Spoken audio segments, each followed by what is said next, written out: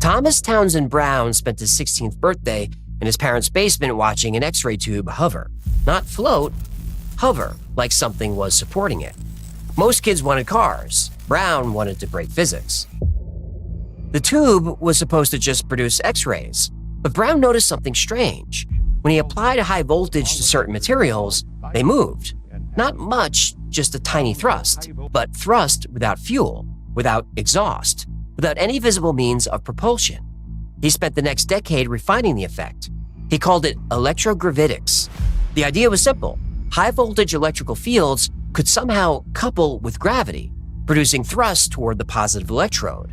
By the 1950s, Brown had caught the attention of the U.S. military. Classified reports from 1956 show that major aerospace companies were investigating his work.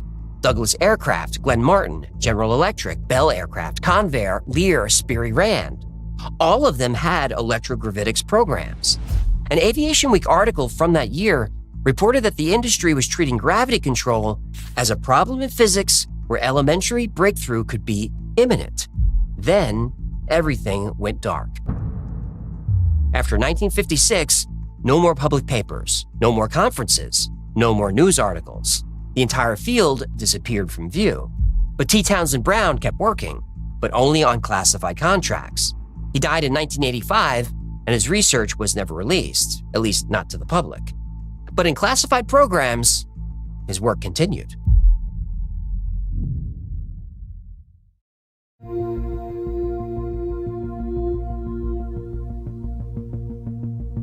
In 1992, Russian physicist Eugene Podkletnov made headlines. He claimed that a rotating superconducting disk could reduce the weight of objects above it by about 2%.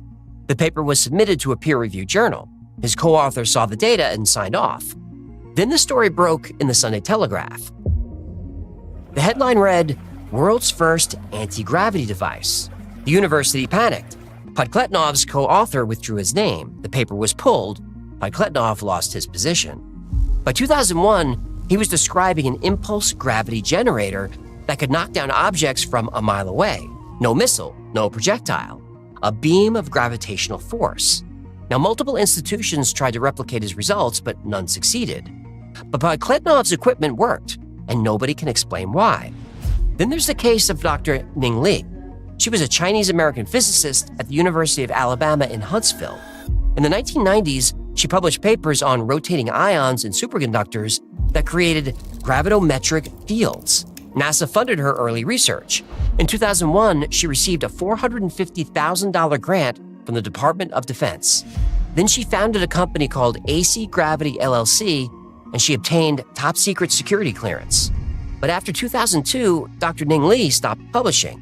No papers, no conferences, no public statements. When journalists tried to contact her, she refused to speak. Then she disappeared. Literally, nobody knew where she went. But 12 years later, she was back. But soon after returning, she was hit by a car that caused permanent brain damage. She died in July 2021. Her research has never been released. Her whereabouts for those 12 years remain unknown, at least unknown to the public. But there are people who say they do know where she was. She was working at a secure facility somewhere in the desert, trying to figure out how UFOs fly.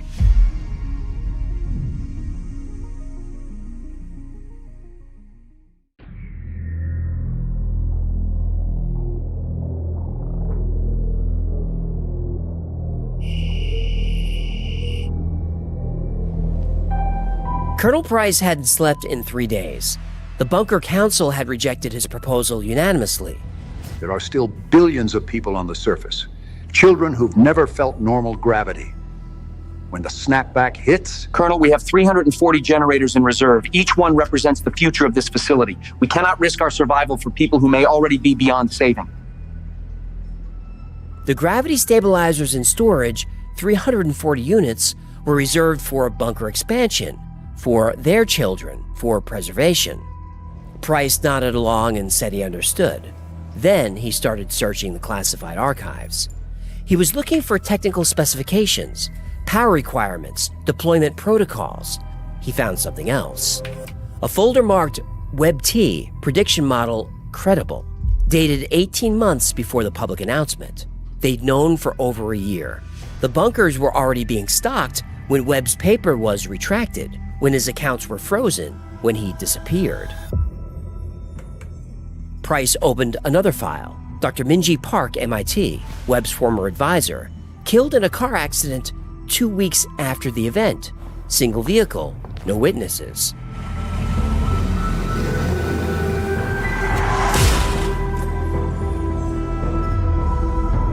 Price closed the files. He pulled up a feed from a surveillance drone. It showed Settlement 17 in what used to be Nevada. He saw two people in the crowd, a man working on an old water filter, a girl sitting nearby holding a stuffed toy. The girl would probably die in 5 years, her bones would shatter, and her father's heart would likely fail, unless they had gravity stabilizers. The stabilizers couldn't save them from the snapback directly, but they could gradually increase gravity over time, 60% 1 month, 65% the next, and give their bodies time to readapt. 5 years wasn't enough time, but it was all they had. This is Colonel Raymond Price, Mount Weather Emergency Operations. I am authorizing surface deployment of 340 gravity stabilization units. I accept full responsibility. The Council made me complicit in the murder of Thomas Webb, Minji Park, and countless others. They will not make me complicit in millions more. Price walked out of Mount Weather at dawn, but he wasn't alone.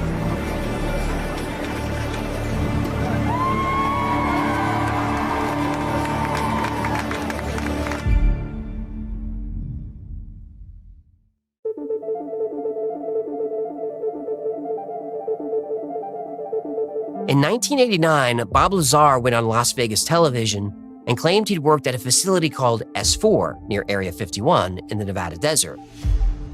He said he helped reverse engineer alien spacecraft. Lazar said the propulsion system used element 115 to generate gravity A waves. These waves could bend space-time, creating the effect of falling toward a target. No rockets, no combustion, just gravitational manipulation. Lazar was dismissed as a fraud. There was no such thing as element 115, until there was. It was synthesized in 2003 and named Moscovian. Wait. Lazar said there was an element that didn't exist, and then 14 years later, it did? Yes, but their version decays in a fraction of a second. Their version. It's alien technology. They're doing it wrong. Yeah, that's not how that works. If I built a car that exploded every time I turned it on, I wouldn't say cars don't work. I'd say I'm a bad mechanic. Believe Lazar or don't. Believe. But in 2004, Navy pilots off the USS Nimitz encountered an object that moved exactly the way Lazar described. It dropped from 80,000 feet to sea level in less than a second, over 12,000 G-forces. No human pilot could survive that. No conventional aircraft could either. The object had no wings, no exhaust, no heat signature. It traveled at supersonic speeds with no sonic boom. It didn't displace air or water. It moved in its own localized space where the rules of physics didn't seem to apply. And these objects have been documented by multiple sensor systems, recorded by trained military observers, and verified by the Pentagon. Whatever they are manipulating gravity. So someone somewhere has figured out how. That was a major piece of the Project Anchor document. But Project Anchor wasn't created to study gravitational anomalies. It was created to control them.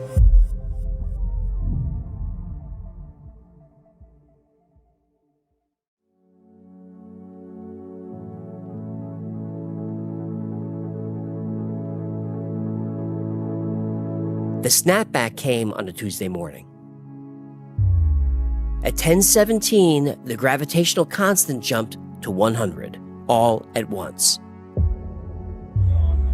The generators worked. Not all of them. Generator 127 failed in former Phoenix. 47,000 people, an entire settlement, died in less than a second. Generator 203 in a Canadian settlement went down 3 days before the snapback. Repair would take 4 days. 5 engineers volunteered to stay. They worked outside the generator field for 36 hours straight. They fixed it with 9 hours to spare.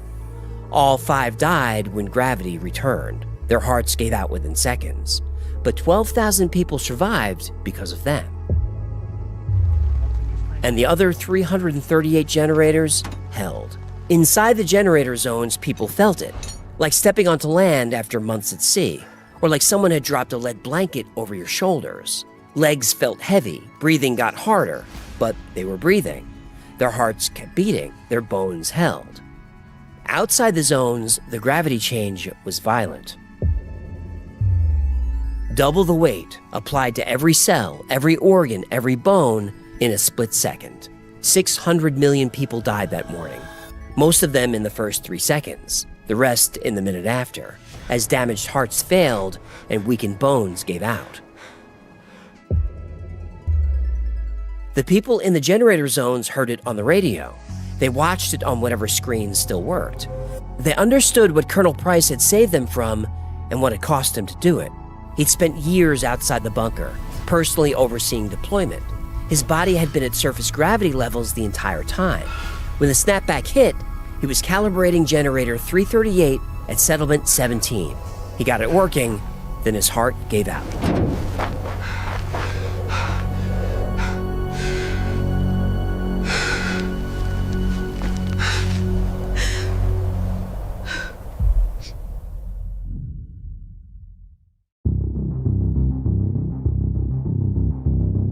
Project Anchor is zooming around the internet, terrifying everybody. And today we saw why. Losing gravity, even for a few seconds, would be a disaster.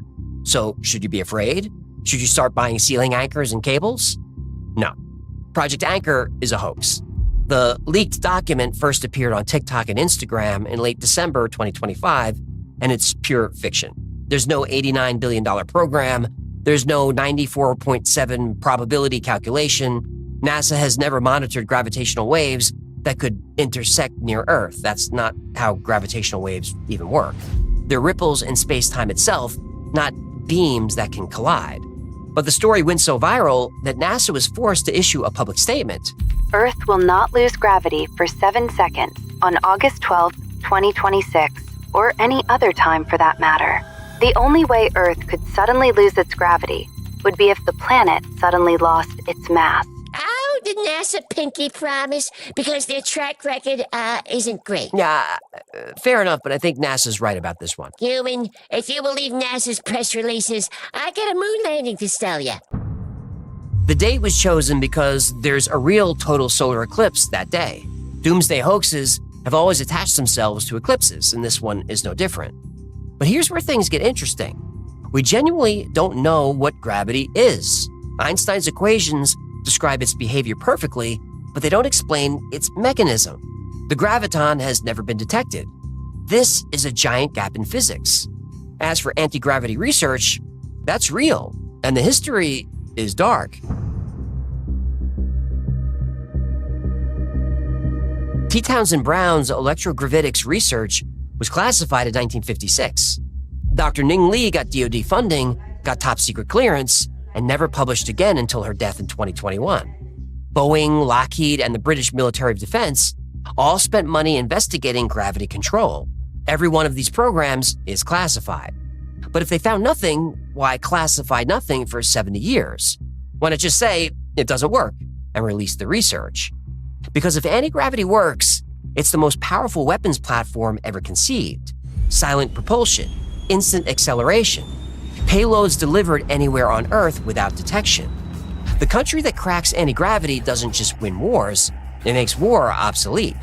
Well, obsolete for everyone else. And that's worth killing for, and that's worth hiding forever. And if it also leads to free energy, zero-point vacuum extraction, whatever you want to call it, you're not just talking about military advantage. You're talking about the collapse of the energy economy. Trillions of dollars a year gone. The people who control that money have direct lines to the intelligence agencies. They don't want any disruption. Scientists who cooperate get absorbed into classified programs. Scientists who don't, they get discredited, or they have accidents. Project Anchor isn't real, but anti-gravity research is.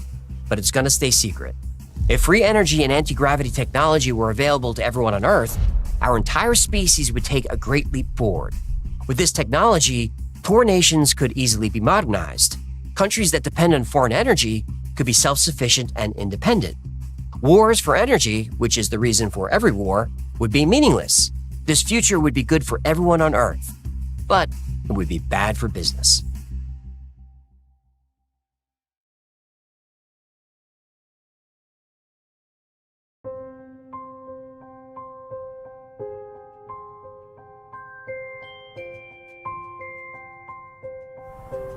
The memorial wall near Settlement 17 stretches for a quarter mile. Names etched in concrete, hundreds of thousands of them. A young woman walks along the wall until she finds a name.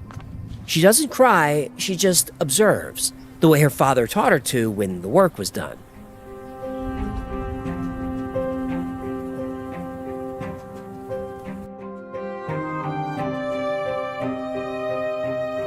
She turns and walks back toward the settlement. There is a filtration unit that needs repair, solar panels to mount, structures to reinforce. The world is different now, but it's still here.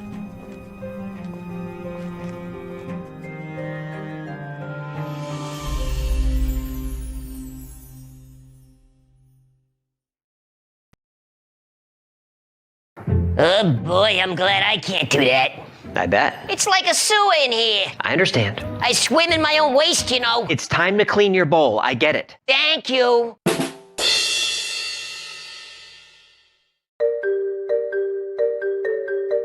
I'm gonna do something that's never been done before, ever in history, and you are gonna witness it. Ready? There.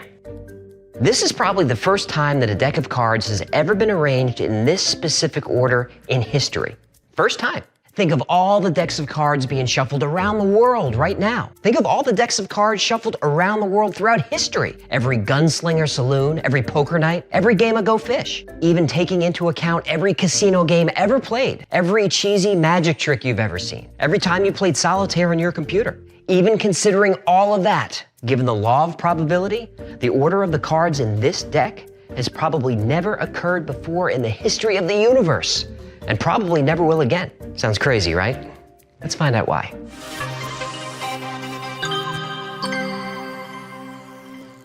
Welcome to the Y-Files, where smart folks like us get together to talk nerdy. And today we're talking about math facts that seem to defy logic. Your hair defies logic. What is that? What is what? You look like a one-man boy band who got old. What's on your head? It's hair product? Hair product? I'm glad I got scales. Can I just get through this intro, please? Go ahead, Grandpa Timberlake. Do your thing. Just said glad I got scales. Math is everywhere. It's the source code of the universe. It's the blueprint for everything. And most of the time, math makes perfect sense, right? 2 + 2 is 4, 5 × 5 is 25, fine. But sometimes, math just gets weird. Like the deck of cards, which is bananas, by the way. And we'll get to that later in the video. First, we need to ease into it with a couple of crazy math facts. Okay, here's one. How many people do you need to get together before you find 2 that have the same birthday? Now here's a hint. Not that many. In a random group of only 23 people, the chances of 2 of them sharing the same birthday is 50%. What? This is called the birthday paradox, or the birthday problem, because it's not literally a paradox, but it's definitely unintuitive when you first hear it. At least it was for me. So why does this seem so weird? Well, it turns out we're all a little self-centered, aren't we? A bunch of little snowflakes. So the first thing we want to do is compare our own birthday against the other 22 people in the room. That's not how you do it. That's only 22 chances to find a match. The chances are not that high. Instead, what we do is compare all 23 birthdays against each other. And that gives us 22 plus 21 plus 20 and so on, ultimately 253 comparisons. Given that there are usually 365 days in a year, 253 chances to find a birthday match, it's 50%. Now just throw 60 people in a room. Chances of finding birthday buddies? 99%. Now there's an actual formula for this, which I cannot explain, but I can link it in the description below. Here's another one that broke my brain at first. Let's say you have a rope wrapped around the Earth at the equator. The length of the rope is going to be about 25,000 miles long, right? 45,000 kilometers. Let's say you want that rope to hover 1 foot off the ground, 30 centimeters. How much more rope do you need to add to that whole thing to make that happen? The answer? 6.28 feet, 1.91 meters. That's it? That's it. Okay. That's weird enough, right? But here's where the puzzle takes the express train to Crazy Town. Okay, the Earth is really big, so let's try the puzzle with something really small, like a tennis ball.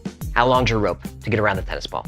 8 inches, 20 centimeters. So now do the same thing. We want that rope to hover 1 foot above the tennis ball. How much more rope do we need to add?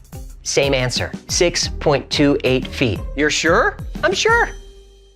So what's going on here? Why does this seem so wrong? Well, it's just the way we picture things in our minds. When we talk about huge objects like the planet, our minds shift into kind of a large number mode. We expect the answer to the puzzle to be large. Then when we take the same puzzle, apply it to a small object, our brains shift into a small number mode and we want the answer to the puzzle to be small. But the catch to this math weirdness is actually kind of obvious. It doesn't matter what size circle we start with. The formula for circumference is 2 times pi times the radius. Whether our circle of rope is around an atom or the Earth or the entire universe itself, it doesn't matter. When you increase the radius by 1 foot, the answer is always going to be the same. It's 1 foot times 2, that's 2 feet, times pi, it's 3.14. So we've got 2 feet times 3.14 is 6.28 feet. Every time. When I first saw this, blew my mind. Okay, let's take a break from calculations. I want to show you some really cool math patterns. When I was 7 or 8 years old, my grandma told me to write down this sentence. Now, I don't know why I'm writing, but she was a batty lady, and when she said do something, you did it because something cool was about to happen. And it totally did. I write down the phrase, and she says, it's spelled the same way backwards. This was the phrase. A man, a plan, a canal, Panama. It's a palindrome. Palindrome is a word or a phrase that's spelled the same way backwards and forwards. And this is a famous one, and there are all kinds of other famous palindromes, like Madam in Eden, I'm Adam, or Bob! Bob is a palindrome, but we're going for something a little more impressive. Boob! Please, Poop! don't. I couldn't help myself. All right. Go on with the thing, the Thunderdome. Palindrome. Whatever. Numbers can be palindromes too. The numbers 44, 525, 1001. Same backwards and forwards, you get the idea. But here's a cool trick. Take the number 1, square it. The answer is a palindrome. Now it's a single digit, so it's not that impressive, but I'm going to impress you, I promise. Now take 2 number 1s. 11, to the common folk. 11 times 11 equals 121. 121, palindrome. But it gets crazier. Take 3 number 1s. 111. 111 times 111 equals 12,321, which is 12321, which is a palindrome. But here is how to blow your friends' minds. Check it out. Pick any number from 1 to 9. Write down that many ones. So in our case, let's say 7 of them. 1,111,111. Square that. Watch how fast I get this answer. 1,234,567,654,321. That's a palindrome. The front half of our answer will start at 1 and count up to the number of digits we started with, in our case 7, and then the back half of the answer will count down from 7, ending at 1. Side note, if you try this with more than 9 digits, the palindrome trick breaks. The magic only happens with the numbers 1 through 9. But there's all kinds of other palindromes in math. Phrases, equations, formulas, all kinds of cool stuff. We're not talking about those here, but the links are down below.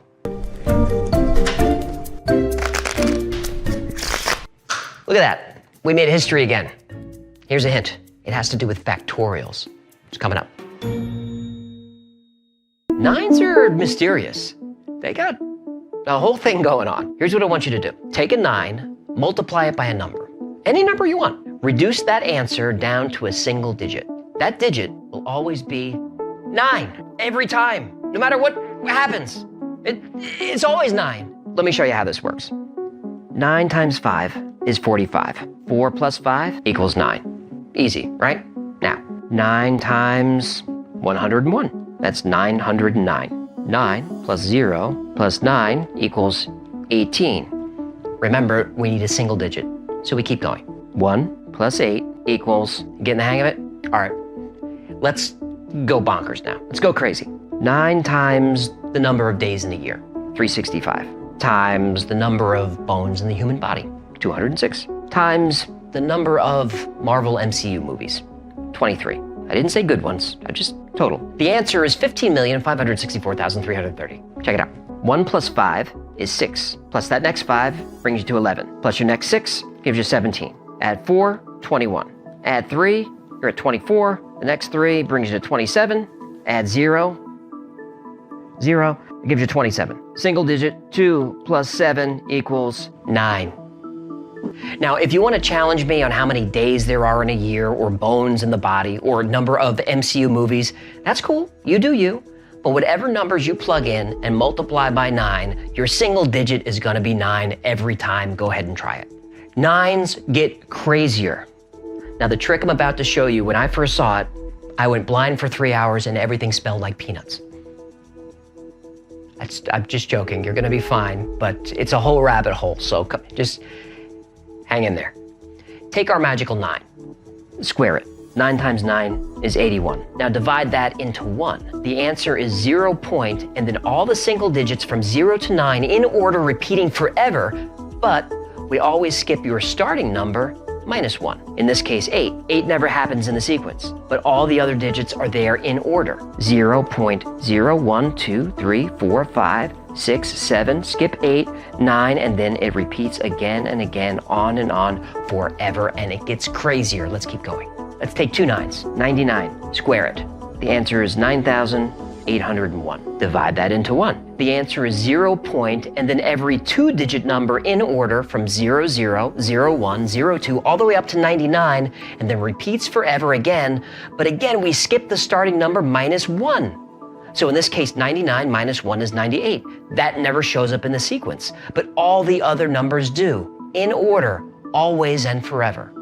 So does it work if we keep going? Yup. Let's do 999 squared. That's 998,001. Divide into 1. The answer is 0 point, and now every 3-digit number in order from 000 through 999, repeating forever. And just like before, we skip your starting number minus 1. 999 minus 1 is 998. That never shows up in the sequence. This will work with 4 9s, 5 9s, just on and on. And I was so amazed by this that I wanted to look up like how it works. Okay, so here we go. There is that, all right, cool, all right. Oh, there's actually a straightforward reason. Great. Okay, let's see. Okay, that's not straightforward to me, but if any of that makes sense to you, let me know in the comments below, because I'm taking you to Vegas, or I'm selling you to the circus. Either way, a great channel called Numberphile did a video on how this works, and there's a whole formula behind it. So the link is, well, it's where it always is. Now, when you try this yourself, most calculators, or even Google, won't give you enough digits to see the pattern. Instead, they may give you what's called E-notation, which is a type of scientific notation, which is a form of shorthand. But there are some online calculators that will give you big, big numbers, and I will link to my favorite in the description. Exponential progression, or exponential growth, is defined as a way that a quantity, given a common rate of change, increases or decreases over time. Let's warm up with a quick puzzle. We'll see how it works. Now, I want you to give me your answer as quickly as you can. No pausing, just fire away. Here goes. In a lake, there's a patch of lily pads. Now, every day the patch doubles in size. If it takes 48 days for the patch to cover the entire lake, how many days before half the lake is covered? Hecklefish, what do you got? 24. Boom. What do I win? Wrong. The answer is 47. Bullshit. Well, think about it. If the size of the patch doubles every day and fills the lake on day 48, that must mean that half the lake was covered just the day before, day 47. That just blew my tiny, salty mind. When our brains are solving problems like this, we have 2 modes, intuitive and deliberative, fast and slow. At first glance, 24 makes sense because 24 is half of 48. It's a really easy math problem to solve. And our brains love solving problems quickly. We're dopamine junkies, and the faster we get that dopamine, the better. But when we slow down and focus on the premise, the answer is obviously 47. And when we realize we didn't earn that dopamine, our brains punish us with frustration. Now, why this happens isn't fully understood, but some experts believe that our brains are punishing us in order to condition us to think more slowly and more logically. Now, we've got a video coming up on dopamine and other neurotransmitters. Fascinating, so please make sure you like, subscribe, hit the bell, all the business. So how did you do? 24 or 47? Be honest. If you said 47 right off the bat, that means your deliberate reasoning is far above average, far above mine. Let me know in the comments below how you did. Okay, exponential growth.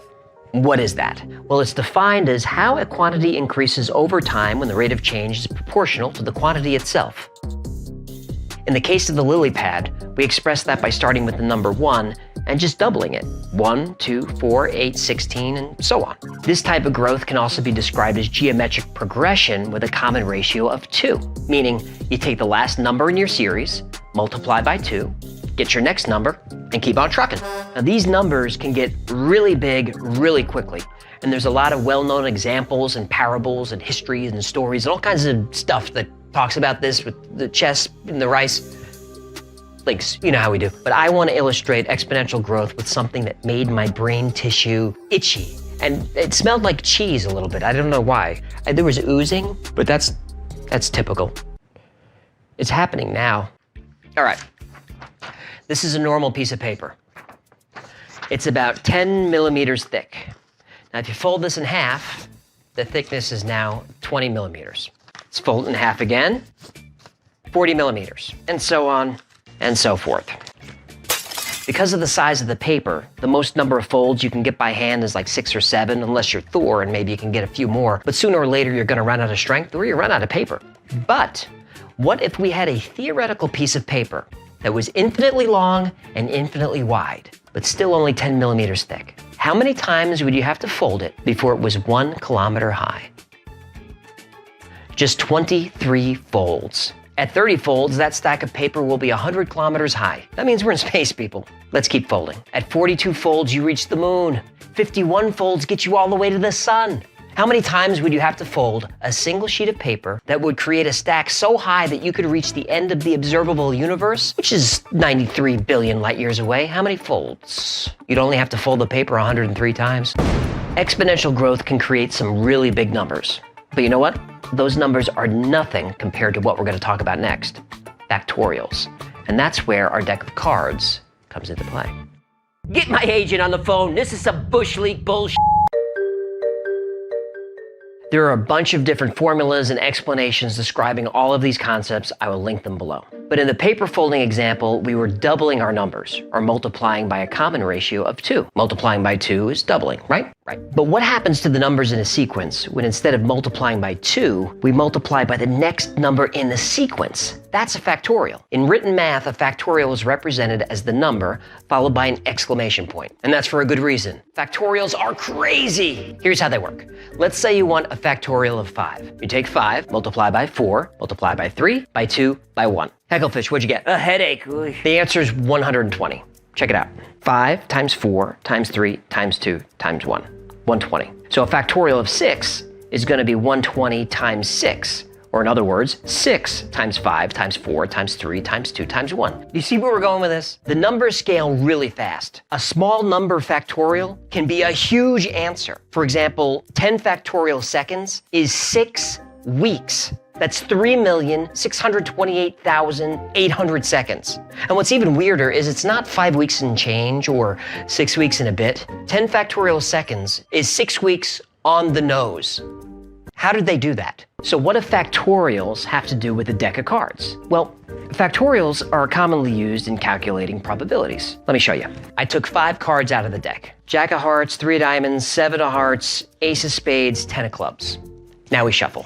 Hecklefish, what are the odds that the ace of spades is the top card on this deck? I'm gonna carry the 1. Come on, buddy, you can do it. 5 cards, right? 5 cards. 1 out of 5? That's right, 1 out of 5. Nice job. Hecklefish is back, baby. But how many different ways or permutations can these 5 cards be rearranged? No. The answer is 120 different ways. And I'm out.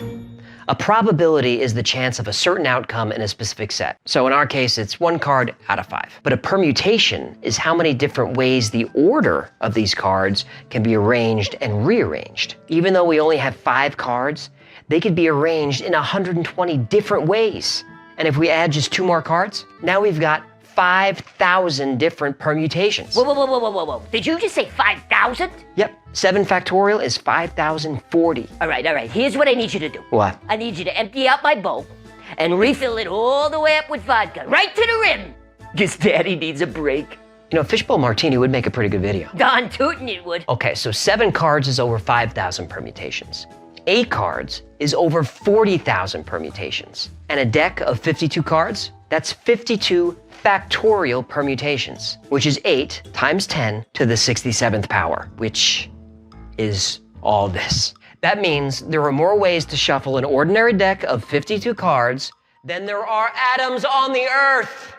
Putting it another way, if you shuffled an ordinary deck of cards once every second, which I can't do, but if you did, in order to shuffle your way into every possible combination of cards, you would be shuffling for over novemdecillion years. Don't know what a novemdecillion is?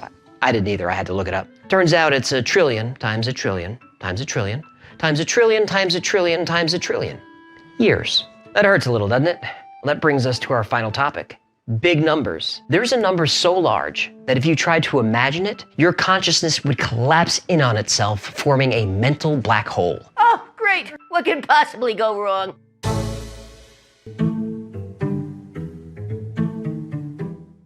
Our brains do not like big numbers, even if our bank accounts do. We do okay conceptualizing hundreds and thousands and millions, but when we start thinking of numbers bigger than that, we get stressed.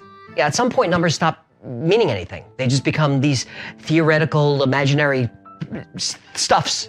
In 1940, mathematician Edward Kasner wrote a book called Mathematics and the Imagination. Now, in that book, he coined a term for 1 followed by 100 zeros, or 10 to the power of 100. He called it a googol, which is just a word that his nephew made up. Kasner, being the show-off that he is, then proposed an even bigger number called a googolplex, which is 10 to the power of Google, or 1 followed by a googol zeros. Well, Kasner himself called this number unfathomable. Did I say it right?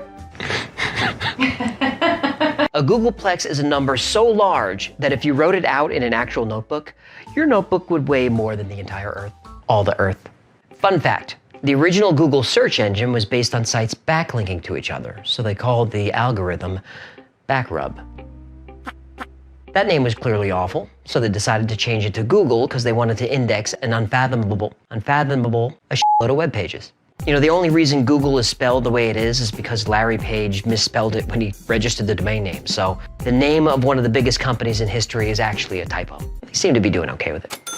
Numbers get even bigger than a googolplex, much bigger. In 1971, mathematician Ronald Graham established a number as the solution to a mathematical riddle. Link, link, link. Graham's number, as it came to be known, is so mind-boggling, the human brain can't even picture it. There's 64 steps required to obtain Graham's number. And after the first few steps, the sequence contains 7.6 trillion threes. I don't know what happens after those few steps, but it sounds awful. According to the website Physics Astronomy, if you even try to imagine Graham's number, your head would break down into a mental black hole because it cannot store the information required to envisage it. I think that means see. And if you think that sounds like an exaggeration, so did I. But John Baez, who's a mathematical physicist at UCLA, he said, the mental hole description is a ridiculous underestimation of how big Graham's number really is. Now, I'd love to show you Graham's number. I really would. But there actually isn't enough space in the entire universe to write down all the digits, so I'll just stick to making history by shuffling my playing cards. And remember, every time you shuffle your own deck of playing cards, you probably just made history too. And now, you know why. Thank you so much for hanging out with us today. My name is AJ, that's Hecklefish. This has been the Y-Files. What other crazy math facts are out there? Let me know in the comment section.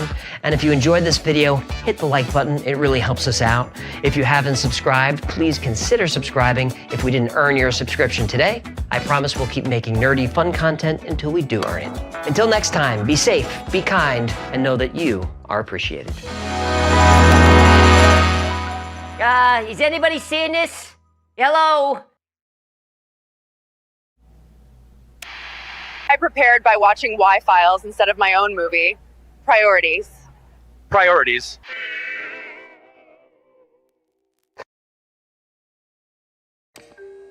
Operation High Jump commenced in August 1946. It was the largest, most heavily armed naval task force ever sent to Antarctica. Leading the mission was Admiral Richard E. Byrd, one of the most famous naval officers in history. The official purpose for the expedition was scientific research and military training. But that was just a cover story. Operation High Jump had other goals. One was to extend American sovereignty over Antarctica, something that was denied many times by the US government. Another was to locate and destroy a secret Nazi base and capture the Nazis' new secret weapon, the flying saucer. UFOs were seen all over the area, suspected to be Nazi test flights. Admiral Byrd was sent to find out. Did they find flying saucers? Oh, they found a lot more than that.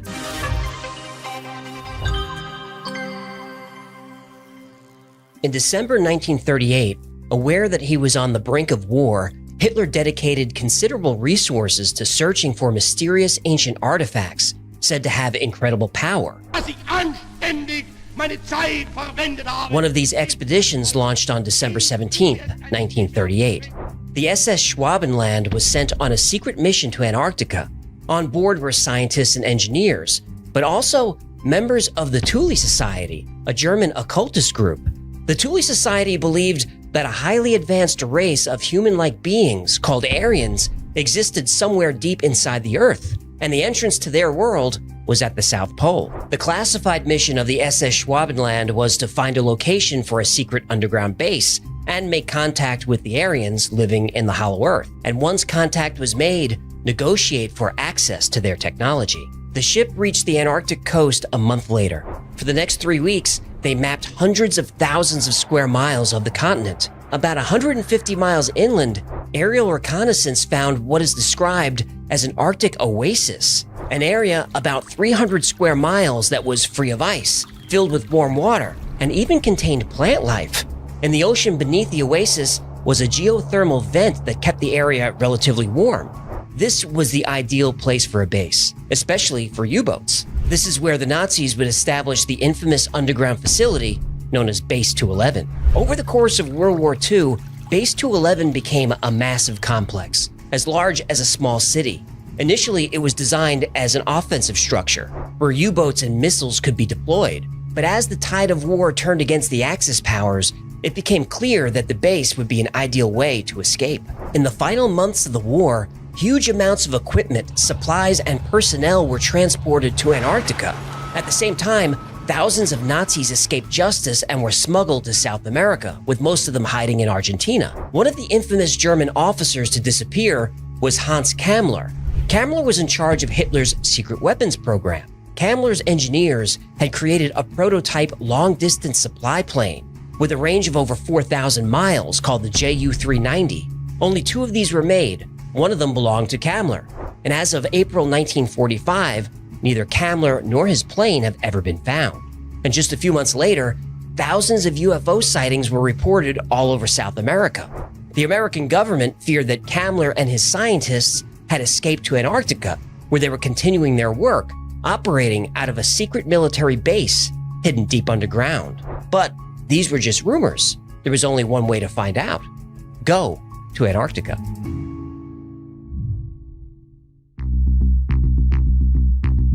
Okay, before we talk about what Admiral Byrd saw in Antarctica... No, come on, just get to the weird stuff. I will, but it's important that you understand what kind of man Richard Byrd was. He was not some pseudoscience conspiracy theorist kook. He was a legitimate badass. Here are the bullet points. Richard Byrd reached the rank of Rear Admiral by the age of 41, the youngest admiral in Navy history. Now that by itself is impressive, but how about this? He was a recipient of the Medal of Honor, the Navy Cross, the Flying Cross, and the Silver Life-Saving Medal. In all, he received 22 citations and commendations, including 9 for bravery and 2 for extraordinary heroism. He was, to this day, one of the most highly decorated officers in the history of the Navy. Now, his resume goes on, but I think you get the point. If Admiral Byrd says he wants to be the first man to fly over the North Pole, he does it. And if the United States sends a major expedition to the South Pole to conduct a top-secret mission, well, there's no more qualified person on the face of the Earth to lead it than Admiral Richard E. Byrd. Operation High Jump commenced in August 1946. The official purpose of the mission was to train personnel and test equipment in cold temperatures, to explore Arctic geology, study the weather, and develop techniques for establishing air bases in frigid climates. Admiral Byrd led a Navy task force of almost 5,000 men aboard 13 ships, including a brand new state-of-the-art aircraft carrier, loaded with dozens of planes, bombers, and helicopters. This task force was armed to the teeth. There were 2 destroyers, tankers, supply ships, icebreakers, 2 heavily armed seaplanes, and an attack submarine, all fully stocked with the best weapons in the entire Navy. That's a lot of firepower for training exercises and studying the weather. Right? That mission was the cover story. No personnel training or equipment testing ever took place. No practice maneuvers, no military exercises, no scientific study of any kind was ever done. According to eyewitness testimony, declassified records, and Byrd's own journal, Operation High Jump had other purposes. One goal was to extend American sovereignty over the Antarctic continent, something that was denied many times publicly by the US government. Naturally. The other goal was to locate and destroy the secret Nazi military complex known as Base 211, and to capture any flying saucers they could. The Armada arrived on January 15th and immediately started building a base called Little America. But then the Operation High Jump story takes a turn. Originally meant to be a 6 to 8 month mission, after just 40 days, the base is evacuated and the task force withdraws. This massive, expensive, and important mission is suddenly terminated. So, what happened? And this is where Admiral Byrd, a legend in his own time, becomes a legend for all time.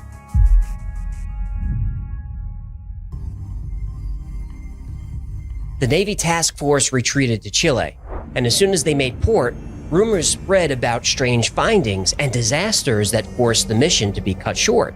Admiral Byrd himself spoke to the media, and rather than deny the stories, he expressed deep concern about the real possibilities of devastating aerial attacks on the US. This doesn't sound like a guy on a scientific mission. It sure doesn't.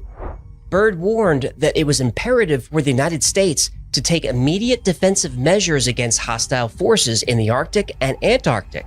The Admiral went on to say that he wasn't trying to alarm anyone. Too late. But the cruel reality is that in case of a new war, the United States could be attacked by flying objects that had the ability to move from pole to pole at incredible speeds. Admiral Byrd reiterated this in a few different statements. He warned that there was a new enemy that could attack any country at any time, anywhere, no matter the distance. When Admiral Byrd got back to Washington, he was immediately debriefed. And though he had just spent 2 weeks making statements in the press, after a lengthy interrogation, Admiral Byrd never uttered another word about Operation High Jump. The mission was immediately classified top secret, and any sailor who spoke about the mission would be arrested and imprisoned. The Navy then published a brief summary of the mission's achievements and admitted some sailors were killed, but they didn't say how many. And officially, all the deaths were accidents, and the bodies were buried there, not brought home. During one of his flights, Admiral Byrd was missing for 3 hours in an episode of lost time, but that was officially blamed on radio failure. The official reason for terminating the mission early was poor weather conditions, and that was that. However, you know how Admiral Byrd was missing for 3 hours and experienced lost time? Yeah. Well, Byrd was meticulous at documenting everything. But when he returned to the States, his journals were confiscated and classified. But the government didn't get everything. He had a secret diary that he gave to his son right before he died. And if any of what he claims to have seen is true, well, it changes everything.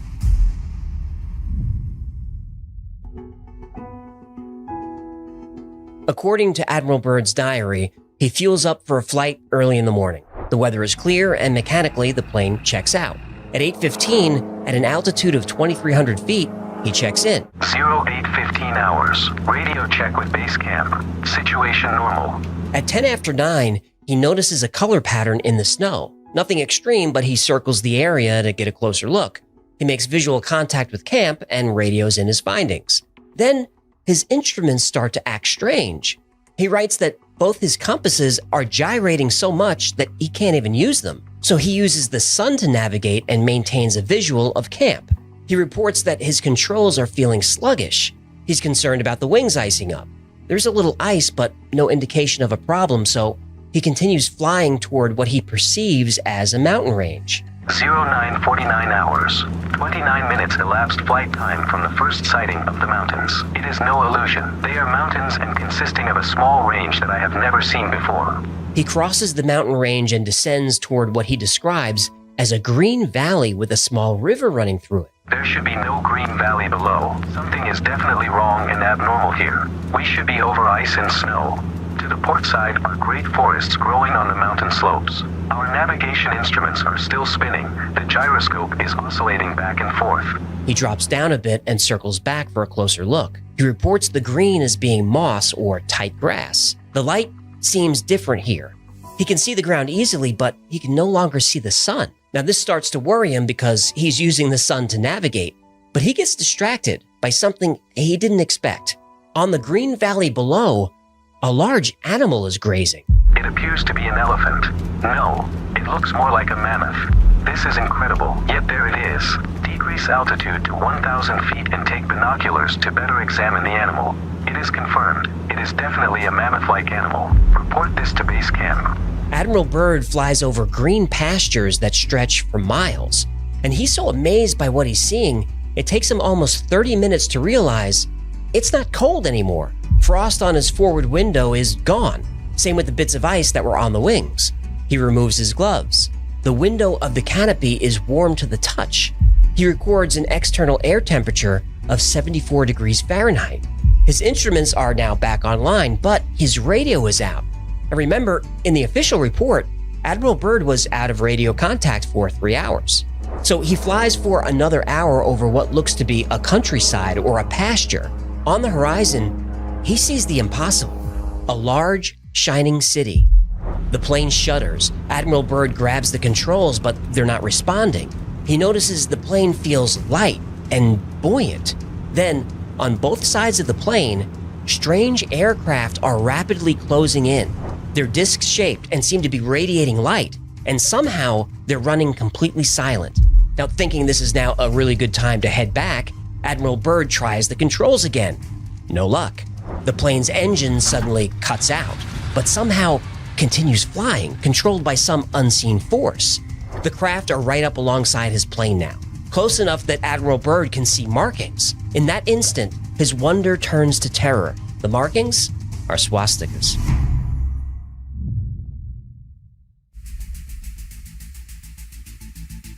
According to documents leaked in 1991, things back at Camp Little America take a strange turn. Just 2 days after arriving, bright lights were seen on the horizon. The sailors thought it was another ship, but they were below the Antarctic Circle in uncharted waters. The lights then ascended at a 45-degree angle into the sky very quickly.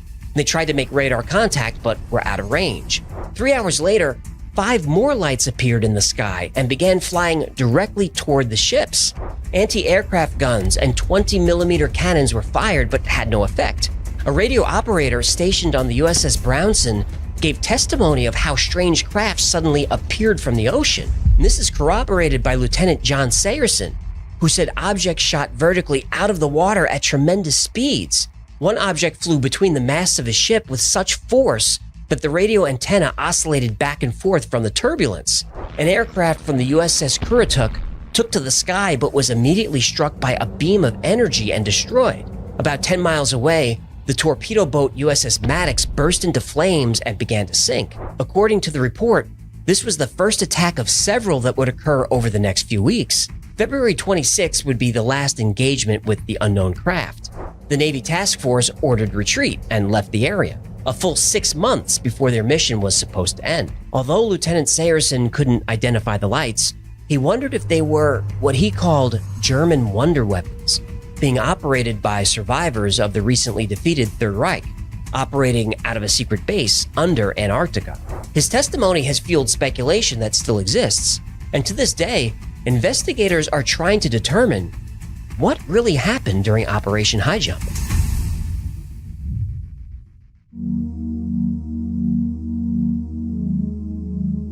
Admiral Byrd's radio, which hadn't been working for at least an hour, suddenly comes back to life. Though the signal was distorted, a voice starts speaking English with a slightly German accent.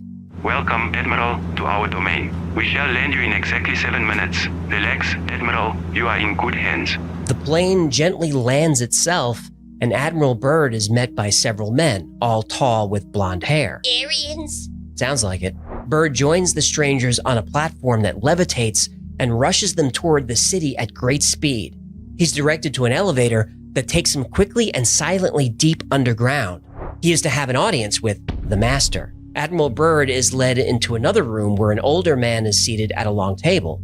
Admiral Byrd is asked to sit down. The Master says his people are called the Ariani, and they've been observing humans for a long time, but only now are they choosing to interfere. The Master says that Admiral Byrd's race is too immature for atomic energy and are at risk of destroying themselves. The Master says every time they try to make contact, their ships are fired upon and pursued by fighter planes. So instead, they chose Admiral Byrd to carry this message.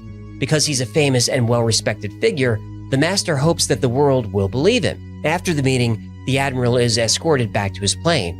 And after flying for a few minutes, a voice comes through the radio that control of the aircraft is now his. A voice says, "Auf Wiedersehen," and disconnects. Definitely Aryans. When Admiral Byrd arrives at the Pentagon in March 1947, he is debriefed and interrogated for hours. He relays the message from the Master and advises the President. He's ordered to remain silent about the operation, and indeed, Admiral Richard E. Byrd never spoke a word about this mission again. The final entry in his diary is a number of years later. Admiral Byrd feels what he calls the long night coming, but doesn't want this knowledge to die with him. Just as the long night of the Arctic ends, the brilliant sunshine of truth shall come again. And those who are of darkness shall fall in its light, for I have seen that land beyond the pole, that center of the great unknown. Admiral Richard E. Byrd, United States Navy, 24th of December, 1956. And Admiral Byrd passed away 3 months later. This secret diary was found by his son, Richard Byrd Jr., and subsequently released, as was his father's wish. And 18 months after that, the Antarctic Treaty was signed, forbidding anyone from going to Antarctica without special permission from one of 12 signatory governments. And even with special permission, you may only go in a few small designated areas. Antarctica is bigger than Europe, bigger than Australia, bigger than the entire United States. Yet all that land is off limits. Why? Was there a secret Nazi base? Is there a civilization living underground? The UFOs described by the sailors in 1947 behave an awful lot like UFOs we're seeing right now. Since we can't go to their world, they could be trying to come to us, with the same warning they gave Admiral Byrd. So maybe instead of trying to destroy these craft and destroy each other, we might want to listen to what they have to say. And who knows? The entire fate of the world may depend on it.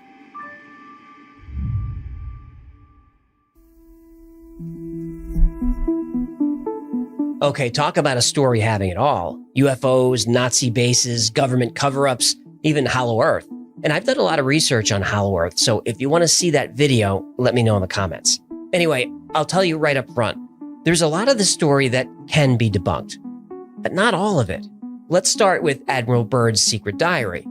It's not real. First of all, the flight in the diary takes place in the North Pole, so we're already off to a rocky start since Antarctica is as far south as you can get. And some of the log entries are almost identical to actual published log entries from the Admiral. The same types of instrument failures, engine issues show up in both places for some reason. Also, whole paragraphs of what the Master said to Admiral Byrd seem to be plagiarized from the 1937 film Lost Horizon, where the main character is talking to the Dalai Lama who issues the same kind of warning. In 1964, a book about the Hollow Earth was released by Walter Siegmeister under the pen name Raymond Bernard.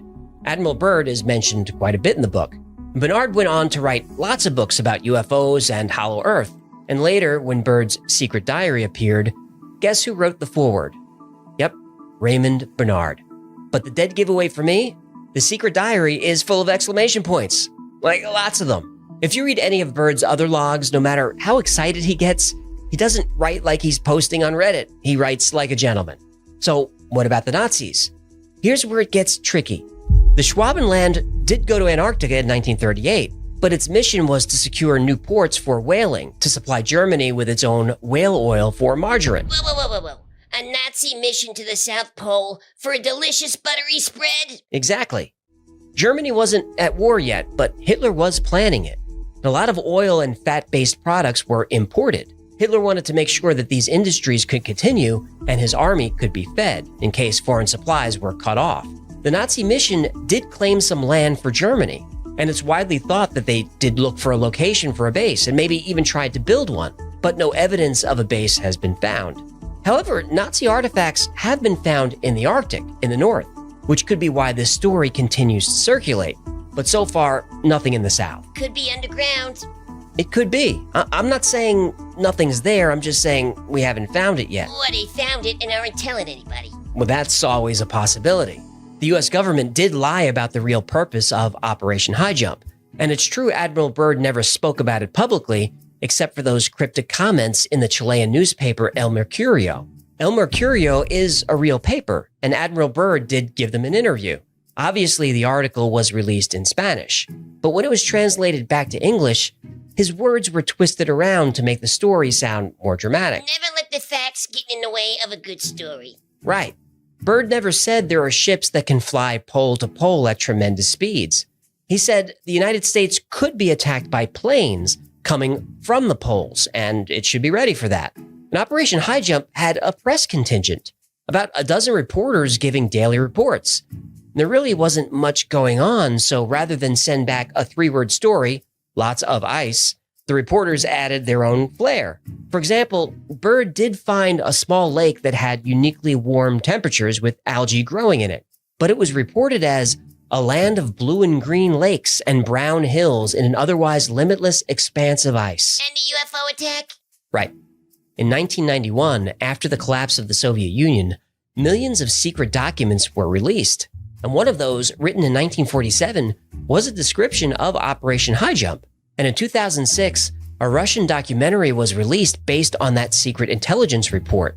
The Soviets did believe that Operation High Jump was a mission to find and destroy a Nazi base. And look, with all that firepower, I don't think that's a stretch. The reports of the battle with UFOs comes from the Soviet documents. But it's iffy on the facts, and they got some of the names of the ships wrong. But they did get some right. And the US military has a history of changing a ship's name and rewriting the ship's story if it serves Navy policy. Propaganda. Always. The Soviet report said that UFOs weren't trying to destroy the American ships, which they easily could have done. They just wanted the ships to turn back. The mission was cut way short. The official reason for that is weather. But that's a lot of resources wasted because of weather. Were there really UFOs protecting something down there? Or is this disinformation deliberately leaked to the Soviets by US intelligence? I don't know. I've debunked as much as I can for you. Even though a lot of the story is false, not all of it is. And it seems as the only way we'll get answers is to go to Antarctica.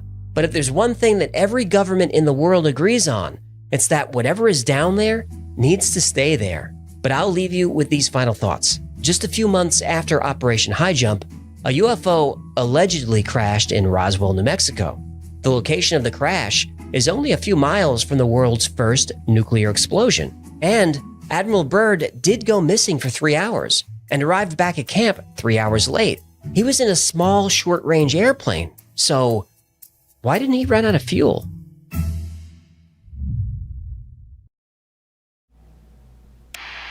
Karen's been streaming the Y files during our yoga class. Whoa. That's why she questioned the fluoride in our smoothies.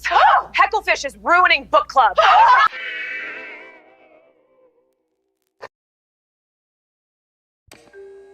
The North American Air Defense Command, known as NORAD, was established in 1958.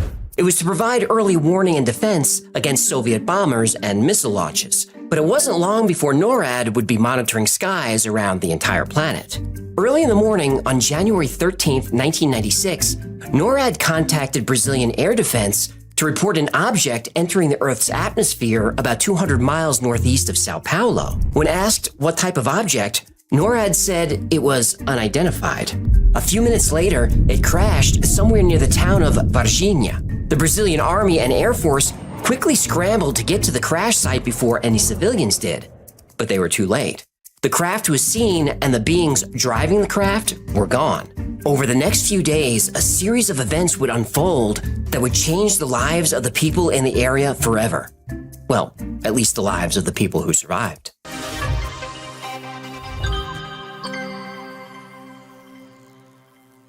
Virginia is located... Hold on. What? I'm looking at that word in the teleprompter and, I see. I thought it said... It doesn't. Right. Okay, so the town is Virginia. Go on. Virginia. Fine, whatever. Just do me a favor. Put the name of the town in the thumbnail, all right? It'll definitely get clicks. It probably would. Like, how about Strange Object Enters Virginia? Virginia. Or The Mysterious Virginia. Virginia. You're pretty mysterious. Okay. Go ahead. I'll behave. Virginia is in the southern region of the Brazilian state of Minas Gerais. Its population of about 135,000 makes it one of the largest cities in the region. Its economy is mostly based on agriculture. Coffee, corn, and soybeans are the main crops grown on the many farms that surround the city. One of those farms is owned by Eurico and Aurelina de Freitas. It was early in the morning, before sunrise, when Aurelina heard the cows running around the property sounding agitated. She looked out the window and saw hovering above the pasture a cigar-shaped object. She grabbed her husband Eurico. They said the shape of it reminded them of a submarine, and it was about the size of a school minibus. The object was billowing white smoke and seemed to have trouble maneuvering. The two watched the craft for an hour before it disappeared over a ridge not far from the farm. On the other side of that ridge, Carlos de Souza was driving to the airport when he heard a strange, muffled rumbling. He thought something was wrong with his truck, so he stopped. Then he realized the sound was coming from a cigar-shaped craft about 300 feet in the air, and it was losing altitude. The object had windows along the side and what appeared to be a long crack running through the middle of it. Out of the crack, white smoke was pouring out. Carlos thought this was strange because the smoke from a fire or an engine failure would be black. The rumbling sound made by the craft occasionally sputtered. It was clearly struggling to stay in the air. Carlos jumped back in his truck and followed it. It eventually passed over some small mountains, went into a steep dive, and disappeared. After a few minutes, Carlos found a dirt road that led to the area where it went down. He came over the crest of a hill and saw wreckage spread out over a wide area. Carlos began running to the crash site, which was a few hundred feet from the road. At first, he thought it was a small plane. He was a pilot himself, so if there was a crash, he wanted to help. But it only took him a few steps to realize this was no plane. In the air was a heavy stench of ammonia and sulfur, like sour rotten eggs. The odor was so strong that he had to wrap his shirt around his mouth to breathe. And even then, the smell stung his eyes and made them water. Debris was everywhere. Pieces of metal that looked like aluminum, but even lighter. Carlos grabbed a large sheet that had almost no weight to it. It looked like aluminum foil. He crumpled the sheet and dropped it. As soon as he released it, the metal unfolded and went back into its original shape, and then floated to the ground like a feather. Carlos started making his way toward the larger pieces of debris to search for survivors. But before he could take more than a few steps, the rumbling of trucks caught his attention. A convoy of military vehicles tore across the field and began establishing a perimeter. Soldiers with guns raised shouted for Carlos to get away. Carlos briefly protested, but only briefly. He was staring down the barrel of a rifle not 6 inches from his face when he raised his hands and slowly backed away. Shaken, Carlos left the scene and stopped to grab a cup of coffee to try and collect himself. After a few minutes, 2 men approached. Carlos described them as tall and neatly dressed in dark suits. Men in black. Yep. The men told Carlos that they know who he is and where he lives. They know his wife, his daughter. They told him that he's to forget everything that he saw and never speak of it. Carlos was terrified. He nodded that he understood. Then the strangers got into a black car with no license plates and drove away. And Carlos would keep what he saw a secret for 26 years. Meanwhile, back at the crash site, the Brazilian military was hard at work gathering the wreckage. The craft was definitely big enough to hold a small crew, so the order went out to search for survivors. There were survivors, but the soldiers wouldn't find them, at least not near the crash. Those survivors were already in town. Just a few hours after the crash, authorities started receiving strange reports from residents in the area. At about 8 a.m., a college student reported seeing a creature with oily dark brown skin crouched in an alleyway near a local park. He said it had very small hands with 3 long fingers. It was between 4 and 5 feet tall and had no hair or clothing. Yeah, you notice aliens are always naked. I guess that's true. Respect. What? Yeah, I don't know how you humans deal with pants. I'd like to let it all hang out. Okay, that's enough. Prude. Just a few blocks away, 3 young women, Liliane, Valkyria, and Katya, were on their way to the same park. They took a shortcut through a vacant lot. There, in the tall grass, huddled next to a cinder block wall, was a creature. It was about 4 feet tall and had a large head. On its head were 3 bumps or ridges. It had huge red eyes. Its skin was brown and looked shiny or oily. It had a slim, frail body and no hair and no clothes. Respect. The girls weren't sure what this thing was, but when they approached, it looked right at them. The girls were frozen in fear, unable to move or speak. Though it made no sound, the girls were able to hear this being or feel its thoughts. They could feel that it was frightened, in pain, and needed help. The girls tore out of there terrified. They burst into Katya's house and told her mother that they had seen a demon. The 4 of them returned to the lot, but the creature was gone. However, Katya's mother found a strange footprint. It wasn't a human footprint. Whatever this thing was, its feet had 3 long toes. The girls described the creature to an artist who created this now famous picture. Even though the creature was gone, there was a heavy odor of ammonia that lingered. Katya's mother said she couldn't get the smell out of her nose for days. A few hours later, military policemen Eric Lopes and Marco Cherez were patrolling the area. Suddenly, a small humanoid creature with dark skin darted across the street. Marco jumped out of the car and managed to grab it. They restrained the creature and rushed it to the hospital where, according to reports, it died. Almost immediately, Marco started feeling ill. He said his skin felt greasy even though it wasn't, and there was a lingering smell of ammonia that stayed with him. Over the next 2 weeks, his condition worsened and he was admitted to the hospital and placed in intensive care. None of the doctors could figure out what was wrong with him or how to help. Finally, at the age of 23, Marco Cherez died of an unknown cause. The doctors said an autopsy wasn't necessary and ordered a closed casket service. They also had his body buried immediately. They said this was to protect public health. They did make his blood tests available. His blood contained 8% of unknown toxic substances. And that was the first death caused by the Virginia UFO incident. But it wasn't the last. Several calls came into the fire department about a wild animal on the loose near the park where the girls saw the creature. 4 firemen were dispatched to look for it. When the firemen arrived on the scene, there were 5 civilians watching the creature that had gone down a steep embankment toward a densely wooded area. They said it made a buzzing sound similar to bees. It took the firemen 2 hours to capture it. It kept running away, and the terrain was hard to navigate, and they were afraid of whatever this thing was. Everyone who saw it said it gave off a strong, offensive odor like ammonia and sulfur. Finally, the firemen were able to snare the creature in a net. By now, a military truck arrived from Eza, a military base a few miles away. Witnesses saw soldiers struggling with 2 black bags. One bag was squirming as if something was alive in it, but the other bag was still. The bags were heaved into the truck and it sped away. Immediately, the area was surrounded by military vehicles, and civilians were not allowed in or out of the area. Less than an hour later, a section of regional hospital was ordered locked down.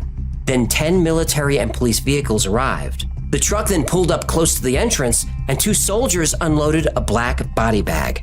The bag was taken to the radiology department for x-rays. The x-ray technician on duty that day said the examination room was full of doctors, police, and military personnel. People were nervous and just staring at each other, afraid to speak. The tech was ordered to take x-rays of the bag, which he wasn't allowed to open. He did this, but then the military took the film. The radiologist never saw the pictures. He said he'd never experienced anything like that before or since. He was told to keep everything he's seen a secret as a matter of national security. Then, as quickly as they arrived, the military entourage left with the x-rays and the body bag. But the smell of ammonia and sulfur remained. The tech said the smell felt like it was inside his nose and lingered. In fact, that whole section of the hospital was closed to the public for another 3 or 4 days. No matter what the cleaning staff did, they couldn't remove the smell. They just had to wait for it to dissipate. By the way, one of the firemen who helped capture the alien died a few weeks later from unknown toxic poisoning. Senior military officials warned everyone involved. 50 doctors and hospital staff were put under strict non-disclosure agreements and told this was a training exercise. The doctors and nurses were threatened with prison if they ever spoke about what happened. Soldiers were reminded of their responsibilities to national security, and that if they spoke about what happened, it could be considered treason. These tactics worked because after the military convoy sped away from the hospital, there wouldn't be any new details about the story. Where the truck went, what was in it, who was involved, nothing. But 25 years later, a witness would come forward, and he would reveal details that nobody saw coming. It took 25 years, but a soldier came forward who was close to everything. His testimony can be seen in the excellent documentary on this case, Moment of Contact, by filmmaker James Fox. And if you want to learn more about this story, I recommend you check it out, and there's a link below. The soldier who came forward refused to allow his name to be used, so he became known as Military X. But I found a very old report from Virginia local news which revealed his name. Now, I don't want to out the guy, so we'll just call him Raul, which is close to his real first name. Raul was part of the convoy that brought the creature to the hospital, and there he saw the alien in a box.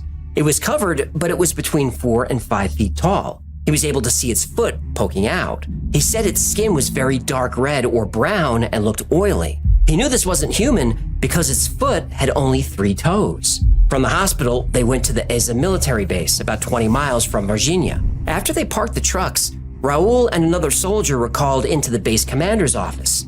Their CO asked them what they saw. Raul was frightened and not sure how to answer. He said he thought he saw a burnt man or something like that. His commanding officer told him, "That's not what you saw. You saw something supernatural." Raul was told that if he reveals what he saw to anyone, the consequences would be severe. The following day was very strange at the base.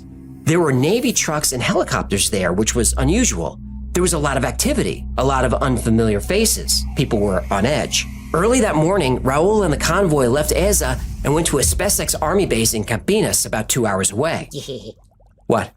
They went from vagina to the penis. Virginia, Campinas. Tomato, tomato, Virginia, vagina. The algorithm is gonna punish you for this one. Well, they are now.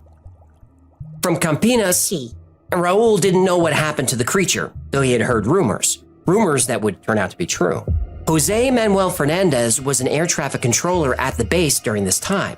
He said 2 helicopters left the base, went to Virginia, and returned with what he didn't know, but he thought it was some kind of rescue mission. Then something happened that Jose had never experienced. A large plane was coming in, but it didn't have authorization to land. Jose's supervisors told him to allow it anyway. The plane landed and boxes were loaded onto it. Then it took off again, and that was it.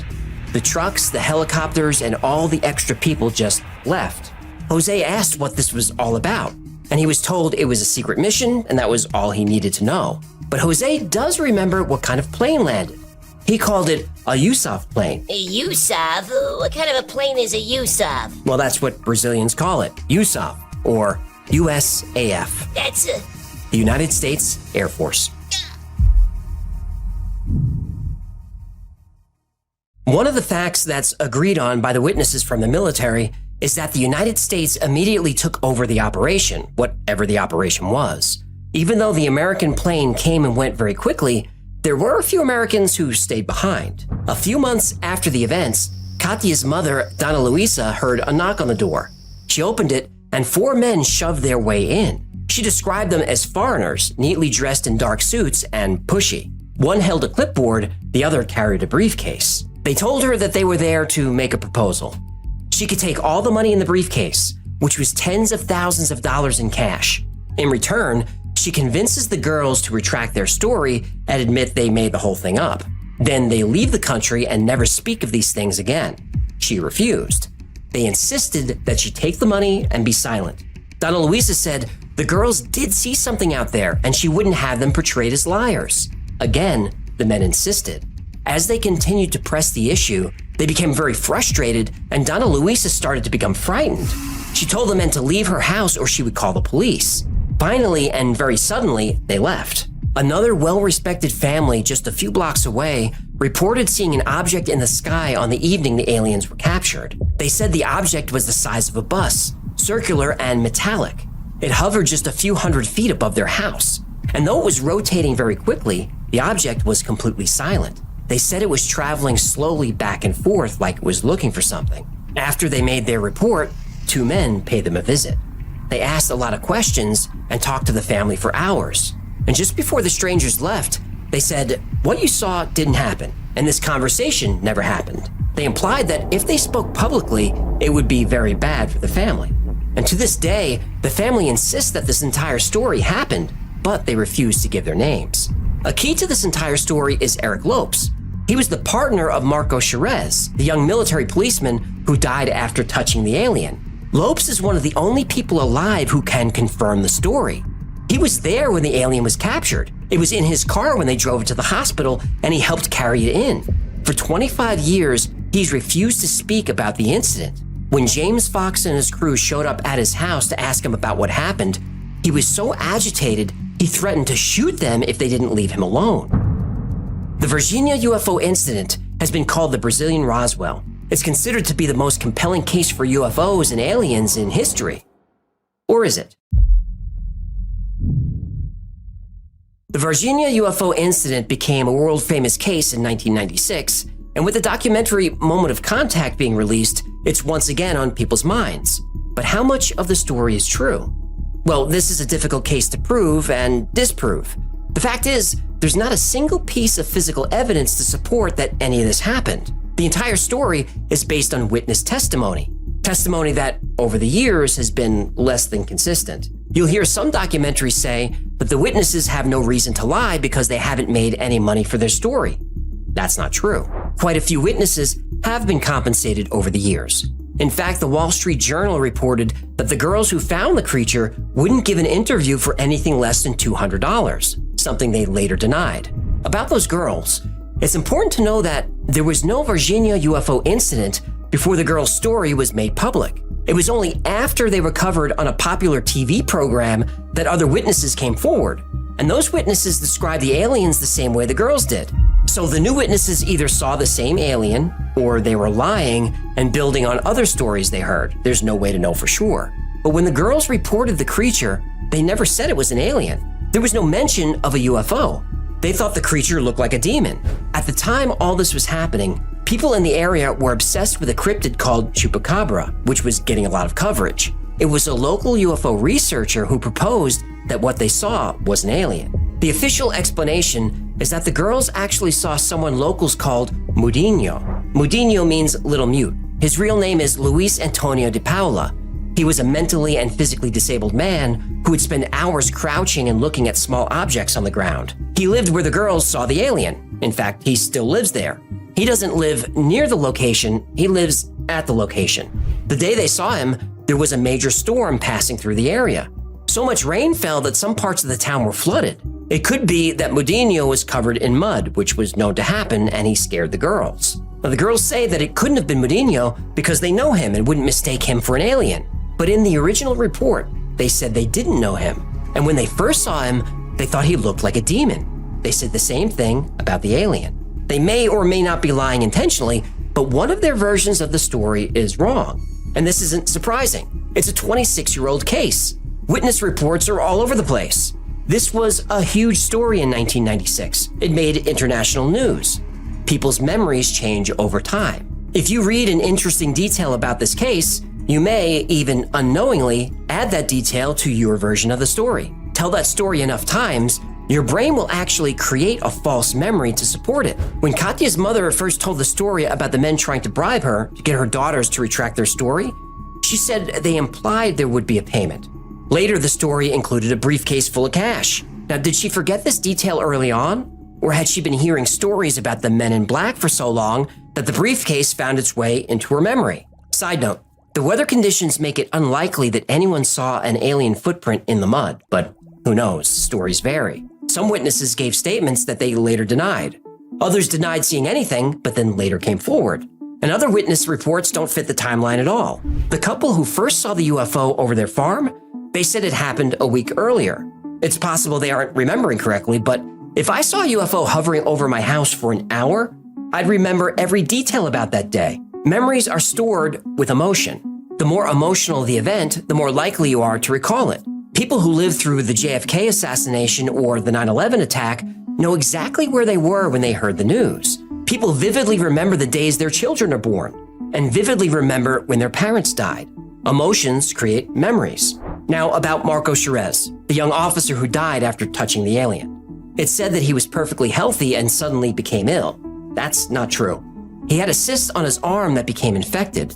The cyst was documented well before any of this happened. Marco wasn't connected to the UFO story until much later, and his sister was the first person to bring it up. Now, she says it happened and that's that. But her earlier story said it was possible he was involved, though she didn't know for sure. The Brazilian military released a report of these events that was over 1,000 pages long. According to the report, Marco wasn't even working that night. The report also says all the military vehicles in the area were part of a training exercise, as a base was a training base. The military convoys were just vehicles all going in for scheduled maintenance at the same time, which they do. After all, the base is just a few miles away.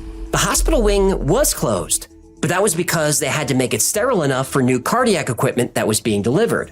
By the way, that equipment was delivered in stainless steel boxes by the military. The body bag was a recently exhumed cadaver that was part of a police investigation. What people thought were aliens at the hospital were actually a dwarf couple there to have a baby, and they were helped in by a soldier. Now, some of those facts sound perfectly reasonable to me. Others, like the pregnant dwarf, not so much. But that's part of the story. It's all a cover-up. The military altered the records after the fact. They even gave a very sketchy press conference about this. Da região. Nada temos a esconder. Pelo que eles estavam fazendo no dia do acontecimento, trabalhando em prol do exército, em prol da nação. Isso tem como ser comprovado? Para quem? Para a imprensa. Por quê? Porque não se quer provar os fatos.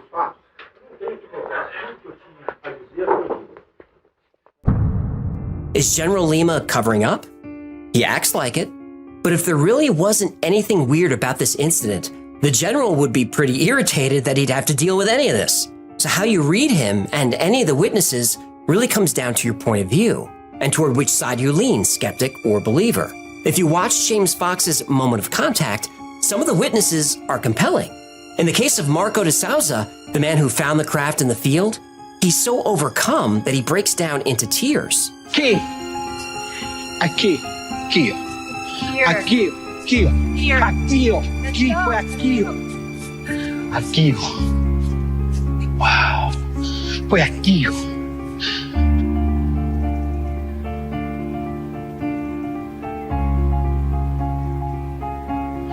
Oh, foi aqui, aqui, ó.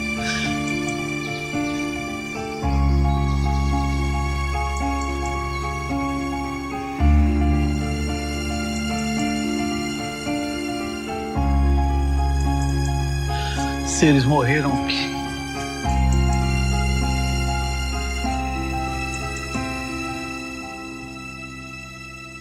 Now, if he's acting, he should leave Brazil and move to Hollywood. Fox gets statements not just from local residents, but from doctors and people in the military. They all say it happened, and they give vivid details about what they saw. Yes, some people won't talk. Others talk, but with their faces blurred and voices changed.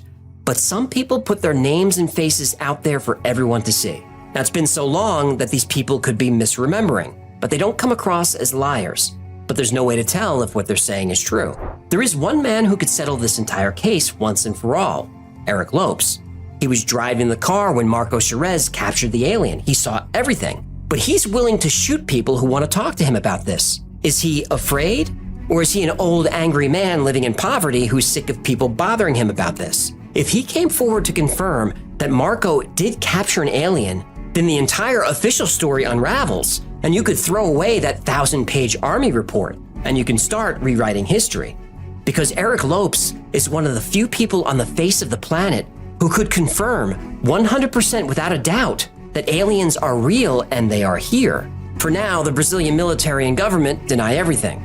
And if the Brazilian government is working with the United States on a cover-up, well, they're learning from the best.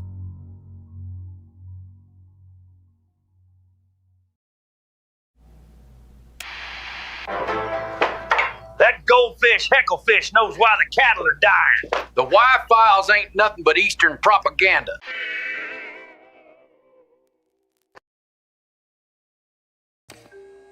On May 25, 1961, President John F. Kennedy made a bold and seemingly impossible challenge to Congress.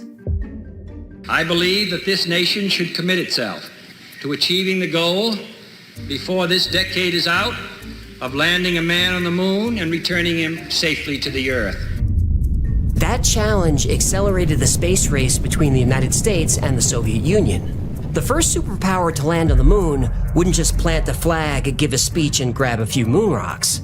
Dominion over the moon would be a source of national pride, technical superiority, and military supremacy. By 1965, lunar probes from the US and the USSR were sending back the first pictures of the dark side of the moon. That's when the world's two greatest superpowers realized they were too late. The moon had already been claimed, just not by humans.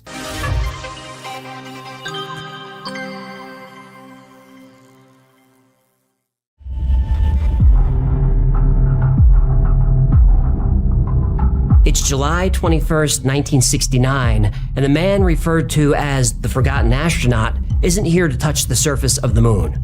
That job belongs to Neil Armstrong and Buzz Aldrin, who are 60 miles below. Michael Collins orbits the moon, completely alone in space.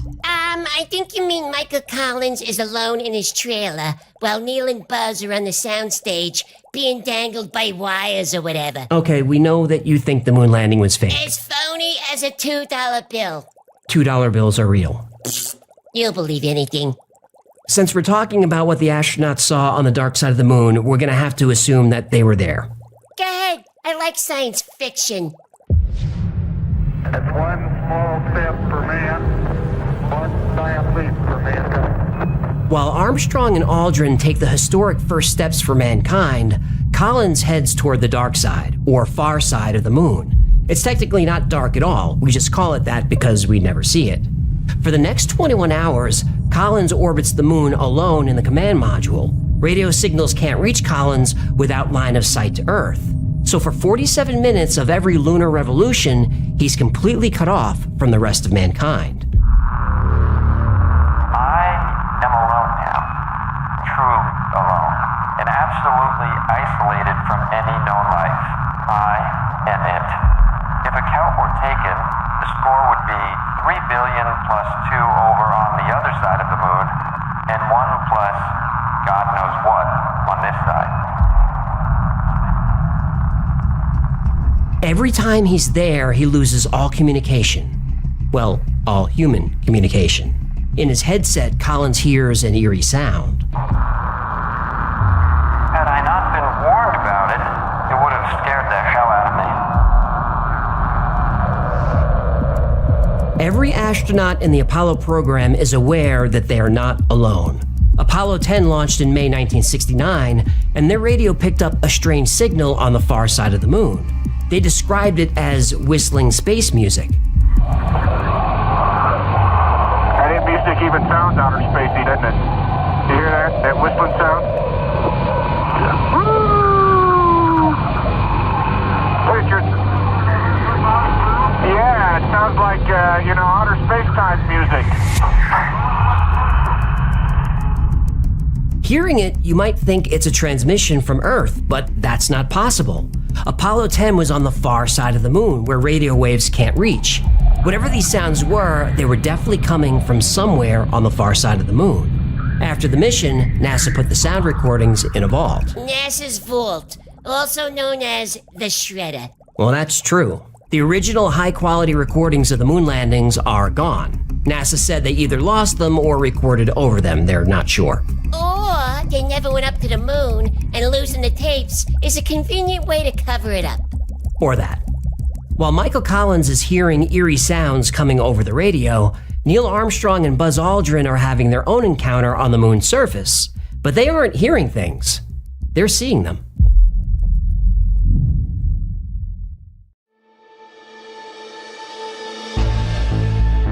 NASA may have lost the tapes, but we still have transcripts of radio communications.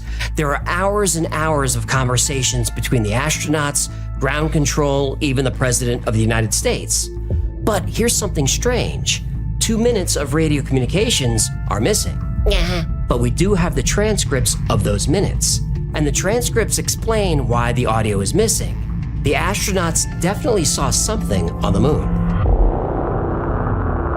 No, not enough to go over. No one's gonna believe that. Whistle. I say that there were other spaceships. They're lined up on the other side of the crater.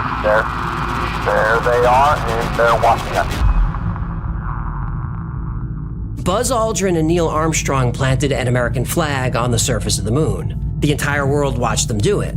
But they left something else, something that we didn't see. Within a few feet of the first boot print made on the moon lies a small white cloth pouch. Inside that bag is a gold olive branch, a symbol of peace. Also in the bag is a disc. Ooh, I hope they left a copy of Journey live in Houston. They didn't. Oh, that's too bad. The escape tour was where I met my second wife. Do you mind if my first wife paid for the tickets. The disc... The little orange fish who grew up with a crazy wish. He took a midnight bowl going anywhere. What? You didn't see that coming? Unfortunately, I did. The disc was made of silicon and about the size of a $50 coin. Etched onto the disc are letters so small you can only read them under a microscope. The disc had messages of goodwill from NASA and 73 world leaders. Now, why bring messages of peace to an empty world? Because the Apollo 11 crew was warned that when they landed on the moon, they wouldn't be alone. Back in 1965, the crew of Gemini 4 experienced the first recorded UFO sighting in space. It's in the radio transcript from astronaut James McDivitt. I just saw something else up here with me, but just as I was getting close enough to it to take a good picture, the sun got in the way and I lost it. It had big arms sticking out of it, it looked like. I only had it for just a minute. After that sighting, NASA astronauts created code words for UFOs, like bogey, Santa Claus, and fire. When Apollo 8 went into lunar orbit in 1968, the crew saw a Santa Claus. We have Jim Lovell's report to Houston. Houston, Apollo 8, over. Hello, Apollo 8. Loud clear. Roger. Please be informed there is a Santa Claus. That's affirmative. You're the best one to know. Is there something on the moon that NASA doesn't want us to know? The answer, of course, is yes. Do we know what they're hiding? Well, thanks to a few whistleblowers, that answer is also yes.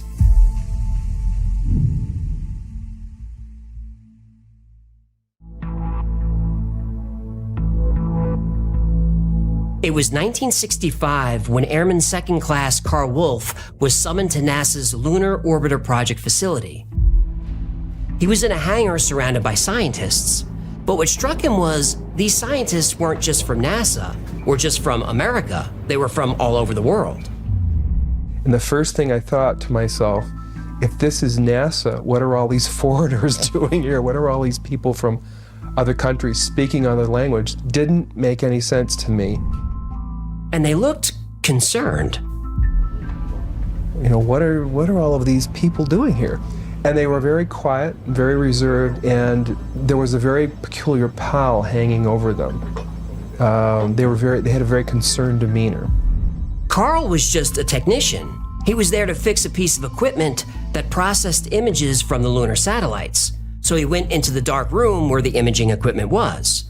Now, while waiting for clearance to move the equipment to a better workspace, another airman working there shows Carl something life-changing.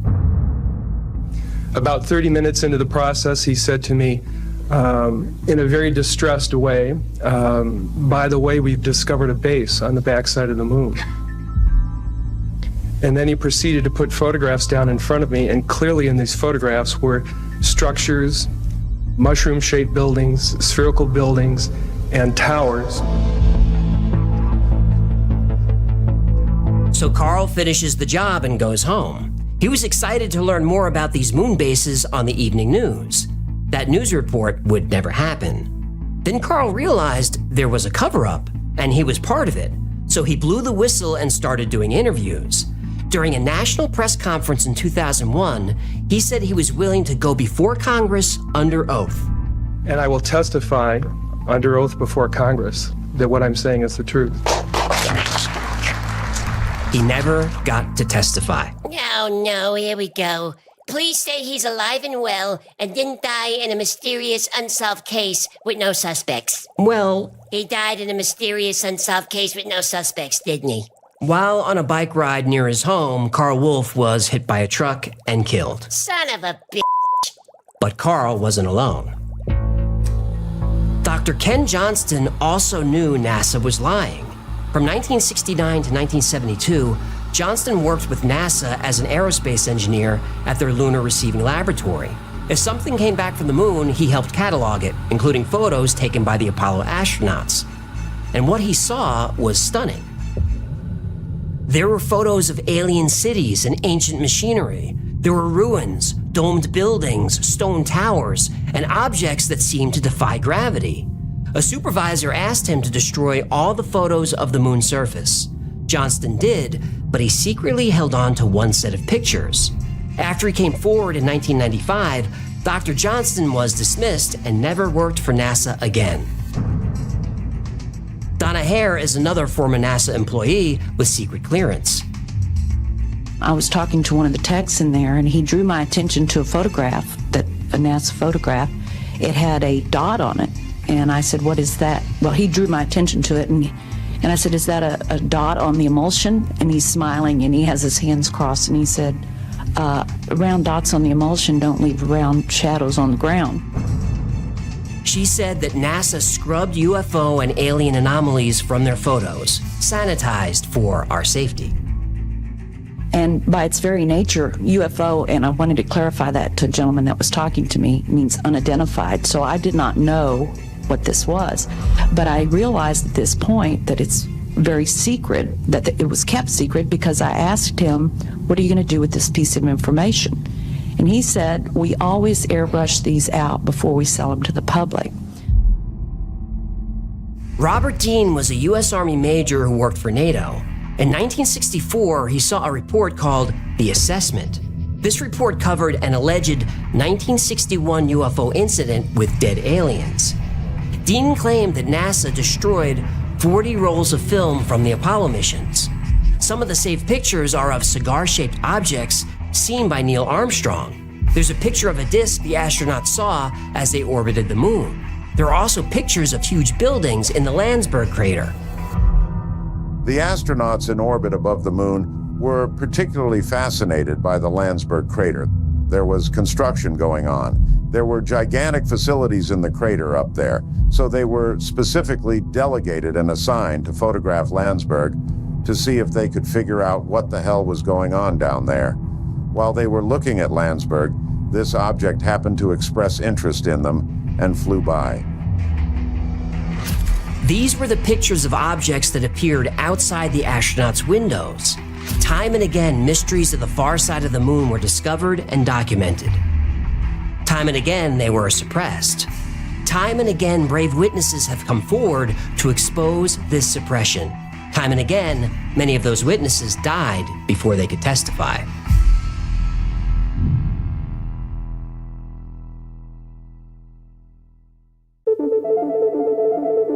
NASA says we should trust them, but not whistleblowers. But how can we trust NASA when we know for a fact that they alter images? I did a whole episode on how NASA photoshopped pictures of Mars and the Earth, and some of their editing was pretty sloppy. NASA Mars cover-up link down the alley, Sally. In 1994, the Clementine orbiter took 2 million pictures of the moon's surface. When they were released to the public, people started noticing that many of them had sections that were blurred out. Here's an image of the Zeeman crater. Clearly, something is being censored. When other images of the crater were overlapped, compressed, and compared, it became obvious that something was there. This became known as the Zeeman object. Some people think this object is a giant spacecraft as large as a city. It's thought to be a ship because another picture of the Zeeman crater has been censored and shows a different object. When compared, overlapped, and enhanced, there appears to be another large ship. Now don't bother looking for the censored images on NASA's website. They're gone. Other anomalies have been spotted like giant footprints. Scientists have tried to explain them away as meteor impacts, but that's probably not what they are. These structures that we see stretching over tens of kilometers across the lunar surface do not appear to be related to impact cratering processes. Pyramids have been found on the moon's surface, obelisks and mile-high towers. As recently as 2021, China's moon rover took a picture of what's been called a mystery hut. NASA has explanations for all of these. They're tricks of the light, or pareidolia, where your mind sees an object in randomness, like a cloud shaped like an animal. Now, of course, we could know for sure if we would actually visit these structures, but there doesn't seem to be an appetite for that. Before the lunar missions, both the US and Russia planned to establish military bases on the moon. The original plan for the moon was not exploration, but weaponization. The US called its plan Project Horizon. And let me know if you want to see a full episode about this. It's pretty intense. So in the 1950s, getting to the moon was a major priority. We choose to go to the moon. We choose to go to the moon.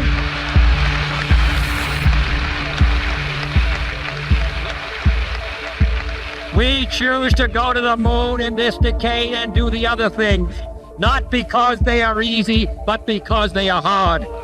Because that goal will serve to organize and measure the best of our energies and skills. Because that challenge is one that we're willing to accept, one we are unwilling to postpone, and one we intend to win. Ignition sequence start. In the 1960s, both the United States and the Soviet Union scrambled to get a man on the moon. 0, all engine run. It is for these reasons that I regard the decision last year to shift our efforts in space from low to high gear as among the most important decisions that will be made during my incumbency in the office of the presidency.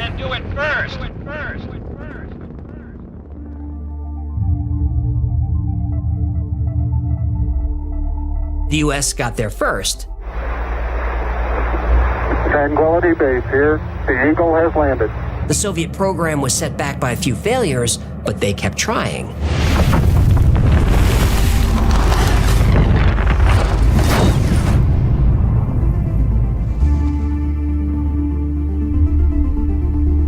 Apollo 17 was the last manned mission to the moon. That was December 1972. Although more missions were planned, the United States canceled them. In 1972, the Soviet lunar program was no longer a priority. And in 1974, the Soviet Union officially canceled its program. Now, if I were a conspiracy theorist, I would think that both the US and the Russian government, despite being enemies, agreed to stay away from the moon. In 1972, the only way those two countries would agree on anything was if they were forced to. The USSR and the US were the only superpowers on Earth, but there was another bigger superpower, and this one was on the moon.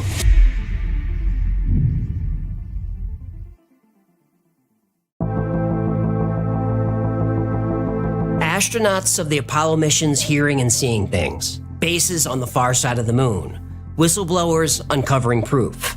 This story is full of wild claims, but let's break it down. The transcript of Apollo 11 seeing spaceships on the moon is unofficial, meaning probably fake. Someone supposedly captured the recording with an amateur ham radio and transcribed it. The Apollo 10 sounds were real. All three astronauts heard something when they went to the far side of the moon, but NASA says it was just interference between two different radios. But astronaut Al Worden doesn't buy that theory.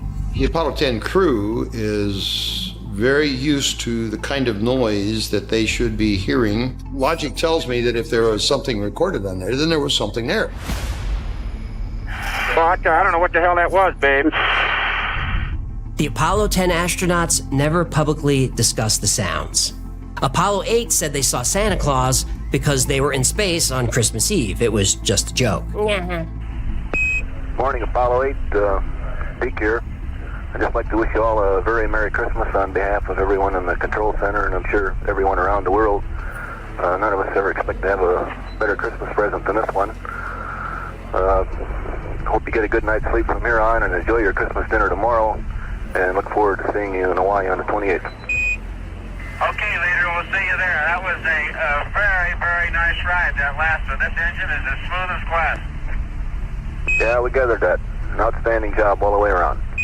Now, the gold olive branch that Apollo 11 left on the moon is also real, as is the silicon disc with messages of goodwill. Buzz Aldrin almost forgot to place it, and Neil Armstrong had to remind him. Oh, if he forgot it, they could have done another take. Kubrick was famous for doing lots of takes in his movies. This episode is not about the Stanley Kubrick conspiracy. Stanley Kubrick moon landing video below. Thanks for that. Neil, Buzz, everybody back to one. Camera rolls, down speeding, and action with the flag thing. Okay, we get it. As for the whistleblowers, well, as most whistleblowers do, they receive a lot of scrutiny. Critics say people like Ken Johnston and Donna Hare never worked as closely with NASA as they claim. Johnston only worked for companies contracted with NASA, and after he made his claims about stolen photos, he never worked at NASA again. Also, his story has changed a bit over the years.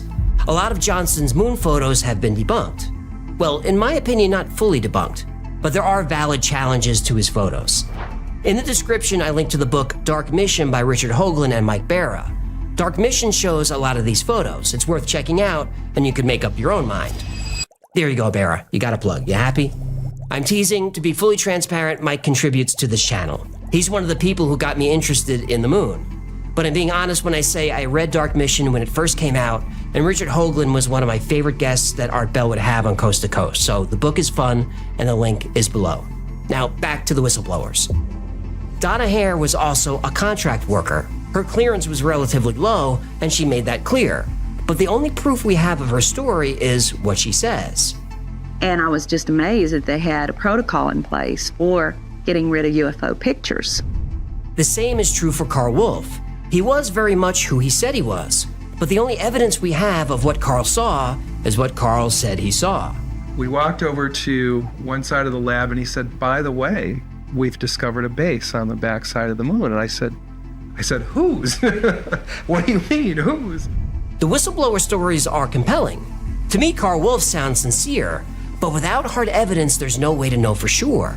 Now, I'm glad whistleblowers come forward, but always be skeptical of them.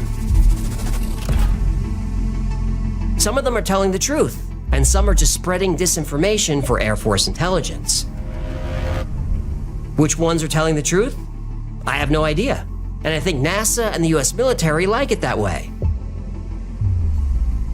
If there's any hard evidence about bases or ancient ruins on the moon, NASA has it, and if they do, it's classified, and we're not going to see it.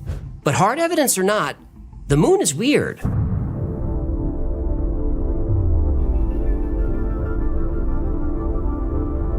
No matter how wide a crater is, the depths are pretty uniform. It rings like a bell for hours when struck. It's too large and too close to the Earth. No other planet in our solar system or any other solar system has a moon like ours. The moon shouldn't even be there. Hollow moon theory link on the deal. And the far side is even stranger. It's completely different from the side that faces us. We first learned this in 1959. That's when the Soviet space probe Luna 3 took the first pictures of the moon's far side. It's paler. Its craters are several miles wide and completely cover the entire back surface. The crust is 30 miles thicker than the crust on the side that we see. Scientists theorized the moon formed from two separate moons that slowly collided into one. But it's odd that one side of the separation perfectly faces us and the other side is perfectly hidden. That's a strangely accurate space collision. Oh, so this theory says the moon is like a McDLT. How's that? One side cold, one side hot, but forms a perfect burger. No, it's just a theory. The McDLT is not a theory. It's a delicious fact. I'm talking quarter pound of beef on the hot side. The new McDLT. Those were pretty good burgers. I don't know why they didn't bring those back. Well, it took 50 years, but there's finally renewed interest in the moon. Just last week, China's Chang'e 6 mission collected the first samples ever retrieved from the far side of the moon. NASA plans to send astronauts to the lunar South Pole in 2026 as part of its Artemis 3 mission. India, Russia, and Japan have lunar missions planned. Same with the European Space Agency, South Korea, the UAE. Looks like we're in a space race once again. And private companies have also joined the race. SpaceX, Blue Origin, Firefly, and at least 5 other American companies have moon missions planned. At least 10 other non-American companies are also going. This is exciting, but I still had this nagging thought. There are a few former astronauts, a few whistleblowers, and even a few remote viewers who claim they saw aliens on the moon. And they say those aliens are not friendly. But we're going. Within the next 10 to 20 years, the moon is going to be a very crowded place. Whatever's up there, we're going to know about it. And if it turns out that aliens are on the moon, then one of two things happens. One, it's the greatest discovery of the human race. Or two, it's the end of it.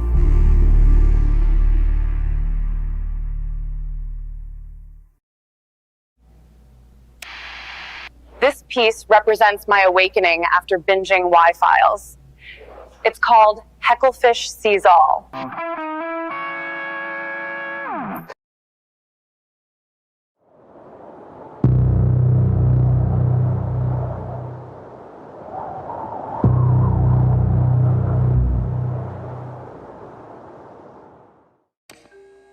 Pop quiz. Which of these statements is true? Eggs raise your cholesterol. You need 8 glasses of water a day. Milk builds strong bones and teeth. Trick question. None of those are true. Diamonds are rare, right? No, they're not. Depression comes from a chemical imbalance in the brain. Nope. Now, these aren't mistakes or outdated science. These are psychological operations, psyops, designed to control what you buy, what you think, and how you live. We're being programmed every minute of every day, and most people don't know it. But after today, you'll know exactly how you're being manipulated. Because all psyops follow a pattern, and I'm going to show you a simple formula that can detect a psyop with scary accuracy. We'll even use it on real cases. But I'm warning you, once you learn the pattern, you'll see it everywhere, and it's going to make you angry.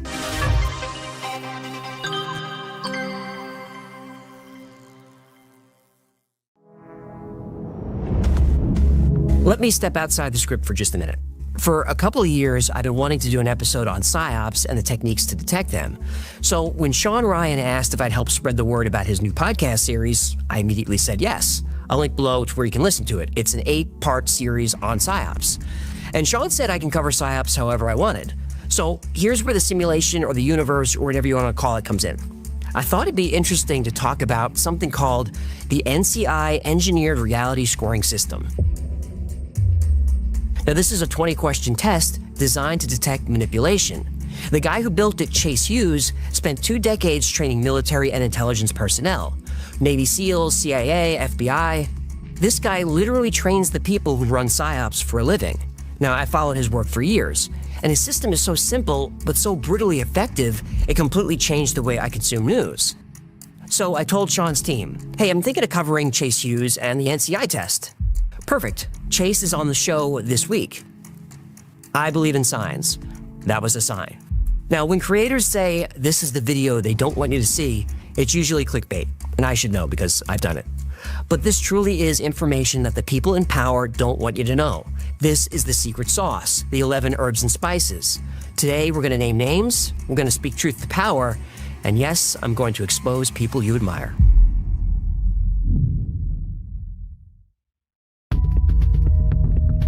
So, the NCI test, what is this thing? Well, NCI stands for Narrative Credibility Index, and Chase Hughes studied hundreds of psyops, government propaganda, corporate lies, social media manipulation, all of it. And he found 20 patterns that appear consistently in every psyop. Things like timing, emotional manipulation, tribalism, specific messaging. 20 questions, score each 1 through 5. Total above 70, that's a psyop. Below 40, probably legit. Between 40 and 70, that's the most dangerous of all because that's a psyop based around the truth, but with an agenda, and that agenda is never to help you. Okay, that's the scoring system to keep in mind, 0 to 100. Here we go, October 10th, 1990. Now, fossils like me will remember this. A 15-year-old Kuwaiti girl named Maria testified before Congress. She was volunteering at a hospital when Iraqi soldiers stormed in. The second week after an invasion, I volunteered at the Al-Adan hospital with 12 other women. While I was there, I saw the Iraqi soldiers come into the hospital with guns. They took the babies out of the incubators, and left the children to die on the cold floor. It was horrifying. I could not help but think of my nephew, who, if born premature, might have died that day as well. The Iraqis have destroyed everything in Kuwait. They stripped the supermarkets of food, the pharmacies of medicine, the factories of medical supplies, ransacked their houses, and tortured neighbors and friends. Now, Congress demanded action. Senators called for war. And a few months later, the United States was at war with Iraq. So, let's run the test on that story. Timing, 5 out of 5. Her testimony landed exactly when the Bush administration needed public support for a war that nobody wanted. Emotional manipulation, 5 out of 5. It doesn't get more emotional than dead babies. That's psychological napalm. Uniform messaging, 5 out of 5. Every news outlet told the story the same way, with the same language, same talking points. There was no independent reporting. Missing information, 5 out of 5. There were no other witnesses, no follow-up interviews, no verification allowed. Authority pressure, 5 out of 5. This was congressional testimony, not some rumor on Usenet. Did you just say Usenet? It was 1990. A lot of the internet in the 80s and 90s was Usenet, news groups. No. I know what Usenet is. Let me ask you 2 questions, yeah? Go ahead. 1, were you on the internet before 1990? Yes. 2, could you find a date for prom? No. Uh-huh. Now, we could run through all 20 questions for this, but you can already see the pattern. The final score was 88 out of 100. That's an overwhelming sign of a psyop, and that's exactly what it was, though we didn't know it at the time. 10 years later, the truth came out. Naria was the daughter of the Kuwaiti ambassador. There were no dead babies. She was never at the hospital. It was all part of a campaign to turn Saddam Hussein, at least in the public consciousness, into Adolf Hitler. And the feeling was that they couldn't sell the Gulf War without this. In other words, they had to cheat to win. The NCI system predicted the lie a decade before anyone admitted to it. Over 100 Americans dead, 500 wounded, 30,000 Iraqis killed, and a bill to U.S. taxpayers of $1.3 trillion. Though it's closer to $1.9 trillion if you factor in the interest we had to pay to borrow the money to fight a war based on a lie.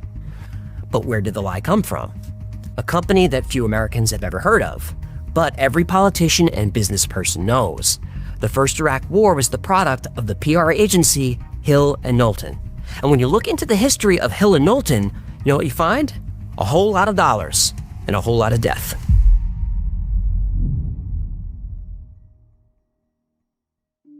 The Gulf War wasn't the first time Hill & Knowlton weaponized public opinion for profit. New York City, winter of 1953.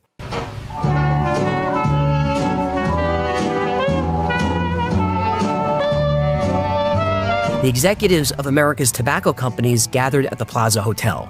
They had a problem. Their own scientists had confirmed that cigarettes cause cancer. The research was simple and clear, and the public was starting to ask questions. And if this information got out, the entire industry would collapse. We're talking billions of dollars, millions of jobs, all gone overnight. So they called in a specialist.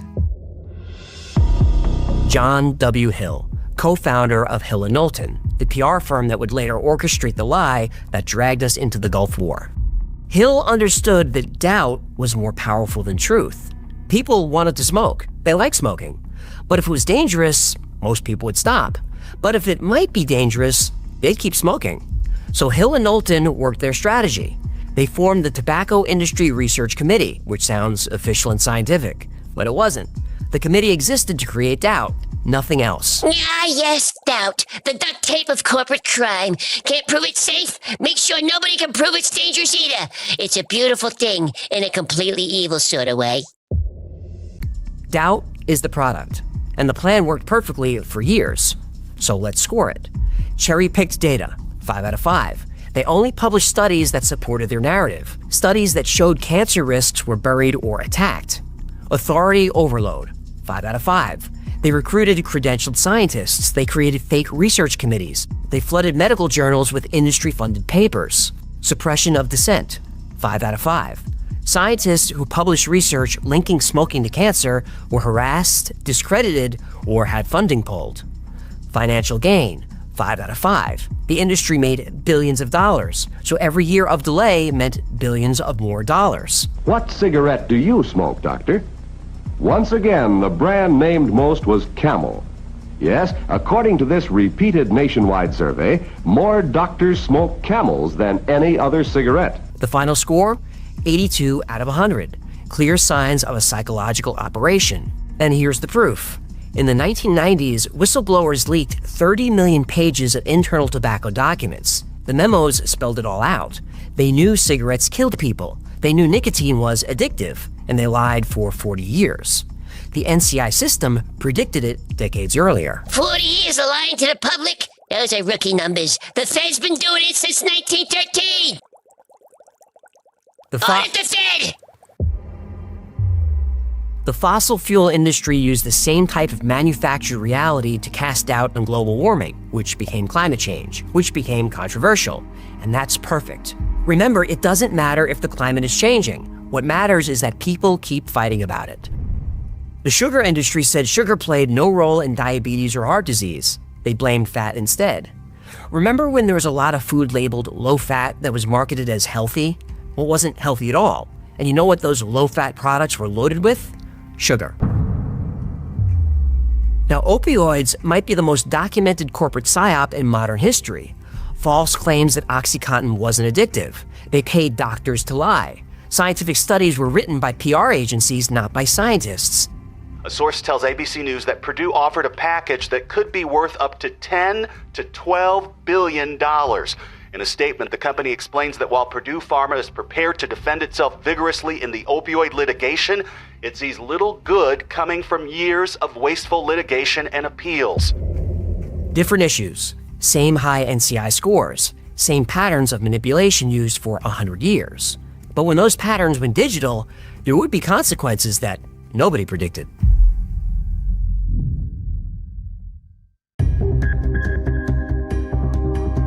Corporate psyops have been running for decades in print and on TV. Then social media put those same manipulation tactics in everyone's pocket.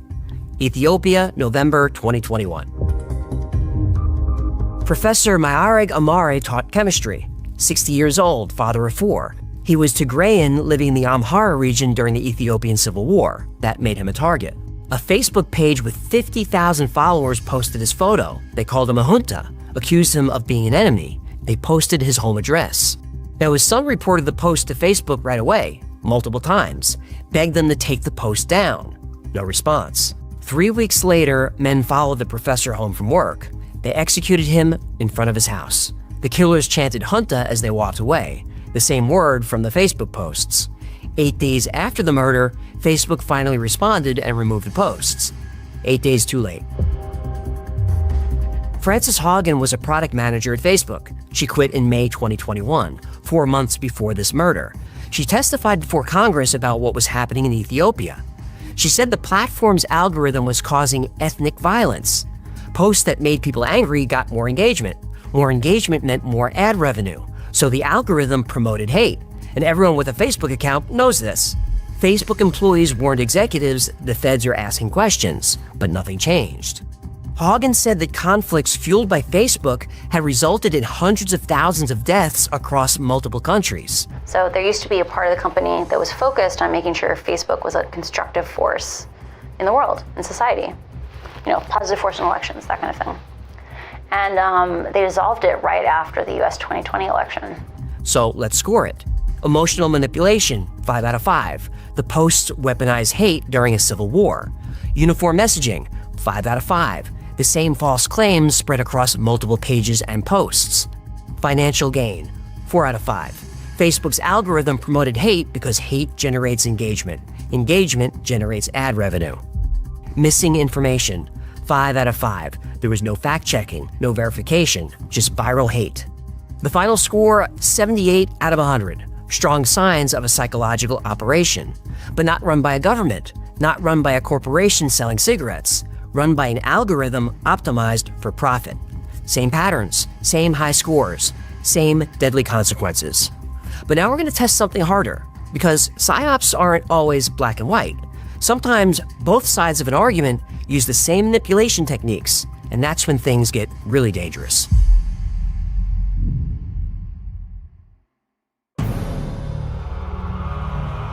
Algorithms can amplify manipulation from any side. Sometimes that means both sides of a debate score high for psyop tactics.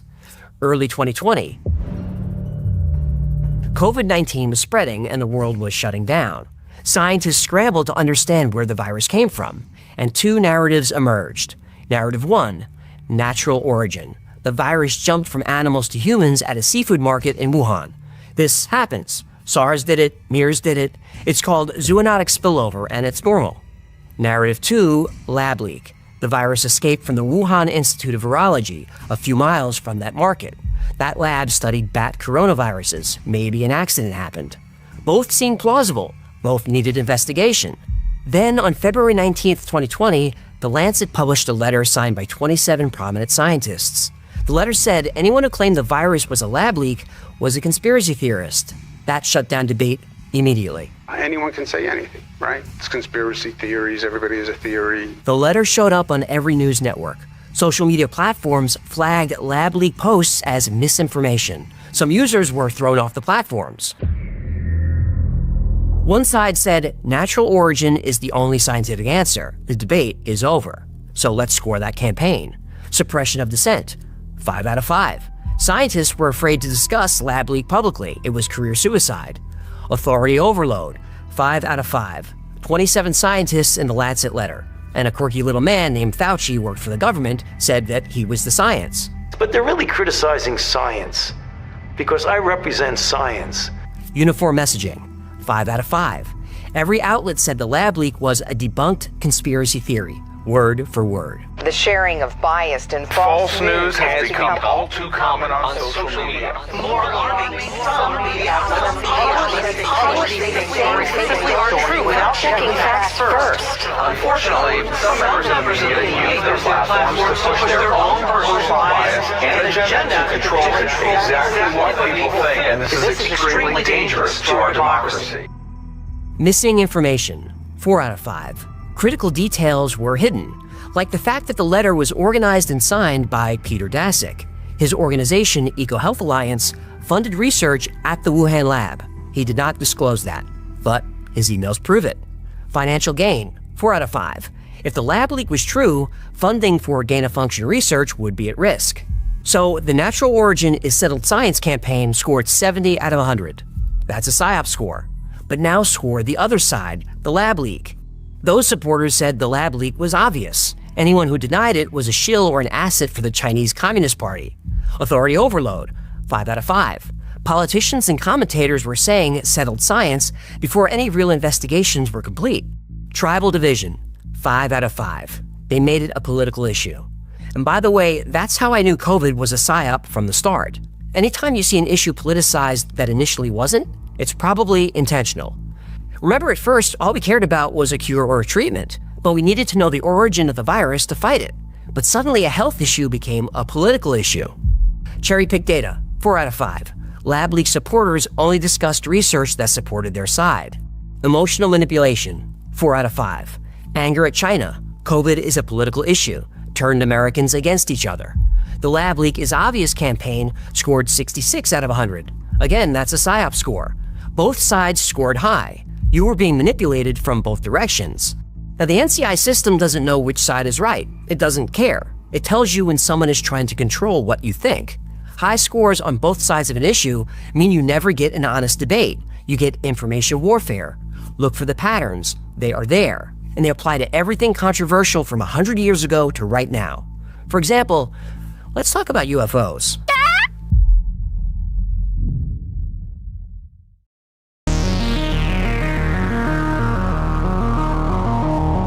The same manipulation patterns appear in every controversial topic, including UFO disclosure. January 2025, Jake Barber stepped forward as a whistleblower. Former Air Force Special Ops, Combat Control, helicopter pilot. He told News Nation he worked on secret UFO retrieval missions for 30 years.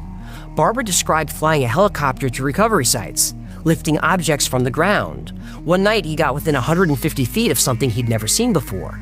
An egg-shaped craft, white, metallic, about the size of an SUV, no engine, no thermal signature.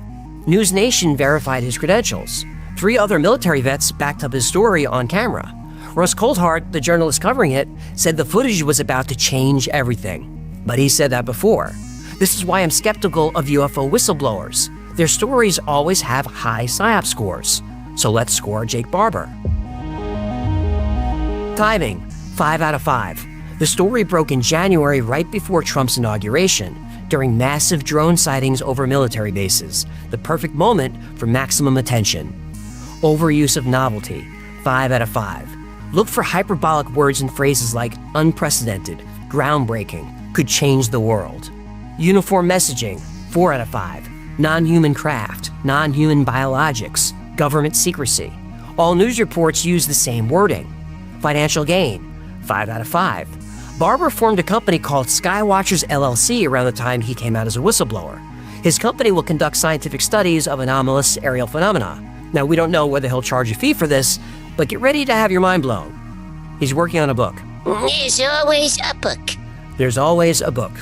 Missing information, 4 out of 5. News Nation teased footage but showed very little of it. There's no way to verify it. Cherry-picked data, 4 out of 5. Jake Barber doesn't have the training for covert ops, but he says he'll testify under oath. Also, that video footage, it wasn't his. And spaceship that looks like it belongs to Mork from Ork, 5 out of nanu. The score, 63 out of 100. Strong likelihood of a PSYOP. But here's the complication. A high score means a manipulation, not true or false. The reality of UFOs comes down to one of 3 things. 1, disclosure is real, but it's being packaged, meaning the government is revealing the truth, but using PSYOP techniques to control how, when, and what we're allowed to know. Option 2, it's a full PSYOP. Classified aircraft testing needs a cover story. UFOs are perfect. As long as we're debating whether a craft is from Zeta Reticuli or Lisa, we're not asking Lockheed or Raytheon what they're up to. Option 3, it's a distraction. Remember all the drones flying over the bases for weeks? That was the real story. But a UFO story pops up and captures attention. And notice how the drone story just vaporized? Since 2017, this disclosure narrative has been building. David Grush, Lou Elizondo, congressional hearings, leaked videos. Each story scores high for manipulation tactics, but each could still contain some truth. And that's the gray area, where facts and PSYOPs blend together, where high scores don't give you easy answers. The NCI score shows you how information is delivered. You still have to decide whether you believe it or not. And that's what makes this so hard. Who can you trust to tell you the truth? We see people going out on podcasts and stuff that have talking points from the government.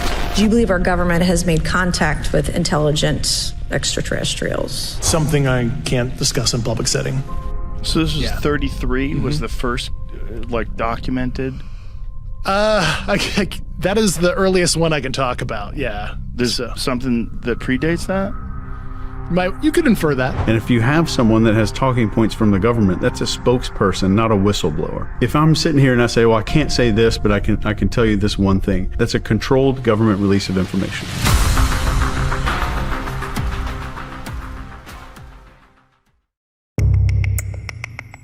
Psychological operations are weapons being used against you. So use the NCI scoring system as a countermeasure to manipulation. It's a 20-point test. That's it. It's just a number. No partisan politics, no agenda. Download it now and start using it on news coverage, corporate messaging, government statements, social media campaigns, anything. Once you see the pattern, you'll see it everywhere. Every news story will look suspicious. Every expert will seem bought, and everything you hear will sound manufactured. And that's exactly what the real power in America wants. They want us suspicious of each other. They want us divided, because that division creates paralysis. And that is a meta-psyop. Now, I want you to really hear what I'm about to tell you. Every time you fight about politics on Facebook or X or anywhere, you are being manipulated. So stop it. Remember, anger gets more clicks. And Americans hating each other means we're not watching the powerful, and we're not asking the real questions. Like what really happened to Epstein. I told you we're not gonna— Release the files! But that's exactly my point. We need to focus on the things that unite us, not divide us. Yeah, what you talking about, human? Think of it this way. Two neighbors. One is a stuffy conservative. The other is a bleeding heart liberal. Now, those two neighbors have very different views on abortion, education, guns, just about everything. So they fight about all those things. Yeah, I think I had those guys over for Thanksgiving. Exhausting, sheesh. Right. But you know what those two neighbors with very different political opinions want?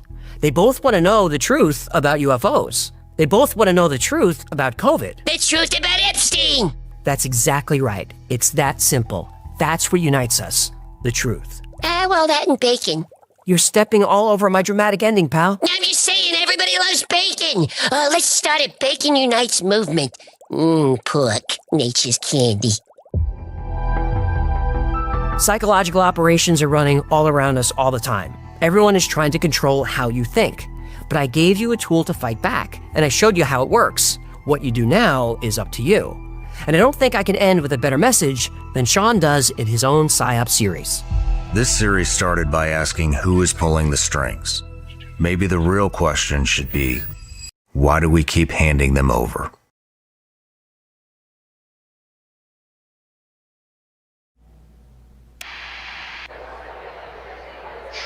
That one looks like hecklefish.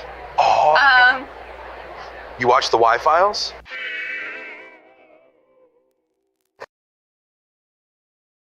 Let's talk about secrets. It's human nature to want to know what we can't know, to have what we can't have. The most alluring things in life are often those that are unattainable. So true. What? Sheila. Ooh, talk about alluring and unattainable. I guess we're doing this now. Who's Sheila? She was this angelfish that I knew when we were guppies. Oh, no. Oh, she had the most perfect gills. And oh, Madone, her pelvic fins went all the way back. No. I'm talking about secret places. Oh, I dreamed about Sheila's secret places, if you know what I'm talking about. No, I don't. I mean, I do, but we're not... Why am I even talking to you? I lost my train of thought. Yeah, you're really floundering. Floundering. You see what I did there? Oh, I'm on fire today, baby. Wait, whoa. Oh, what are you doing? Oh, come on. Can you take a joke? Oh, nice. Real mature.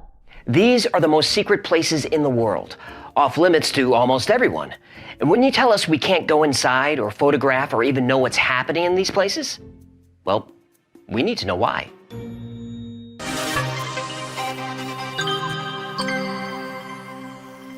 Welcome to the Y-Files, where smart folks like us come to laugh and learn. Today we're talking about the most secret places in the world and the mysterious theories that surround them. Now, a few weeks ago we covered the scariest places in the US that you can actually visit. The locations on this list are different. You can't visit any of these without special access, and no one really knows what's happening inside. And when you don't give the public information about something, we'll fill in the blanks. Hecklefish, you ready to behave? Oh, thank goodness. Oh, I couldn't breathe. Yeah, just give me a second here. Okay, I'm ready. Drama queen. Area 51. Oh, we're getting right to the meat, huh? Right to the meat. You can't do a list of secret locations without this one. Area 51 has been a perennial American obsession for more than 50 years. It's been the backdrop for countless movies, books, TV shows, and YouTube videos. In 2019, this well-known but little understood location basically broke the internet when some crazy person got millions of people to RSVP yes to trespassing on Area 51. Did we RSVP yes? We did not. Yeah, you're not as dumb as you look. Area 51 is located in Rachel, Nevada, about 80 miles northwest of Las Vegas, and is a remote detachment of Edwards Air Force Base. It's so highly classified that the military disputed it even existed for years. Gaslighters. The Air Force finally acknowledged Area 51 as real in 2013, but nobody really knows what's happening in there. Built in 1955 as part of the Nevada Test and Training Range Complex, it was initially constructed by contractor Lockheed Martin as a test facility for the U-2 spy plane. That joke worked on 2 levels. I appreciate you noticing. Now, although it's never been declared top secret, the area is highly protected and deadly force is authorized against trespassers. So what's going on there? Well, the official statement is, for operational security reasons, we do not provide detailed information regarding what takes place in the facility. Not good enough. I agree. The most widely circulated theory is that Area 51 houses an alien spacecraft that crashed in Roswell, New Mexico in 1947, along with the bodies of the pilots. We got ET bodies? That's huge. The Air Force said the UFO was a weather balloon. Bullshit. I don't buy it. Oh, you don't trust our super honest, transparent government and military-industrial complex? I do not. Lots of people don't. Area 51 operated in secret for decades until 1989, when Bob Lazar, who claimed he worked there, gave a public interview where he said that the military reverse-engineered alien spacecraft and utilized that technology in American military and space programs. I believe that. I know you do. And think about how quickly technology advanced in the second half of the 20th century. Look at it this way. 20 years before Roswell, 1927, Charles Lindbergh flew across the Atlantic Ocean in the Spirit of St. Louis, a single-engine, single-seat aircraft, and that was a huge deal. He became an international star. That's 20 years before Roswell. Okay. Well, about 20 years after Roswell, we were launching satellites into orbit and landing people on the moon. Fake news. Oh, the moon landing was faked? Faked. Fine. I don't want to get into this now. But still, the airplane was just invented about 20 years before Lindbergh. So there are huge leaps forward in technology in a relatively short period of time. Proof. We used the alien stuff. Well, we have no evidence, but it's clear that technology advancements started accelerating in the 50s and 60s because of something. What do you guys think? Let us know in the comments. Did these technological leaps come from reverse engineering alien spacecraft? Or was it something else? RAF Menwith Hill. Menwith Hill is a Royal Air Force station in North Yorkshire, England, which was built to provide communications and intelligence support services to the UK and the US. Now, even though this is a Royal Air Force station, in the 60s, operational control was transferred to the National Security Agency of the United States. Oh boy. Who then created the largest electronic monitoring station in the world. Does monitoring mean spying? Sure does. And there it is. Project Echelon is a surveillance program operated by the US, Australia, Canada, New Zealand, and the UK, also known as the Five Eyes. Oh, I love their fries. No, you're thinking of Five Guys. Delicious. They do have good fries. Right? All right. So the Five Eyes and Spies developed Echelon into a global system for the interception of private communications. And we're talking mass surveillance of high-threat individuals and corporations via industrial espionage. Who decides who's a high threat? Yeah, I thought so. Echelon is now a global network of electronic spy stations that can eavesdrop on landlines, cell phones, fax machines, computers. It can even track bank accounts. And all that data is stored in Echelon computers, which can keep millions of records on millions of individuals, companies, even countries. Barton Gellman, a Pulitzer Prize-winning journalist for The Washington Post, summarized the leaks as follows. Secret legal authorities empowered the NSA to sweep in the telephone, internet, and location records of whole populations. There are reports that every text message and phone call in the world flows through Echelon and then is then added to the files of the sender and the receiver and stored for later analysis. Is this legal? Well is the wrong answer. It's not legal in the United States without a warrant, but this facility is not in the United States. That's a loophole. And officially, this project doesn't even exist, so nothing to see here. Who built this crazy thing? Lockheed Martin. That company seems to show up in an awful lot of these videos. Yeah, I noticed that too. So what do we do about it? Can you make one of those for me? I'm terrified right now. I'm using a stolen Netflix password. Oh, I know. You stole it from me. I didn't really peg you as a fan of the Twilight movies. Stop breaking my horns. I need some protection over here. Way ahead of you, pal. There you go. I don't know why, but that feels so much better. I know it does. What do you guys think? Is Echelon real? Are you concerned about governments reading your texts and screening your calls? Let us know in the comments. Mount Weather Emergency Operations Center. Built in 1958, Mount Weather serves as the operations center for the Federal Emergency Management Agency, aka FEMA. It's part of the United States' Continuity of Government Plan, and it's a relocation site for the highest level of civilian and government personnel. This is a 564-acre, high-security federal government facility along the Loudoun Clark County border in Virginia. Built during the Cold War as a relocation site, the facility consists of two parts: the above-ground FEMA complex and a 600,000 square foot underground facility. Reportedly, it's a fully self-contained city with its own leaders, its own police and fire departments, even its own set of laws. This underground bunker has a hospital, dining and recreation areas, sleeping quarters, a self-contained water system, emergency power plant, even a radio and television studio, which is part of the emergency broadcasting system. Now, people are said to be able to survive down here in isolation for years without ever leaving the compound. Sounds a lot like 2020. Too soon. Mount Weather has been designed to survive conventional, chemical, biological, even nuclear attacks. Now, even though it's been operated and maintained for over 60 years, very little is known about Mount Weather. The general public first learned about it in 1974 when TWA Flight 514 crashed nearby. And up until then, most federal officials didn't even know it existed. Has it ever been used? Oh yeah. Mount Weather was briefly activated by federal agents on April 7, 2015, after a major power outage hit Washington, D.C. It was also used during the 9/11 attacks when the entire congressional leadership was transported there by helicopter. All of Congress in one bunker? Oh, I'd rather take my chances with the bombs. I hear you. Nobody really knows who's on the Mount Weather list, but it's a pretty exclusive list. So how do we get on the list? Of course. Bullshit!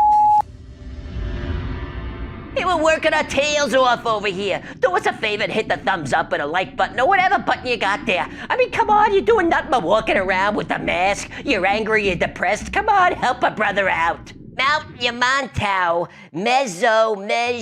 Guru, Yamantau, along with Kavinsky Mountain, are claimed by the U.S. as being secret nuclear facilities with underground bunkers, because large excavation projects have been observed by satellites. Several military garrisons were built on the site and then merged into the closed town of Mezhgoria. Closed town? Well, a closed town is a residential area where travel is restricted in and out. How many people live in Mezzo or whatever? Well, estimates are there are 30,000 military and another 30,000 non-military personnel, but nobody really knows because people haven't been able to enter or leave for over 20 years. And nobody knows. Well, countries in the West have been asking Russia for years what's going on in there, and the story keeps changing. It is place for mining rocks. It is place for making delicious cheeses. It is like a big Home Depot. They really said that? They did. I don't trust those guys. They're Russian. They don't care what you think. The Global Seed Vault. Ooh, that looks like the thing that the Jawas drive around. It's just a big cow. Deep in an icy mountain above the Arctic Circle, between Norway and the North Pole, lies a resource of vital importance for the future of civilization. It's not coal, oil, or precious minerals, but seeds. Millions of seeds from more than 900,000 varieties of food crops are stored in the Global Seed Vault on Spitsbergen, part of Norway's Svalbard archipelago. Go ahead, tell the people how many tries it took you to get that right. Go ahead, tell them. It took me 14 tries. Svalbard archipelago. It's been a long day, folks. The Seed Vault is basically a huge safety deposit box to protect against loss during large-scale regional or global crises. So if they drop bombs on us, we still got tomatoes? We still got tomatoes. The seed bank is 120 meters inside a sandstone mountain and employs seriously advanced security systems. Seeds are packaged in these special foil packets that allow them to last basically forever. The facility is managed by the Nordic Genetic Resource Center, but they only open the vault to make deposits. There are no permanent staff on site. Now, Spitsbergen was considered ideal because it lacks tectonic activity, has permafrost, and it's 130 meters above sea level, which keeps the site dry even if the ice caps melt. Also, Norway typically tries to stay out of military conflicts.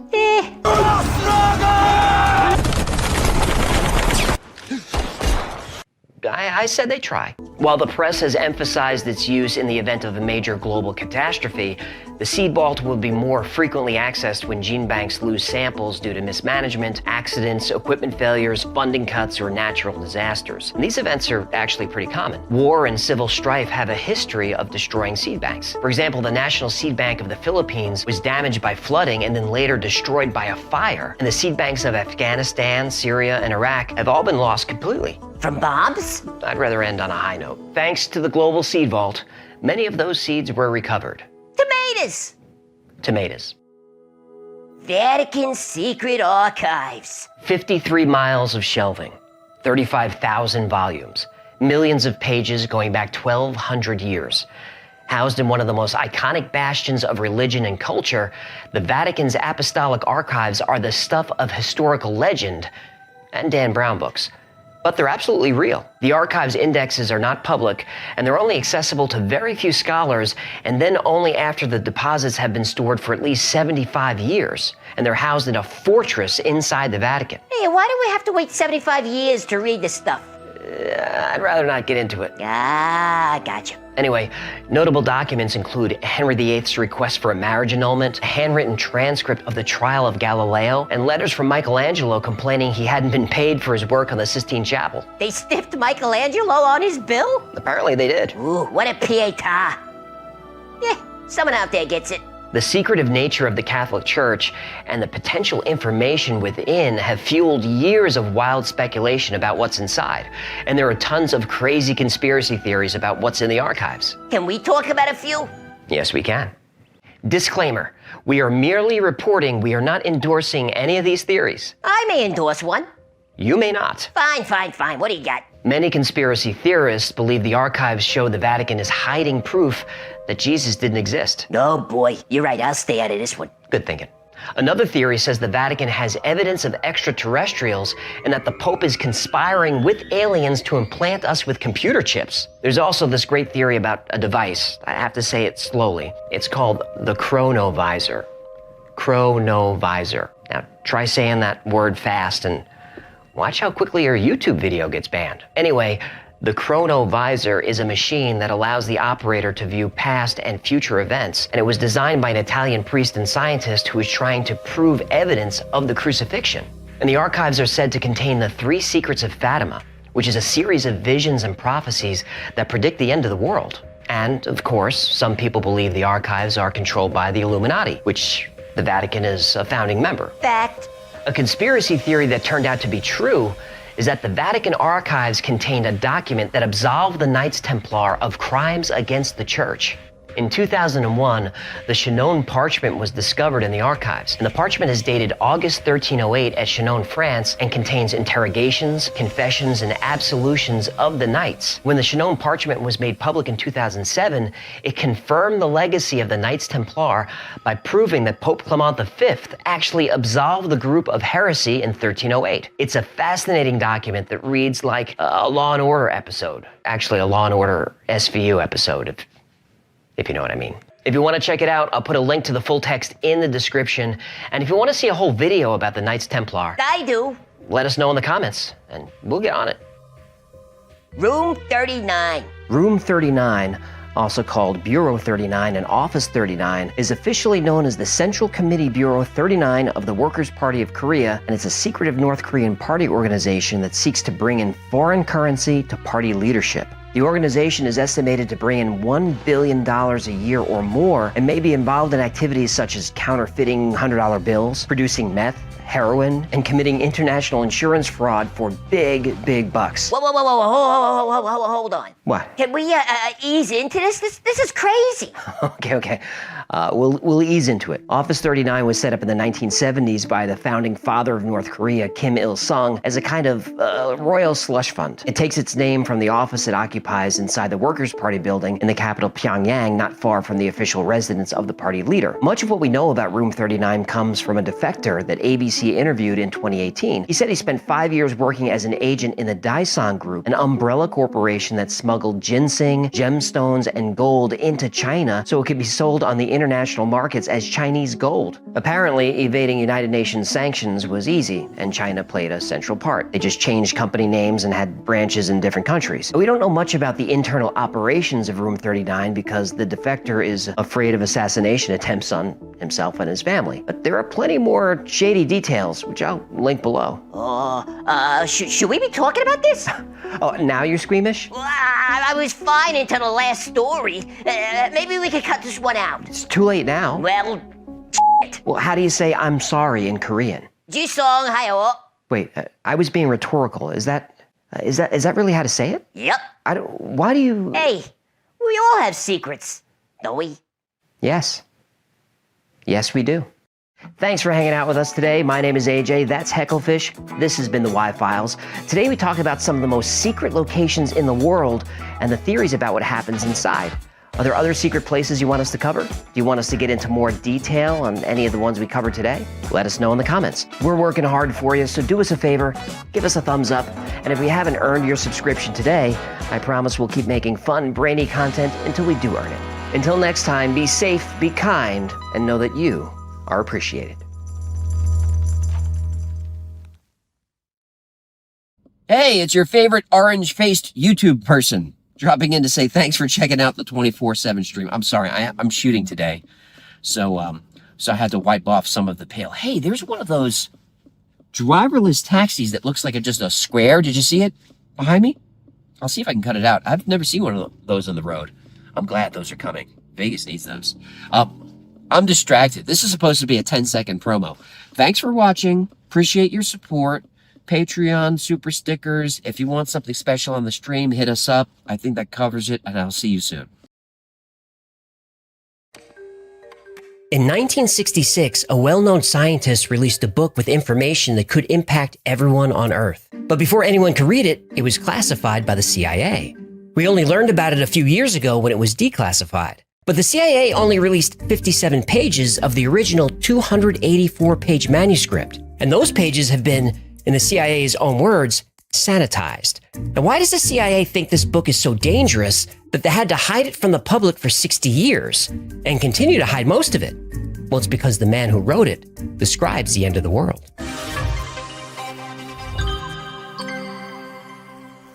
In 1966, former McDonnell Douglas engineer Dr. Chan Thomas released a book called The Adam and Eve Story.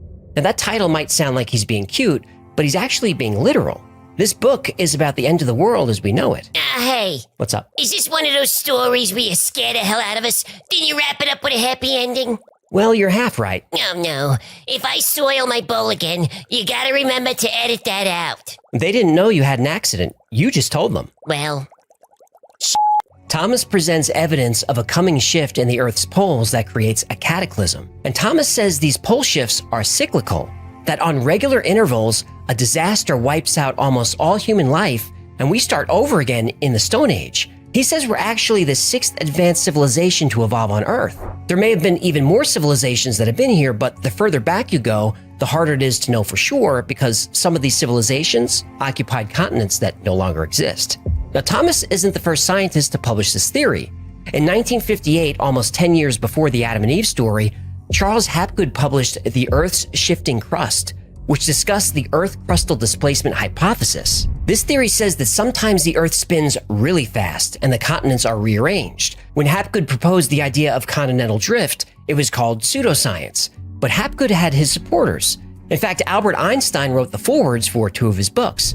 Now, of course, we know that Hapgood was right. The continents do move. They drift apart and collide together over and over again, and have done so for almost 4 billion years. Pangaea was the supercontinent that broke apart to form the land masses that exist today.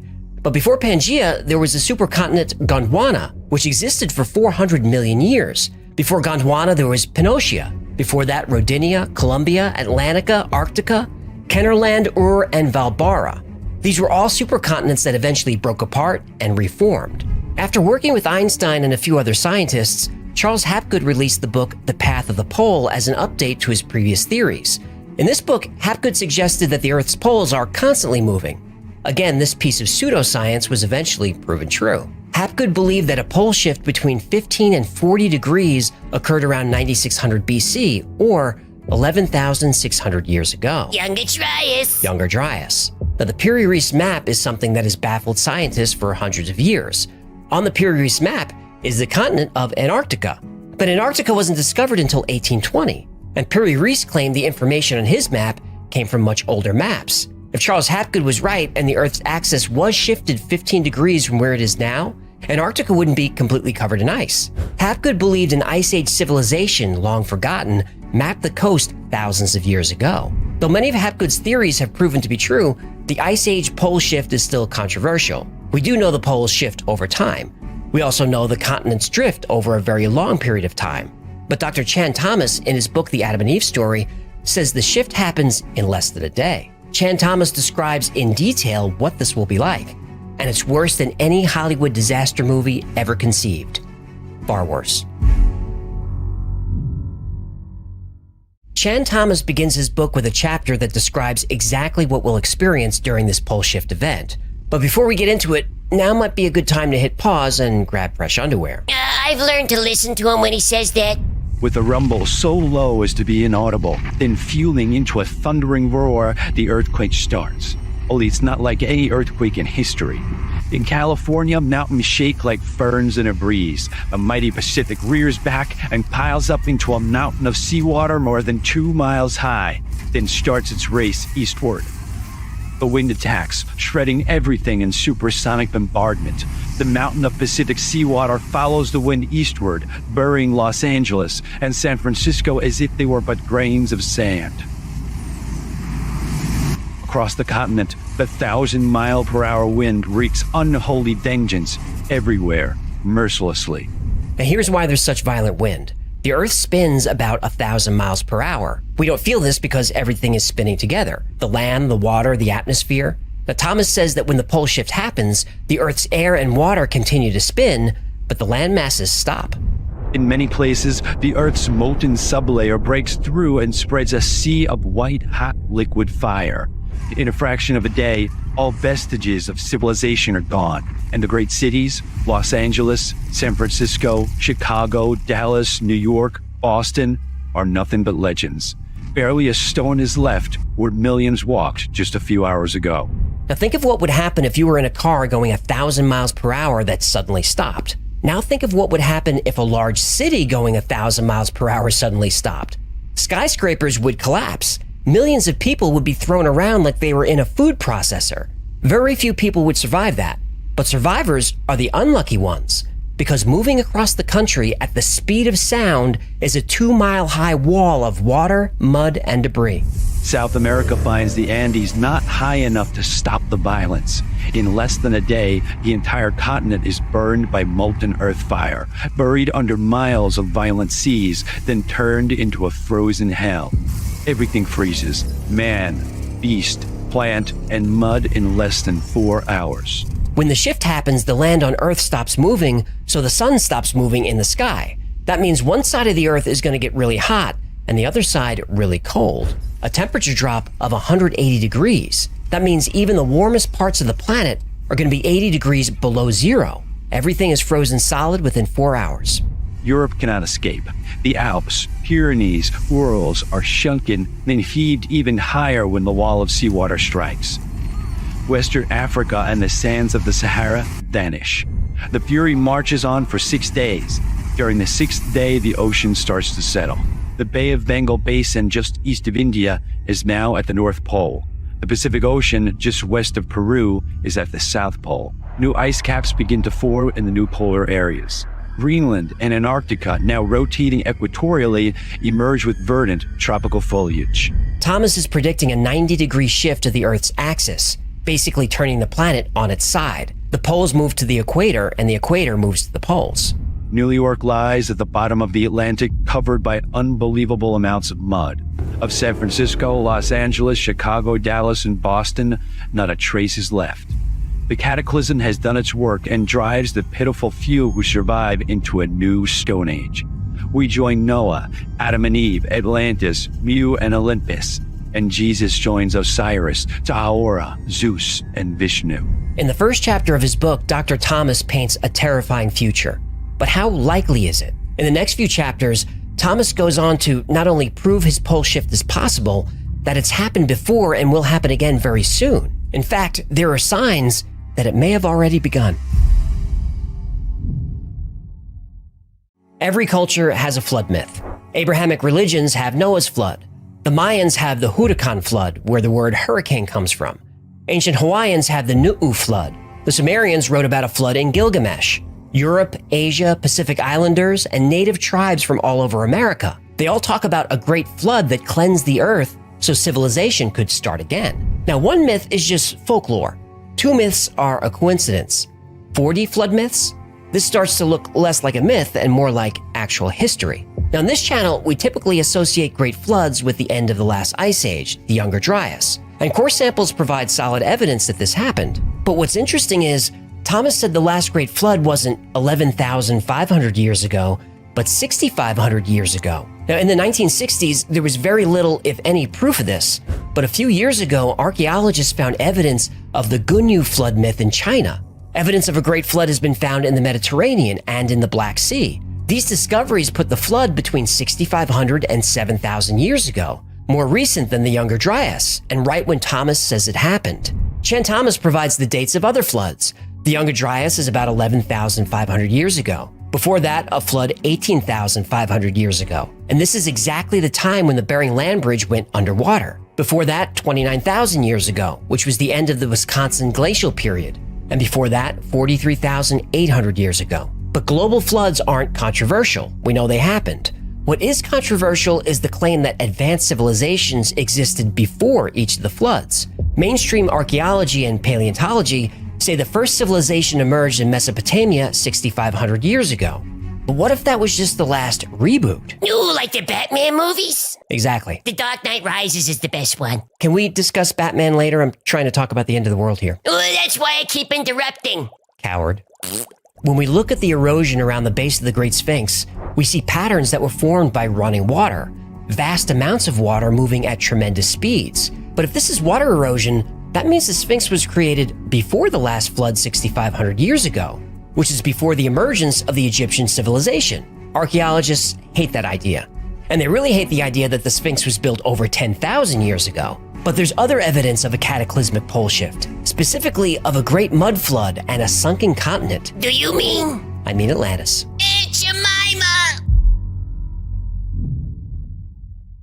Chan Thomas makes some pretty extreme claims in the Adam and Eve story.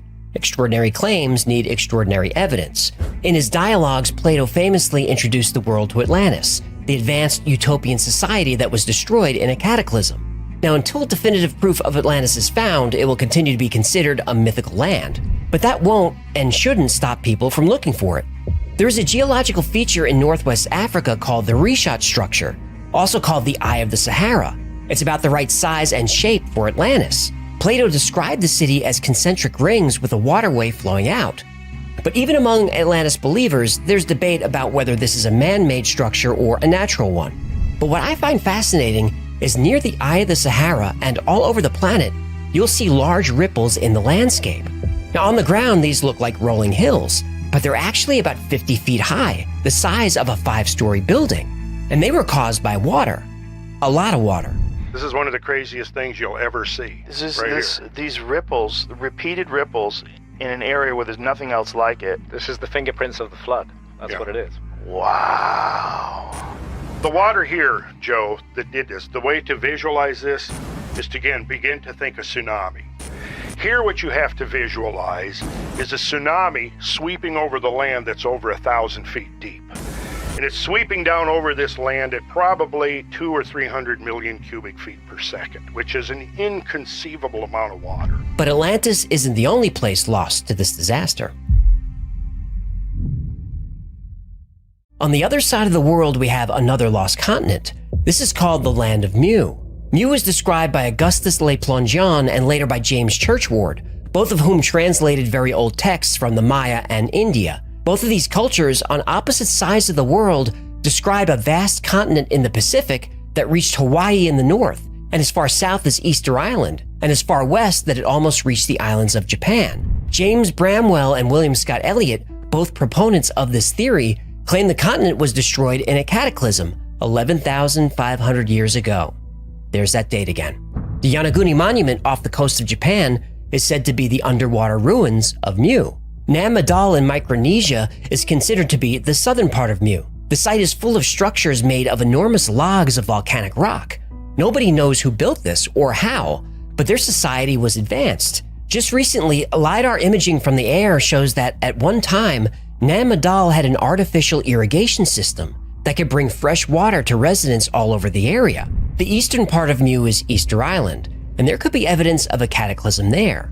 On Easter Island are the Moai statues, and you've seen these. It's lots of heads, about 1,000 actually. And most people don't realize that these statues have bodies buried deep underground. So there are two options. One, whoever built the statues first dug holes, then buried 30-foot tall, 80-ton statues up to their necks, then filled in the holes. Or two, the statues were completely above ground, but at some point were buried by something. And look at Easter Island. It's a tiny island in the middle of nowhere. At one point, 12,000 people lived there. Where did they come from?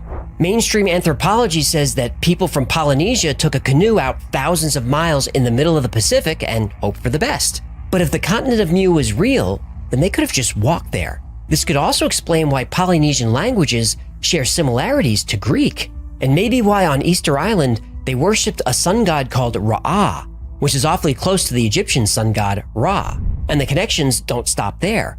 There are similarities between Greek, Egyptian, and even Indian gods, as if all these cultures intermingled or came from a single source. Chan Thomas lays out some good evidence for the cyclical cataclysm theory. But the big questions are how and when will it happen? Well, you're not going to like the answer. Dr. Chan Thomas lays out a compelling argument for a coming global cataclysm. But when? Well, to answer that, we have to understand how it happens. In the story of Adam and Eve, Thomas includes a diagram showing the cross-section of the Earth and a description of the process. The process of a cataclysm is known now. Look at the cross-section of the Earth inside the front cover. You'll see two molten layers, the orange ones. The important one is the thin molten layer starting 60 miles down, extending 60 miles deeper to 120 miles below the surface of the Earth. The thick, deep molten layer starting 1,800 miles down at the bottom of the mantle and extending 1,300 miles deeper is the outer core. Seismology has proven these two orange layers to be molten, and they are white hot, over 2,500 degrees Fahrenheit. Now, Dr. Thomas was able to predict seismic activity all over the world. Inside the Earth, the electrical and magnetic structure of the interior makes the layers act as if they were near solid. As long as the magnetic and electrical structure of the Earth maintains its orderliness, it keeps rotating on axis in a normal manner. Every few thousand years, the magnetic and electrical orderliness in the shallow molten layer is disorganized, to the extent that the shallow molten layer is allowed to act as a free liquid, which then serves as a lubricant for the ice caps to pull the shell around the Earth's interior so as to have the ice caps shift about 90 degrees into the torrid zone. When this event occurs, the layer beneath the Earth's crust turns from solid to liquid. Then the land masses can slide around freely, and the weight of the ice caps then yanks the Earth off axis. In 1/4 to 1/2 a day, the geographic poles move to the torrid zone and all hell lets loose. Well, that's an understatement. The atmosphere and the Earth's oceans don't shift with the shell. They just keep on rotating west to east, and at the equator, that speed is about 1,037 miles per hour. So while the shell shifts with the poles going to the equator, the winds and oceans continue eastward, blowing and flooding across the Earth at supersonic speeds, inundating continents with water miles deep, destroying everything with which man has ever dealt, including himself. That's a summary of the process. Oh, when is all this supposed to happen? I need time to get a steel-reinforced bow. Well, Chan Thomas updated his prediction in 1993 and said the shift would happen in 7 years, around the year 2000. He mentioned that Nostradamus and Edgar Cayce made the same prediction. Yeah, but that's over 20 years ago, which means we're due. We're due. There's a lot more to the Adam and Eve story, but those are the bullet points. And if you want to read the entire book, there are links below. So, should we panic? Well, let's address a few items in the book and see how they compare with known science. But first, let's clear up a few things. I told the story based on what's in the book and in the articles and videos floating around the web. The videos aren't completely accurate. First, you'll hear that Chan Thomas is a made-up name. Because the subject matter was so explosive, he wrote the book under a pseudonym. Well, this isn't true. Dr. Chan Thomas was a real person. Chan is a nickname. His full name was Dr. Chauncey Powers Thomas. He was born in Missouri in 1920 and passed away in 1998. He was married and had children and grandchildren. He was an electrical engineer and he did work for McDonnell Douglas. He even appeared as a UFO expert in a documentary in the 90s. And he was on Johnny Carson on April 7th, 1965 with Ava Gabor. Well, at no point in this story did I think we'd end up with Johnny Carson and Ava Gabor. Dr. Thomas wrote a few books, some about the coming cataclysm. He wrote about ESP, UFOs. He wrote one book on how to teach yourself natural childbirth. Wait, what? What does he know about childbirth? Now, I'm not a biologist, but I don't think men can... Don't go there. Another thing you'll hear is that the book was originally 284 pages, but the CIA only released 57 of those pages. Not true? Nah. The original book was 57 pages. If you look at the table of contents, the conclusion begins on page 45. And some people will say the CIA is withholding documents because pages are missing, like page 8, page 18, page 20, and a few others. Well, they're missing because they're the opposite sides of title pages. In the original book, they're blank. And I could show you this. Someone has a copy.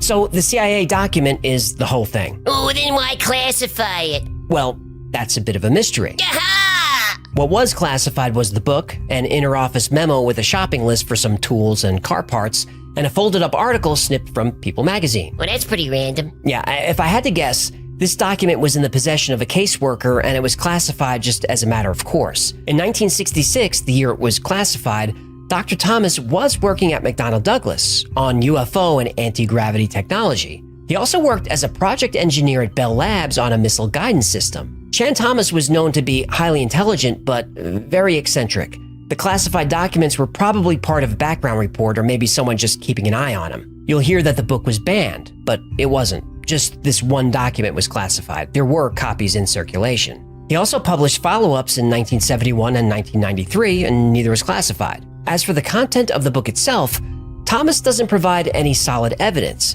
He makes a lot of deductions from old texts, some of which are pretty big leaps, and it seems like he's borrowing ideas from other catastrophists like Hapgood, Immanuel Velikovsky, and a few others. But he's cherry-picking his favorite parts without giving specifics. For example, his theory about the ice caps knocking the Earth off axis, well, that comes from Hapgood's first book. But after working with scientists, including Albert Einstein, Hapgood issued a follow-up book that explains how he got that wrong. But Dr. Thomas, he sticks with the story. And the liquid crust bit he talks about? He says the Earth's magnetism and electricity become disrupted. He offers no evidence or even an explanation of how it happens, just that it does. Now, there are ice core samples from the eastern part of Antarctica that show it's been covered in ice for at least 1.5 million years. Now, granted, the western side of the continent is a little trickier because it may not have always been covered in ice. But either way, we know for certain it's been down there for a long time. When Chan Thomas released an expanded version of the book in 1993, he didn't make any corrections or provide any new evidence, but he did have chapters on ESP, on UFOs, and on angels. It doesn't read as scientific at all. In fact, it's a hot mess. He jumps all over the place without a cohesive narrative. It feels like he gathered a bunch of ideas he had over the years and then threw them into one final book. So, 2 questions. Was Dr. Chan Thomas a serious researcher? No. But is there evidence to support some of his claims? There is. Now, I don't believe Dr. Chauncey Powers Thomas was a serious researcher. Whether he really had ESP or not, I'd rather not get into it. But some of the claims he makes in his book have been proven possible. We know that global floods have happened. The evidence is everywhere. But these floods, specifically from the Younger Dryas, were not from the oceans, they were from the rapid melting of glaciers. Still, they were destructive. They really did create tsunamis 1,000 feet high, and they really raised the sea level hundreds of feet. He says the temperature drops so much and so quickly that everything is instantly frozen solid. He talks about woolly mammoths being frozen with buttercups in their mouths. Now, this is true. Mammoths have been discovered that were frozen in the middle of eating. Now, it takes a long time to freeze a steak, but to flash freeze a mammoth? Those conditions would have to be extreme. According to Thomas, seismic activity is one of the reasons the Earth's axis shifts. This is also true.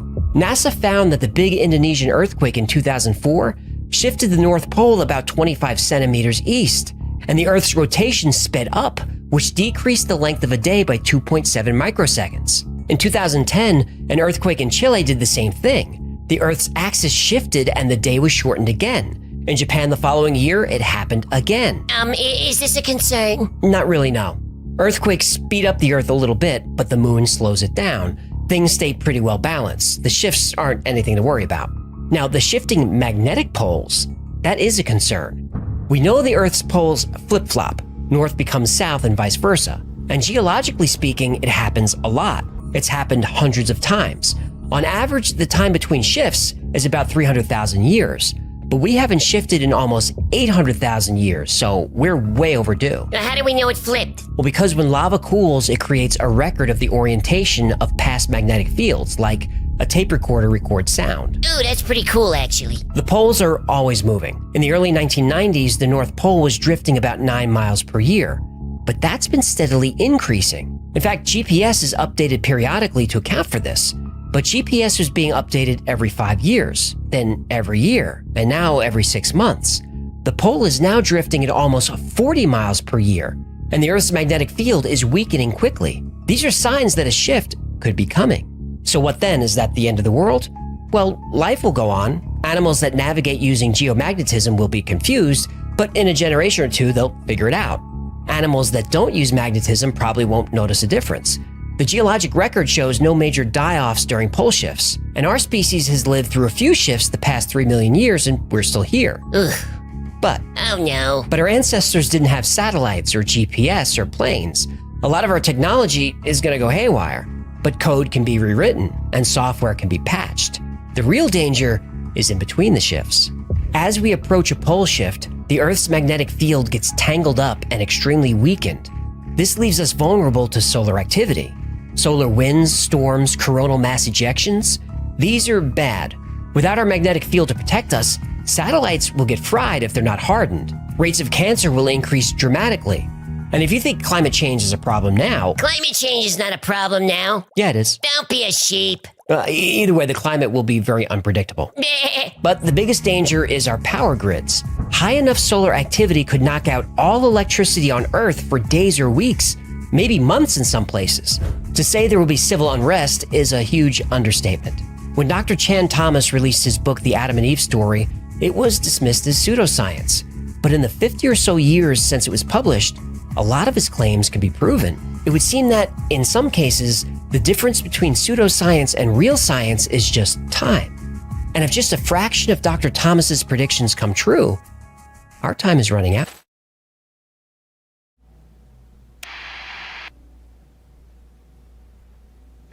What if I told you Hecklefish taught me everything about disruption?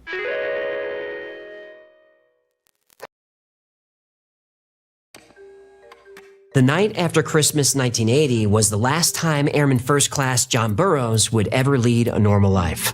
He was on patrol at American-operated Woodbridge Air Force Base in southern England.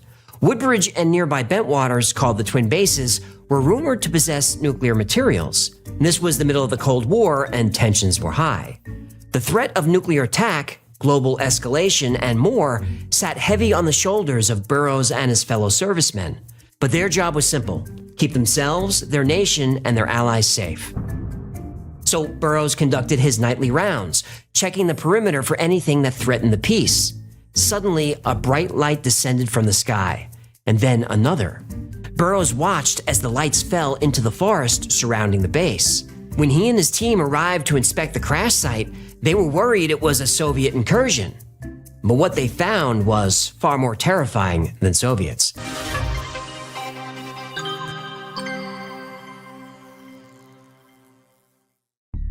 It all started around 3 a.m. on December 26, 1980.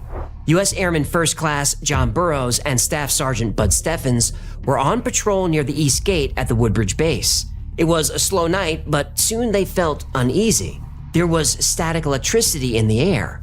Suddenly, a light descended from the sky into Rendlesham Forest, landing about half a mile from the end of the base's main runway. And then another light. The lights were flashing red and blue, green and yellow, on and off.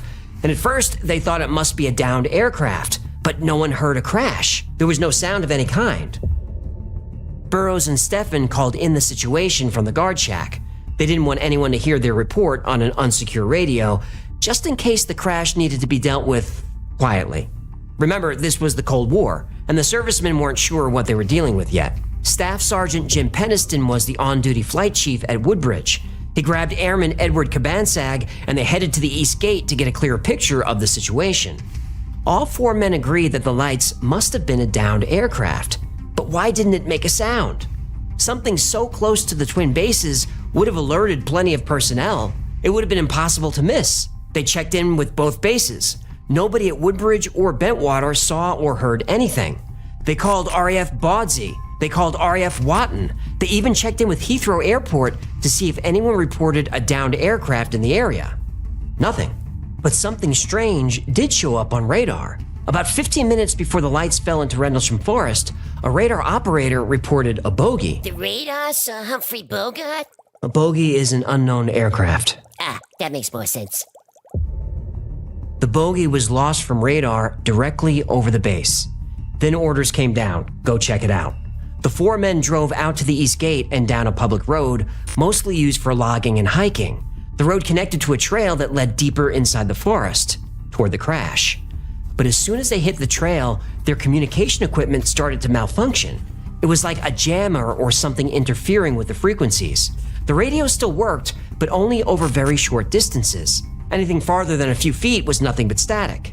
Now, in the distance, they could hear farm animals going crazy. All around them, wild animals sounded like they were screaming like humans.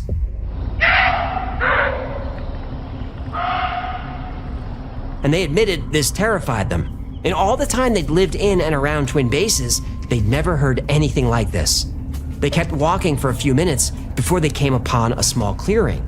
And as soon as they stepped out of the trees, an explosion of light hit them. The light was blinding.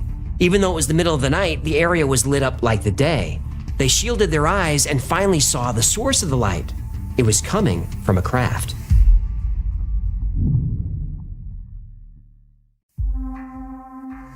The triangular-shaped craft made no sound, and when the men took a step toward it, the animal stopped screaming. Yeah, tell me, Clarice, have the lambs stopped screaming? You want me to tell the story or not? Sorry, I couldn't help it. Go on. The feeling of electricity was now everywhere. Peniston said he could feel it on his skin. He rubs the lotion on its skin, or else it gets the hose again. When Peniston got closer, he saw symbols that looked like hieroglyphics engraved on the side. He ran his hand along the exterior of the craft. The metal was smooth and warm to the touch. The symbols, whatever they were, felt like sandpaper. As Peniston drew his hand away, everything went bright white. It took a second for his vision to return, and when it did, he grabbed his notebook and wrote down as many details as possible, including diagrams. After a few minutes, the craft slowly started to lift into the sky, still silent. It took 2 or 3 minutes to clear the tree level. Peniston wrote about the liftoff in his notebook. I estimated it to be about 3 meters tall and about 3 meters wide at the base. No landing gear was apparent, but it seemed like she was on fixed legs. I moved a little closer. I walked around the craft, and finally, I walked right up to the craft. I noticed the fabric of the shell was more like a smooth, opaque black glass. Where the craft had landed, they saw a few indentations in the ground, but not much else. As they made their way back to the others, Peniston made the comment that the experience lasted a few minutes. Burroughs stopped, confused. For him, it was only a few seconds, and that was weird. They finally got to the end of the trail, but everybody was gone. Cabansag, Chandler, and 6 other military personnel were all the way back on the road and in a state of panic. In the commotion, someone radioed Woodbridge to report Burroughs and Peniston were found safe and alive. They could call off the search party. Search party? Yeah, Peniston and Burroughs didn't understand. They were just a short walk down the path, and they were out of contact for just a few minutes. But that's not what everyone else experienced. When Burroughs and Peniston disappeared into the forest, they were gone for almost 45 minutes. Missing time! Yep. Then Peniston felt dizzy and uneasy on his feet. And though he didn't admit it at the time, this is when the vision started.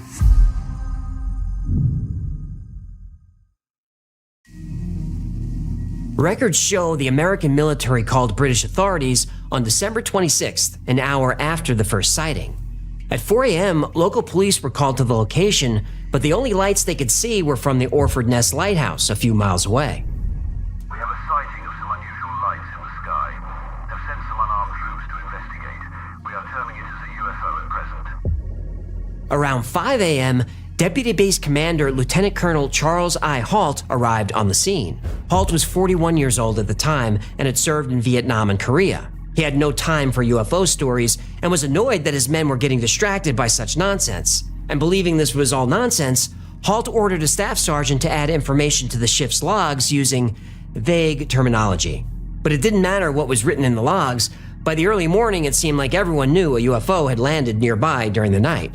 Before daybreak, a group of men went back to the site to take measurements and photographs.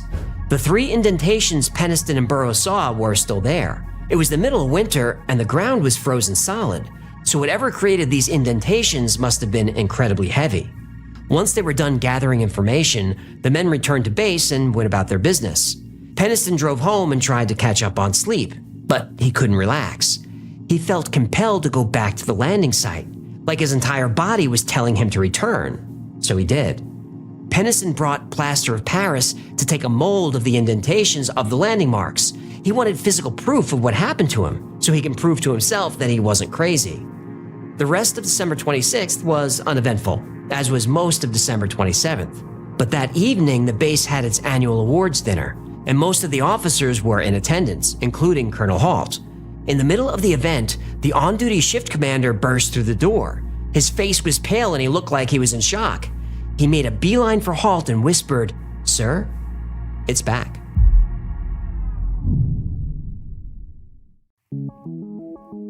Halt assembled a team to investigate. The men gathered handheld cassette recorders, cameras, and even a Geiger counter to measure radiation. Halt was known for carrying a tape recorder wherever he went, and he recorded the investigation in real time. We're about 150 or 200 yards from the site. Everything else is just deathly calm. There's no doubt about it. There's some type of strange flashing red light ahead. When they got to the landing site, the 3 indentations in the ground where the craft allegedly landed were throwing off radiation. 7 tenths right there in the center.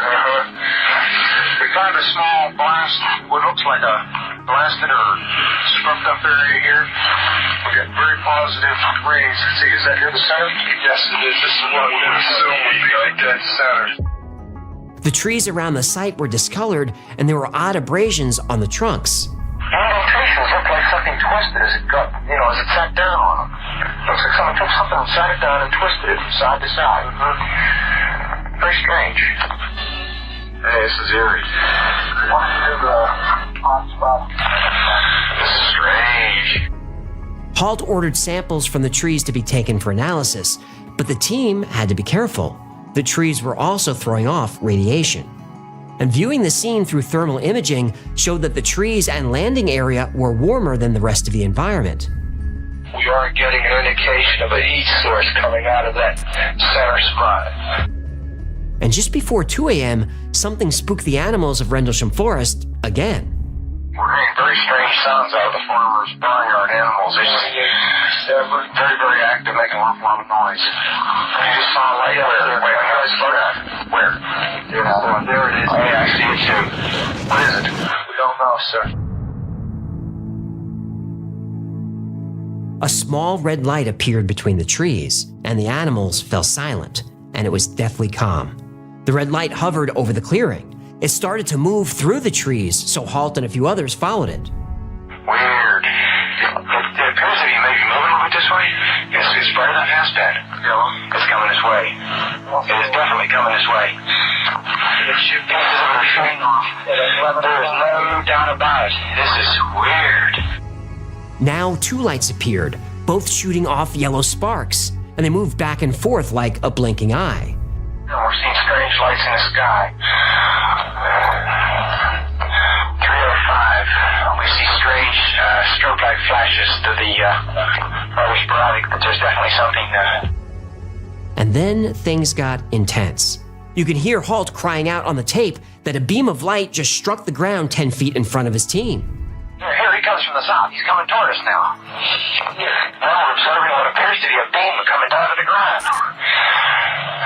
This is unreal. The light was described like a laser. It wasn't damaging anything, but the men got the impression that it was scanning for something. Now, we still don't know if there were nuclear weapons stored at the twin bases, but this would only be one of many UFO encounters at a nuclear facility. Local police were also busy responding to reports of strange lights all over the county. But as quickly as they showed up, the Rendlesham UFOs were gone. The witnesses had no answers. They were left with only questions. But they were left with more than that. I was very skeptical. I found what had allegedly taken place hard to believe, and I was really going to debunk it, quite frankly. And as events unfolded, I became more and more concerned that there may be something to this. I kept telling myself that there had to be some type of an explanation for it, but I certainly couldn't find one, and even to this day, I can't explain what happened. In the months after the incident, Burroughs, Peniston, and others started experiencing health problems. Burroughs' eyes were deteriorating. He had throat issues. He developed a heart condition. Years later, a specialist told Burroughs that his symptoms are usually found in people exposed to high levels of radiation. Now, Burroughs remembered the high radiation readings in Rendlesham Forest. He requested his medical records from the Air Force, but the request was refused. And this was years after he retired from service. And at one point, the military wouldn't even admit that Burroughs had served. All information on him was considered top secret. Doctors later identified the cause of Burroughs' injuries as broadband non-ionizing electromagnetic radiation. Now, this could occur if you're exposed to ultraviolet, infrared, or high-powered microwave energy. The military now had no choice but to acknowledge the situation. The US government finally admitted that these servicemen suffered serious health problems, and a few of them were even granted medical disability. But many of Burroughs' medical records are still classified to this day. Sergeant Jim Peniston also experienced after effects from the UFO encounter.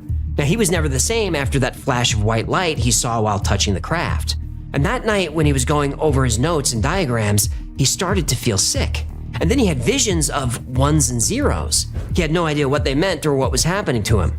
But the numbers were so vivid, he started writing them down. And the more he wrote, the better he felt. Then finally, the vision stopped. Jim put his notebook away and didn't think about it again for another 30 years. He had completely forgotten about writing down all those ones and zeros, but in 2010, he pulled out his notebook for an interview. He wanted to show the symbols that he saw on the craft. As he was thumbing through the notebook, he came across the pages with the numbers. The interviewer said, "Wait, what's that?"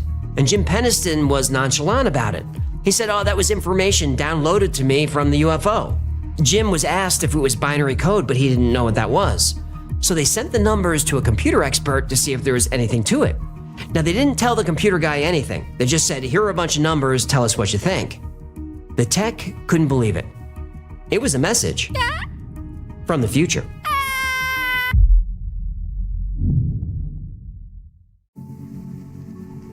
For 30 years, Jim Peniston had a binary message transmitted to his brain from a UFO, and he didn't know it. This is what it said. Exploration of humanity continuous. Continuous for planetary advance. Eyes of our eyes. Origin year, 8100. And if that doesn't blow your mind, how about this? The rest of the message is a list of coordinates for locations all over the planet. Caracol, Brazil, Sedona, Arizona, the Great Pyramid of Giza, the Nazca Lines in Peru, Mount Taishan in China, the Temple of Apollo in Greece. And this final location is labeled the Origin. Wait, what? In the middle of the ocean? Yes, but this location might not have always been ocean. There is a mythical island called Hy Brasil that was allegedly here at one time. Hy Brasil is a phantom island, which is an island that appears on maps for a period of time but is later found to not exist. Now, Hy Brasil appeared on maps for hundreds of years, including the famous Piri Reis map, which was based on much older maps. Researchers and archaeologists have searched extensively for the island, and there is evidence that islands once existed there. Shallow water shelves have been found at Porcupine Bank, northwest of Ireland, and similar shelves were discovered at Rockhall further north. All of the locations in the binary code are known as highly spiritual places, but they've also been called portals to other dimensions or to other planes of reality. Because of this, Jim Penniston doesn't think the Rendlesham UFO was extraterrestrial. He thinks it was us. He thinks this was a message from humans from 6,000 years in the future. And that's becoming a more common theory regarding the recent UFO activity. And I've noticed that NASA is being very cute about their explanations. They said just this week that there's no evidence that any UAPs are extraterrestrial in origin, but they still don't know what they are. To me, that sounds like NASA thinks it's possible that the UAPs are not from another planet, but from this planet. Now, maybe an ancient race of humanoids have existed here for thousands or millions of years, and now they're making themselves known. Or maybe, like Jim Penniston believes, we're being visited by our future selves. The big question is, why? Why now? It feels like they're trying to warn us of something. And because UFOs seem to be very interested in what we're doing to the planet, and extremely interested in what we're doing with nuclear technology, the warning is pretty serious.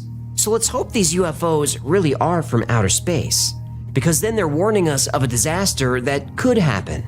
If the warnings are from us in the future, then whatever disaster they're afraid of, it's already happened. And considering what's going on in the world right now, I don't think there's any way to stop it.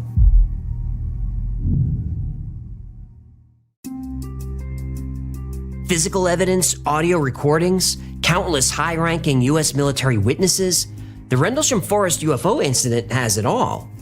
But is any of it true? Well, the answer, like in many UFO cases, is it's complicated. So let's start with the big picture. Are there official records of an unknown object in Rendlesham Forest on December 26th and December 28th, 1980? Yes.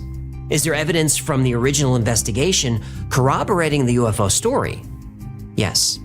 But there are issues. There's a discrepancy over the date of the first sighting. All of the official witness statements say the lights first appeared on December 26th, except one. Penniston's statement is undated, and both he and Halt wrote independently the date of the first sighting was actually December 27th, the following night. Halt didn't even file an official statement with the military. He wrote a memo on January 13th, 1981, after taking statements from Penniston, Burroughs, Cabansag, Chandler, and others. But some of the witnesses said their statements were rewritten and they were forced to sign. In Burroughs' witness statement, he said the light came from the nearby lighthouse, and that's that. Cabansag's statement says the same thing. The Orfordness Lighthouse is visible from the landing site on the eastern edge of Rendlesham Forest, the exact direction the men saw the lights. The blue and red lights? Well, Burroughs said it was probably just local police checking out the scene. Penniston is the only witness who claimed to encounter the craft. He said he got within 50 meters of it, but it flew back every time he got closer, and later that story changed. Penniston is the only one who reported missing time, and he didn't report this until years later, and only after he went through regression hypnosis in 1994. You said hypnosis with a little bit of stank on it. Yeah, I'm not sure if regression hypnosis is finding lost memories or creating new ones. Whoa! It's all right, sweetheart. What is it? Oh, there was like 20 of them. It was during hypnosis when the details about touching the craft and the symbols got added to the story. Penniston and Burroughs both have changed their stories a lot over the years. There was a very strange feeling in the air. Colonel Halt is always portrayed as this by-the-book, hard-nosed military commander, but there are questions about him too. Halt is quoted as saying, during debriefing, witnesses to the Rendlesham UFO incident were subjected to mind control efforts using drugs and hypnosis by the British and American authorities. Now, no one else makes this claim, and it wasn't mentioned until years later. And a lot of data Halt said existed no longer does. Cover up. Well, a lot of people say that, and it could be. But Halt's famous audio recordings are in his possession, and he says he's got the whole night, 4 or 5 hours on tape, but he's only released 18 minutes of audio, and those 18 minutes are edited. He refuses to release anything else. Now, Peniston's notebook is also a problem. Other witnesses say there's no way he could have written anything down. He wasn't at the site long enough. The notes also don't line up with the other witness statements. Even the date is wrong. Now, there are plenty of details in witness statements that do line up, but a lot of those can be explained. Halt said the reddish-yellow light he saw through the trees would appear every 5 seconds. Now, we can hear this on the tape, but the light from the lighthouse was visible through the trees, and it was set for a 5-second rotation. Kabansag also mentioned this pulsing light, but the light he saw was confirmed to be the lighthouse. Whenever the Rendlesham story comes up, we only hear from the witnesses who confirm the story as true. Rarely do we hear from the many witnesses who claim there were no UFOs, but those witnesses do exist, and they too have given sworn statements. There was absolutely nothing in the woods. We could see lights in the distance, and it appeared unusual as it was a sweeping light. Contrary to what some people assert, at the time almost none of us knew there was a lighthouse at Orfordness. Remember, the vast majority of folks involved were young people, 19, 20, 25 years old. That's one reason the lights appeared interesting or out of the ordinary to some people. Government shill. Maybe. The marks in the trees were confirmed to be hatchet marks, indicating to foresters which trees to cut down. The high levels of radiation actually weren't high at all. Even the highest readings were within the normal range for background radiation. The indentations in the ground weren't all that deep. Locals say they were made by animals. Now, speaking of animals, the screaming in the forest is a creepy detail of the story, but it was probably a deer. Oi, deers scream? Muntjac deer do.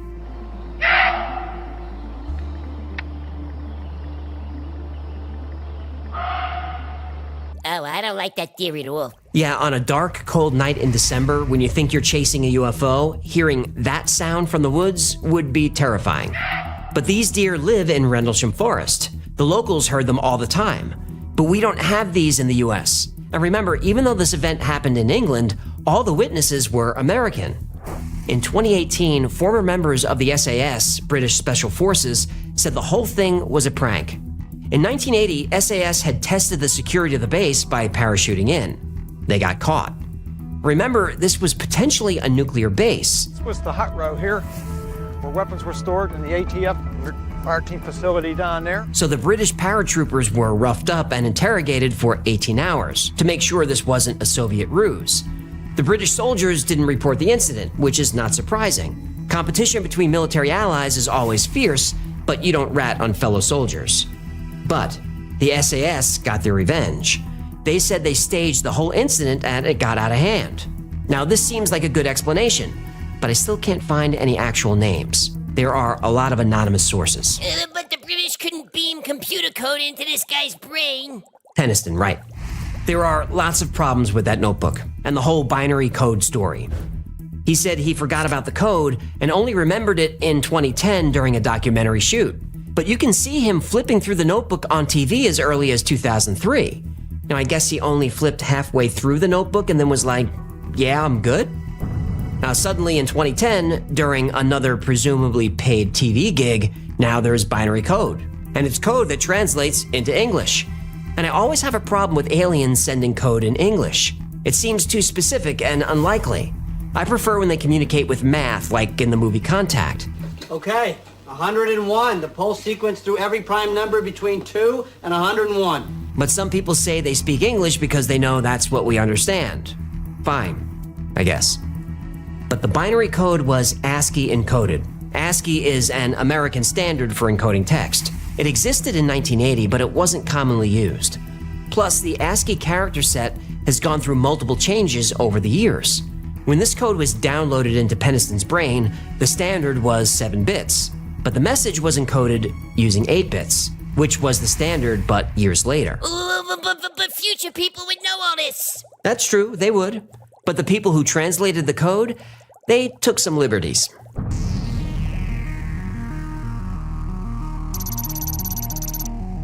They said it was this,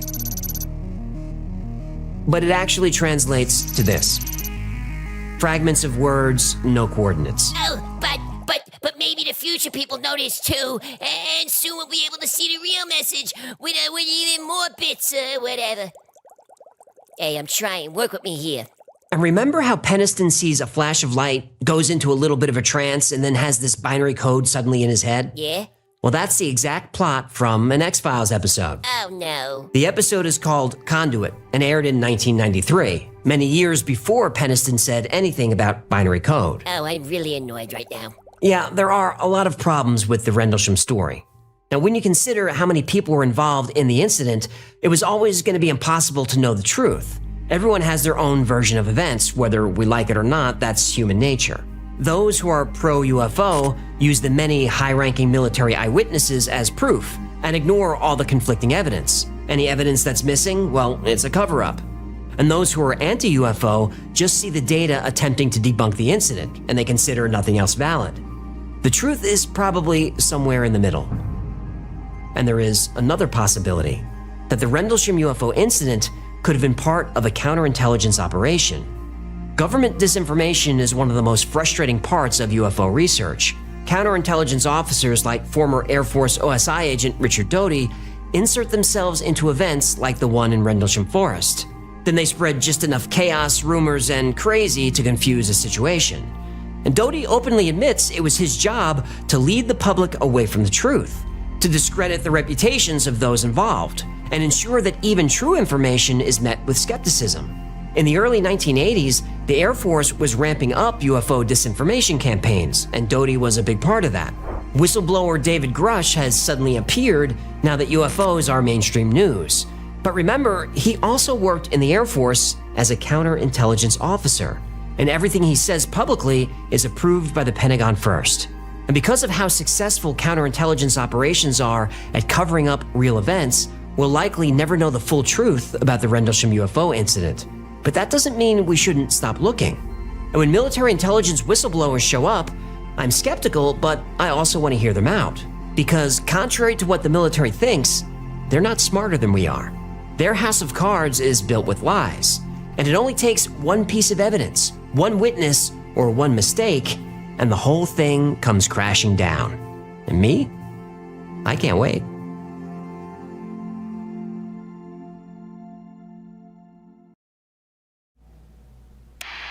Come on, everyone's trying Blorpus. Even Hecklefish thinks it's cool. No thanks. I watch the Y-File stream for learning, not strange experiments. More for me then. Blorpus. Not even once.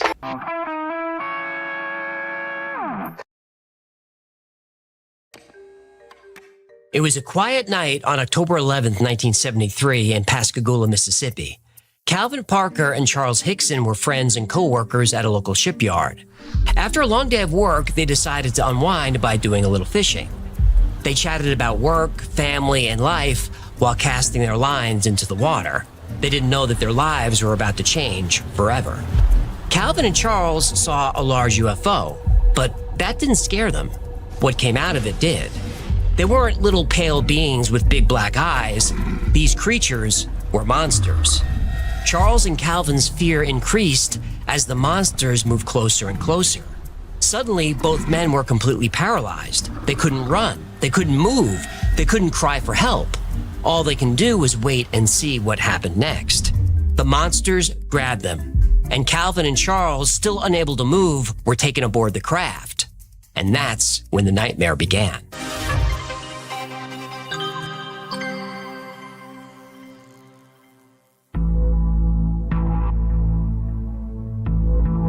Charles Hickson and Calvin Parker were co-workers at a shipbuilding company. After a tough day at work, they went to the Pascagoula River and found a quiet spot on a pier to do a little fishing. Yeah, hold on. Let me fix that for you. They found a quiet spot on a pier to do a little murdering. Do you mind? Sorry. I lost a lot of good friends to the hook. The wounds are still raw. Go ahead. A blue light appeared in the sky, growing larger as it approached. It came from a disc-shaped craft about 40 feet long and 10 feet tall. It hovered above the water, making a strange buzzing sound. 3 creatures floated out, also hovering above the ground. They were about 5 feet tall, with pale, wrinkled skin. Their heads connected directly to their shoulders. Their faces were grotesque, with pointy protrusions instead of noses and ears. Their large round eyes seemed lifeless. Instead of hands, the beings had crab-like claws at the ends of their arms. Claws? Like the crab cat? Yes, they had claws like a crab cat. Fear the crab cat! The creatures made an eerie buzzing sound as they drew closer. Charles and Calvin became paralyzed with fear. Then they realized it wasn't fear that paralyzed them. The creatures had done something to them, and they were helpless. The beings grabbed Calvin and Charles with their claws, lifting them off the ground. The men felt weightless. Calvin, overwhelmed by terror, fainted, and he was lucky. Charles felt numb and detached, as if his mind were separated from his body. The beings carrying Charles and Calvin started floating back to the craft. As they approached the ship, a section of the hull rippled like water. The metal vanished, creating an entrance. Charles was paralyzed and could only move his eyes, which were now assaulted by blinding light. Charles's mind was racing. He couldn't move. He couldn't see. He was trapped. He could feel the creatures surrounding him. As cold claws pressed against his skin, he closed his eyes and prayed that this was all a dream. He prayed to wake up. His prayers went unanswered. This was no dream. It was a nightmare, but he was wide awake, and the nightmare was just getting started.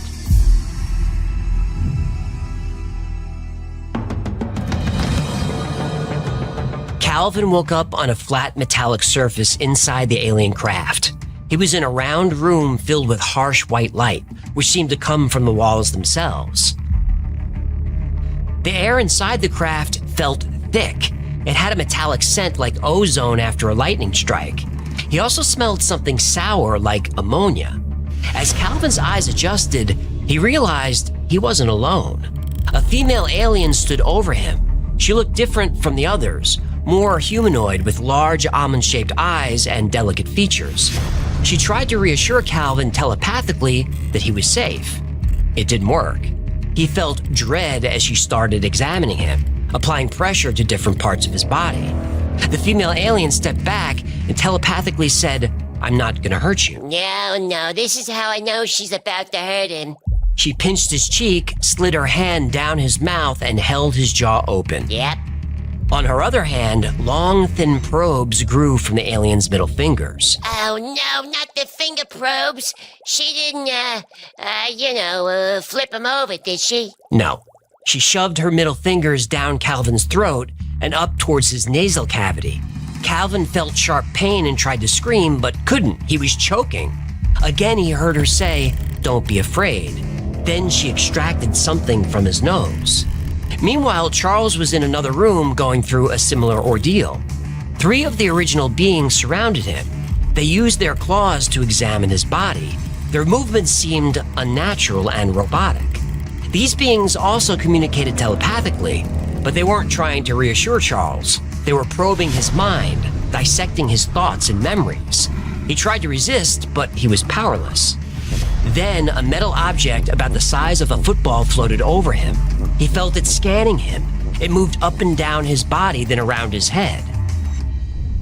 While Charles and Calvin were undergoing their procedures, they saw other beings moving around, performing tasks. A few beings were still and silent, observing them intensely. There were consoles around the rooms. Each had blinking lights and projected holographic symbols in the air. The symbols reminded them of hieroglyphics. They moved and changed shape as the aliens did their work. Charles and Calvin also felt that the craft was more than just a machine. It felt alive and sentient and aware of them. They could feel it observing them and probing their minds. The craft emitted a strange, rhythmic buzzing sound that was so disorienting they had to resist the urge to vomit. Oh, that's how I feel when I listen to K-pop. It was becoming too much. The symbols floating in the air, the sounds, the lights, the smells. The entire experience was a twisted nightmare. The human mind was not designed to comprehend any of this. Calvin, still being examined by the female alien, felt himself passing out again. As his consciousness began to fade, images flashed through his mind. Hundreds, maybe thousands of human faces, all with the same look of terror and confusion. Then it hit him. Calvin and Charles weren't special, and this situation wasn't unique. This living nightmare was more common than anyone thought. The last image that flashed through Calvin's mind was the female alien's eyes. She was trying to tell him something important. But before Calvin could understand, everything went dark.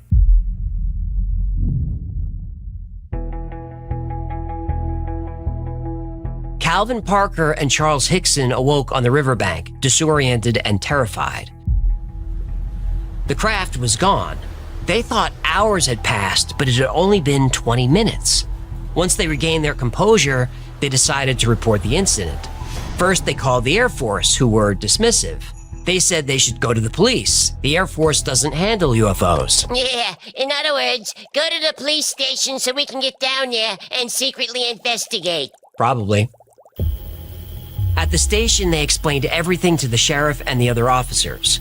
Though they were skeptical of the story, they sensed genuine fear in their voices, so the officers decided to test them.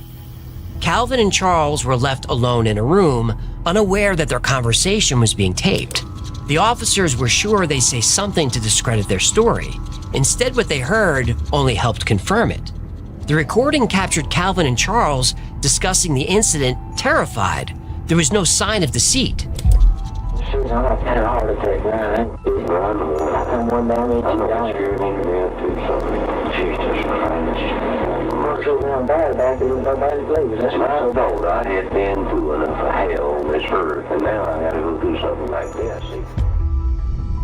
The recording, now known as the secret tape, became a key piece of evidence supporting the men's claims.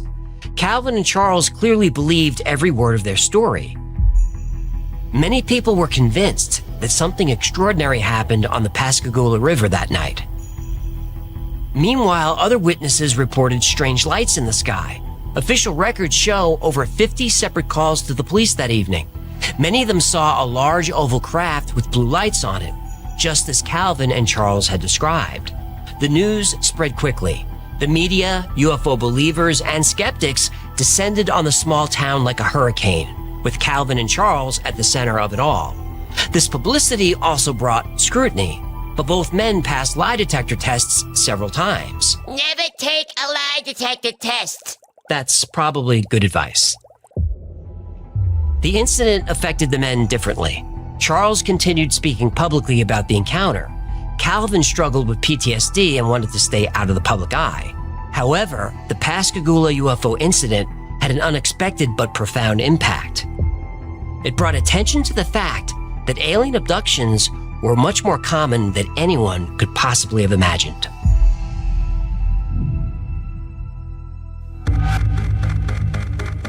The Pascagoula incident is a fascinating and terrifying story, but it's far from unique. Over the years, many people have come forward with accounts of extraterrestrial encounters and alien abductions. You've probably heard of a few of them. One of the most famous cases occurred in 1961 when Betty and Barney Hill claimed to have been abducted in New Hampshire. The Hills described small beings with gray skin and large round eyes who examined them aboard a spaceship. The Travis Walton abduction in 1975 involved multiple witnesses.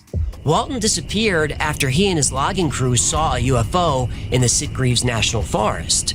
His co-workers saw him get struck by a beam of light from the craft, which then disappeared along with Travis. He was missing for 5 days, leading to an extensive manhunt. When Travis reappeared, he said he was aboard a craft with small, large-eyed creatures. Travis actually escaped his examination room and wandered around the craft. Then he encountered taller beings that were more human-like. In 1985, Whitley Strieber was abducted from his cabin in upstate New York. He described his abductors as short with large eyes and heads. Strieber wrote the book Communion about his experience. He gave vivid details about the painful procedures he endured.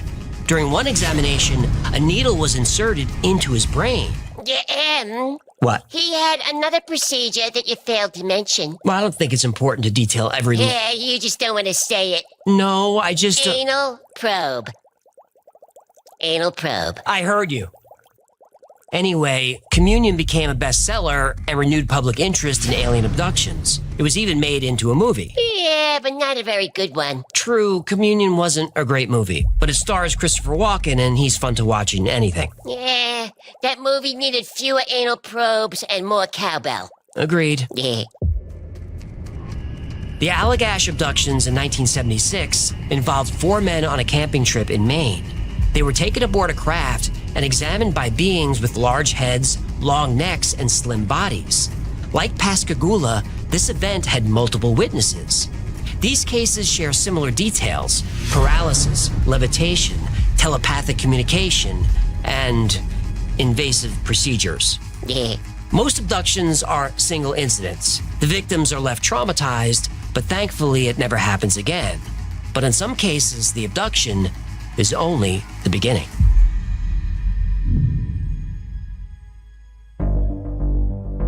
Charles Hickson's Pascagoula incident was just the beginning. He had several more alien encounters in the following years. In January 1974, a female entity visited his home. He described her as tall and beautiful, with pale skin and large almond-shaped eyes. Oh, he called a service? No, she came on her own. To do what? To deliver a message of peace and cosmic unity. Oh, he should have called a different service. Charles continued having encounters through the early 1980s. They ranged from brief UFO sightings to physical contact with many different races of aliens. Most aliens expressed concern about Earth's environment and pollution. How do you say, how dare you, an alien? They also worried about nuclear weapons. Some mentioned free energy. One group claimed humans were placed on Earth as an experiment. Another showed Charles visions of their homeworld and advanced technology. In 1983, Charles said he received an alien implant to track him and monitor his health. These encounters made Charles well known in the UFO community.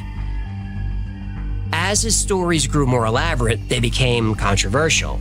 Some dismissed his claims as attention-seeking. Others believed aliens were especially interested in Charles.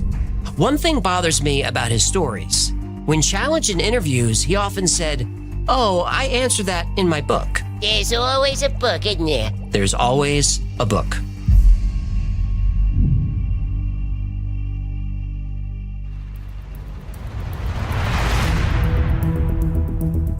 The Pascagoula UFO incident is a believable alien abduction story. 2 unwavering witnesses, a secret recording supporting their claim, other witnesses seeing the craft. It's considered one of the most compelling UFO cases in history. But is it true? Charles Hickson and Calvin Parker's accounts are detailed and consistent. However, there's no physical evidence. Let's explore a possible psychological explanation. Hypnagogic hallucinations are vivid experiences that occur between wakefulness and sleep, and they feel completely real.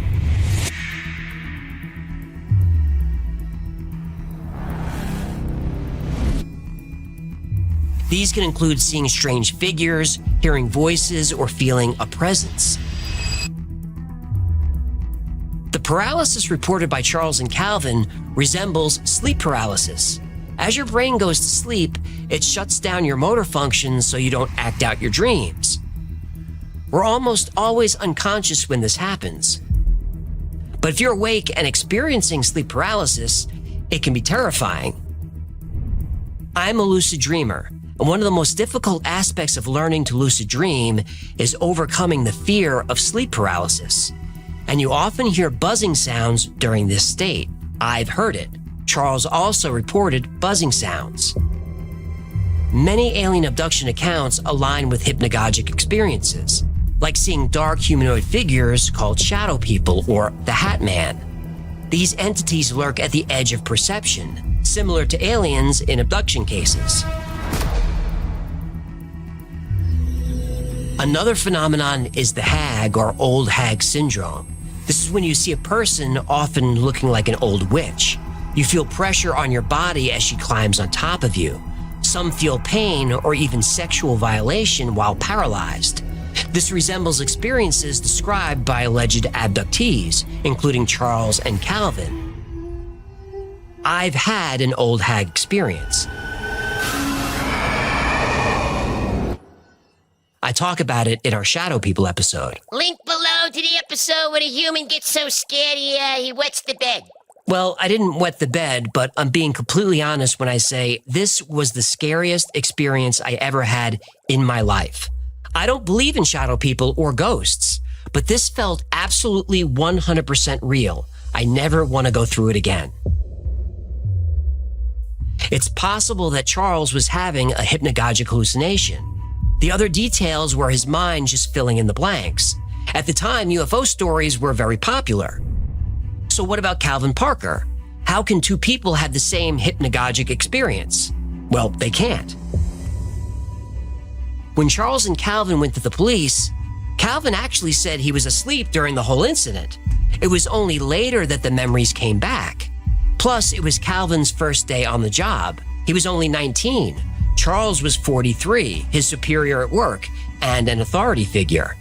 Now, I'm not saying Calvin lied, but human memory is unreliable. If you hear the same story over and over, your brain can create actual memories of that story, whether you experienced it or not. Calvin was actually hospitalized for a few weeks after the incident due to stress, and a few more times in the following years. And by the way, the men were doing a little bit of drinking before the incident, and a lot of drinking after. And Charles's story changed over the years. He added more details, and of course, he released a book. Now, Calvin stayed out of the spotlight for about 20 years, but then he started speaking publicly, and then he released a book. There's always a book. Now, we do have about 50 reports of strange objects in the sky with blue lights, but most of those reports came after the media coverage, but not all of them. There are plenty of reasons to be skeptical of this story, but there are also plenty of details that remain unexplained. I doubt Charles had all those additional encounters, but I believe he thought the first one was real. Both men were psychologically traumatized. Now, maybe it was imagination, but it doesn't matter. The trauma is real. I have experienced the terror that can occur in that sliver of time between wakefulness and sleep. I was traumatized that night. Maybe it was just imagination. It doesn't matter. The trauma is real. There are many people who believe they were abducted, assaulted, and violated by some otherworldly presence. Maybe it was aliens, an evil spirit, a demon, or a shadow person, and they suffer for years because of it. And if you're one of those people, I know you've been dismissed. I know people don't believe you. But even if it was just your imagination, it doesn't matter. The trauma is real.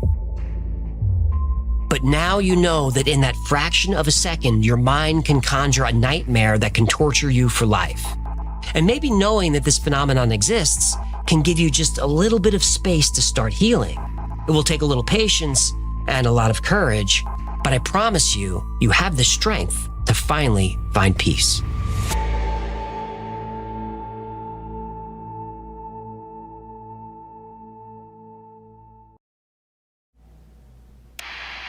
I've been watching Y-Files since 4 a.m. Bingo balls are government tracking devices. AJ proved it.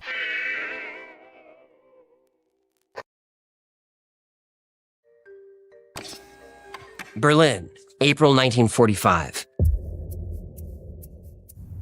Wilhelm Wolff, the Reich's astrologer, stood in a bunker beneath the burning city reading star charts. He saw something that terrified him. Mars would enter Leo on April 30th, and when it did, Adolf Hitler would die. Wolff kept the prediction to himself. 5 days later, Hitler killed himself. Mars entered the constellation Leo that exact afternoon. This wasn't the first prophecy that predicted the rise of Hitler. They actually started 500 years before he was born.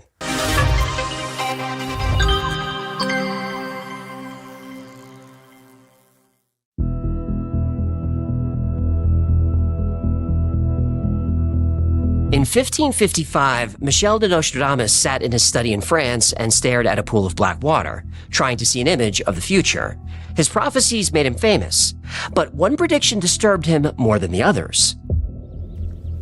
Out of the deepest part of Western Europe, From poor people, a young child shall be born, who with his tongue shall seduce many people. His fame shall increase in the eastern kingdom. He shall come to tyrannize the land. He shall raise up a hatred that had long been dormant. The child of Germany observes no law, cries and tears, fire, blood, and battle. Tears, fire, blood, and battle, eh? It sounds like my second divorce hearing. Please, no jokes when I'm trying to build drama. Sorry, I was triggered. Go ahead. Germany, a good speaker, rising hatred, war. Nearly 4 centuries before Hitler's birth, Nostradamus saw him coming. Then in 1821, the German Jewish poet Heinrich Heine published a warning. He described a German thunderbolt that would make the world crash. He said eagles in the air would drop dead. The lions in Africa would hide in their dens. Now, to people in the 1800s, it sounded like poetry. To people in the 1940s, it sounded like the Luftwaffe. In 1830, a Bavarian forest worker named Matthias Stormberger also had visions. He saw machines that would change the world, iron wagons moving without horses, great wire boxes carrying voices across vast distances, modern technology described over 100 years too early. But then his visions turned dark. 2 wars would devastate Europe. The first would last 4 years. After this war, money would lose all value. A loaf of bread would cost 1,000 marks. Then would come the Greater War. In 1923, German astrologer Elsbeth Eberton published her annual almanac. One entry stood out, a horoscope for a little-known political agitator named Adolf Hitler. She warned that this man had the chart of someone who could sacrifice himself for Germany, someone who would expose himself to danger through daring acts. She saw violence in his stars. She saw crowds following him. Now, Hitler was nobody, a failed artist turned street speaker. But Eberton's almanac sold thousands of copies. People read her prediction, and some believed. And believing made them watch for him. Across the Atlantic, Edgar Cayce had similar visions. In July 1932, he spoke about a dangerous form of imperialism rising in Europe. In 1935, he predicted war would begin in 1938 or 1939. In 1941, he predicted America's entry into the conflict. Every prediction came true. These weren't vague prophecies about distant futures. These were specific and highly detailed. Prophets across centuries, different countries, different methods, all seeing the same disaster, all describing the same man. In Munich, a small group had been collecting these prophecies for years, but they weren't trying to prevent what was coming. They were trying to create it.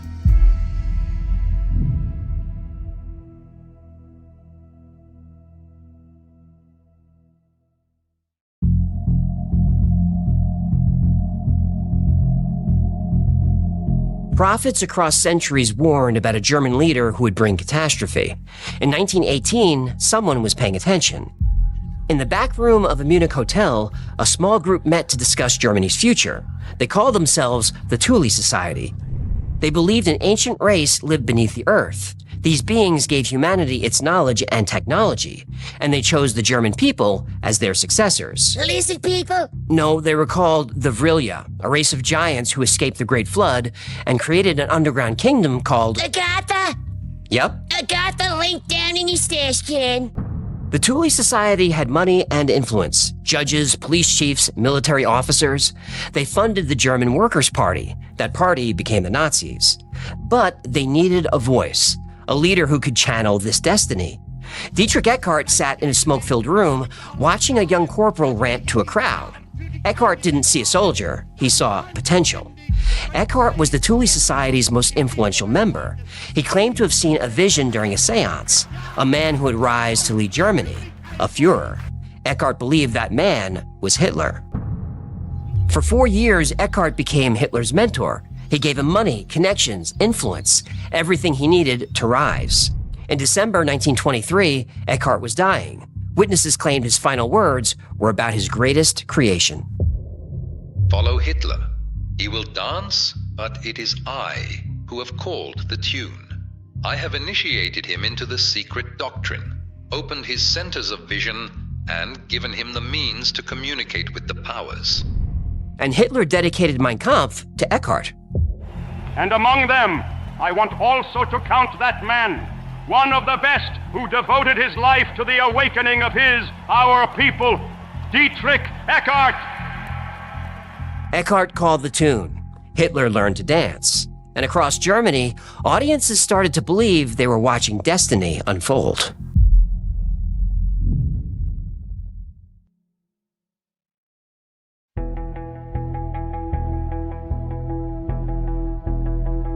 Dietrich Eckart molded Hitler into a leader, but orchestration required more than mysticism. It required showmanship. Erich Jan Hannessen was a con man. He reinvented himself as a Danish nobleman with psychic powers. But Hannessen understood something most magicians didn't. Power isn't about predicting the future. It's about making people believe that you can. Hannessen stood in front of a mirror with Hitler, correcting his posture. He taught the future dictator how to turn a trembling hand into a fist, how to turn a whisper into a roar. Hitler was a mediocre speaker. Hannessen turned him into a force of nature. Oh, great. A dictator gets a life coach. What could possibly go wrong? But Hannessen's greatest gift was prophecy itself. In February 1933, Hannessen hosted an exclusive event at his Palace of the Occult. He entered a trance and spoke a prophecy. I see a great house in flames. It is not a little house. It is a very big, official-looking building, and it will be consumed by flames before the end of this month. I see this with absolute certainty. 5 days later, the Reichstag building burned, and Hitler seized power. But Hannessen knew too much. 3 weeks later, his body was found in a field, 3 bullets in the back of the head. With Hannessen gone, Joseph Goebbels stepped in. As Minister of Propaganda, Goebbels continued the Hitler prophecy. On January 30th, 1939, Hitler addressed the Reichstag. Goebbels wrote the speech. Hitler delivered it. Today, I will once more be a prophet if the international Jewish financiers in and outside Europe should succeed in plunging the nations once more into a world war. Then the result will not be the Bolshevization of the earth and thus the victory of Jewry, but the annihilation of the Jewish race in Europe. That was more than a prophecy. It was a promise. And Goebbels made sure everyone in Germany understood. Hitler wasn't just predicting the future, he was creating it. Prophecy became policy. Prediction became propaganda. And Goebbels was about to weaponize it on a scale the world had never seen.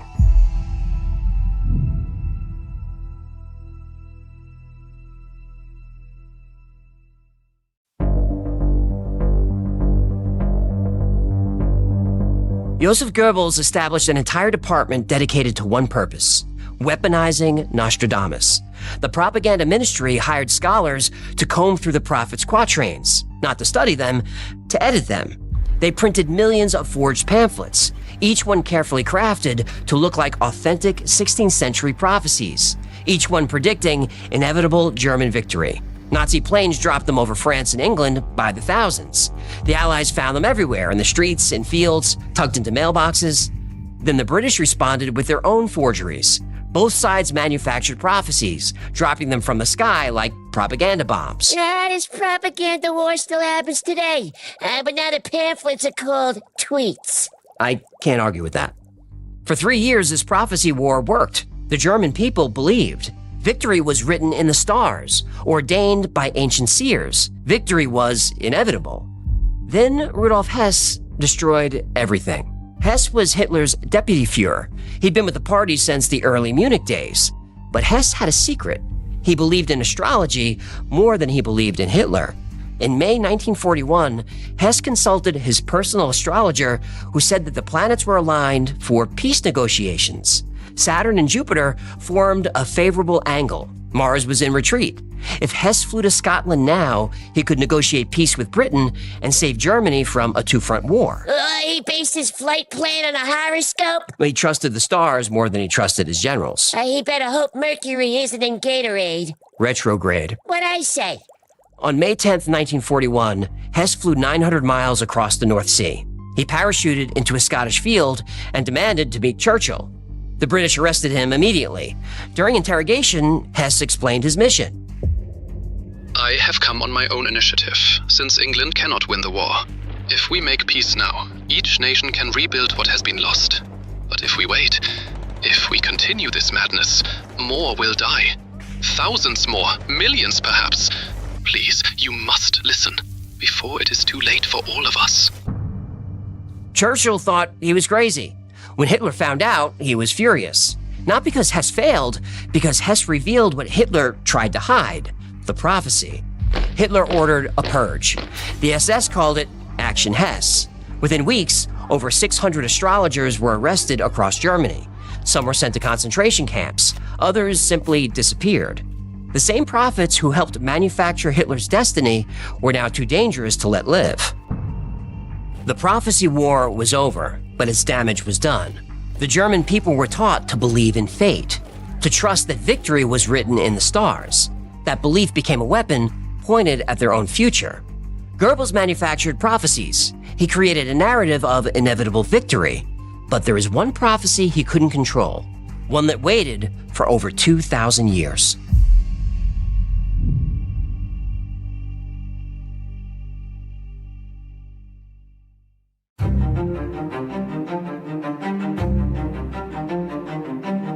Germany was winning the propaganda war, but there was one prophecy Goebbels never saw coming. It was over 2,000 years old, and it came from a Jewish queen named Esther. Ancient Persia, 486 BC. King Xerxes ruled the Persian Empire, but the man who whispered in his ear was Haman. Haman wasn't just an advisor, he was the Grand Vizier, the second most powerful man in the world. When he walked through the streets, everyone was required to bow. But one day, a Jewish man named Mordecai refused to bow. Haman was furious. He convinced Xerxes to issue an order. On a specific date, all Jews in the empire would be killed. But Haman had a problem. He didn't know Queen Esther was Jewish. Mordecai was her cousin. When he learned of Haman's plan, he sent a secret message to the queen. Then Esther waited. She hosted elaborate banquets. Night after night, she gained the king's trust. Then she made her move. At the final banquet, she revealed everything: her Jewish identity, Haman's genocide order, and evidence that Haman was embezzling from the royal treasury. Xerxes was furious. He ordered Haman hanged on the same gallows Haman built for Mordecai, a structure 75 feet high, visible across the entire city. When you build your own execution device, maybe rethink your life choices. But Esther wasn't finished. Haman's 10 sons had copies of the genocide orders. They would continue their father's plan. Esther demanded their death as well. All 10 were found hanging the next morning. When Jewish scribes recorded the story centuries later, something strange happened. In the verses listing Haman's 10 sons, 3 Hebrew letters were written smaller than usual: Tav, Shin, and Zayin. One letter was written large, Vav. In Hebrew, letters have numerical values. The small letters add up to 707. The large letter equals 6. Together, they form the Jewish year 5707. On our calendar, that's 1946. The scribes were encoding a date. The pattern Esther established, 10 enemies hanged for attempting genocide, would repeat. And just as prophecy said, it would repeat on October 1946.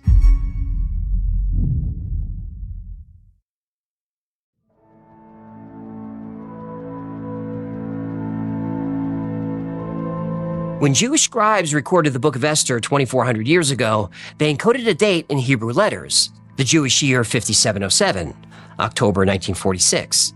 That exact month, in Nuremberg, Germany, several Nazi leaders were sentenced to death by hanging. 2 hours before the executions, Hermann Goering bit down on a cyanide capsule in his cell. He took his own life. That left 10. The executions began just after 1 a.m., and one by one, Nazi war criminals climbed 13 steps to the gallows, the same number of steps Haman built. Each man was asked for final words. Julius Streicher was 9th. For 12 years, his newspaper called for the murder of every Jew. Now he stood on a wooden trapdoor. He looked at the witnesses. His last words? Purim Fest, 1946. Purim is the Jewish holiday celebrating Queen Esther's victory over Haman, the holiday that commemorates 10 sons hanging for genocide. Streicher knew exactly what was happening. He was fulfilling a 2,400-year-old prophecy. Hitler knew it too. In 1944, he warned his officers that if Germany lost, the Jews would celebrate a second Purim. He knew the pattern. He just thought he could break it. By dawn on October 16th, all 10 bodies were cut down. Not 9, not 11.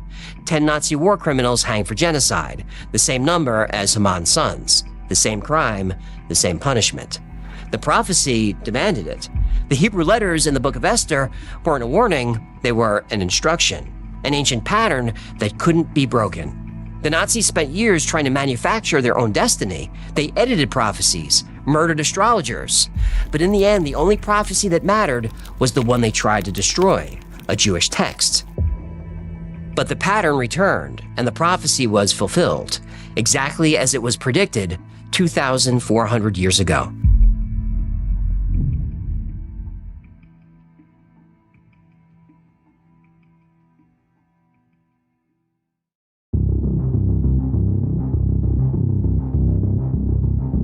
The Nazis spent years manufacturing prophecies, editing ancient texts, murdering astrologers who predicted the wrong futures. But 10 Nazis hanged at Nuremberg, just like Haman's sons. The pattern returned exactly as written. So, how much of this is real? Well, let's look at the pieces. Elsbeth Eberton did publish a horoscope for Adolf Hitler in her 1924 almanac. She warned that he had the chart of someone who could sacrifice himself for Germany. Hitler was already a public figure, a street agitator. But this wasn't prophecy, it was political commentary disguised as astrology. Yeah, and cable news does astrology disguised as political commentary. I don't know what you mean. Yeah, you do. Erich Johannessen did predict the Reichstag fire 5 days before it burned. He was executed 3 weeks later. But his prediction wasn't psychic ability, it was inside knowledge. Hanessen probably knew the plan and maybe even helped coordinate it. He was murdered to keep him quiet. The Nostradamus quatrains are real, but Goebbels' propaganda ministry changed them. The original texts are vague enough to apply to dozens of historical figures. A young child from poor people could be anyone. The Nazi version made them specific, made them point to Hitler. That's not prophecy, that's selective editing. Government editing source material to fit their narrative. Oh, thank goodness we moved past that. Are you being sarcastic? Of course I'm being sarcastic. The Book of Esther is more interesting. The Hebrew letter variations exist in every ancient manuscript we have. The numerical values do add up to 5707, the Jewish year corresponding to 1946. But scholars debate whether this was intentional or not. But the parallel is documented fact. 10 Nazis were hanged at Nuremberg for genocide. The same crime, the same punishment, the same fate as Haman's 10 sons. Was this prophecy or coincidence? Or something stranger? A belief so strong that it bent reality to match ancient text. Here's what we know. Prophecy doesn't have to be true to change the future. It just has to be believed. The Nazis committed unthinkable crimes because they thought it was predetermined. That's the real danger. Not prophecy, the manipulation of prophecy, the weaponization of belief. And we see this today. We're told what to think by people in power. We're given narratives disguised as news. During COVID, if you questioned lockdowns, mask mandates, or any part of the official story, you were a conspiracy theorist. Conspiracy theorist, also known as someone who reads the news 2 years early. In 2020, I publicly said that the Wuhan bat theory was propaganda. I was attacked. My YouTube channel was at risk. Yeah, I remember. As soon as you opened your Yap, I updated my resume. But I didn't shut up. I changed my approach. Go watch early episodes. I continued to comment on COVID and other government narratives, but I disguised it as comedy. Yeah, what you consider passes for comedy. Either way, if you've been watching the Y-Files for a while, you know that our episodes are aging well. They're aging like a fine wine. Now we know those early suspicions about COVID were justified. The government lied. The media amplified those lies. Not because they were evil, because they wanted control. They wanted us afraid, which kept us compliant. And throughout history, dictators used prophecy to manufacture consent, to make people believe their destiny was fixed. Today, it's not prophecy, it's expert consensus. It's follow the science. Anything that questions the narrative is now labeled misinformation. And we have a responsibility to question what we're told, to examine who benefits from our fear, and to resist those who want to control us through a manufactured narrative. Your future isn't written in ancient text or planetary movements or expert predictions. Your future is determined by your choices. You can think for yourself or believe what you're told. The choice is yours.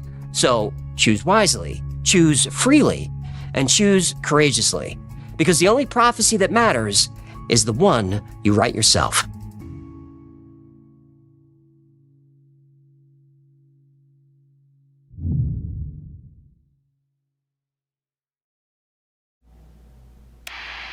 My weakness?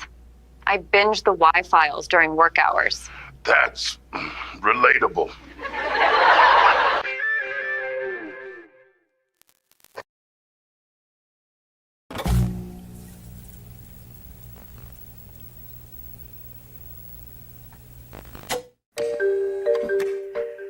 November 22nd, 1987 was a pretty normal evening for television viewers in Chicago. That night, like every night, Dan Roan was covering sports on WGN-TV Channel 9. Then suddenly, the signal was disrupted and screens across the city cut to black. Engineers at WGN-TV thought their transmitters were failing. They weren't. A few seconds later, this happened. What the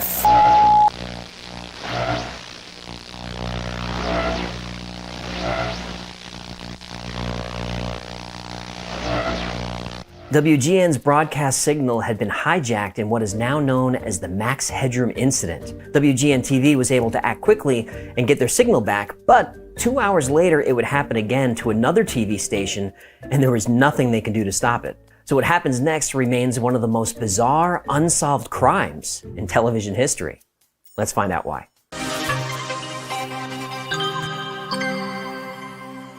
Because you are going to see it as well. Yes, it. Yes, it. Yes, namely, the Max Headroom story. At 9:14 p.m., Dan Roan disappeared from WGN-TV. In fact, everything disappeared. Then, 15 seconds later, something crazy happened. Wearing a rubber mask and sunglasses, the hacker looked like artificial intelligence television character Max Headroom. The new Max didn't say anything, but that doesn't make him any less frightening. After about 30 seconds of horror, technicians at WGN were able to switch their uplink frequency and bring Dan Roan back on the air. And he did a nice job of keeping his composure, but he clearly was unsettled. Well, if you're wondering what's happened, so am I. Actually, the computer that we have running our news from time to time took off and went wild. The engineers figured that this was an inside job conducted by an employee, so they started tearing apart the studio looking for the perpetrator. They didn't find anyone. Turns out the pirate broadcast was pre-recorded and the signal was hacked by a third party. Somehow this third party was able to intercept the WGN uplink and push their own signal through WGN-TV's antenna on top of the John Hancock building. But the TV pirates weren't finished yet. 2 hours later, on PBS Channel 11, in the middle of a Doctor Who episode, Max was back. And this time, he had lots to say. But it's the only way to learn. I'll get you a hot drink, miss. I've done some dry clothes. These are freaking nerds. Checks worse than Jesus.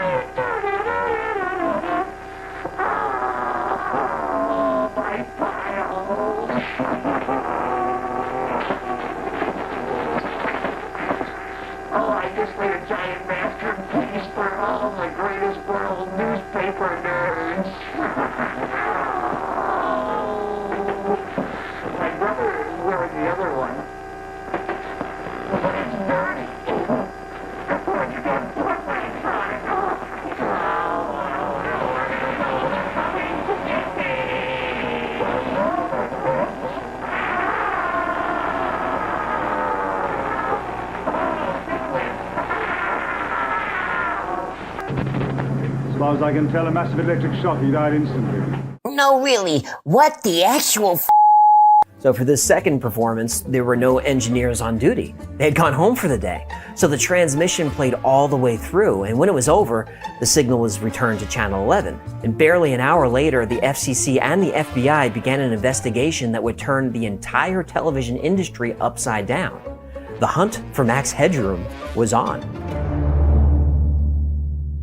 Oh, look at that. You cannot beat that for a first prize.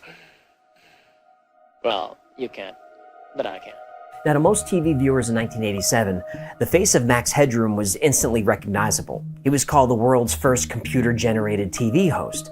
Max Headroom originally appeared in the cyberpunk TV movie Max Headroom 20 Minutes into the Future, which was broadcast in 1985. In fact, he had a show on the air at the time. It ran on Channel 4 in the UK and on ABC in the US from 1987 to 1988. The show was eventually canceled when it was beaten in the ratings by Miami Vice.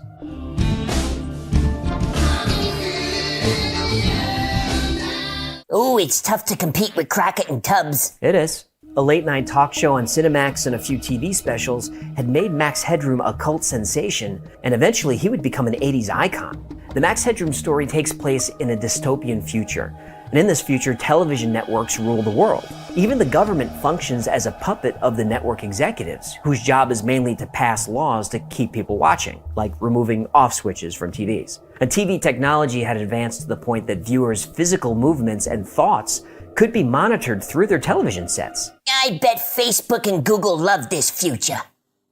The only real check on the power of the networks is Edison Carter, an investigative journalist who exposes their unethical practices. Now, the networks don't like this, but Carter gets big ratings, so they have to keep him around. So one day, he's injured in a motorcycle accident, and the last thing he sees before he blacks out is a sign that says Max Headroom, 2.3 meters. Oh!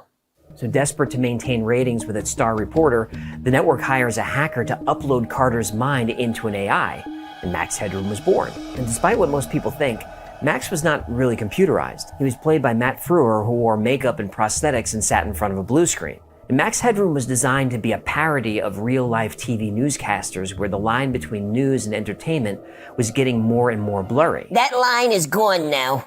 It definitely is. Max Headroom was conceived as a cyberpunk on mainstream TV, a voice to rail against the establishment and corporate conglomerates. And the world he described in 1987 turned out to be pretty close to what we're living now. Have you any idea how successful censorship is on TV? Don't know the answer? Successful, isn't it? Okay, let's break down the video and how the hacker managed to pull this off in the first place. Max starts with, "He's a frickin' nerd." The people have speculated that the beginning of the video was cut off, so we're not really sure what he means, but we do know how he created this voice. By running the audio feed through an analog ring modulator, you can create this effect.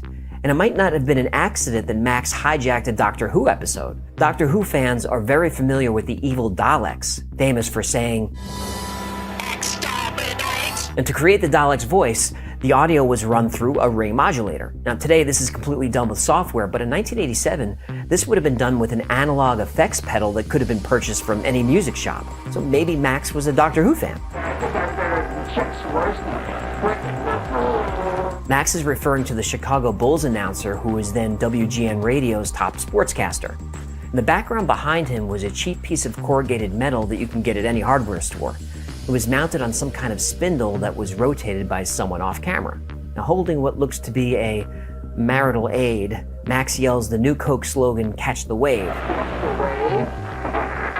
Now, Max Headroom was the spokesperson for a huge Coca-Cola campaign and made this catchphrase instantly famous. More people are, as we cocologists say, catching the wave. Catch it if you can. Catch the wave. Coke. Excuse me. Yeah? So the guy who's against huge corporations had a brand deal with a huge corporation? Ah, I see the hypocrisy in that. Anyway, Max then hums the theme to the 1960s cartoon Clutch Cargo and says, "I still see the X." Now this is a direct reference to Clutch Cargo's final episode. I want to take a closer look at that thing. Break out the spacesuit, Spinner. Right, Clutch. You know, I don't like the human mouth on those characters. Oh, you don't like that, huh? Not one bit. It creeps me out. I know how you feel. By the way, that type of animation is called synchrovox, and it was used in the 50s and 60s as a way to keep animation costs down. It was also used frequently on Conan in the 90s and early 2000s, in case it looks familiar. Just want to wish you and all your loved ones a very happy... You're fired. Okay, well, Donald Trump, everybody. Yeah, I don't care for that. Next, Max says, I just made a giant masterpiece for all the greatest world newspaper nerds. Now, this is another dig at Chicago's television establishment.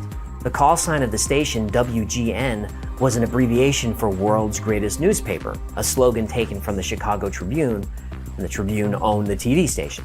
Now, let's see how he did it. This one for the video pirates, who managed to scramble Chicago airwaves. The pirates interrupted WGN and WTTW programming with a show of their own. Our Mike Kirsch has more. If someone wants to get into your house, they can find a way to do that. And I guess likewise, if someone wants to interfere with your signal, they can find a way to do that. While some viewers were entertained by this prank, the stations and the government were not amused. Officials from the FCC pledged to track down the perpetrators and bring them to justice. Agents from the FBI's Chicago field office also joined the investigation. I'd like to inform anybody involved in this kind of thing that there's a maximum penalty of $100,000, 1 year in jail, or both. There was a growing fear among law enforcement, the military, and communications experts that our signals were vulnerable. Imagine the chaos you can cause if you tried something like this with military transmissions. You know, at the time of the Max Headroom hack, broadcast signal intrusions were considered rare, limited to small, low-power stations, and special knowledge was required, and equipment that cost hundreds of thousands of dollars or more were needed. A city like Chicago didn't think they were vulnerable. Oops. To hijack a television or radio station signal, you don't even have to be in the studio. How many stations work is the signal is sent on low power from the studio to a big antenna. This is called the Studio Transmitter Link, or STL. Then the big antenna takes the STL, amplifies it, and broadcasts it. Now, Max knew this and was able to position a piece of equipment in between the studio and the tower. Then all he had to do was transmit to the tower on the correct frequency and push out a signal that had more power than the studio's. Apparently somebody with some microwave equipment was able to interfere with our signal going to the Hancock transmitter. Well, this is not just anybody off the street. He has to have an electronic expertise of some level, right? Yes, he does. It takes very sophisticated equipment to do this at a significant power level. Now, obviously, this takes a lot of knowledge about telecommunications, but if you have good line of sight to the tower, it can be done with relatively cheap equipment. Now, before you get the idea that you want to try this, remember A, it's illegal, and B, signals are now encrypted, so that system really wouldn't work. Now, Max probably didn't come up with this idea himself. Just 1 year earlier, HBO endured an embarrassing hack. This intrusion was perpetrated by the now infamous Captain Midnight. There is nothing wrong with your television set. Do not attempt to adjust the picture. We are controlling transmission. April 27th, 1986. That night, HBO broadcast The Falcon and the Snowman. Falcon and the Winter Soldier.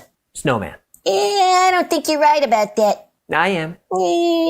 Anyway, at around 32 minutes past midnight, the screen flickered into color bars with a message superimposed on top.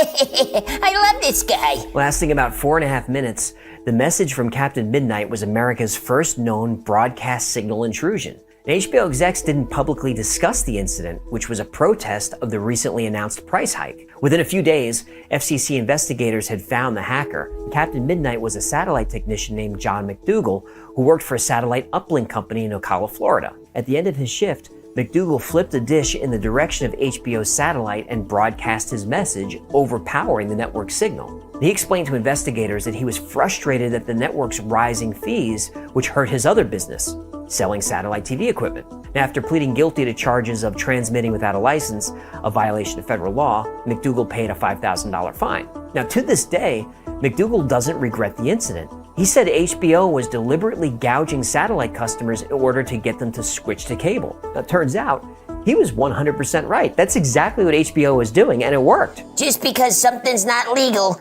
doesn't mean it's not right. I couldn't agree more. It generated hundreds of calls. Really kind of expressing sympathy over the fact that our signal would be interfered with in this way and that it would inconvenience so many thousands of our viewers. The incidents are now under investigation by the FCC and the FBI. But the odds, I'd say, if a guy continues to involve himself, either sporadically or continuously, it's very great that we will determine who it is. The investigation into the Max Headroom incident went on for a while, but eventually the trail went cold. The FCC and FBI weren't prepared for this type of investigation, and the agencies weren't cooperating with each other. And ever since 1987, people have speculated about who Max was, from local dial-up BBSs to Reddit. There are tons of theories. Eventually, each theory is debunked, and to this day, nobody has come forward. Now, most people believe that it was an employee with an axe to grind against WGN, but nobody really knows for sure. There was no message, there was no motive, and decades later, no perpetrator. It seems like it was done purely for the curiosity and the glory of simply doing it. That's good enough for me. Thanks for hanging out with us today. My name is AJ. That's Hecklefish. This has been the Y-Files. If you had fun or learned anything today, comment, like, subscribe, share. It really helps out the channel. The algorithm is a succubus who wants to seduce us and harvest our essence. But with your help, we can defeat her. When you say essence, do you mean... Never mind that. Until next time, be safe, be kind, and know that you are appreciated.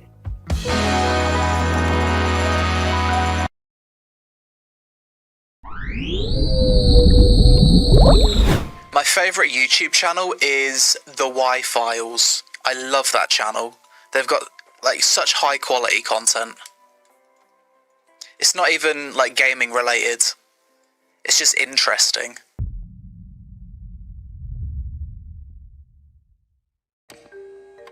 Three-year-old Dorothy was playing and then accidentally fell down a flight of stairs. She hit her head and was knocked unconscious. When her parents found her, she wasn't breathing. They called a doctor who rushed over immediately. Dorothy's mother broke down when the doctor said there was nothing he could do. Her little girl was dead. The doctor left and returned an hour later with Dorothy's death certificate and gently discussed arrangements for the little girl's body. But during this conversation, shuffling was heard coming from Dorothy's room. They ran upstairs and there she was, playing in her room like nothing happened. The doctor examined her again. There was no sign of injury. He had no explanation.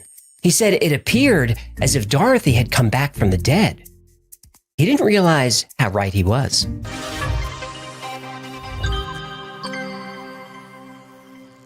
Dorothy Eady was born in London in 1904.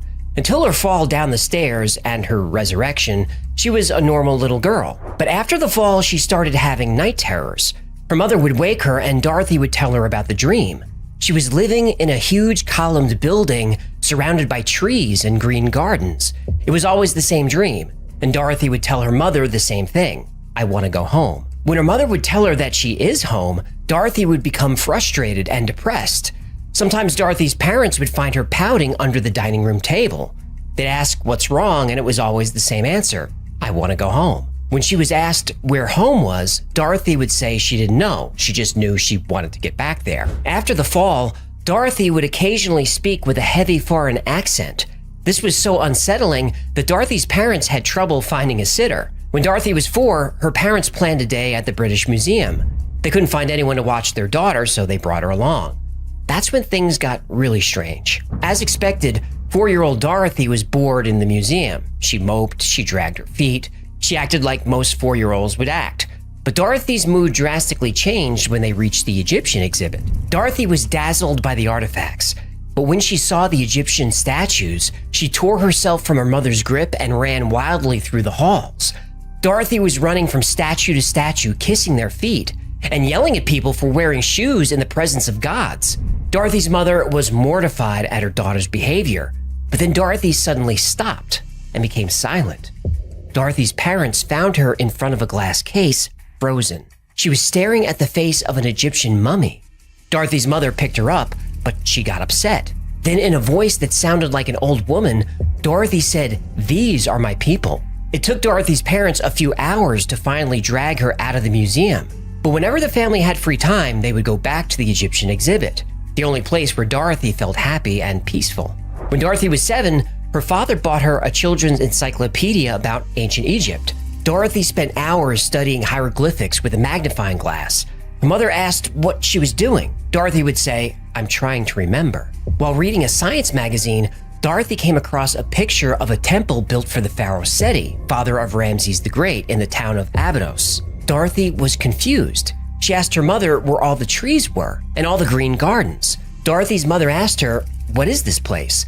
Dorothy smiled the biggest smile she ever had in her entire life and pointed to the picture of Seti's temple in Abydos and said, "Mama, this is my home."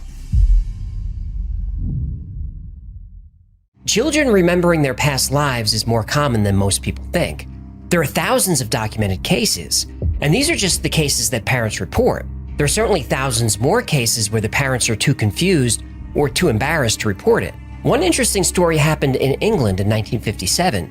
Sisters Joanna and Jacqueline Pollock, aged 11 and 6, were killed when a car lost control and hopped the curb. A year after the accident, the girls' mother, Florence Pollock, gave birth to twin girls. Jillian and Jennifer were identical twins, but they had different birthmarks. Jennifer had a birthmark on her waist that matched a birthmark that Jacqueline had before she died.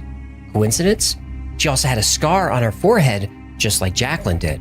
When the twins were about 2 years old, they started asking for toys that belonged to their sisters, though they never saw the toys before. They would also become frightened at moving cars, yelling how the car is coming to get them. And the coincidences go on and on. During the Battle of Iwo Jima, the Japanese shot down American fighter pilot James Houston Jr. He died in the cockpit of the plane on March 3, 1945. Over 50 years later, 2-year-old James Leninger started having nightmares about being a fighter pilot crashing into the ocean and dying. When James was shown photos, he was able to name the kind of aircraft he flew. He knew the name of the aircraft carrier he was on. He could even name other men who served with him at 2 years old. And all this information was verified to be true.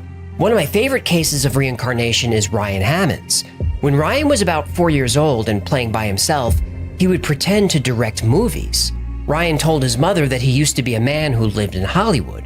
Ryan's parents were Christian and serious about their faith. They didn't believe in reincarnation. But Ryan would often say, "I used to be somebody else. I used to be big, but now I'm little. I liked it better when I was big and I could go wherever I wanted to go. I hate being little." Whenever Ryan would see the Hollywood sign on television, he would cry that was his home and he wanted to go back. Ryan would tell stories about meeting Rita Hayworth, about vacations in Paris, and working at an agency where people would change their names. This is not the typical banter of a 4-year-old. One day, Ryan's mother brought home a book about old Hollywood and they flipped through the pictures. They came across a photo and Ryan said, "Oh, look, that's George. We did a picture together. Oh, that guy's me. I found me." The other man in the picture was Marty Martin. He did know Rita Hayworth. He did vacation in Paris, and he did work at an agency where people would change their name. Ryan was right about all of it. Ryan even knew Marty used to dance on Broadway, how many sisters he had, how many children he had. Ryan even said his house was on a street that had the word rock in it. Marty Martin lived on Roxbury Drive. Marty's family was able to confirm 55 separate facts that Ryan got correct at 4 years old. In these 3 cases, like in almost every case, past life memories start around age 2 or 3 and end around age 5. Not so with Dorothy Eady. As she got older, her memories became more clear. It was just a matter of time before Dorothy Eady would find out who she really was 3,000 years ago. Dorothy Eady was very outspoken about reincarnation. She spoke about it openly and didn't care what anybody thought. Beast. She was. And this was a problem for a teenage girl in the 1920s. Her parents tolerated what they thought was just an eccentricity, but other people weren't so forgiving. One Sunday afternoon, a priest showed up at the Eady's door. The priest said that Dorothy was no longer welcome at Sunday school. She had refused to sing a hymn that spoke poorly about Egypt. But the last straw was when Dorothy argued with the Sunday school teacher that Christianity was based on the old religion of Egypt. Yeah, but wasn't it? Well, that's debatable, but there's plenty of evidence that it was. And here come the comments from the Christians. Dorothy had been spending so much time in the British Museum that Egyptologist Sir E.A. Wallace Budge got to know her and started teaching her how to read hieroglyphics. Unsurprisingly, she picked it up very quickly, like freakishly quickly. Dorothy's dreams continued this whole time, Though now that she knew what was happening, she wasn't frightened anymore. When Dorothy was about 15, she would wake up in the middle of the night almost every night. She heard the voice of a man named Hora, who asked her to write down everything he said. She would then go into a trance, neither sleeping nor awake, and scribble notes and hieroglyphics. When she woke up, she had no idea what she had written. It wasn't even her handwriting. And after a year of this, she had 70 handwritten pages. She was finally able to piece together that this was the story of her life in ancient Egypt. She was an Egyptian woman named Bentreshet, born in the town of Abydos. She came from a humble background. Her father was a soldier who served during Seti I's reign. Her mother was a vegetable seller. When Bentreshet was 2 years old, her mother died. Unable to care for her, Bentreshet's father placed her in the temple of Kom el Sultan, where she would be raised to become a priestess. When she was 12 years old, Bentreshet was given two choices. She could either leave the temple and go out into the world on her own, or become a consecrated virgin and stay at the temple. Bentreshet decided to take the vows. A few years later, she met Pharaoh Seti I, and they had an affair. When she became pregnant with the child of the pharaoh, she had no choice but to tell the high priest about her relationship with Seti I. The high priest told her that her sin against Isis was so severe that she would be tried and likely sentenced to death. In order to protect the pharaoh from a scandal, Bentreshet avoided the trial by taking her own life. Dorothy finally understood everything that was happening to her. For the next few years, she worked at various jobs at a theater owned by her parents. But then she got her big break in 1931. A position opened up in London writing for an Egyptian public relations magazine. The 30s were a tricky time in Egypt. Though it was officially declared independent from the United Kingdom in 1922, the UK was still heavily involved in the governing of the country. Dorothy used her new position at the magazine to advocate for Egyptian nationalism and full independence. While working for the magazine, she began corresponding with a wealthy Egyptian man named Amon Abdel Magwid. In 1933, Magwid proposed. She accepted and finally traveled to Egypt for the first time in her life. The first time in this life. Right. And when she stepped off the boat in Cairo, she fell to her knees and kissed the ground. She wept and said, "I'm finally home." And if Dorothy Eady really was reincarnated, now she'd have a chance to prove it. Dorothy's marriage was off to a rocky start. Her husband's family was wealthy and didn't like how open Dorothy was about her past life. She was more committed to Egyptian culture than her husband's family was, and she was outspoken about it. After a few years, Dorothy and Magwid divorced, but not before she gave birth to a son, who she named Seti. Wasn't Seti the guy she was, partying with back in the day? Yup. So she names her kid after the ex? That's bad form. I hadn't thought of it that way. Well, that's like what you pay me for, man. So Dorothy Eady changed her name to Seti, which means Mother of Seti. And this is how women were known in ancient Egypt. In 1935, she took a job with Egypt's Department of Antiquities. She was the first woman ever hired, but she quickly made a name for herself as a respected scholar. She published essays and articles about ancient Egypt. She translated documents and hieroglyphics. Though Dorothy Eady had no formal training, she became known as an expert in the field. Finally, in 1952, Dorothy was able to take a job in Abydos, the town where she believed she lived. In Abydos, she became known as an eccentric by the locals. She observed ancient Egyptian religion. She walked barefoot everywhere, and she would spend her nights praying and sleeping in the Egyptian temples.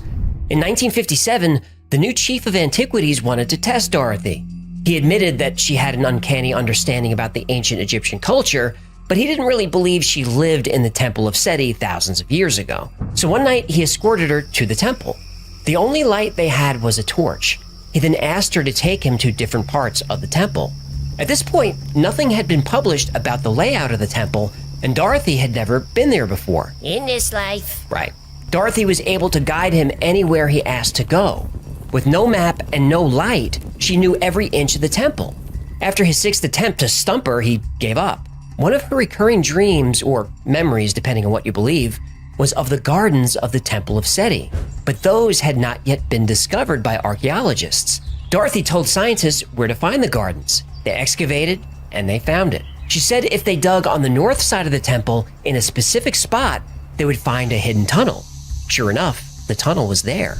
In 1964, she turned 60 years old, and by Egyptian law, she was supposed to retire. But not only was she the first woman hired by the Department of Antiquities, she was given special permission to keep working. She was too valuable of a resource to let go. Egyptologists couldn't explain how, but she was able to make countless discoveries just by remembering. Though her specialty was the Temple of Seti I in Abydos, she did claim to have knowledge of other ancient Egyptian sites. For example, she said the lost tomb of Nefertiti was underneath the tomb of her stepson, Tutankhamun. Ooh, was she under King Tut? Well, Dorothy made this claim in 1972.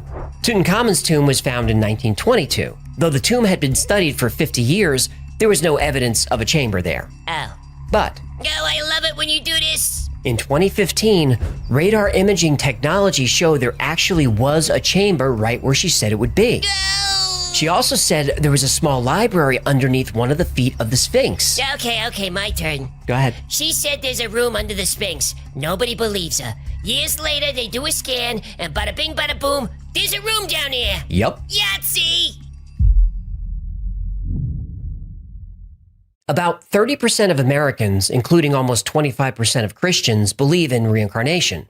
Reincarnation might be fringe science or pseudoscience in the Western world, but in the East, reincarnation is viewed differently. It's a central part of Hinduism, Buddhism, and Sikhism, and several other religions. For about a quarter of the world's population, almost 2 billion people, reincarnation is a central belief. The Dalai Lama, the spiritual leader of Tibetan Buddhism, is said to be the reincarnation of Pema Dorji, the first Dalai Lama who died in 1474. The current Dalai Lama, who was born in 1935, is the 14th incarnation of Pema Dorji. When the Dalai Lama dies, senior Tibetan monks conduct an elaborate search to find his next incarnation. This search involves consulting oracles, interpreting visions, and reading spiritual signs. The senior monks may find clues from the deceased body of the Dalai Lama, such as the direction it faces. If the body is cremated, the direction of the smoke is monitored as a potential indicator for the direction of the rebirth. The current Dalai Lama was found at the age of 2 after a senior monk saw his village and house in a vision. The boy, then named Lama Thundup, was able to identify items that belonged to the previous Dalai Lama, including a drum used for rituals and a walking stick. Even though I consider myself an open-minded skeptic of the topics we cover on the channel, reincarnation is a subject I've always been drawn to. There's comfort in the thought that death is not the end, that our physical life is just a temporary experience meant to teach us lessons to prepare us for our next life, or to prepare us for what comes after. Dorothy Eady is one of the most compelling cases for reincarnation that I've ever seen. But is this really evidence? Skeptics will point out that while Dorothy Eady was able to identify many Egyptian tombs, tunnels, and rooms, she also got plenty of things wrong. And some believe that when Dorothy hit her head falling down the stairs, she injured her brain.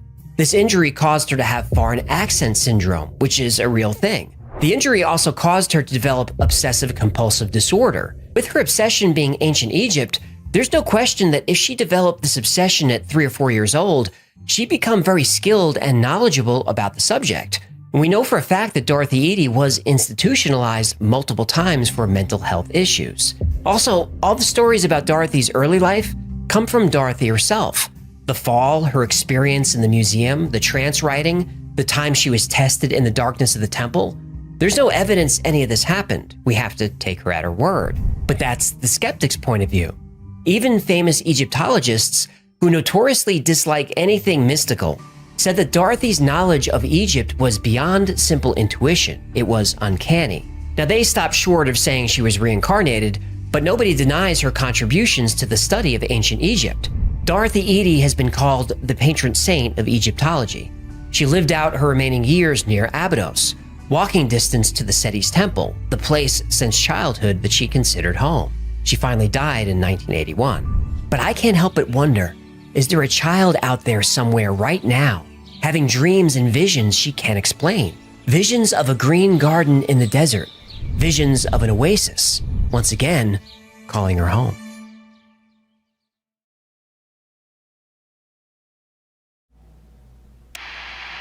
Honestly, my husband thinks I'm at Pilates, but I'm binging Y-Files and questioning reality.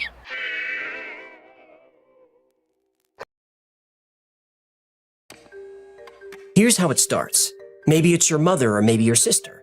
She starts complaining of headaches and strange tingling sensations in different parts of her body. Her discomfort escalates. She complains of hallucinations. She starts hearing voices. Then the seizures begin. She has trouble walking and eating and maintaining control of her bladder. The seizures become violent. She thrashes around her bed for hours. You try to restrain her, but she suddenly has impossible strength. Her moods become erratic. She swings between fear and anger and sadness. Her speech becomes ragged and deep. She has sudden outbursts where she barks out phrases in Latin and Aramaic, languages she doesn't speak. Then, for no reason at all, the symptoms suddenly stop, and she's back to her normal self. Frightened and exhausted, but it's still her. Her doctor can't find anything wrong with her. Psychiatrists and neurologists can't explain what's happening. This scenario happens to hundreds of families every year all over the world, of every different culture and religion. And when this does happen to someone you love and there's no one else to call, you call an exorcist.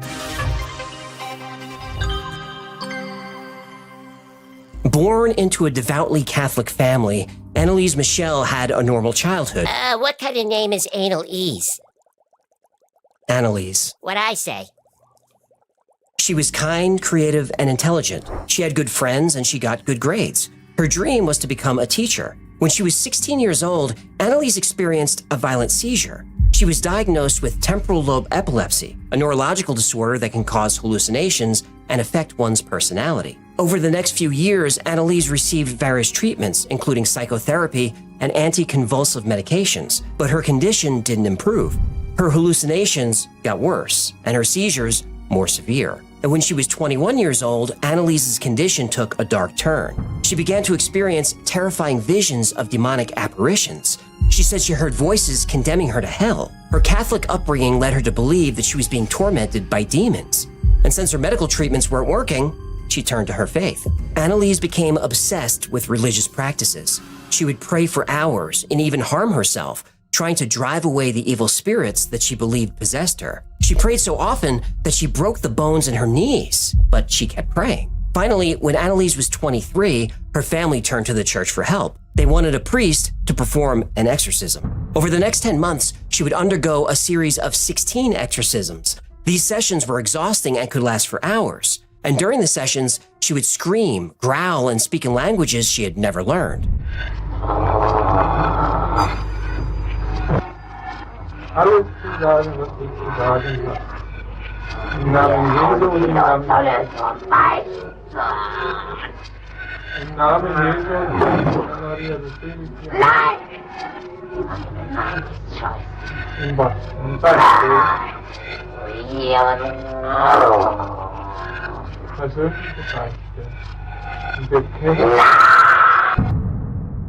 She would physically harm herself, breaking her own bones and tearing her own flesh. She would attack other people in the room. She also suddenly had superhuman strength. Sometimes she would throw people across the room. When 5 people could no longer restrain her, she was tied to her bed. When she broke her restraints, she was chained.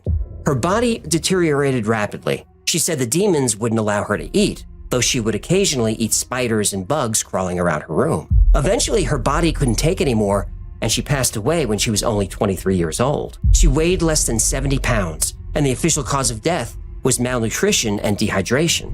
In the aftermath of her death, Annalise's story became the subject of intense debate.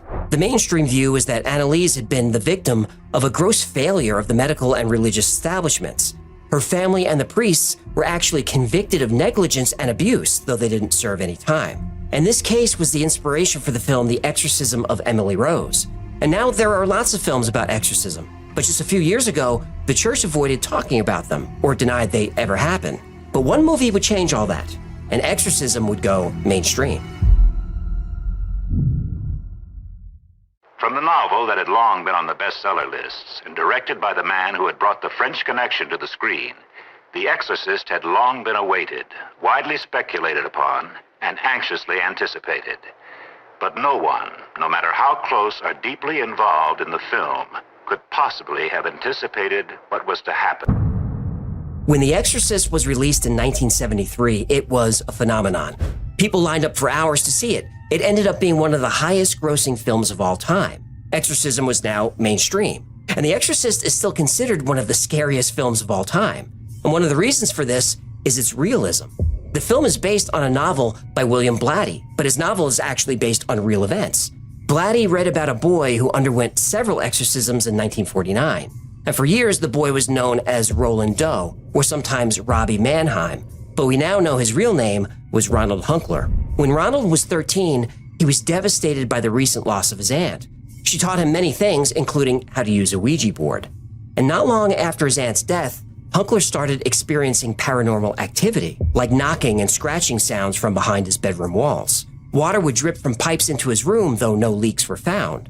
But the worst event Ronald experienced was his bed suddenly moving across the room. Ronald's parents called on every expert they could find. Doctors, psychiatrists, psychologists. They couldn't find anything wrong. Out of options, their minister suggested that the Hunklers contact an exorcist. With permission from the Catholic Church, Father E. Albert performed his first exorcism on Ronald in February of 1949, but it would be cut short. Even though Ronald was strapped to his bed, he broke off a piece of his mattress spring and slashed the priest across his shoulder. A few days later, scratch marks appeared all over Ronald's body. One set of scratches spelled the word Louis, which Ronald's mother took as a sign to seek help in St. Louis. And several more priests and assistants tried to help Ronald. Witnesses reported seeing scratches appear on Ronald's body, and they saw his bed move on its own. More and more scratches appeared on Ronald, and despite multiple exorcisms, nothing worked. He was getting worse. He was more aggressive. And then he started urinating on his bed and around the room. Finally, Ronald Hunkler was admitted to the Alexian Brothers Hospital in St. Louis, and after a month of violent tantrums of screaming and cursing Latin phrases, a priest called on St. Michael to expel Satan from Ronald's body. 7 minutes later, Ronald came out of his trance and said he's gone. Ronald Hunkler went on to lead a normal life. In fact, he became a NASA engineer who worked on the Apollo and Space Shuttle missions. His identity was kept secret for years. A friend said he lived in a state of constant worry that his coworkers would find out that he was the boy who inspired The Exorcist. Ronald Hunkler retired from NASA in 2001 and passed away peacefully in 2020. And in the years since the movie was released, the number of possessions has increased, as has the number of exorcisms. One of the most famous and scariest cases happened just a few years ago. And like so many stories like this, it all started with flies. In 2011, LaToya Ammons, along with her 3 children, moved into a house on a quiet street in Gary, Indiana. In December of that year, despite the Indiana cold, her porch was infested with black flies. No matter how many they killed, they kept coming back. Late one night, LaToya and her mother, Rosa Campbell, heard the stomping of footsteps climbing up their basement stairs. Then the creak of the door from the basement to the kitchen slowly opened. LaToya followed the sound. There was no one there. She locked the door and went back to bed. An hour later, the sounds returned. This time, LaToya saw the shadowy figure of a man slowly walking around her kitchen. Again, she jumped out of bed to investigate, and again, the kitchen was empty. But there were large, wet boot prints on the kitchen floor. A few months later, things would escalate. This time, it was LaToya's mother, Rosa, who was startled awake. LaToya was screaming, "Mama, Mama." Rosa followed the yelling into her granddaughter's bedroom. There was LaToya's 12-year-old daughter, unconscious, levitating above her bed. The girl fell back to her bed, opened her eyes, and had no memory of what happened. LaToya reached out to local churches for help, but nobody took her seriously. But a local clairvoyant told her the house was possessed by 200 demons and told LaToya to burn sage and sulfur throughout the house. Burnt sage and sulfur, eh? I don't know if that gets rid of demons, but it sure would get rid of people. Yeah, sulfur smells horrible. It's like intense rotten eggs. Ugh, tell me about it. Every time you eat cabbage, the resulting fumes make my eyes water. Okay, that's enough. You know, in my next contract, I'm gonna add, the human shall not consume any sauerkraut, broccoli, or cauliflower within 48 hours of doing the show. Anyway, the Ammons house was quiet for a few days, but then things escalated again. Both LaToya and Rosa said demons possessed the children, then ages 7, 9, and 12. The kids' eyes bulged, evil smiles crossed their faces, and their voices got very deep every time it happened. The 7-year-old boy would sit in a closet and talk to another boy that no one else could see. The other boy would describe what it's like to be killed. And once, the 7-year-old flew out of the bathroom like he'd been thrown. The 12-year-old told doctors that she sometimes feels like she's being choked and held down where she couldn't speak or move. She then heard a voice say that she'd never see her family again and wouldn't live another 20 minutes. Now, for skeptics, this story might sound far-fetched, but all this information is from official police reports written by 2 veteran officers who became believers. Still, no matter what you believe, the best course of action in a situation like this is to see a doctor and get actual medical care, which the family did. And somehow, in front of medically trained witnesses, things got even worse. It seemed that whatever demonic forces were in LaToya Ammons' house attached themselves to her children. While being examined at their doctor's office, LaToya's sons, aged 7 and 9, suddenly passed out and couldn't be revived. 911 was called and the boys were rushed by ambulance to Methodist Hospital. When they woke up, the 9-year-old seemed okay, but the 7-year-old thrashed and screamed. It took 5 men to hold him down. At this point, someone at the hospital thought that this behavior was the result of a troubled home, or that their mother, LaToya, had a mental illness. They called child services. The case was assigned to Valerie Washington, who asked the hospital to examine the family. Hospital personnel found LaToya and her children to be healthy, with no physical marks or bruises. A hospital psychiatrist said LaToya was of sound mind. But when Washington spoke to the 7-year-old, his eyes rolled back and he growled, "It's time to die," and then he lunged at his brother. He grabbed his brother by the throat and refused to let go. It took several adults to pry him off. And what happened next really rattled the hospital workers. According to Washington's official DCS report, the 9-year-old had a weird grin on his face, and then while holding Rose's hands, walked backwards up a wall and to the ceiling. He then flipped over and landed on his feet. He never let go of his grandmother's hands. The boy doesn't remember doing this and says he couldn't do it if he tried. This was witnessed by a nurse who corroborated the event in the DCS report, and I linked all these documents below. Valerie Washington decided that until they could figure out what was really happening, DCS should take short-term custody of the children. Meanwhile, the hospital chaplain contacted Reverend Michael Maginot and asked him to interview the family and perform an exorcism if he thought demons were possessing them. When Reverend Maginot went to the house, the lights would flicker for no reason, and the blinds started moving.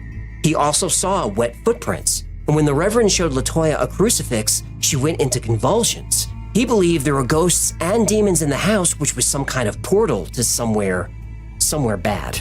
A week later, DCS stopped by with police officers to check the condition of the home. They found the house to be clean, quiet, plenty of food. Oh, so aside from demons, a lovely place to raise a few kids. Right. Nothing's worse than an inconsiderate roommate. Do you mind? Sorry, go ahead.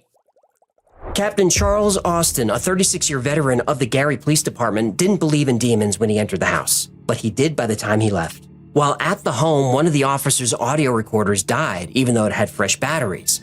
Another officer recorded audio, and when he played it back later, he heard an unknown voice whisper, "Hey."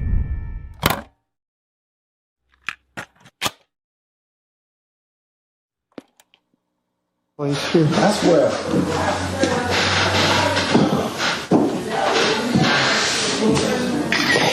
I'm surprised. The officers took photos of the house and saw ghostly figures in the images. Captain Austin took a photo with his phone that showed the silhouette of a person who wasn't there. Captain Austin's police radio stopped working. His garage door stopped working. The electronics in his personal car stopped working, even though mechanically, all of these things were perfectly fine.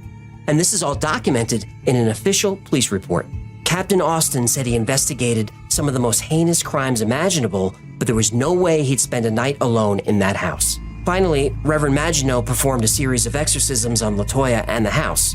After the third session, the house was clean. Child Services returned the children to the home under the stipulation that there would be no further talk of demons or possession. The strange activity stopped, and LaToya Ammons moved out of the home about a year later. And various other tenants lived there until it was finally purchased by Zach Bagans. Zach who? He's the host of Ghost Adventures. Oh yeah, the Ghost Bro. That's him. He shot the documentary Demon House there, and then when he was done shooting, he demolished the house. If there was a portal in the house, it's now closed. And many people said that this case is evidence of the power of evil and the need for faith in a war against demonic forces. And if this is a war, on the other side of the planet is the world's greatest warrior. Father Gabriele Amort, a Catholic priest and exorcist, could be described as a war hero in the battle against evil. Father Amort fearlessly battled thousands of demonic forces that threatened to harm the souls of the faithful. And for over 30 years, he was the Vatican's chief exorcist, which is a real title of a real job in the church. Well, that's one hell of a business card. It sure is. Father Amort performed thousands of exorcisms over his career and wrote several books on the subject. He believed that demonic possession was a real phenomenon and that the devil was actively working to destroy the faith of believers. In the movie The Pope's Exorcist, Russell Crowe plays Father Amort, and the cases shown in the film are taken directly from Father Amort's own writing. The movie is part horror, part Da Vinci Code, and part Indiana Jones. It includes a great storyline about a Vatican cover-up. Just one Vatican cover-up? Ooh, what about the other 10,000? Baby steps. If you're into exorcisms or supernatural thrillers, definitely check it out. Now, Father Amort exorcised thousands of demons from hundreds of people during his 30 years as chief exorcist. Now, that might sound like he's exorcising everyone who walks through the door, but that couldn't be further from the truth. Before someone could even be considered for an exorcism, they're required to see a physical doctor and a psychiatrist. Father Amort said that less than half of 1% of people who contacted him are actually possessed, and he would whittle that number down further. He had a few techniques that allowed him to tell if someone was truly possessed. One of these was to have the possessed person close their eyes. Then he would bring a holy object like a crucifix near them to see if they react. If they did, he knew he was dealing with a true demonic possession.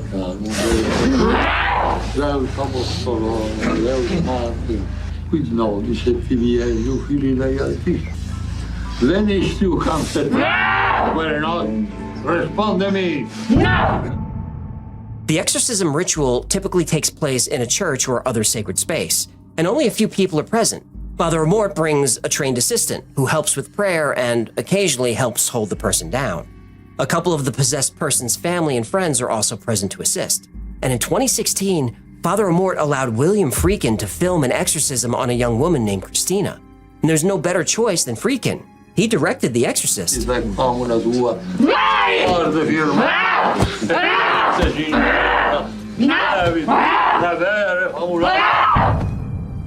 The exorcism ritual itself is highly structured and involves a lot of steps that have to be done in a specific order. There's a lot of prayer, the sprinkling of holy water, and the use of a crucifix to draw out the demons. The exorcism ritual can be physically and emotionally demanding, both for the person being exorcised and for Father Amort and his assistant. The person may experience convulsions and screaming as the demons are cast out. Father Amort would continue the exorcism until he was confident that the demons had been cast out of the person's body. And this could take several hours or even multiple sessions. Once the exorcism was complete, Father Amort would pray over the person and give them a blessing. And the only exorcism Father Amort allowed to be filmed turned out to be his last. He passed away a few months later at the age of 91. But even worse, that exorcism didn't work. Christina was still possessed, and although William Friedkin tried to contact her, she was never heard from again. Exorcism is usually connected to the Catholic Church, but the concept goes back thousands of years to the beginning of civilization. Ancient Babylonians believed that demons or evil spirits were responsible for illnesses as well as natural disasters. Exorcism rituals were done to drive these entities out and restore balance to the world. And the process of exorcism in ancient Babylon was complex and dangerous. The exorcist would draw a circle around the possessed person, creating a barrier between them and the demon. He would then recite special incantations, and around the circle, sprinkle various substances like salt and herbs. And for especially evil demons, an animal like a goat or a chicken would have to be sacrificed. Salt and herbs on a dead chicken? That doesn't sound like a ritual, it sounds like a delicious recipe. You're killing me, pal. Well, I'm sorry. I skipped lunch and you tell me exorcisms use 11 herbs and spices on chicken. What do you expect? By the way, you and Colonel Sanders make demons sound finger-licking good. That was not my intention. Now I know why the chicken's so addicting. It's seasoned with evil. If you just let me get through this, we'll grab lunch. Chicken bucket from KFC? Is that even a question at this point? Ancient Egyptians also used exorcism to ward off evil spirits. And one of the most common methods involved the use of a magic spell called a heka. And this was performed by a priest who would recite a series of incantations and make offerings to the gods. The priest would then place his hands on the afflicted person's head and command the evil spirit to leave the body. The person would then be given amulets to wear as protection against future attacks. And in the early days of Christianity, exorcism was an essential part of the faith. The early church believed that demons were the cause of many physical and mental illnesses, and that the only way to cure these afflictions was through exorcism. During the Middle Ages, exorcism became even more popular. The church saw it as a way to combat heresy and protect its followers from the devil's influence. Exorcism reached its peak during the Renaissance when the witch trials were at their height. Many people believed that witches were in league with the devil and that exorcism was the only way to rid them of their evil influence. The practice started to decline during the Age of Enlightenment when people started to question the church's authority. Many scientists and philosophers saw exorcism as a superstitious practice with no scientific basis. The church responded by downplaying the importance of exorcism and focusing on other aspects of the faith. But exorcism did not disappear completely. It continued to be practiced in many parts of the world, especially in areas where traditional beliefs were still strong. Thanks to film and pop culture and the state of the world, there have never been more exorcists or exorcisms in history. And now, in the age of social media, that number is on the rise once again. Exorcism has been practiced in some form throughout all of history. It was probably the earliest form of psychotherapy. Hippocrates, the father of Western medicine, started out as an exorcist. But is it real? Well, it depends on your beliefs and what we consider real. Do you believe demons are real? If you believe they are and you believe you're possessed, then exorcism could certainly be a real solution. But if you are cured, were demons really exorcised from your body? Or do you just believe they were because you believe in demons? It's hard to say. Trying to explain possession as non-supernatural has been a struggle for medical professionals for a long time. People claiming to be possessed show symptoms of epilepsy, schizophrenia, multiple personality disorder, dissociative identity disorder, bipolar disorder, and many other conditions. But the medications and therapy commonly used to treat these illnesses often doesn't work. But sometimes exorcisms do. Possession is now recognized in the DSM. Specifically, it's possession trance disorder, or PTD. But it's a pretty new addition. So modern mainstream doctors don't think we're dealing with demons. But they acknowledge there is something happening to some people that they can't quite explain. Often people who claim to be possessed come from very religious and very troubled homes. Many times the possessed are children acting out or trying to please religious parents. For instance, Ronald Hunkler, the boy whose story kicked off the modern exorcism phase, he admitted he was faking. He said he was a bad kid acting out against his mother, who was very religious. Annalise Michel's parents were extremely religious, and they raised their daughter to be as well. If Annalise were suffering from schizophrenia or multiple personality disorder, this could have manifested as possession, something she was raised to believe was real. And remember, Annalise was diagnosed with epilepsy. She was also prescribed antipsychotics. When she stopped taking her meds, her episodes got worse. Now, the faithful will say these conditions were caused by the demons possessing her. Skeptics will say she was simply mentally ill, and the possession was just a manifestation of her strongly held religious beliefs. But nobody can say for sure. Latoya Ammons is also very religious and extremely superstitious. Where most people would consult family, friends, or a therapist for advice, she would consult psychics. Her children were raised believing that possession was real, and they may have used it to their advantage. It's well documented that over several years, her children missed a lot of school. The reason they couldn't go to school? They were possessed. Were they faking it to stay out of school? Who can say? Also, at the time the possession started, Latoya Ammons was behind on her rent, and she said she couldn't pay because demons. And if you follow this channel, you know that this isn't the first time someone behind on their rent claimed it was demons or ghosts. The owner of the house said no tenants who lived in the house reported anything strange, both before and after Latoya lived there. Yeah, but what about Zach the Ghost Bro and the Ghost Hunters? Yeah, nothing on that show is real, but it's fun to watch. But he destroyed the house to close the portal. Well, maybe. Or he demolished the house to generate some buzz for his documentary about the house. And knocking the house down, that created some buzz. Now, Inside Edition with Deborah Norville. That portal to hell house that we've been telling you about in Gary, Indiana, where so many eerie things are said to have happened, has just been sold. And wait till you see who's moving in. The new owner is Zach Baggins. What on earth were you thinking buying this house? All the witnesses in that case, including Police Captain Austin, are highly superstitious and believe in the paranormal. They were primed to believe the story. They were also interested in money. Captain Austin is on record saying he thought he might get some notoriety out of this, or even a movie deal. And Reverend Maginot did get a movie deal. He signed an agreement with Evergreen Media, the company that produced the Conjuring movies, which is perfect because the Conjuring movies are based on stories told by people seeking fame and fortune. There's no truth behind them. But true or not, those movies earned over $1 billion. Now, I'm not saying all or any of these people are lying, but with stories like this, It's important to see the whole picture, especially when people are profiting. Now, believers will say exorcism is a necessary tool to combat the force of evil that's all around us all the time. And skeptics will say exorcism is a brutal medieval torture ritual justified by ignorance. And people do die during exorcisms all the time. Now, you're getting the idea that I'm a skeptic, and maybe I am, but only 90%. That 10% of me can't help but think about Father Amort. I've studied his life, read his articles, a couple of his books.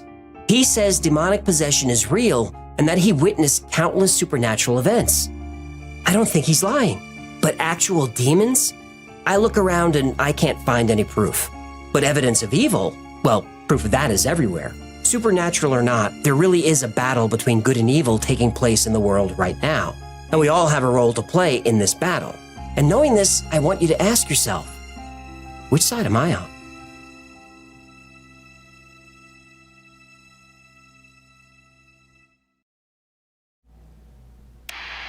The Y-Files exposed why we really wear armor. 'Tis not for battle, but for blocking their mind control rays.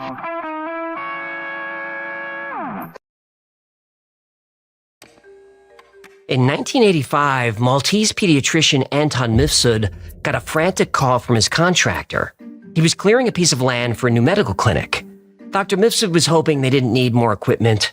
They were isolated on Gozo, one of the islands of Malta. The nearest mainland was the Italian coast, 60 miles away by boat. But Mifsud quickly realized this wasn't about equipment. The contractor sounded worried, afraid even. Mifsud wondered if someone had been hurt. He got the contractor to calm down and tell him what had happened. While digging, workers found human bones. The doctor said they should just call the police. But the contractor said there was more to it. The skeleton they found was 10 feet long. Dr. Mifsud said that was impossible. No human ever lived that was that enormous. Then he remembered the legend.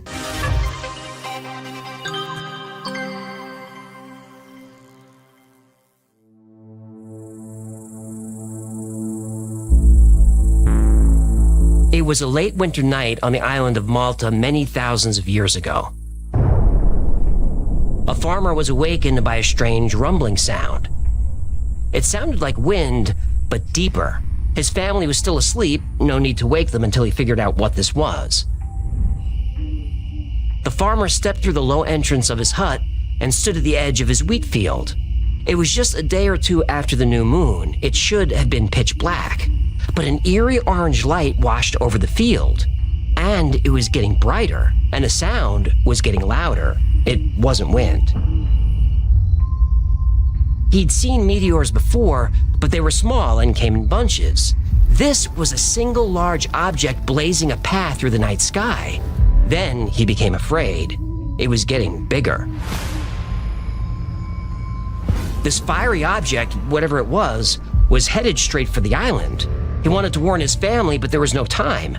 Seconds later, it roared past. It left a trail of fire in the sky above his hut, his field, and then into a valley nearby. A bright flash lit up the island and the sea beyond. Then, just as quickly, the darkness returned. The farmer's wife stepped out of the hut, afraid. He turned to comfort her. Whatever it was, it crashed. The danger was over. But she wasn't looking at him. She was staring at something behind him in the direction of the crash. The farmer turned around and saw a huge figure emerge from the woods, a dark silhouette that stood higher than the trees. The giant called Sansuna had arrived.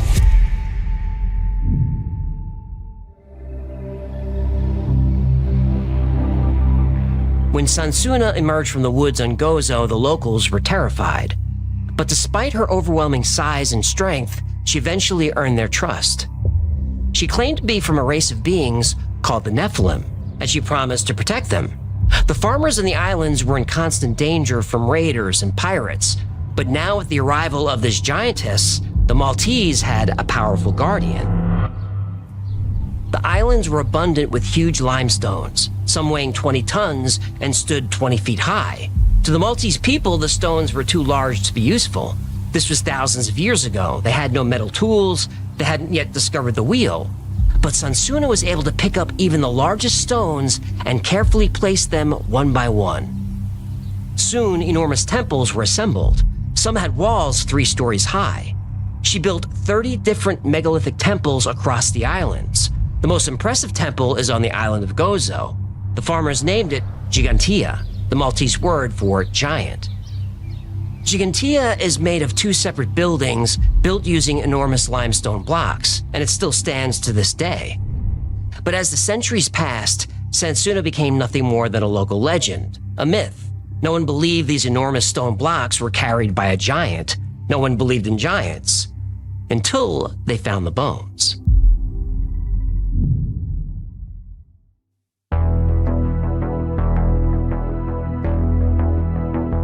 The Maltese Islands have been continuously occupied for thousands of years. They're strategically important. They're 60 miles from Italy and 180 miles from North Africa, right in the middle of the Mediterranean Sea. The Phoenicians were the first empire to claim Malta. Then came the Romans, then the Byzantines, the Arabs, and the Christians.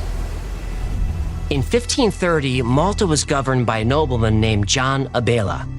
He was the first person in a long time to take interest in the temples on the islands. He collected artifacts and documented ancient buildings. Most were buried in debris from centuries of neglect, but a little digging revealed the structures were enormous. Abela didn't understand how these huge temples could be built by ancient farmers. One day, a worker found something wedged in a rock fissure. When Abela saw it, the answer to who built the huge structures was clear. They were built by a giant. The worker handed Abela a femur, the largest bone in the human leg. Except this femur was twice as large as a normal human's. A person with a femur this big would be about 10 feet tall. Sansuna. Yep. Soon, Abela had workers all over the island hunting, and by 1647, he had enough bones to publish a pioneering book that made him famous. He's been called the father of Maltese history. Tell the people the name of his famous book there. That's not really important to the story. Yeah, you can't pronounce it. It's Italian. I can pronounce it. Go ahead then. It's not. $20 says you can't do it. Abela's book was titled Della descrizione di Malta Isola nel mare siciliano con le sue antichità ed astre notizie. Take it. Grazie mille. Show off. The book documented skull fragments, giant femurs and tibias, impossibly large vertebrae, and enormous pelvic bones. Abela concluded that the Maltese temples were built by a prehistoric race of giants that lived on the islands. Abela turned his home into Malta's first museum. He put the bones on display and opened the museum to the public. Anatomists and naturalists who saw the large bones agreed they must have belonged to giants. Skeptics said they were animal bones, and until the sites were fully cleared, there was no way to know for sure. Then centuries later, proper archaeological excavations were done.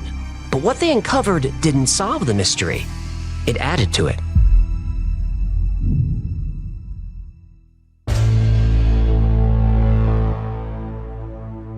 In 1915, a Maltese farmer kept hitting large stone blocks while plowing his field, so he contacted the Malta Museum director, Sir Temi Zammit.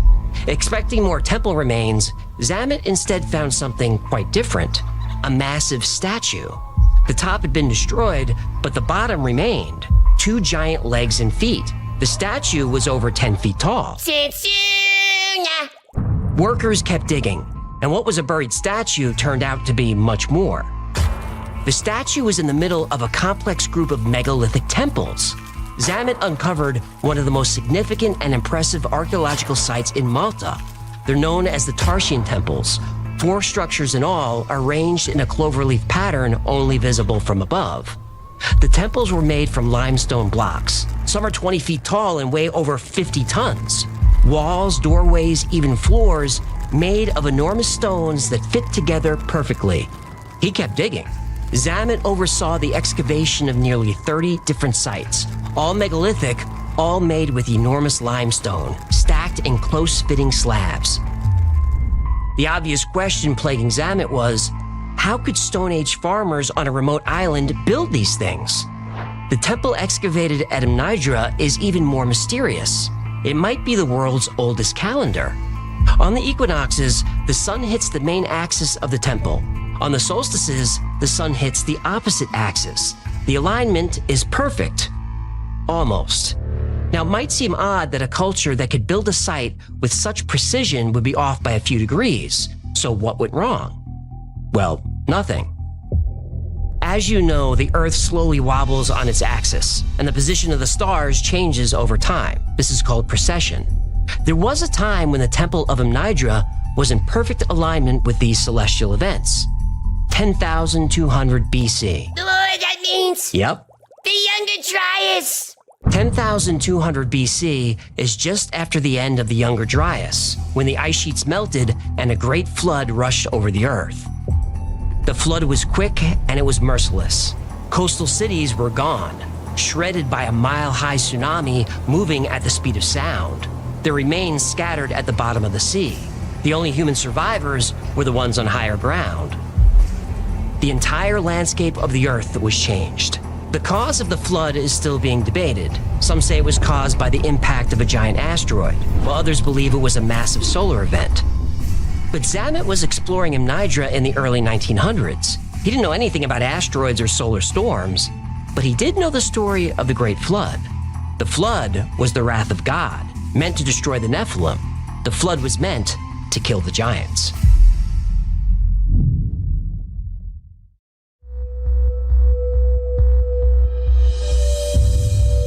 The Nephilim are mentioned in the book of Genesis. They're described as warriors who are large and strong. The Bible doesn't go into much more detail than that.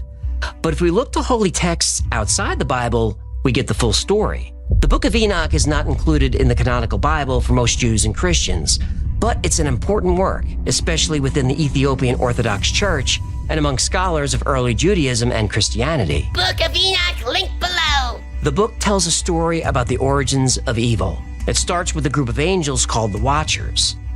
God entrusted them with the task of overseeing mankind, and they provided order and guidance. Eventually, the angels rebelled. They took human wives, which was forbidden. The Watchers were cast out from heaven and forced to live in the underworld. But their evil remained on earth. The Watchers and their human wives had offspring. These hybrid beings were mighty giants called the Nephilim. According to the book of Enoch, these giants wreaked havoc on earth and are the reason God created the flood. He meant to destroy the children of the Watchers from amongst men. Of course, if the Nephilim were destroyed in the flood, they'd be long gone before the early Maltese farmers settled on the island. But in the book of Numbers, there's more to the story. Moses sends spies to explore the land of Canaan. They report that some giants may have survived the flood. The land through which we have gone to spy it out is a land that devours its inhabitants, and all the people that we saw in it are of great height. And there we saw the Nephilim, and we seemed to ourselves like grasshoppers, and so we seemed to them. The Maltese legend of Sansuna goes back thousands of years before the Bible was written, yet that legend aligns perfectly with what's told in the book of Enoch. Sansuna was a demigod stranded on the island, a giant who survived the flood, and she wanted to continue her species. Bad idea. But there were no other giants on the island. Okay. Whew. But she might have taken a human male as a mate. That would explain the skulls. Wait. Skulls? What skulls?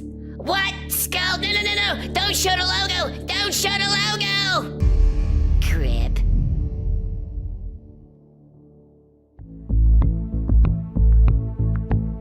In 1902, the British Navy expanded its base in Malta, and new housing developments started popping up all over the islands.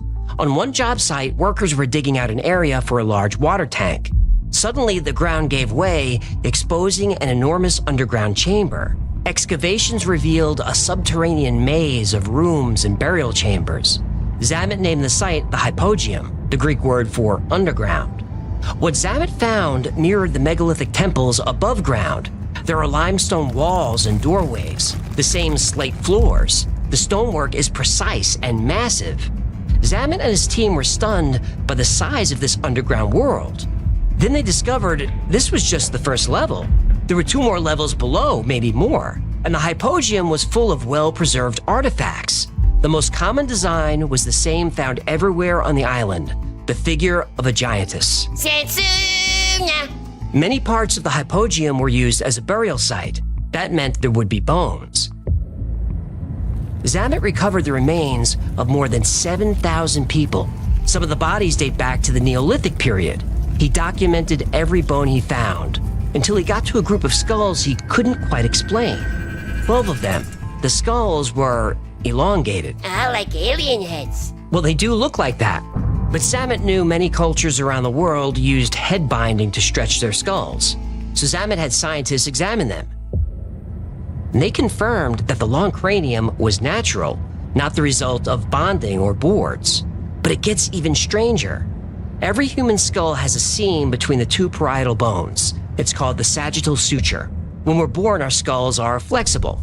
That makes it easier for our big head to, Square out the baby chute. Right. As we grow, the two halves of our skull fuse together, forming that seam.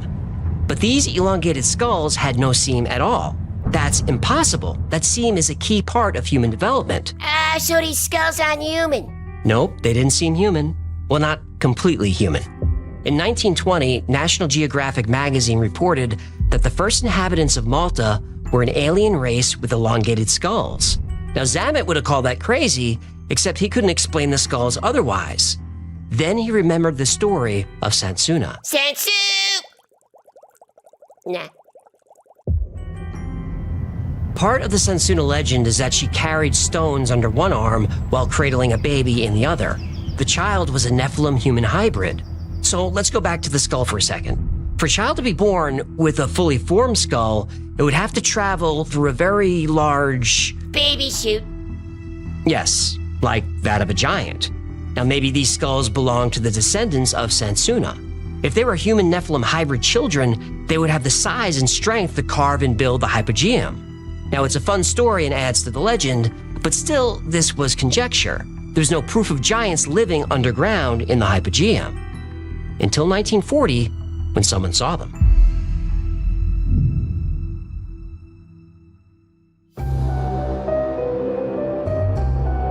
In August 1940, National Geographic magazine printed an interesting and disturbing story about Malta and the hypogeum. First, the article reported that excavators discovered the bones of over 33,000 people who had been sacrificed by an ancient pagan cult.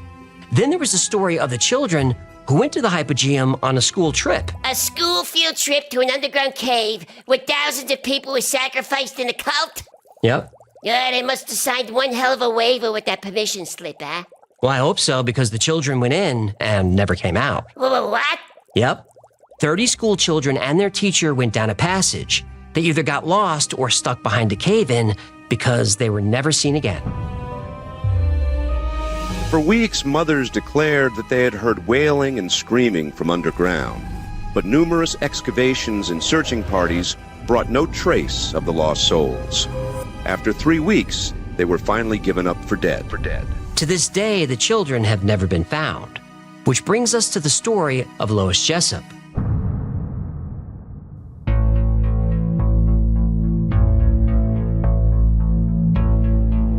She was in Malta with a few friends touring the various historical sites. It was a hot summer afternoon, so a local suggested they go see the hypogeum.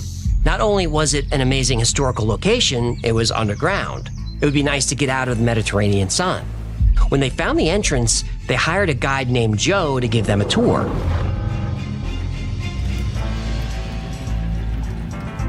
They weaved through various passageways and found the entrance to a mysterious-looking cave. On the walls were ancient carvings and designs painted with red ochre. The entrance smelled damp and moldy, but once they entered, the air felt clean and dry. Their guide, Joe, told them there were 3 floors of underground rooms. Joe gave Lois and each of her friends a single lighted candle. One by one, Lois and her friends entered the cave. The passage was narrow, so they had to crouch and walk single file. They emerged into a large room with smooth limestone walls. The women laughed and talked, and they noticed their voices were echoing and creating a strange humming sound. Joe said the room was built thousands of years ago for a powerful oracle. The oracle would perform miracles using certain sounds. Joe said the room would still work today if anyone knew the correct sound to use. Lois and her friends followed Joe through another narrow passage. The ground was steep. They were going down, very far down, into the deepest part of the hypogeum. Yeah, I don't like where this is going. Do you mind? Sorry. I'm just trying to, break the tension. Yeah, I was building tension on purpose. Oh. Oops. Lois wasn't sure how far down they went, but her senses told her it must have been 20 or 30 feet. The tunnel opened up to another large room. Cut into the walls were shelves. Lois thought they looked like beds or resting places. She got a closer look. They were shaped like coffins. Joe said they buried their dead in here. He gestured to a slit in the wall, and Lois realized there were slits carved all around the room, evenly spaced. She looked through one and saw skeletons. Lois asked about them, and Joe said they were prisoners and their remains could not be disturbed. They looked around for a few more minutes, then Joe said, "This is the end of the tour, it's time to go back." Then Lois asked Joe, "What's down there?" She was pointing at a small square doorway, maybe 3 feet wide. Joe said, "If you go in there, you go at your own risk, and you won't go far." Now Lois felt like this was a challenge. She grabbed a length of rope and tied it around her waist. She passed the rope to another friend who did the same, and then another and another. Lois and her 3 friends squeezed through the small opening. Oh, like a baby chute. Sorry, go ahead.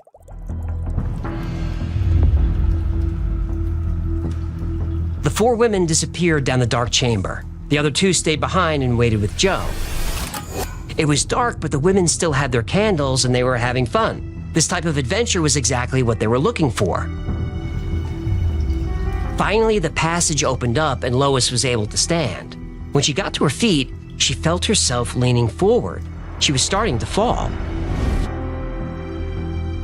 A rush of cold air hit her in the face and she was yanked back. Now, it's a good thing they used the rope. Lois was on a ledge no more than 2 feet wide, then it was a sheer drop 50 feet down. And from behind, Lois heard a friend tell her to keep going. They were getting claustrophobic in the tunnel, but Lois was frozen. Here's what she saw in her own words. There, across the cave, from an opening deep below me, emerged 20 persons of giant stature. In single file, they walked along a narrow ledge. Their height I judged to be about 25 feet, since their heads came about halfway up the opposite wall.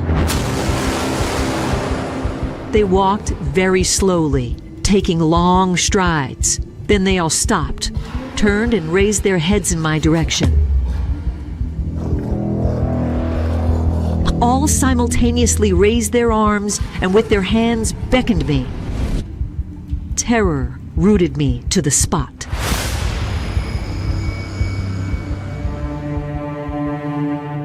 Another gust of wind rushed up from the cavern, this time blowing out Lois's candle, and everything went black. And then she started screaming. She was in pure panic. She heard herself yelling, go back," as she shoved her friends back the way they came. The women spilled back into the room where Joe and the other 2 friends were waiting, and Joe said nothing, but Lois was suspicious. I looked up at him, our eyes met. I knew that at one time he had seen what I had seen. There was an expression of caution in his eyes, adding to my reluctance to tell anyone. I decided not to. Lois turned to head back to the surface when Joe grabbed her arm. He said, "If you're interested in exploring further, you should join a group. Soon I'll be taking a teacher and her students down there. I'm sure they'd enjoy the company." Whoa! I left my address with him and asked him to have the school teacher get in touch with me, but I never heard any more about it until one of my friends told me to read the paper. A few months later, Lois returned to the hypogeum and found another guide. She wanted to know about the teacher and the children, but the guide shrugged and said he couldn't talk about it. Lois still wanted answers. She asked, "Where's Joe, the other guide?" The man said, "Ma'am, I alone have been the guide of this catacomb for years. I don't know anyone named Joe." Lois went to respond, but something about this man frightened her, so she left. And though it had been her favorite place in the world to visit, she never went back to Malta. Never again.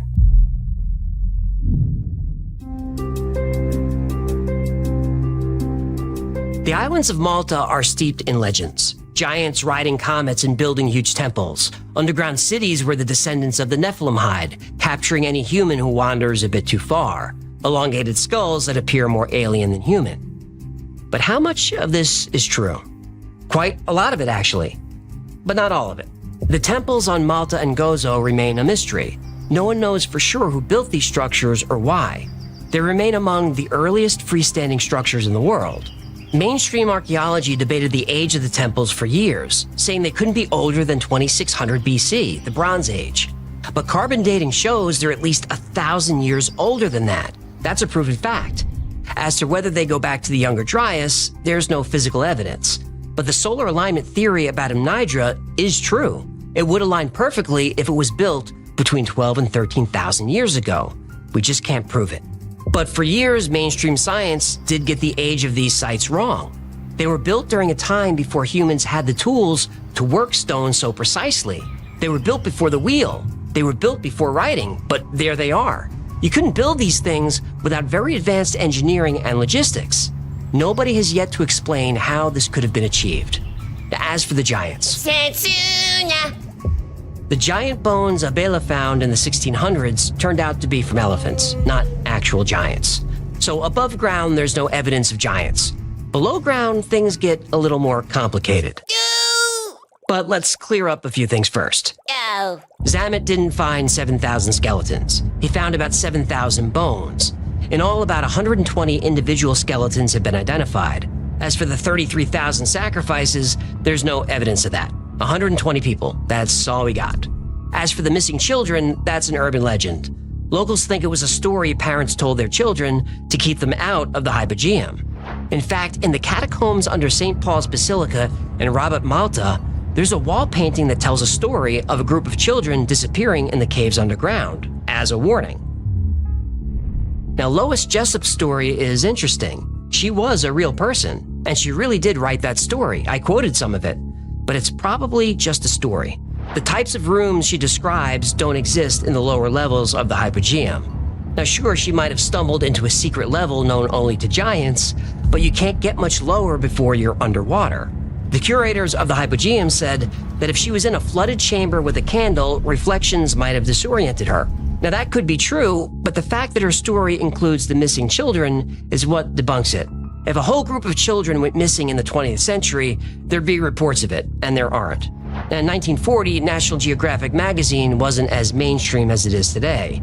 It often included stories of the fantastic and the bizarre. I wish they'd go back to that. Me too. Now, the elongated skulls are a bit of a conundrum. Sir Temi Zamet was actually trained as a doctor, so he knew a lot about anatomy, physiology, and craniology. He documented the skulls as being of the long-headed type, and that's about all he said. The skulls were hidden from the public for years, which only fueled speculation. But they were finally put on display just a couple of years ago. They are long-headed, but at least one of them appears to have been artificially lengthened by binding, like many cultures do. But not all the skulls. Now, the skeptics will say the elongation is genetic. Yeah, alien genetics. Or were the skulls elongated as a way of worshiping a prehistoric god who is actually an alien? Ancient astronaut theorists say yes. Maybe. They're still being studied. Now, I didn't know much about the mysteries of Malta before researching this episode. And stories about giants, I do those because people like them, not because I believe them. But the Temple of Amnidra really threw me off. The sun really would line up with the structure perfectly at the end of the Younger Dryas over 12,000 years ago. Now, I don't know how many times the Younger Dryas and the Great Flood have come up on this channel, but we're 3 years in, and they've come up a lot. When I first started the Y-Files, I believed almost none of these stories, and most of them are still bunk.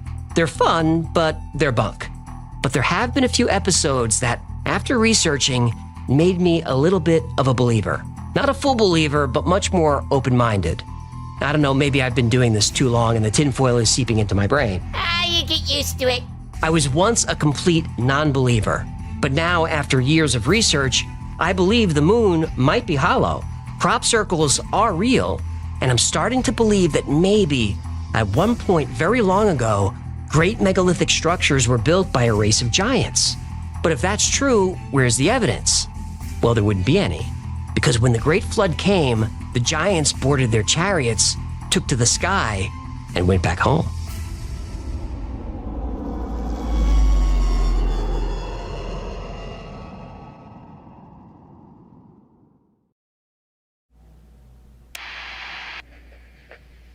You catch Y-Files last night?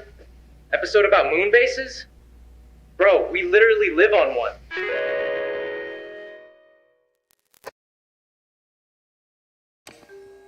In 1745, English authorities arrested a man in a London coffee shop for espionage. His pockets were full of diamonds. He played the violin like a master. The interrogators finally let him go. The man only gave a name, the Count of Saint Germain. And for 200 years, the Count would appear at every turning point in European history and American history. And in all that time, he never aged a day.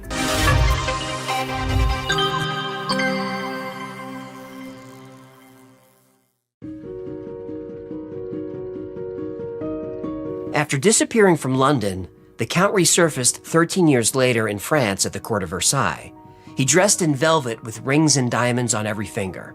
Nobody knew where he came from or how he got his money. He became the must-have guest at every dinner party. He played piano and violin so beautifully that people were moved to tears.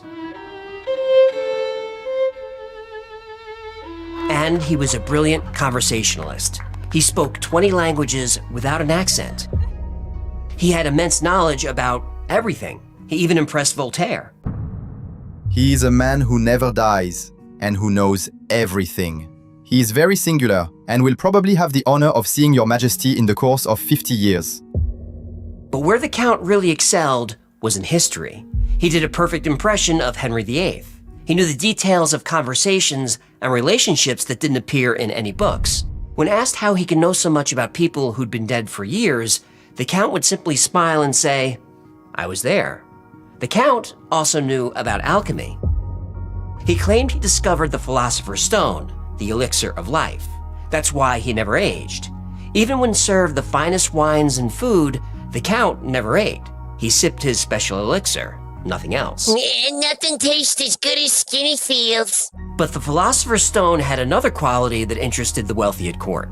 It could change base metals into gold. And the Count of Saint Germain said he can prove it.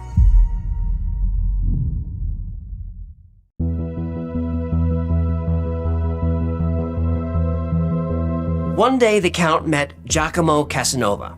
Casanova knew a con man when he saw one. He handed Saint Germain a silver coin and challenged him to turn it to gold. The Count accepted. He handed back the coin. It was pure gold. He took the coin, put a black substance on it, and placed it on the fire. When it cooled, he said, "Take your coin." I examined it, and it was pure gold. King Louis learned about this ability and wanted to know what the Count knew about precious stones. The Count claimed he could remove flaws from diamonds and even create larger diamonds by melting smaller ones together. The king was skeptical. Your Majesty, I have witnessed Christ turn water into wine. Diamonds are a mere trifle. I spent 5 years in the Shah's laboratory beneath the palace at Isfahan, learning a technique discovered long before Archimedes walked the earth. The king had a diamond that, without its flaw, would be worth twice as much. Give me your flawed stone. In 30 days, I will return it perfect. And if I fail, you may keep my laboratory and everything in it. A month later, the Count returned with the diamond. Flawless. The king's jeweler looked at it and valued the stone at 9,600 francs, almost double the flawed stone. The king was so impressed that he gave the Count a private laboratory in the palace. The Count became a fixture at Versailles, working all day in his lab and spending all night dazzling the king's guests. Then the skeptics got another chance to test him. One evening, Countess von Georgi approached him. She recognized the Count from Venice in 1710, about 50 years earlier. The Countess asked if his father had been in Venice at that time. No, madam. It was I who had the honor of paying you court. You wore... yes. It was a gown of emerald silk that evening, I believe. Ah, yes. We danced the minuet in the Doge's palace. You asked me about my travels to Constantinople, and I told you about the Sultan's mechanical bird that sang without winding. You laughed and said, I told the most charming lies. The Countess just stood there staring, and after a long moment she asked, what else happened that night? Your husband, the Count, was, gambling in the back room? Yes, that's it. He lost 3,000 ducats that night. You were, hang on. You were worried he would lose the estate. And then, oh dear. 2 years later, he did. I'm so sorry. The Countess was stunned. She remembered the night perfectly, and so did the Count. The man she met 50 years earlier was about 45 years old. The man standing right in front of her was about 45 years old. He hadn't aged a day. The Countess said, you must be 100 years old.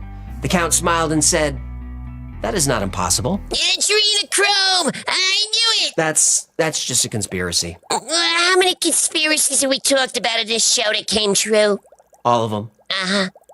But the Count of Saint Germain was lying about his age. He wasn't 100 years old. That number was closer to 2,000.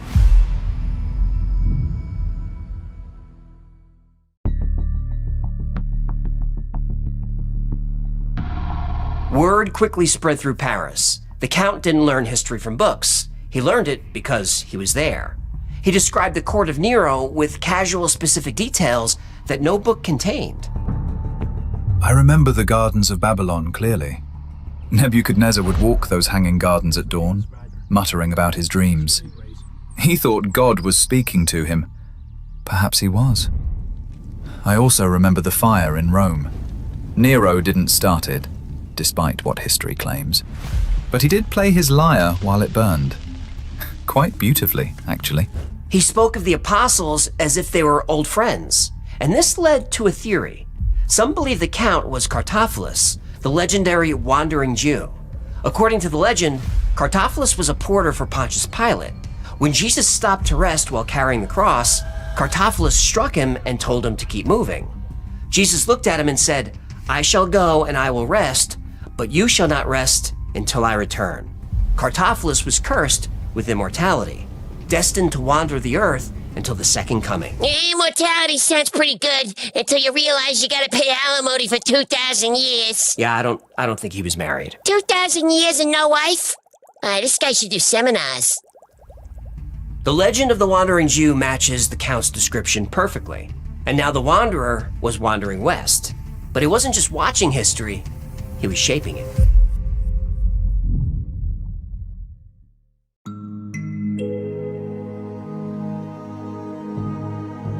The Count of Saint Germain had charmed Versailles, fixed the king's diamond, and convinced an eyewitness that he hadn't aged in 50 years. But he wasn't content to stay in France. He had work to do. He was in Russia helping bring Catherine the Great to the throne. British officers saw him in India speaking fluent Hindi. He traveled to The Hague to broker peace between Prussia and Austria.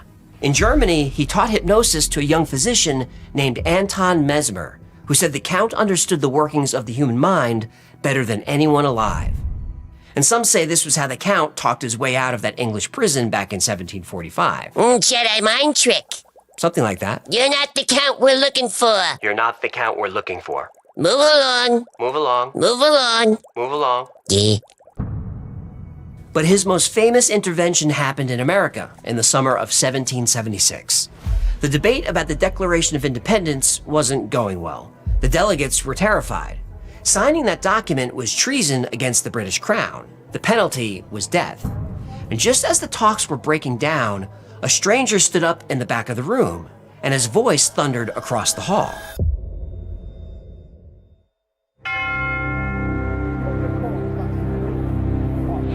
We have petitioned, we have implored, and we have been spurned. If we sign this declaration, the rope awaits us all. We must hang together, or we shall surely hang separately. Gentlemen, you stand at the threshold of history.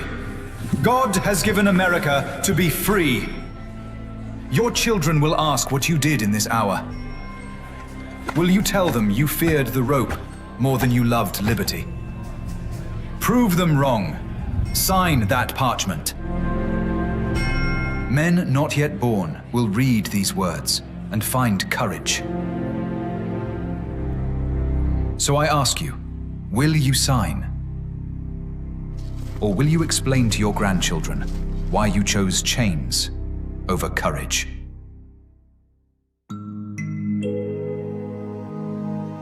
The delegates were inspired. They rushed forward to sign the declaration. And when the frenzy died down, they turned to thank the stranger, but he was gone. The doors were locked, and the guards saw nothing. It sounds like the same guards who were supposed to be watching Epstein. Let's not get into that. All we know is that the stranger was a man of average height, dressed in black, who appeared to be about 45 years old. And back in Europe, the Count continued his work. In 1779, he befriended a German prince. He spent the next 5 years as a guest in the prince's castle. Then on February 27th, 1784, the Count of Saint-Germain died of pneumonia. He was laid to rest at a local church, and his funeral was attended by royalty. It seemed the immortal man had finally met his end. But less than a year later, the Count was back.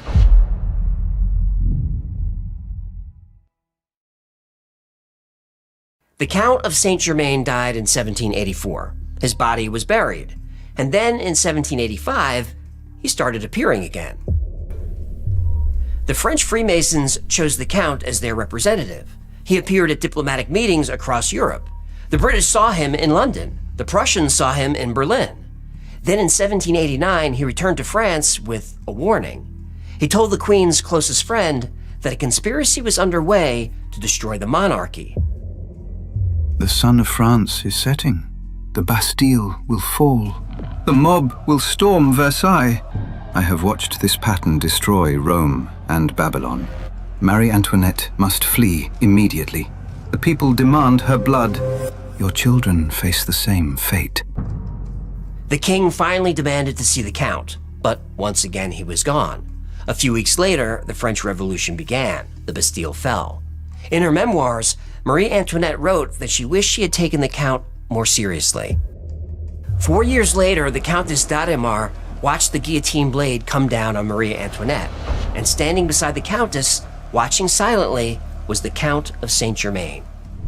Same face, same age, 9 years after his funeral. He appeared to the Countess one last time in 1820. That's 36 years after his funeral. He told her he was tired of the chaos in Europe. I am leaving France. I must go to Constantinople, then to England, and finally to the Himalayas. I will rest there. But people will see me again in 82 years. The Count vanished again. But 82 years later, a man moved into a mansion in New Orleans. He looked exactly like the Count. But this time he wasn't interested in politics. He was interested in blood.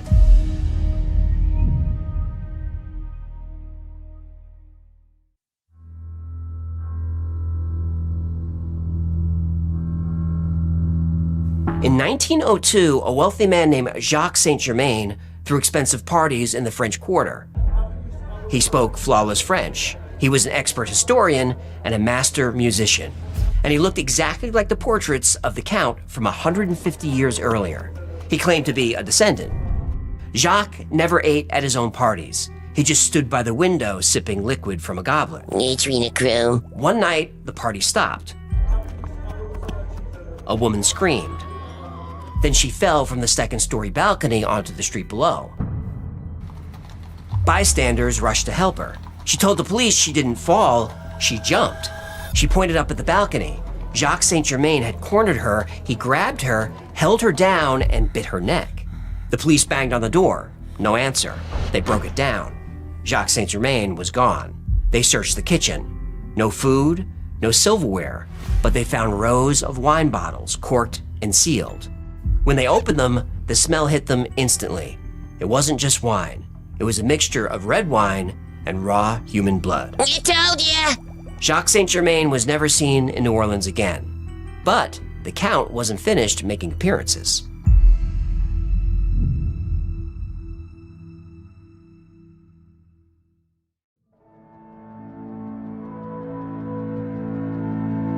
The vampire of New Orleans vanished in 1902, but sightings of the Count continued throughout the 20th century. During World War I, 2 Bavarian soldiers captured a man who spoke many languages but wouldn't give his name. He told them the war would end in 1918, and he was right. And he also said a tyrant from the lower classes would wear an ancient symbol and lead Germany into another global war in 1939, and that Germany would be defeated in 6 years after committing unspeakable acts of violence. The soldiers thought the man was crazy until 1939, when history unfolded exactly as the Count predicted. Then, in 1930, Guy Ballard met the Count of Saint-Germain on Mount Shasta in California. Ballard founded the I Am Activity movement, based on Saint-Germain's teachings. It still exists today. Oh, I should start a religion. The Brotherhood of the Golden Scale. Donations are tax deductible. Please don't start a cult. It's not a cult, human. It's a high-yield spiritual investment opportunity involving lizard people mugs. They're available now at the Wi-Fi store, and they make great Christmas gifts. No plugs until the end, please. Worst salesman ever. In 1972, Richard Chanfray appeared on French television. He claimed to be the Count of Saint-Germain. He said he was immortal. And to prove it, he performed the Count's most famous trick, live on the air. He set up a simple camping stove. He took a lead bar. He melted it down in a crucible and added a strange powder. When the metal cooled, it wasn't lead anymore. Oh, did this guy make gold with a camping stove? Yep, it was even tested. The guy made gold from lead. And Chanfray never revealed his secret. He died in 1983, officially by suicide. But believers say the Count simply moved on to his next identity. After all, he'd done it many times before. The Count of Saint-Germain was definitely a real person. There's no debate about it. But the claims that he was supernatural, well, let's take a closer look.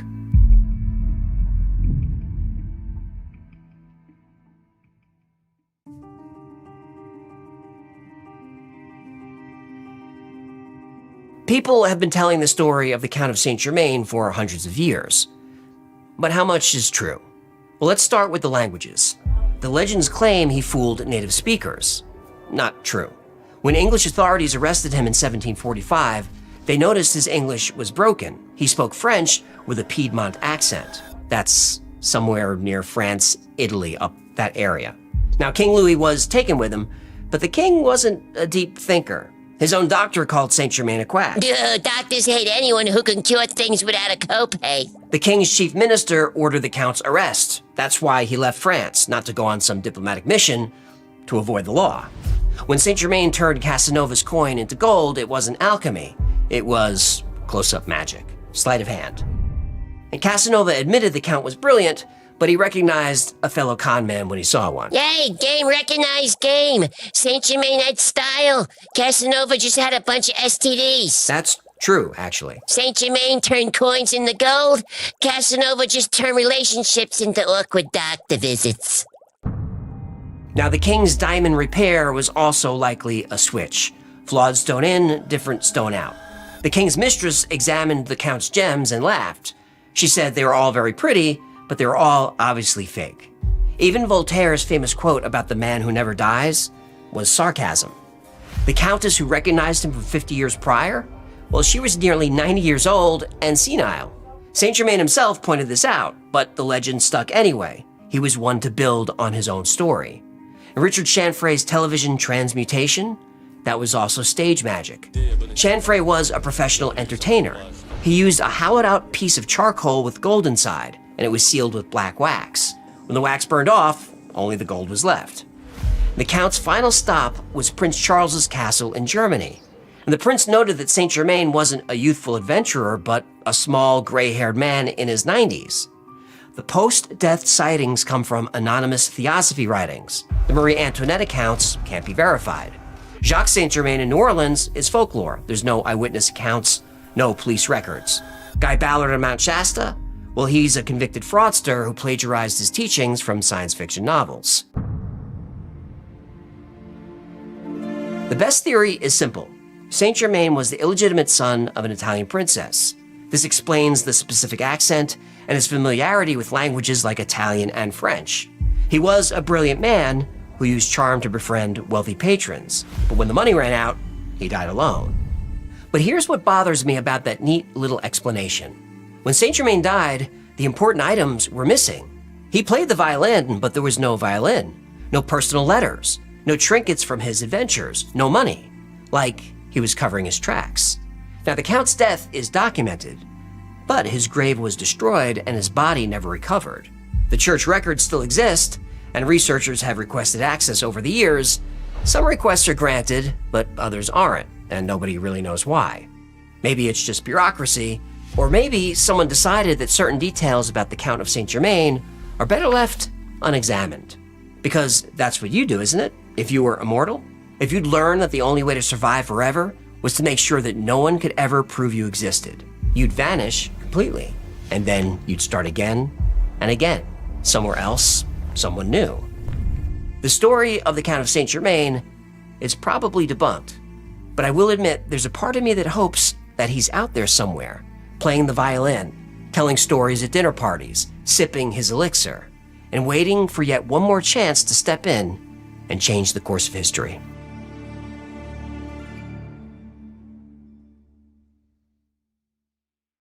Here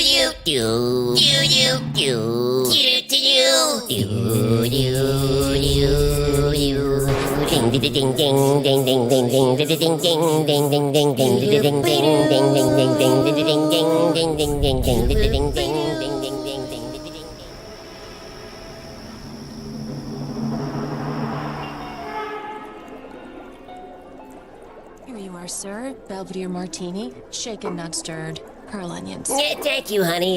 Grab a chip off my stack and get yourself something nice, would you? Got it, girl. Ah, new face at my table. May I join you, Mr. Pond. James Pond. Go ahead, take a load off.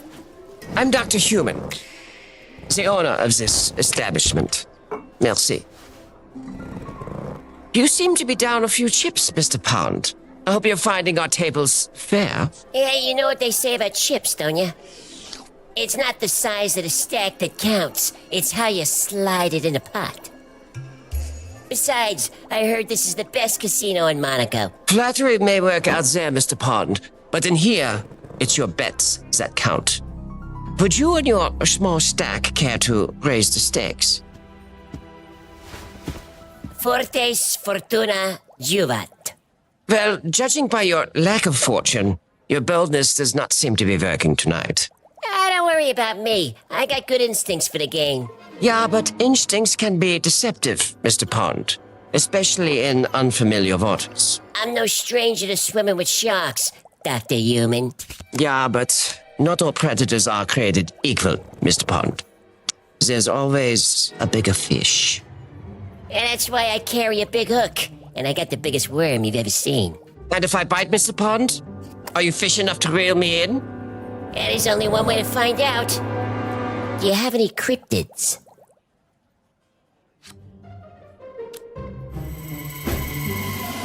Go Hecklefish.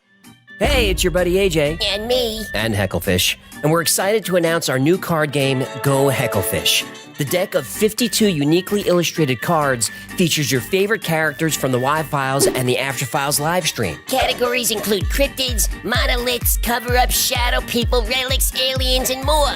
But watch out for the two special bonus cards, the elusive Crab Cat. A Crab Cat can instantly turn the tide of the game. Fear the Crab Cat! Go Hecklefish is perfect for game nights with friends, family, and kids of all ages. Grab a deck now for only $25. Too much. Grab a deck now for $20. Still too much. 15? That works. For only $15, grab your Go Hecklefish cards today and experience the Y-Files like never before. Amount of fun may vary. Hecklefish does his own voice. Who does your voice? If you're the Crab Cat, not guaranteed.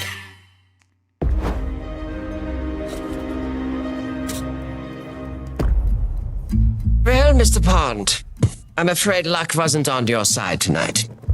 pity. I was expecting more from a fish with your reputation. Oh, yes. I may have only one eye, but I see much. 007. But your one eye didn't see this coming. Omakase! How did you? Fear, the crab cat.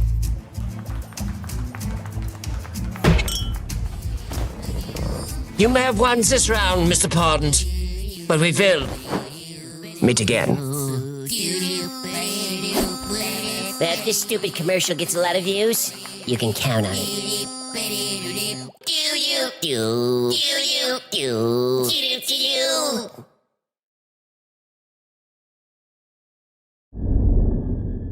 I'm a rocket man, burning bottle boot up.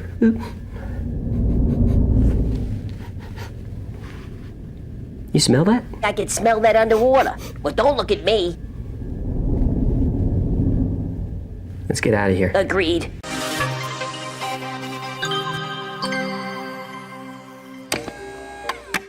The smells of the universe are not universal. Listen. You smell something? Different objects in space, like comets, planets, moons, gas clouds, each have their own distinctive aroma. Ooh, I love the smell of the universe in the morning. Me too. We're all watching The Expanse, right? If you're not, start immediately. It's the best sci-fi show on TV. And it's based on a series of novels which are equally awesome, and I will link below. Anyway, The Expanse describes the moon as having a gunpowder stink. And I remember reading that and thinking, what a cool description. And it made me wonder, how did they come up with that? Does the moon really smell like gunpowder? Turns out it does. For this video, we're going to assume the moon landing was not faked. We are going to assume the moon landing was real. You'll believe anything. When recalling the smell of the moon, Apollo 17's Jack Schmitt said everyone's impression of the smell was that of spent gunpowder. Now this is strange because the makeup of lunar dust is completely different than gunpowder. Moon regolith is made up of silicon dioxide glass created by billions of years of meteor impacts. It also contains iron, calcium, and magnesium. But modern gunpowder is a combination of nitrocellulose and nitroglycerin. So why the similarity? Well, nobody really knows, but it could be a sign that moon dust is chemically active. So how does the smell even happen? Well, there are a couple of theories. One is called the desert rain effect. You ever notice that awesome smell that happens after a summer rain? That smell's called petrichor, from the Greek words petra, meaning rock or stone, and the word ichor, which is the fluid that flows through the veins of the gods. On Earth, plant oils accumulate on rocks during dry periods, along with another compound, geosmin, which is a metabolic byproduct of bacteria found in soil. And during rain, the oils and geosmin are released into the air, causing that distinctive smell of petrichor. And if there's lightning, sometimes you could sniff a little ozone. Obviously, there are no plants on the moon, but there's still stuff, right? The molecules trapped in the dry moon dust may have been activated by contact with the moist air in the lunar module, just like petrichor and the desert rain effect. Another theory is solar winds. Hot solar winds of hydrogen, helium, and other ions buffet the moon's surface and may become trapped in the dust. When the ions are dislodged, such as by an astronaut's footsteps, then come in contact with the warm air inside the lunar module, they evaporate. Now, it's possible these ions were brought into the cabin, producing the odor. Either way, the smell didn't last long. By the time the moon dust made it back to Earth, it was completely odorless. So we'll have to take NASA's word for it. But space itself may even have a smell. Astronauts returning from spacewalks have reported smelling burnt metal or burnt meat. And no one really knows for sure what this is, but it could be molecules of metal leaching off onto spacesuits, then oxidizing when it comes into contact with actual humidified air. Now, I think that's super interesting, so let's work our way around the solar system and see which planet smells like toasted almonds and which planet smells like the porta potty on the last day of a Renaissance fair. That reference was oddly specific. Mercury. Mercury is the smallest and closest planet to the sun. Named after the Greek god Hermes, and translated into Latin as Mercurius, the messenger of the gods. And Mercury contains a lot of sodium, which doesn't have much of an odor, but there's also a lot of silicon dioxide present, like the moon, so we assume the smell would be gunpowder. Just salty gunpowder. Venus. Venus is the second planet from the sun, named after the Roman goddess of love and beauty. But when they named the planet, they clearly couldn't smell it. Venus has a thick atmosphere, mostly carbon dioxide.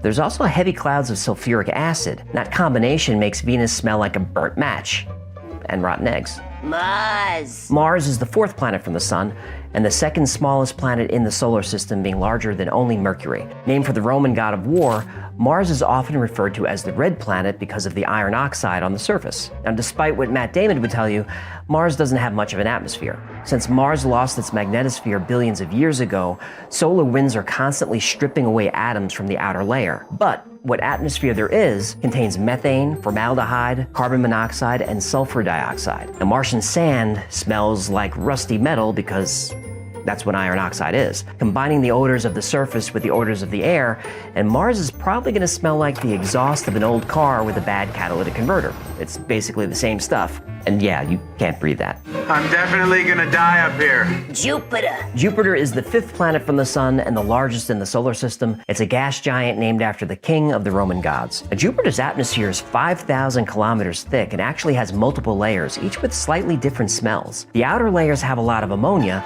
which smells like horse urine. Hello. As you move closer to the surface, the atmosphere becomes more sulfuric, smelling like skunk and horse urine. The inner layers have a high concentration of hydrogen cyanide, which smells like toasted almonds, and skunk, and horse urine, and rotten eggs. Saturn. Saturn is the 6th planet from the sun and the 2nd largest in the solar system after Jupiter. It's also a gas giant named after the Roman god of wealth and agriculture. Now, Saturn's atmosphere is 96% hydrogen and 4% helium, so not much of a smell. But there are trace amounts of methane, phosphine, acetylene, and ammonia, and phosphine can smell like rotten fish. What? So Saturn probably smells like dead fish and skunk and rotten eggs. What's with all the rotten eggs? Good question. Eggs are very high in 2 proteins, globulin and keratin. When globulin decays, a toxic chemical is released, hydrogen sulfide, which has a very potent sulfur smell. I mean, you know it when you smell it. And keratin also has very high levels of an amino acid called cysteine, which is also full of sulfur. Hydrogen sulfide happens to be one of the most common compounds in the solar system, so rotten eggs everywhere. Uranus. Uranus. Uranus. Please don't say it that way. You say tomato, I say Uranus. Tomato, Uranus, potato. Do you mind? All right, go ahead. I couldn't resist. Uranus is the 7th planet from the sun, named for the Greek god of the sky. It's probably the smelliest planet in the solar system. Stop it. The upper atmosphere is mostly hydrogen, so not much of a smell. But as you get closer to the surface, it gets pretty ripe. Have we, probed Uranus?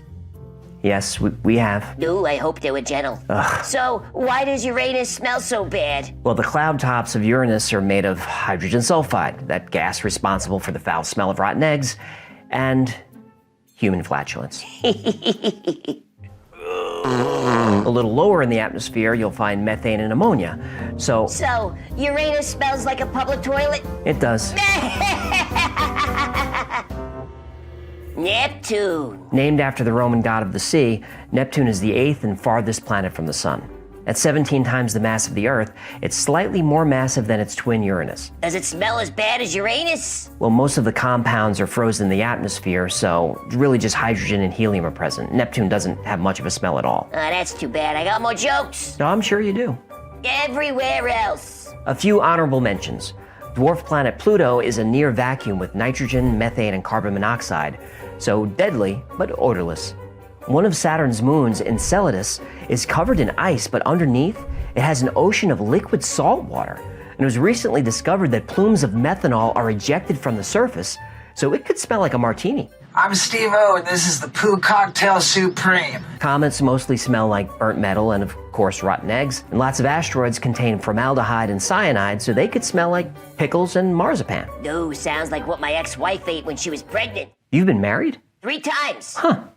I didn't know that. Well, I had a life before you came along, you know. Okay, take it easy. Sorry. I'm still working through some things. Anyway, the center of our galaxy is the dust cloud Sagittarius B2. And in that cloud, scientists have discovered a substance called ethyl formate, which is the chemical responsible for the flavor of raspberries and the smell of rum. So, not so bad. So, here's what we learned today. What's that? The worst smelling thing in the solar system is Uranus. I hate you. Thanks for hanging out with us today. My name is AJ, that's Hecklefish. This has been the Y-Files. If you had fun or learned anything today, do us a favor, give us a thumbs up. It really helps out the channel. Oh, and whoever makes the best Uranus joke in the comments wins an Amazon gift card. Ooh, I got one. No, you're disqualified. No. Until next time, be safe, be kind, and know that you are appreciated.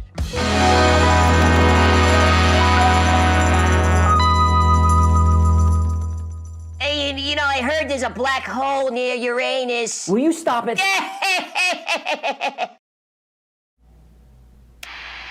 Tuesday, chemtrail support group meets behind Denny's. Bring your own binoculars.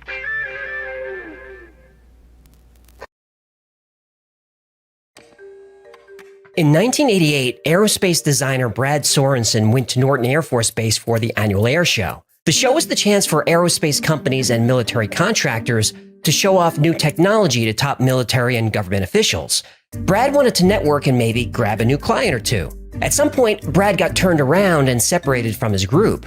He hopped into another group and ended up in a large hangar watching a presentation given by a 3-star general. At first, it was the typical rundown for various top-secret aircraft. Brad figured he was in the right place. He wasn't. The general signaled to someone, and a huge curtain was pulled, revealing 3 aircraft that nobody was expecting.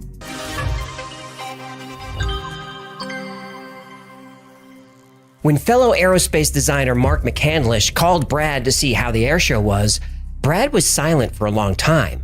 Mark asked him what was wrong. Brad sounded scared and depressed. He said, "I think I saw something I wasn't supposed to see." Mark was confused. They both had top secret clearance. They worked for General Dynamics, Lockheed Martin, Northrop, McDonnell Douglas, Boeing, Rockwell International. They worked for the usual suspects. Right.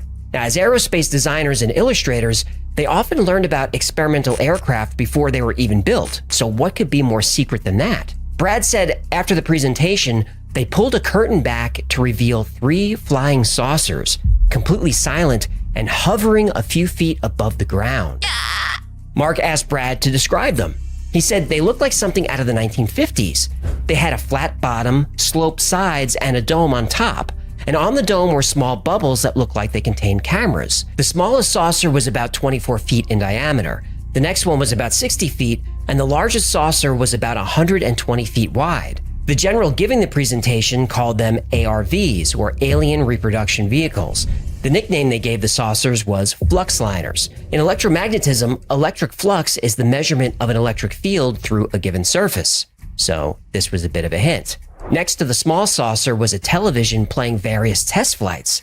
Video showed a saucer, or an ARV, hovering silently over a dry lake bed somewhere in the desert. Then the ARV did maneuvers that seemed like bouncing, and then finally the saucer stopped and flew straight up as fast as a bullet. The audience was stunned. Nobody had ever seen anything fly like this. Mark asked Brad if they explained how an aircraft could move in such a way. Brad said he was surprised at how simple the mechanics were. Mark said, "Wait, what, you got to see inside of the flying saucer?" Brad said that next to the craft was a large easel which described the internal components. Plus, the smallest saucer had some of its side panels removed so visitors could see the complete interior. Brad Sorensen saw the engine, the life support system, the crew area complete with jump seats and steering mechanisms. Mark McCandlish was blown away. And Mark, being a designer and illustrator, asked Brad if he could remember specifics about the saucer. Mark wanted to draw a diagram. Brad said he could remember and would tell Mark everything, but there was no way he was doing that over the phone.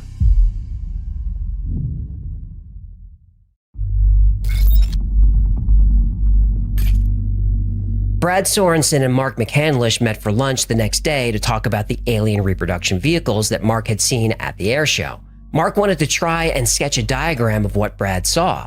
Both men worked in aerospace as designers and illustrators, so they were familiar with a lot of the technology and were trained to pay attention to detail.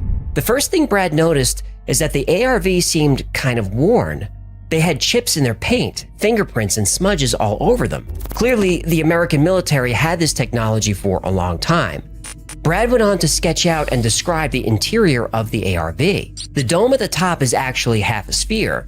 The crew jump seats are in the top of the sphere. The flat bottom of the saucer is a large capacitor array over a foot thick. On top of the array are oxygen tanks for the crew to breathe and to maintain air pressure within the craft. Then Brad revealed 2 bombs dropped by the 3-star at the air show.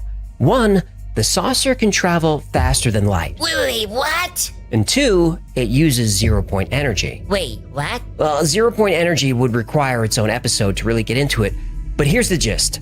0 point is the lowest possible energy that a quantum mechanical system can have.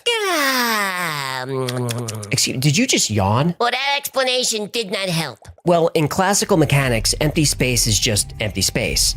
But in quantum mechanics, no space is truly empty. There are fluctuating fields in constant motion, and there are particles that act like waves that wink in and out of existence.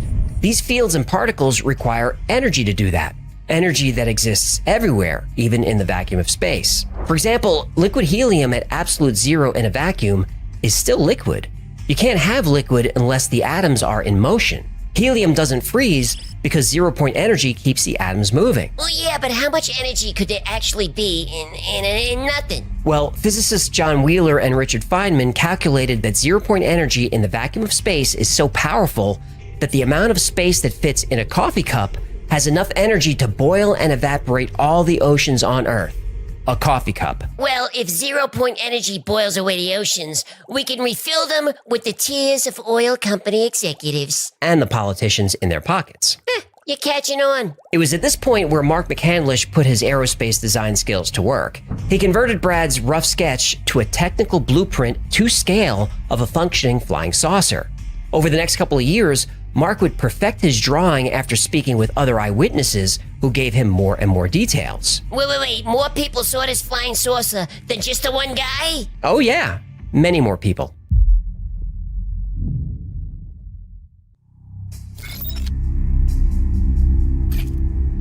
After speaking with Brad Sorensen and studying his drawing, Mark McCandlish became fascinated with the ARV project and started doing his own research. As interesting as this was, it was still just a report from a single eyewitness. But the more Mark looked into the secret project, the more people he would find that saw the ARV, worked on it, and even flew it. In the early 1990s, Mark ran into Kent Sellen at an air show. A lot of action at these air shows, huh? There is. You want to check one out? Nah, I'm good. Kent was a crew chief working at Edwards Air Force Base, and one day he was sent out to repair a piece of equipment. And on his way to the job site, he passed a hangar with the doors slightly open. He looked inside and saw a flying saucer just hovering there silently. Now, without any prompting, Kent described the ARV exactly how Brad did. Flat bottom, domed roof with smaller domes that held cameras.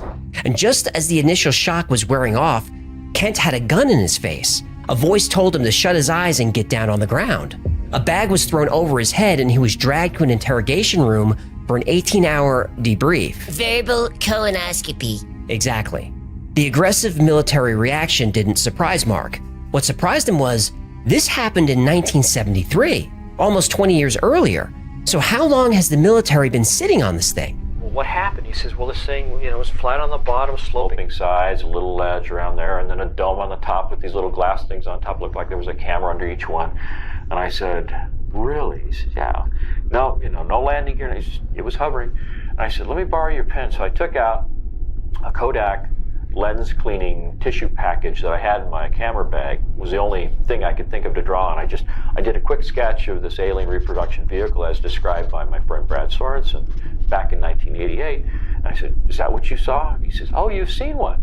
And I said, no, but I wasn't sure until this moment that the story was absolutely true. And so that was when I knew there was a second point of confirmation. In addition to Kent Sellen, there is at least one other person from the military who's been willing to go on record about the ARV. That there was one facility at Norton Air Force Base that was close hold. Not even the wing commander there could know what was going on. And during that time period, throughout my career, it was always rumored by the pilots that that was a cover for, in fact, a location of one UFO craft.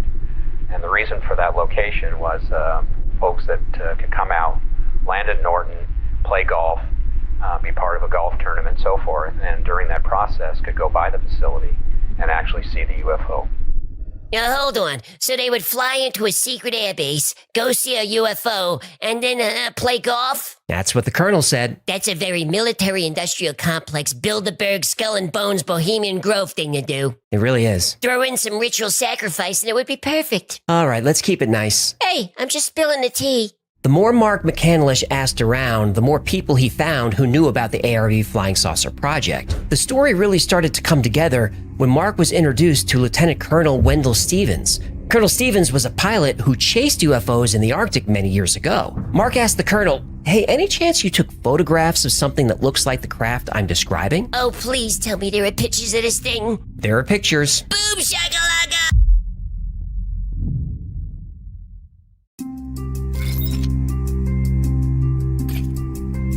These photos were taken in 1967, so it would seem that the design changed slightly over the years. The only major difference between the 1967 ARV and the one Brad saw in 1988 was that the bubbles on top were larger in the older craft.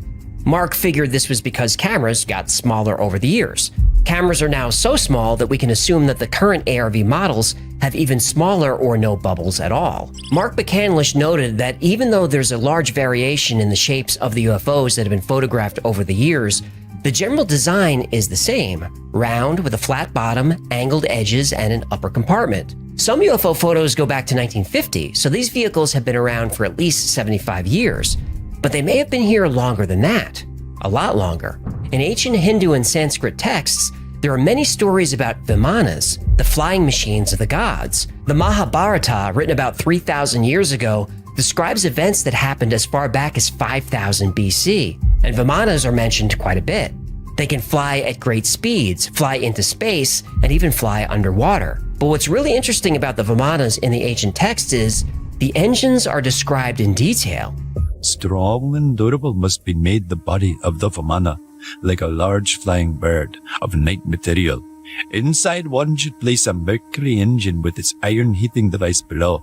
Through latent force in mercury, which triggers the buoyancy swerve, a man sitting inside can travel great distances in the sky. The Vimana's movements are such that it can climb vertically, descend vertically, move forward and backward. With the help of machines, humans can fly in the air, and celestial beings can come to Earth. In other passages and texts, Vimanas are described as having a mercury vortex engine. That's pretty specific. So, a couple of questions. If mercury is in a cylinder and is then heated, will it circulate and cause a vortex? Yes, it will. But what if the Vimanas weren't using heat? What if they were using electricity like the ARV does? Will mercury circulate if a current is applied to it? It sure will. This technology was very interesting to Germany in the 1930s. You might be familiar with Die Glocke, or the bell. Die Glocke was about 12 feet high and 9 feet in diameter. It used two high-speed counter-rotating cylinders filled with solutions of liquid mercury. The rotating mercury supposedly allowed the bell to defy gravity. We know that if you apply current to mercury, it will rotate. Reverse the polarity of the current, it rotates in the opposite direction. At this point in Mark's research, he was convinced the ARV project was real, and he began to unravel the mystery of its method of propulsion. In order to completely solve that piece of the puzzle, Mark would need to speak to people who claimed to have been inside a UFO. So, he started talking to abductees.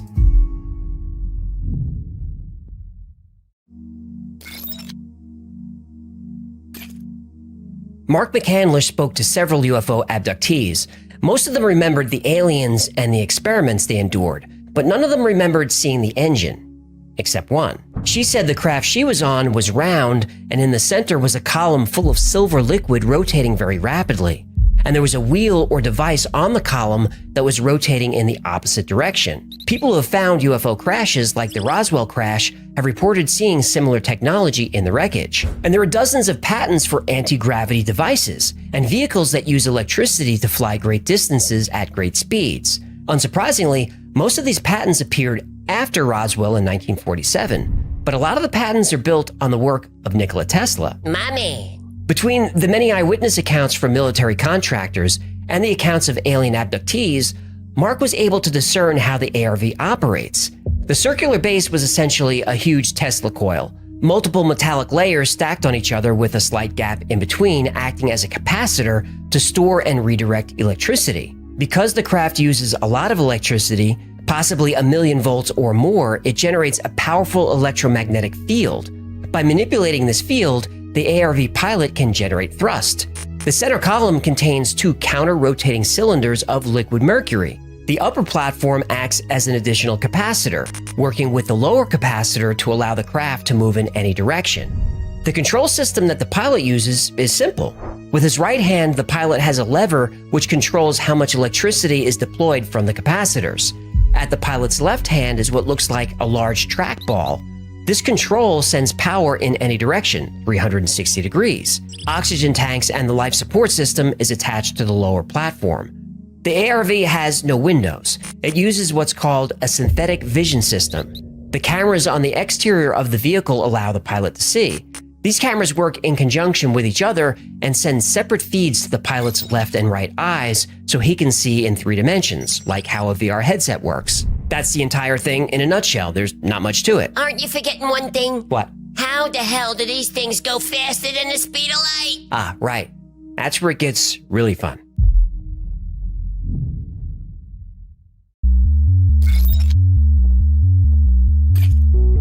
The ARV is a vehicle that captures, generates, stores, and redirects a tremendous amount of energy in a field around the craft. This field is manipulated by the pilot, which allows it to fly in any direction. But that doesn't explain how the ARV can exceed the speed of light.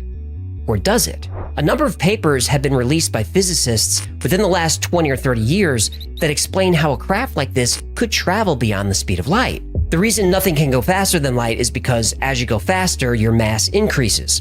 The closer you get to light speed, the closer your mass gets to infinity. Oh, that's a lot of mass. It is. It's way too much. Zero-point energy is everywhere and is responsible for the effects of gravity, inertia, and mass. So a vehicle that utilizes zero-point energy, drawing it in from its environment, could theoretically reduce gravity and lower its mass. And the faster the ARV goes, the more energy it absorbs, the lower its mass gets. This is like the opposite of E equals mc squared. But the math shows that this process doesn't actually violate the laws of physics. In September 2000, physicist Miguel Alcubierre released a paper called The Warp Drive. He describes how a vehicle could go faster than light without violating relativity. What the vehicle does is compress space-time directly ahead of it and expand space-time directly behind it.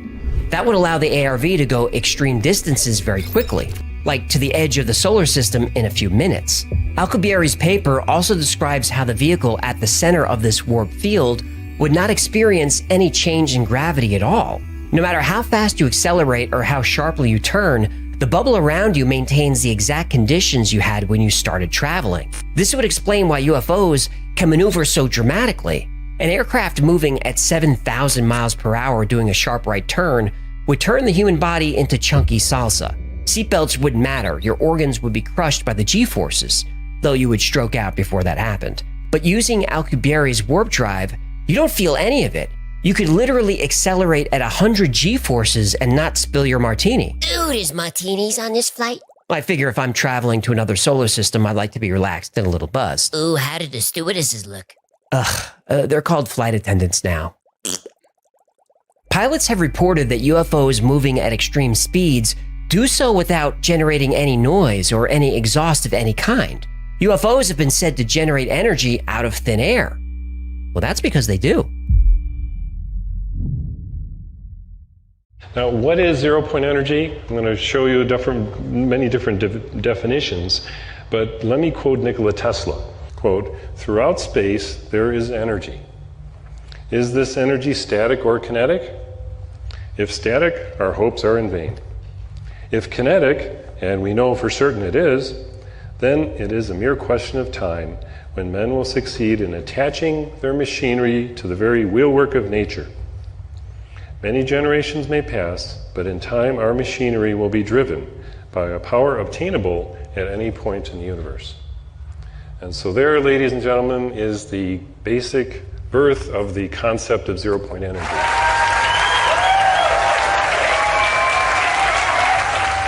The reason it's called alien reproduction vehicle is that it's based on the study of extraterrestrial vehicles, but it is manufactured by human military intelligence, aerospace contracting arrangements. And this is very important. It means that we, Homo sapiens, have the ability to access this so-called zero-point field of energy, which is the ambient field of energy from which all matter and energy is fluxing, and can access that energy and generate all the power we need to run this planet without fossil fuels or pollution.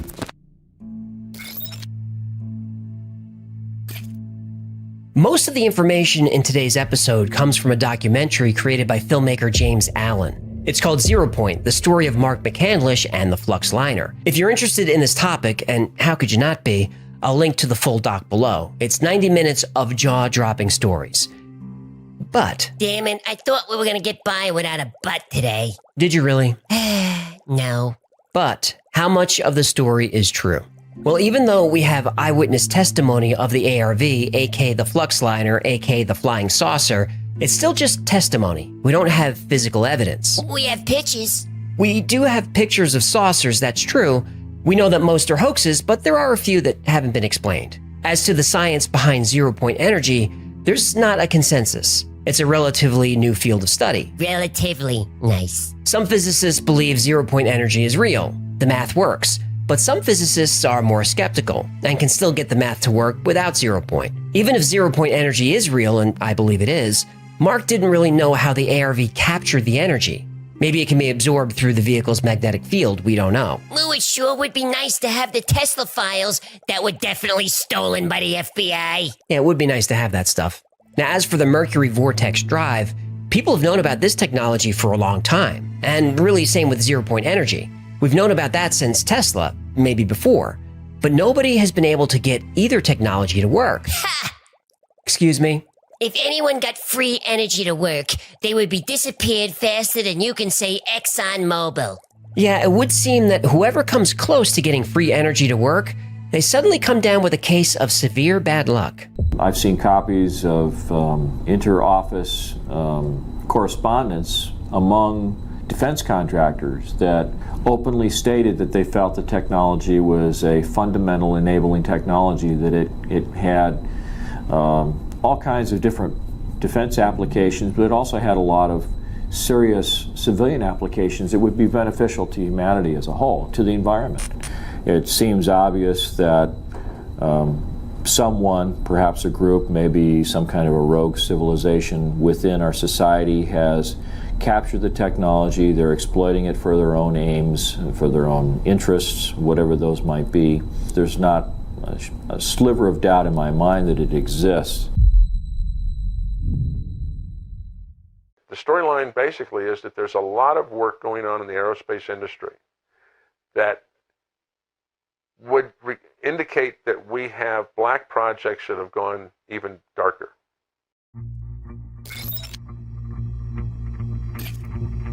Stefan Marinov was the leader of the European free energy movement. In 1997, he made tremendous strides in the technology. Before he could develop his first prototype, he fell out of a window. Dr. John Mullen, a nuclear physicist, used to work for McDonnell Douglas, one of the largest military contractors in the world. He died of arsenic poisoning in 2004. His girlfriend was originally a suspect, but she was found dead in her apartment shortly after. There are no more suspects, there is no investigation, there will be no trial. Dmitry Petronov invented a plasma battery that powered his home for 14 months. In 2010, he went to a bakery and was never seen again. Zachary Warfield was another inventor who developed his own plasma battery. Warfield visited Petronov to exchange information.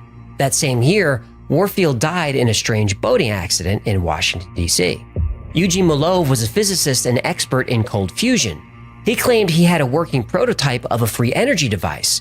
In 2004, the day before he was to make a public announcement about his findings, he was beaten to death. Ari Dagos actually patented free energy technology based on the 0 Point field. In 2007, he was about to get on a flight to meet investors who were going to fund his research. He was found dead in his car at the airport. Rory Johnson created a cold fusion laser-activated magnetic motor that generated over 500 horsepower. He planned a public demonstration of 4 vehicles equipped with this magnetron motor. The U.S. Department of Energy placed a restraining order on this technology preventing publication, and though in excellent health, he died unexpectedly soon after. Mark Tomian, a physicist, patented technology called a star drive which uses 0 Point energy very similar to the ARV. In 2009, he developed a working prototype. Shortly after, he died from an unexpected cardiac event. His research is missing. Stan Myers developed a working engine that ran on water. In 1997, he died from what was officially reported as a cerebral hemorrhage. This happened while having lunch with 2 potential investors. His last words were, "I was poisoned." Remember I said that most of this episode comes from a documentary created by James Allen? He ruffled a lot of feathers doing his research, specifically at Lockheed Martin. And so, I'm kind of mystified as why a lot more people haven't picked up on this and really, and sort of hammered on Lockheed or Grumman or whoever to say, are you guys really doing this? I actually called a spokesman at Lockheed and asked her straight up. I'm like, so what's going on with your electrogravitic program? And she's like, well, we're not at liberty to discuss those programs. And I'm like, really, why not? And she's like, well, it might threaten our competitive advantage. And I really wish I'd gotten that on film or tape. Because my next documentary, Tom, are you listening? I want to do a investigative documentary on specifically on anti-gravity in the aerospace industry. Oh, I can't wait to see that new documentary. This kid is a hero. Was a hero. Oh, you gotta be kidding me. While still editing the film before it was even released, James Allen was diagnosed with an aggressive form of cancer. He was dead in 3 months. I'm so angry right now. That interview clip I showed was from 6 weeks before his cancer diagnosis. Did he look sick to you? No, he did not. Autopsy results revealed an unbelievably aggressive tumor that usually occurs in patients with cancer for years, not weeks. And his blood contained 12 heavy metals and radioisotopes at toxic levels. Manganese, beryllium, thorium, and uranium were found in his blood. James Allen never got to see his documentary released. And his next film, which would expose anti-gravity technology being pursued by military contractors, now that would never happen. This is a bunch of these government companies doing the when are we going to stand up and something about these Yeah, I know. Even Mark McCandlish was afraid. You've actually heard a couple different stories about people being shut down when they're trying to implement this. Or killed. Yeah. I mean, there's many times I lay awake at night with my 9mm under my pillow, loaded, and I wonder why they haven't killed me. I honestly did. Well, at least he made it, right? Tell me he made it. Did he make it? Well, oh no. This past April, Mark was found dead in his apartment. Let me guess. He took his own life. Yep. You better watch your back, sport. I do. I honestly believe the only thing keeping me safe is all of you. I just hope that's enough.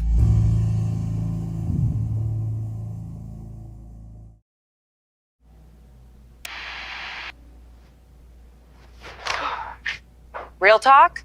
I don't count reps. I list Y-Files episodes.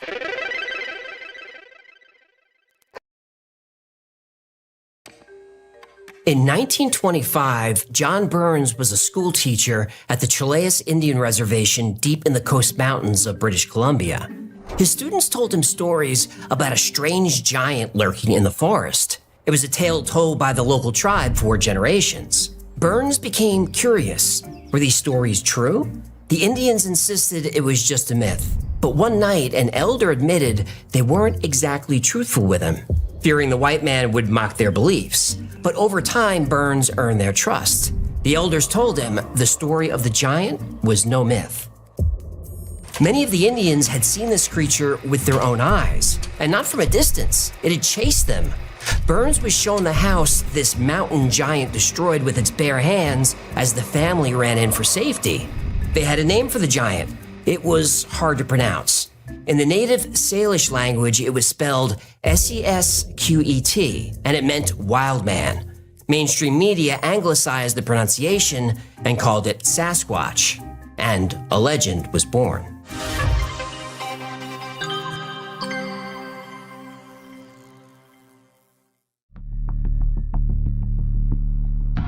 In June of 2020, a husband and wife were on a long-distance hike in the wilderness of Trinity County in California. It was a clear day, just after 10 a.m., when they approached a creek. Then they heard an unfamiliar, high-pitched animal call. It could have been a bird.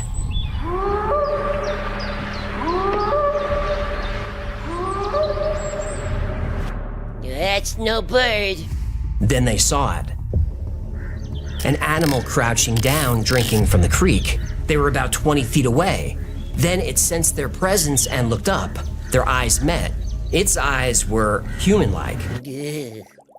What? Humans have very creepy eyes. No, we don't. Well, you get the colored ball that just floats around in the white goo.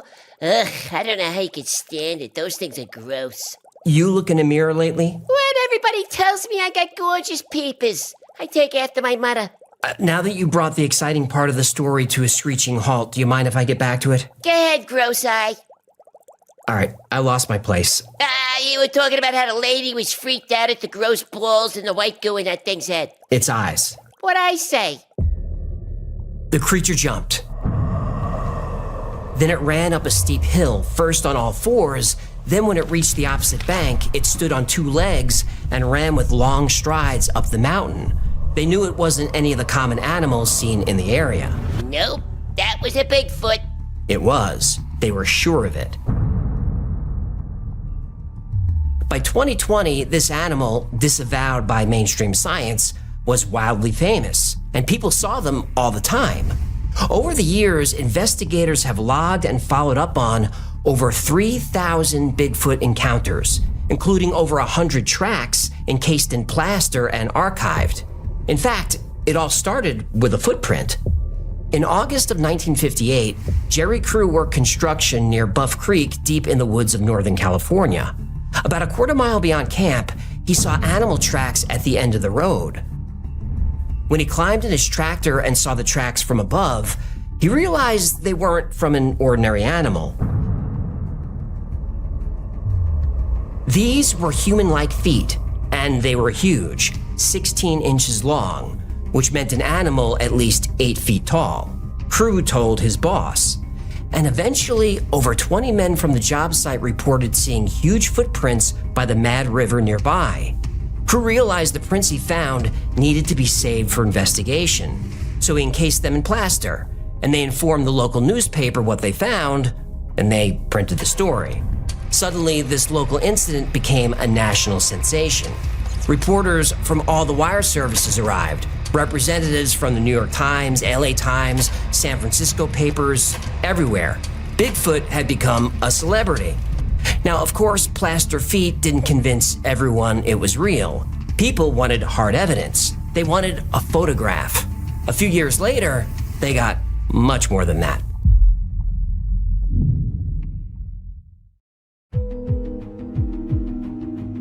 Roger Patterson was among the many Americans obsessed with Bigfoot in the 1960s, but he took his passion further than most. He lived in Yakima, Washington, right where these creatures were most often seen, and he was determined to prove they existed. So he got a camera, he hunted for tracks, he interviewed witnesses. In 1966, he released a book with detailed accounts of footprints and actual Bigfoot sightings. He asked his friend Bob Gimlin to join him on a 2-week trip to investigate some tracks he heard about. And in October of '67, they got way more than they bargained for. A few days into their trip, they were exploring a remote region of Bluff Creek on horseback. Both Patterson and Gimlin were armed with rifles and cameras. A pile of fallen trees blocked their trip in the canyon, so they stopped to find a way around. And that's when they saw it. About 80 feet away, Bigfoot was crouched by a creek. It was massive. It sensed they were watching it, then it stood up and just stared at them. Oh, with the creepy human eyes? Yes. Then Patterson's horse started bucking. He managed to pull his camera out of the saddlebag before his horse ran off in fear. Then Gimlin's horse got agitated. He hopped off and his horse bolted too. Things were getting chaotic. The Bigfoot had seen enough and started heading for the dense forest. Patterson was running out of time. He ran toward it with the camera filming, trying to keep the creature in the shot. Then his foot caught a branch and he tripped and fell. The Bigfoot turned to stare at him. It looked 7 feet tall and it looked female. It seemed to have breasts. They nicknamed her Patty. And this last look back mid-stride has become iconic. It's the image we all think about when we think of Bigfoot. They followed the tracks for 600 yards into the canyon and saw the prints go uphill. They did not pursue. If a female was this big, they didn't want to risk running into a male. But they did take casts of the footprints. Based on the depth and size, scientists estimated the creature weighed 600 pounds. But even better, they had film footage. And to this day, the footage has not been debunked. Experts have analyzed the footage over and over, and the details remain compelling. This just doesn't seem like a guy in a costume. The creature in the film has contracting calf muscles. Its arms are longer than an average human, and its legs are shorter, consistent with an ape.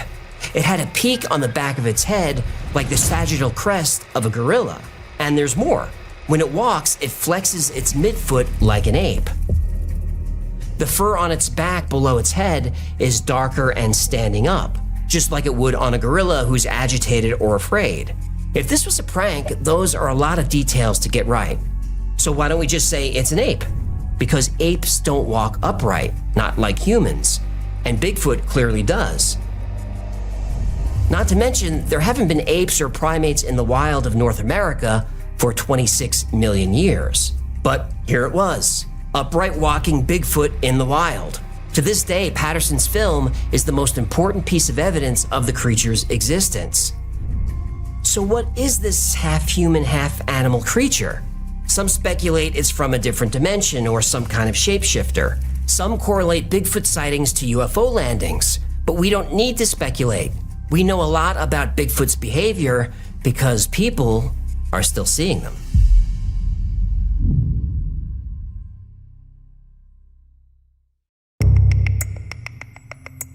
Every witness account of Bigfoot, and again, there have been over 3,000 logged by investigators, describes a creature between 6 and 8 feet tall. All the sightings report similar behavior. They're curious, but often watch us from afar, like the Sasquatch seen in 2013 by a hunter in the Cispus River area of the Cascade Mountains. The witness used his game call, which let out a squeal like a rabbit. And 60 feet away, behind a tree, he saw a Sasquatch take notice, and it watched for nearly a minute before walking away. Bigfoot has very long strides and can cover distances impossible for humans, as witnessed by a father and son fishing in Sacramento County, Washington in 2002. They saw a Sasquatch from 100 yards away. It was startled by their truck's engine, and they watched it move in 6-foot strides straight up a hill and disappear up a mountain. People consistently describe its eyes as very close to humans, like the former U.S. Army infantry sergeant camping in the Mount Adams wilderness in July 1991. He was walking up to a river and froze when he saw it across the bank 20 feet away. He described it in all the familiar ways, between 6 and 8 feet tall, with broad shoulders and long arms. And like many who've been that close, he added that the Sasquatch had human-like eyes. Yeah. And there's the scream. A hunter heard it on November 16th, 2014, in the woods of Winlock, Washington. He described it as yelling mixed with a growl. He watched deer run away from the sound and said the scream was something I never want to hear again.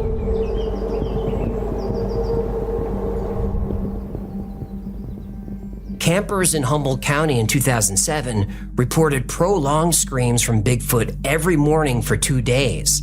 It sounded like a wild animal, but with eerie enunciation, almost like a language.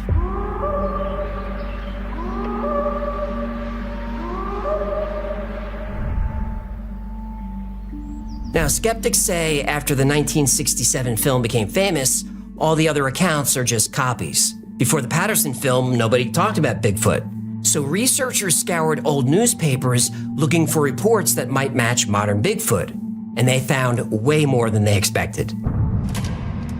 Isolated reports of mountain giants matching Bigfoot went back decades, maybe centuries. The first published report was from 1846. A 22-inch long footprint was found in eastern Arkansas, and there have been actual sightings every year since. Clearly, Bigfoot has been running into humans for a long, long time. But despite all these examples, mainstream science refuses to acknowledge Bigfoot exists. The species is called Gigantopithecus americanus, but officially that's a species that doesn't exist.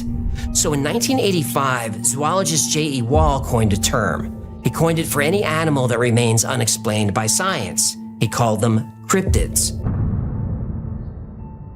This branch of study is called cryptozoology, taken from the Greek word crypto, meaning hidden. Now, why the need to create a name for a whole category of mysterious, unexplained creatures? Well, because Bigfoot is far from the only one.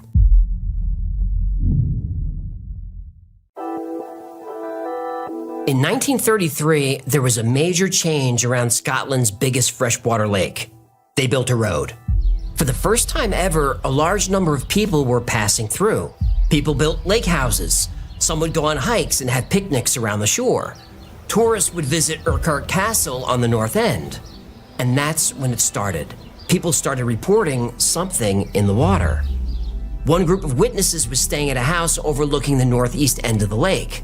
A woman named Miss Gracie saw it first. It was about 1,200 yards away, swimming toward Fort Augustus on the south end of the Long Lake. And it was moving fast. The group figured it was going about 15 miles an hour.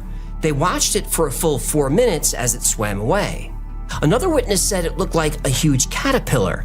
It moved with an up and down motion. At first, people thought it was a huge eel, but eels move side to side, not up and down. This creature propelled itself by bending its long body in a series of humps, with water spaced in between each one. The group counted 7 humps visible several feet above the water. This thing was long. Finally, it submerged around 2,000 yards away. Reports like this kept coming into the local paper. Nearly all mentioned the dark humps. Some even saw its head and neck. B.A. Russell didn't buy into the rumors there was some creature out there. He figured it was probably a seal or a boat distorted by the sun on the waves. Then he paid a visit to the lake. He was walking on the rocks near Fort Augustus.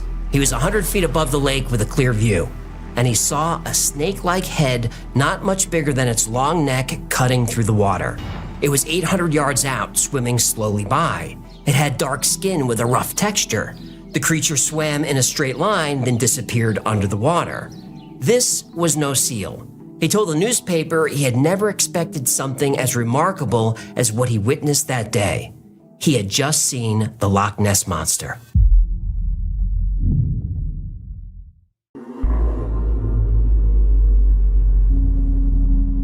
You might think finding a giant sea creature in a lake would be easy, but Loch Ness is not your typical lake. It's huge. It's the largest freshwater lake in the British Isles. It stretches 24 miles long, and in some places it's 2 miles wide. And it's deep, between 700 and 900 feet before you hit the bottom. Ding, ding. Plenty of room for a creature whose natural habitat is in deep water. Ding, ding, ding, ding. And cut into the underwater cliffs are giant caves, big enough for a whale or something even bigger. Ding, ding, ding, ding, ding, ding, ding, ding, ding, ding, ding, ding. Okay, enough with that. Sorry. I was an extra on Jaws, so this story takes me back. Really? Oh, yeah, it's how I got my SAG card. You know all the fish in the underwater scenes? Yeah, underwater scenes is where you typically see fish. Yeah, one of those was me. With all those fish, how are we supposed to know which one is you? Because only 2 fish in that movie had teeth. Me and the big guy. You know the shark was fake. Yeah, he was a real Hollywood phony. No, can I get back to this? Oh, excuse me. I thought the people would like a little flavor. For a water story, this one's, pretty dry. During the 1930s and for decades after, this creature would appear on the surface, and people would line up around the lake armed with telescopes and binoculars, all hoping to get a glimpse of the sea monster they called Nessie. The official Loch Ness sightings register grew to over 1,100 sightings. The most famous is the iconic image of the serpent head and long neck rising up from the water. This is called the surgeon's photo, after the doctor who took it in 1934. But the thousands of eyewitness accounts and photos were not enough for mainstream scientists to take this giant marine animal seriously. All except for one. Tim Dinsdale would soon become the most important figure in the Nessie saga. He was a British biologist, and he was obsessed with the Loch Ness Monster. He interviewed over 100 witnesses. He was sure there was a large unknown animal in that lake. So in April of 1960, he went to see for himself. Day after day, he scanned the lake. Nessie was a no-show. On the 5th day, something on the lake caught his eye. Then it started to move. Dinsdale grabbed his 16mm camera with telephoto lens and started filming. And what he saw was astounding. This thing made a wide V-shaped wake, much different than a boat, and he'd seen plenty of those on the lake to know the difference. And there was no sign of a propeller wash you'd expect from an engine. Humps were coming out as it moved, high above the water. He noticed a swirling in the water on each side as if it was paddling below the surface. He estimated it was going at least 10 miles an hour. And as it reached the far shore and turned west, the creature did something no boat could do. It submerged. Tim moved closer, hoping that the monster would reappear, but it never did. But it did have 60 seconds of film showing the elusive Loch Ness Monster. And the film was a sensation. It was shown on British television and captivated the nation. British intelligence examined the film. It was authentic, and it showed something with humps 3 feet above the water. The film led to the launching of the Loch Ness Investigation Bureau. People came from all over the world hoping for a glimpse of Nessie. Yet mainstream science remained skeptical. Photos and films could be faked. They wanted something more definitive. And the only way to get more evidence was to go down below.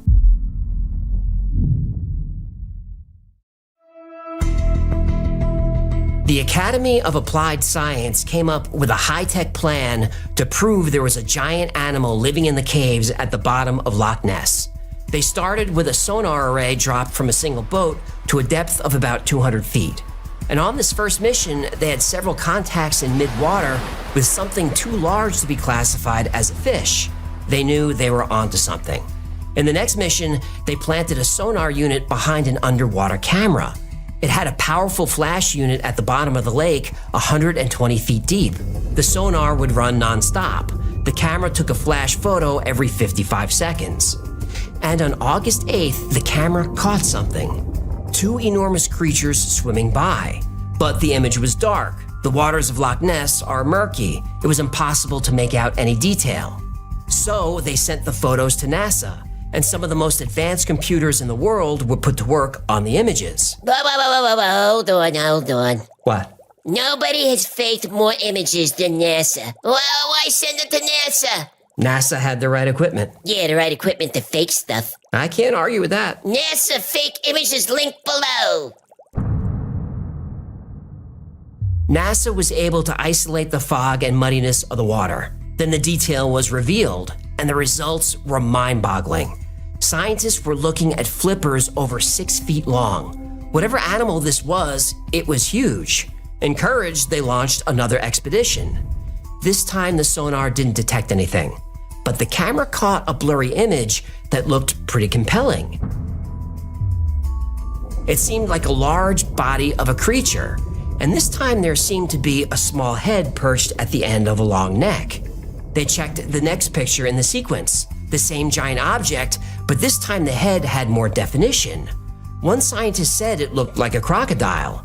One more picture caught the creature passing by, and this was the stunner. A detailed head with a pair of small horns and what looked like eyes.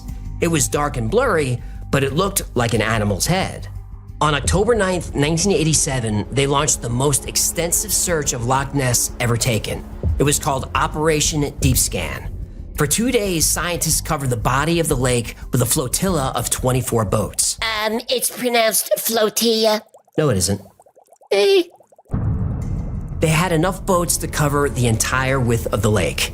Each boat had advanced sonar arrays capable of finding objects 1,300 feet away, as small as a foot long, with separation between objects as small as an inch. If there was anything down there, they would find it. The operation attracted reporters and television crews from around the world. Everyone awaited the results, and they were not disappointed. One of the boats reported 3 strong contacts between 250 and 590 feet. Something was down there. The reading suggested a creature larger than a shark, but smaller than a whale, and the object was tracked for over 2 minutes. The next 2 days of the operation brought no more readings. Whatever was down there had retreated into the caves. The sonar just wasn't strong enough to reach the caves. Oh, what a waste of a good flotilla. Flotilla. Agree to disagree. So, what was this creature? Based on the descriptions, it matched nothing else on Earth, at least nothing that lives here now. But there was a time when animals like this were thriving. They were everywhere. They were in Loch Ness. The time was called the Jurassic.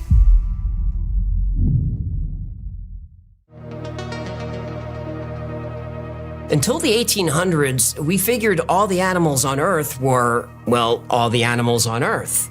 We didn't realize there were entire worlds of dinosaurs walking the planet, not until we found the bones.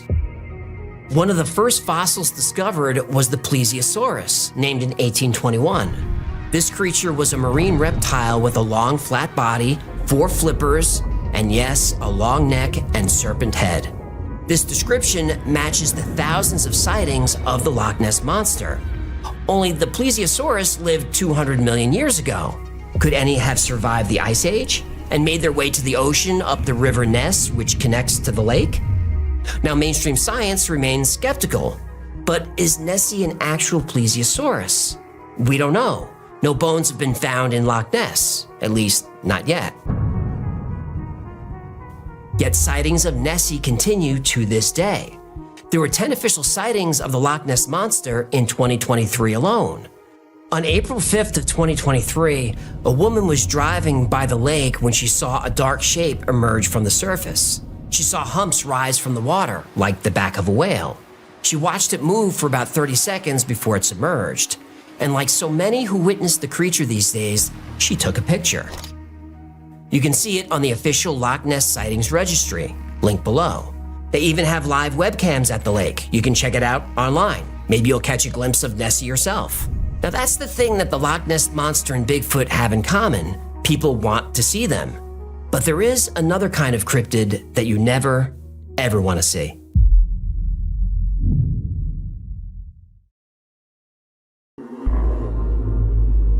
On the morning of March 11th, 1995, a group of farmers arrived at work in central Puerto Rico, and they found a massacre. All the sheep on the farm were dead. There were 8 bodies, clearly attacked by something in the night, but it wasn't obvious what killed them. There were no signs of a struggle, no wounds or bites you'd expect from a typical predator. And there was something off about their skin. It seemed translucent and strangely loose and wrinkled. One of the farmers figured it out. Each corpse had a wound on its torso, 2 small incisions, like from fangs, and every single sheep had the blood drained from its body, every drop. The local police were notified, and their first instinct was to play it down. There'd been livestock killings over the years forever. One more wasn't that alarming. But then there was another, and another. That first month, more than 40 animals were slaughtered in night attacks. A farmer lost 5 sheep he'd raised since he was a kid. Yeah, I see what you did there. People boarded up their homes in panic. Guards were hired to protect livestock and escort children to school. These weren't stories. Actual animals were getting killed. They were under attack by a creature they called the goat sucker, or El Chupacabra. Right. No one knew what this thing looked like, but 6 months into the attacks, someone actually saw one. Madeline Tolentino was a housewife in Canovanas, just east of San Juan. She lived in the heart of the Chupacabra's attack zone. Let me guess. She was home making fresh tortillas, right? Look, the word is pronounced flotilla. Can you just let me... Yeah, whatever. She was sitting at her window in the early afternoon when she saw the bizarre creature moving down her street. It was between 3 and 4 feet tall, walking on 2 powerful legs with small, slender arms. Its eyes were dark and they looked damp, and they ran up to its temples and up the side like alien eyes. She said its feet were webbed and it had no nose, just 2 breathing holes, and spikes of feathers ran from the top of its back down its spine. A neighborhood boy was watching the whole thing, and he chased after it. And when he caught up to it in the woods, the Chupacabra opened its mouth and threatened him with long fangs. The boy froze, and the Chupacabra escaped. Chico suerte. Right. There were many, many other witnesses. But since Tolentino had the longest sighting, she worked with UFO researcher Jorge Morton to develop a sketch of the creature. It was published in the San Juan newspaper. The image quickly spread around the world. To this day, it's the iconic image of the Puerto Rican chupacabra. In many occasions, these are puncture wounds. In most occasions, we have found that they seem to go right to the brain of the animals and kill the animals. In other occasions, they go right straight into the animals in different areas, as if looking for certain organs. By the end of 1995, the chupacabra caused more than 1,000 animal deaths, all resulting from blood loss. People around the world were riveted by the story of the Puerto Rican attacks, but they were relieved this was happening on an isolated island nation. Then somehow, it got off the island.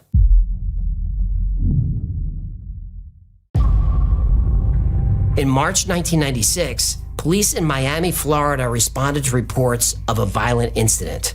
They arrived at a family home in the neighborhood of Sweetwater. They had never seen such carnage.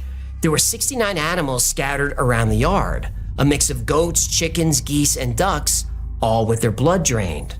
Until that moment, the chupacabra had not been seen outside Puerto Rico, where it spent the last 6 months terrorizing the island. Now it was on the mainland. In Mexico, sheep and goats were found dead. The Associated Press reported dead animals all had 2 tooth marks about 1/3 of an inch across their necks and appeared to be drained of blood. Panic was spreading. Search parties went out every night, but they never found it. They just kept finding dead animals every day. And the chupacabra seemed to be moving south.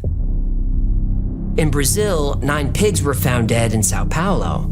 Again, the newspapers reported carcasses drained of blood. Not far from the pig massacre, a housekeeper on a ranch heard loud noises outside the main house. She went outside. The sounds were coming from the corral. As she approached the gate, she could hear the sheep bleating. But there was another sound, a loud rumble of a growl she'd never heard before. When she unlocked the gate and entered the pen, the 12 sheep were dead. But whatever killed them was gone.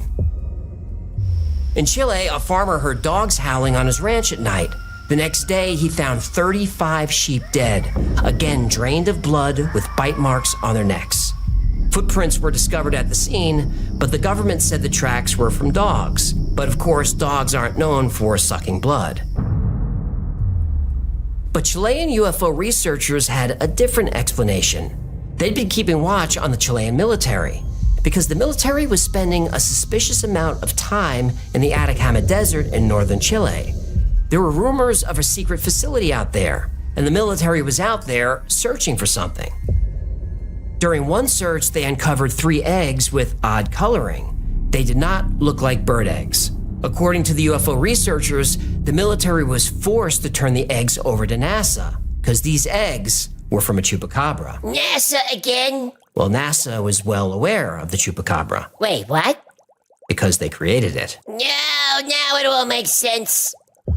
The secret facility in Atacama was a top-secret lab where NASA was trying to genetically modify animals that could survive on Mars. Was the chupacabra an experiment gone wrong? Well, we've heard the stories about Plum Island and the Montauk Monster. Link below! It seems like whenever the government tinkers with nature, it doesn't go well for the rest of us. Gain of function. Mm-hmm.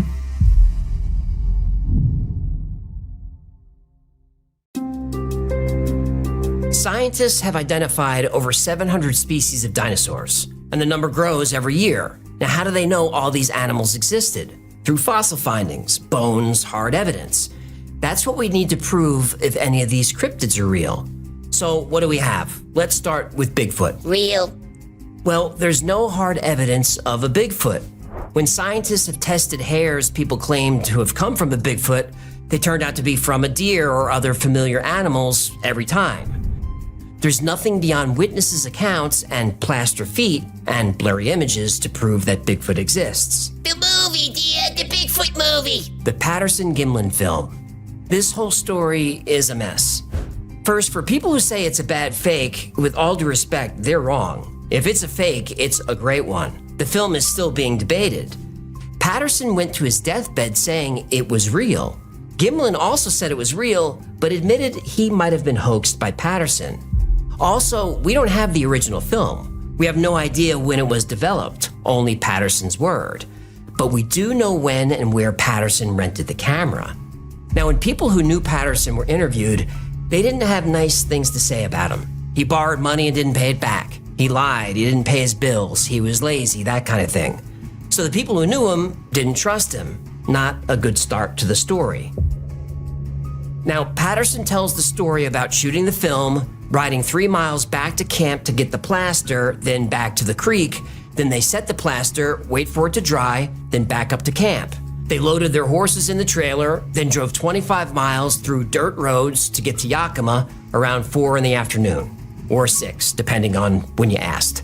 Either way, the timeline is impossible.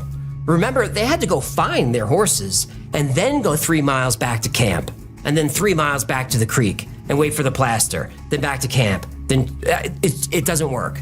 Now, when confronted with the timeline issue, Patterson and Gimlin changed their stories a few times. Oh, it's an exciting day. They got some times wrong. Who cares? The Bigfoot movie's real. But just 10 days after the sighting, Patterson, with an investor, formed Bigfoot Enterprises and started raking in dough. Lots of it. For years, everyone involved sued everybody else over the rights to the film. Like I said, it was a mess. In 2004, writer Greg Long unraveled everything. Oh, no. Now, remember, in 1966, Patterson wrote a book about Bigfoot. Well, he had been making trips to Hollywood to try and get a movie or documentary made about his book, and the studios didn't want it.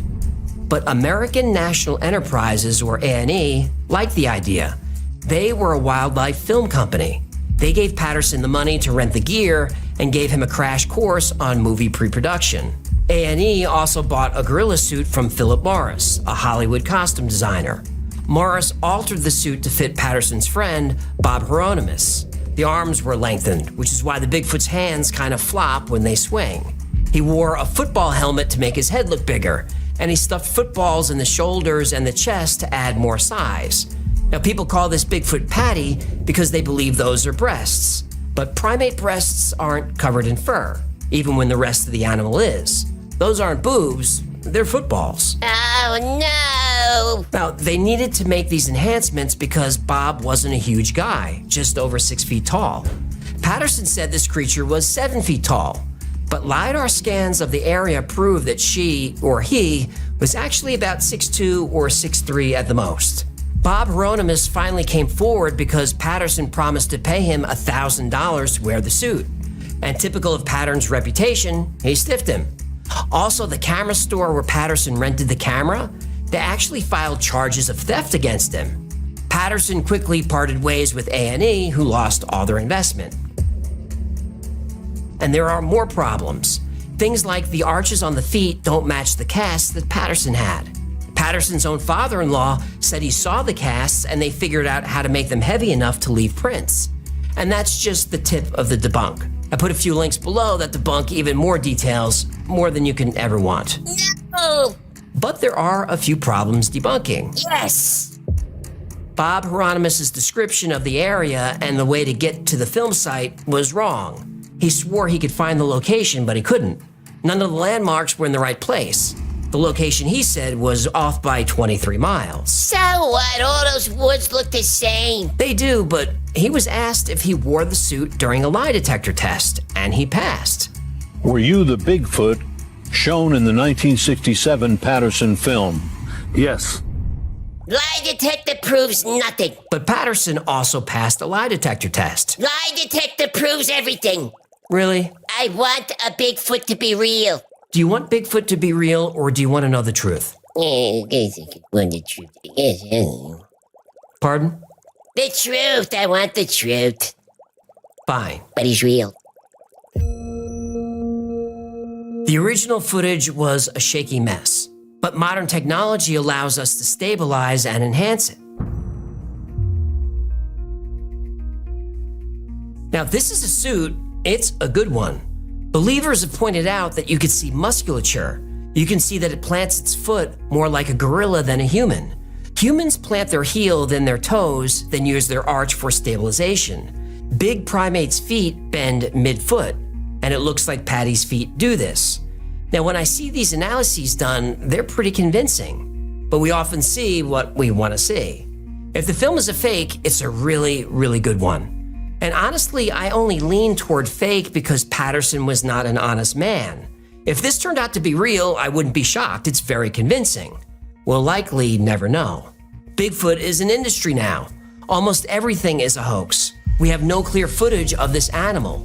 People constantly complain, everyone has a phone in their pocket. Why don't we have a clear image of Bigfoot? The answer is probably because a clear image would reveal that it's fake. The Patterson encounter was over 60 years ago, and that's still the best we've got. I want to see more.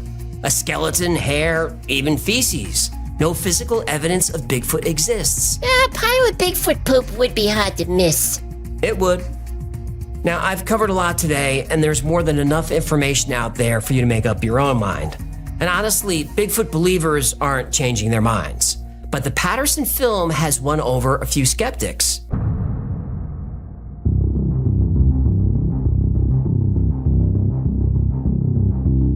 Now, the Loch Ness Monster. I think everybody already knows the famous surgeon's photograph is a fake. We only ever see the uncropped version of the photo where Nessie looks pretty big. But in the real image, she's tiny. That's a toy submarine with a little fake dinosaur shape on it. Here's a rendering of what it looked like. And that film of Nessie? As soon as we had the technology to increase the contrast in the black and white 16mm film, new details appeared that were invisible in the original film. It was a boat. Now, I love the idea that Nessie is a plesiosaurus, but they were air breathers. So if that's what it or she is, we'd see them all the time. Besides, Loch Ness was created about 10,000 years ago when the ice sheets receded. Plesiosaurus went extinct 65 million years ago. And a lot of the enhanced photos we've seen, they're either hoaxes or lots of liberties were taken with the enhancement. NASA did the photos. That's true. And we know NASA fakes photos. But I don't know why NASA would want to prove the existence of the Loch Ness Monster.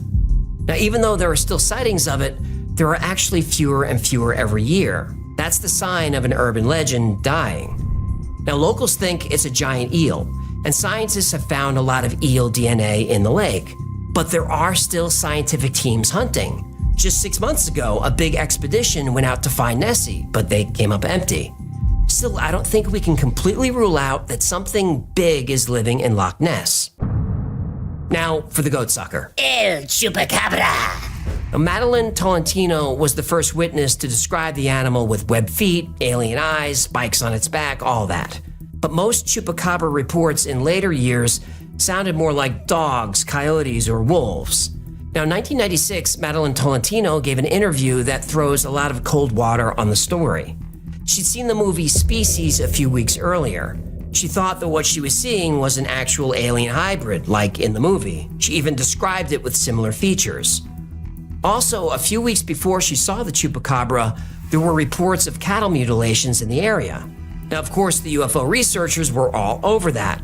It turned out to be coyotes and other predators. Hey, who did that interview with her? UFO Digest. Oh.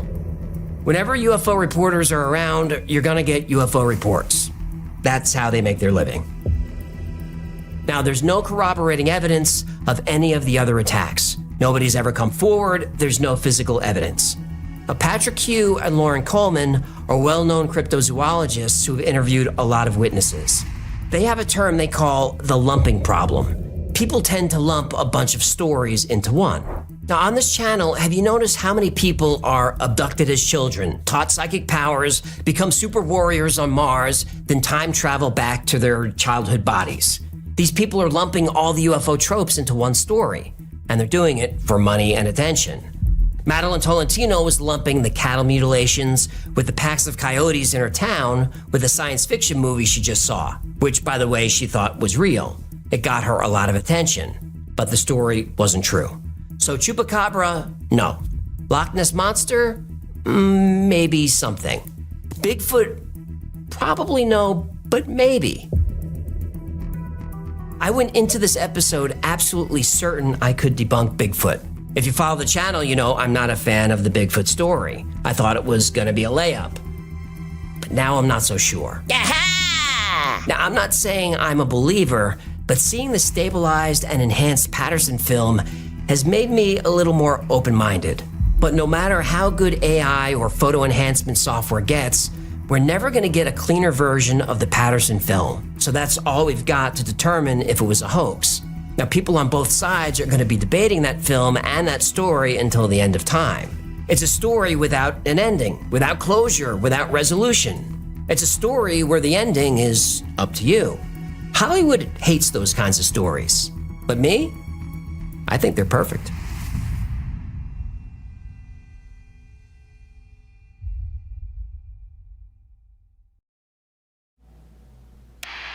Always check for chemtrails before starting your engine, just like they discussed on the Y-Files. My mom just told me to check my mirrors.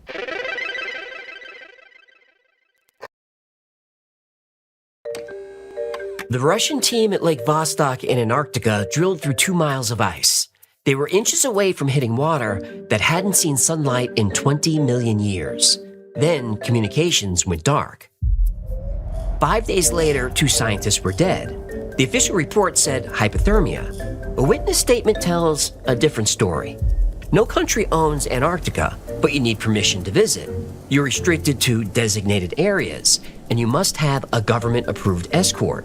They say these rules are to protect the environment, but people who've been there know better. These rules are there to protect something else, something dangerous.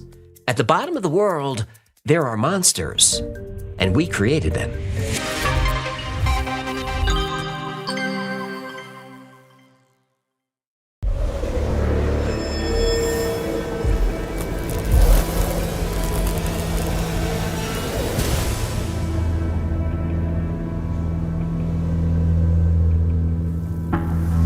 A single image appeared on 4chan's paranormal board in February 2021. A user was scanning the Antarctic wasteland on Google Maps when they found something strange. Yeah, 4chan always brings the good stuff.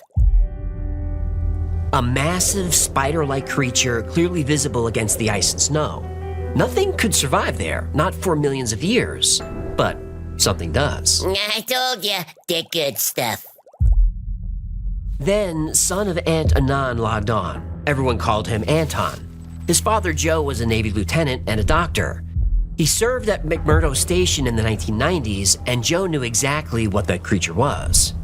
People were skeptical until Anton posted photos. His father's patches from Antarctic Development Squadron 6, military commendations on an Antarctica-shaped plaque. Everything checked out. Joe was the type who asked questions. At McMurdo, they showed him the no-go zones. Most of Antarctica is restricted by international treaties, but there is one zone about 30 miles east of the base that even military expeditions avoided. When Joe asked about it, they said it was classified.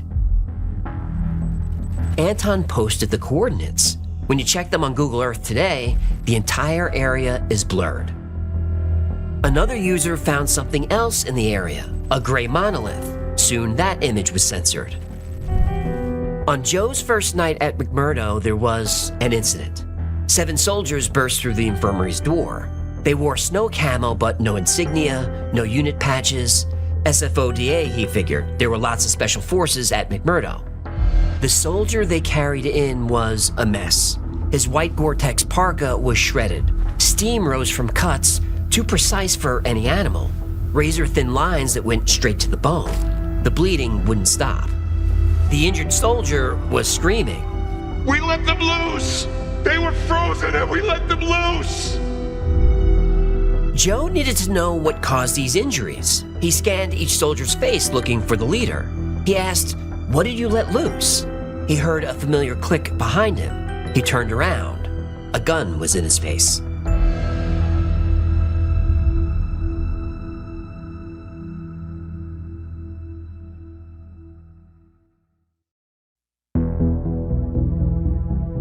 In the early 2000s, a Japanese vessel patrolling Antarctic waters spotted something unusual. At first, they thought it was an iceberg, a featureless white mass floating on the surface. Then it moved. As the ship approached, they realized it was alive. It was 60 feet long with smooth white skin. Some crew members saw limbs, arms, hands, even fingers. Others reported a tail like a mermaid. Yeah, a tail like a mermaid and smooth white skin, huh? I think I dated her in Atlantic City. You didn't. Because of that broad, I'm still not allowed at the Harris. Can I get back to work here? Who hits on 18 against a 6? Was it a soft 18? Don't you dare. All reports agreed on one detail. Its eyes were large, round, and black, and they looked almost human. They weren't the first to see it, or the last. They have a name for it, Ninyan, the Japanese word for human. The crews who encountered the Ninyan never felt threatened. It just watched them floating silently in the darkness. These veteran sailors knew every whale, seal, and fish species in the area. This was something new. The pattern was always the same. First, a disturbance in the water. Then a pale form rises to the surface, almost invisible against the ice. The creature observes the ships for a few minutes, then disappears silently underwater. In 2007, a Japanese magazine brought the Ninyan to the mainstream. It published a blurry satellite image showing something enormous moving in Antarctic waters. People began searching Google Earth for evidence. They found coordinates showing shadowy white figures beneath the surface near the Antarctic coast.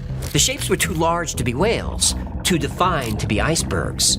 A few days later, the images vanished. Cryptozoologists believe the Ninyan represents evidence of intelligent life in Earth's oceans, a species that evolved alongside us but remained hidden in the deep cold water. Others have a more disturbing theory. Its humanoid features are proof of genetic experimentation. Secret research facilities in Antarctica spliced whale DNA with humans and created the Ninyan. Luckily, whales are peaceful. But what would happen if scientists altered the DNA of something more dangerous?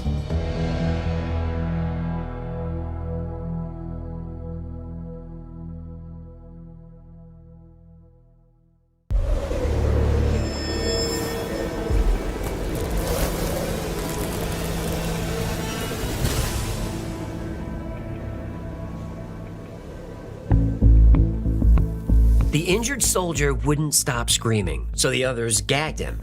Joe stared down the barrel of a .45 caliber M1911. The man holding it said, "Treat him, no questions." Joe got to work. The kid was losing blood fast. The soldier kept the gun trained on him for a few seconds, making a point. Joe grabbed a trauma kit and asked, "Army?" The guy nodded. "Captain Jones, 10th SFG." Joe knew the 10th Special Forces Group. Green Berets trained for cold weather combat. Jones holstered his weapon. Joe glanced at it and said, "No Beretta?" Jones shook his head. "Not enough stopping power." Joe wanted to ask, but anger flashed across Jones's face. Joe just said, "I'll take care of your boy, Captain." And Jones relaxed, then nodded toward the door. His men filed out. Jones said, "Thanks, Doc. You'll be seeing a lot of me." And he was right. Day after day, bodies arrived with devastating injuries. These weren't tears or gashes. They were incisions, perfectly straight lines that went bone deep. Joe had seen bear attacks, shark bites, industrial accidents, but this was different. This was butchery. In every case, the base commander ordered the same cause of death, hypothermia, even when the body was still warm. But Joe's most disturbing experience happened during a storm. He was driving with another officer when they hit something big and heavy. Joe hopped out to check the damage, but his partner started screaming for him to get back in the truck. Joe ignored him and looked under the mangled front end. At that moment, the no-go zones, the secrecy, the injuries, everything made sense.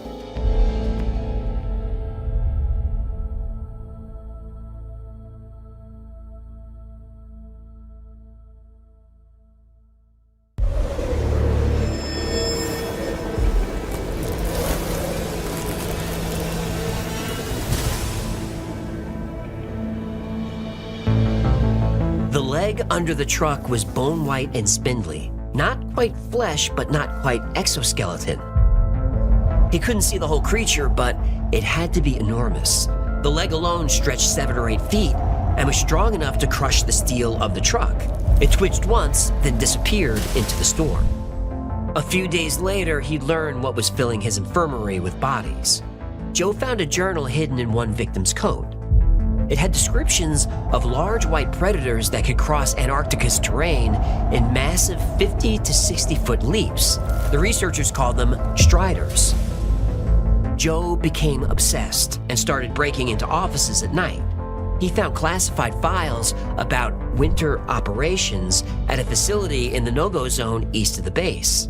An expense report listed research equipment. But it was really a requisition for ammunition. Thousands of rounds of tungsten core penetrators. Not exactly standard issue. Whenever a soldier showed up with an injury, Joe would ask what happened, but nobody would talk. It was always a training accident. The base commander realized Joe was a security risk. He was notified he'd be shipping out within the week. 3 days before leaving McMurdo, in the middle of the night, Joe was shaken awake. It was Captain Jones. He said, "Doc, we need to talk." Joe started to tell him to sleep it off. Then he felt something heavy land on his chest. It was a piece of a strider's leg. Joe immediately started to panic. Jones put his hand over Joe's mouth. As Joe's eyes adjusted to the darkness, he saw Jones was covered in blood. He couldn't tell whose. Jones said he just returned from a mission. He needed to tell him about it. After months of trying to find the truth, Joe wasn't sure he wanted to know anymore. But Captain Jones was going to tell him anyway.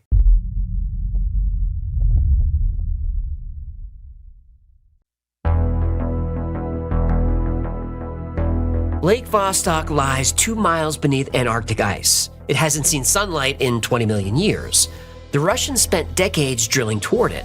In 2012, they broke through. Then, everything went dark. Hello, darkness, my old friend. Not now. Sorry. For 5 days, nothing. No radio contact, no signals, just silence. When communications returned, 2 scientists were dead. The official cause? Hypothermia. But Dr. Anton Padalka's classified report tells a different story. The team found something in Lake Vostok that evolved in complete isolation for millions of years. They called it Organism 46B. The creature stretched over 30 feet long and looked like a giant octopus. No, did it have testicles? Tentacles. What'd I say? Yes, it had tentacles, but instead of 8, it had 14. Oh, so a tetradecapus. You see what I did there? Its skin was almost transparent, perfect camouflage in the darkness. But its most terrifying feature wasn't its size, it was its intelligence. The first diver was 10 feet from the creature when it released a toxin into the water. He was instantly paralyzed. He tread water, wearing blissful smile as Organism approached him. We watched helplessly as it used its arms to tear off its head, then popped its remains in mouth. It's like it had hypnotized him telepathically. The second death was worse. The creature could shapeshift. It shaped itself into form of human diver. We thought it was one of colleagues swimming towards us in scuba gear. By the time the closest scientist realized what it was, it had grabbed him and torn him to bits. The research team captured it, temporarily. But like everything else connected to Lake Vostok, Organism 46B vanished. Russia's official statement mentioned only bacteria. Then they restricted all access to the lake. The original drilling site was abandoned. Armed guards now patrol the area. In 2017, genetic researchers analyzed water samples from Lake Vostok. They found DNA sequences suggesting intelligence far beyond any known cephalopod. Then everything disappeared. The samples, the data, the reports. According to official records, the research never happened. What made Organism 46B so important that it had to be kept secret? Dr. Padalka's final report gives a clue. During its brief captivity, Organism 46B figured out how to disable security systems. It understood cameras and lights. This wasn't just ancient predator. This was something else. Something that had evolved in complete isolation. developing abilities we can't comprehend. The shape-shifting, the toxins, the intelligence. These weren't just survival adaptations. They were weapons. The lake remains under constant surveillance. Military vessels patrol its perimeter. Satellite images are scrubbed. For a lake with nothing but bacteria, there's a lot of effort being made to keep people out. Or keep something in.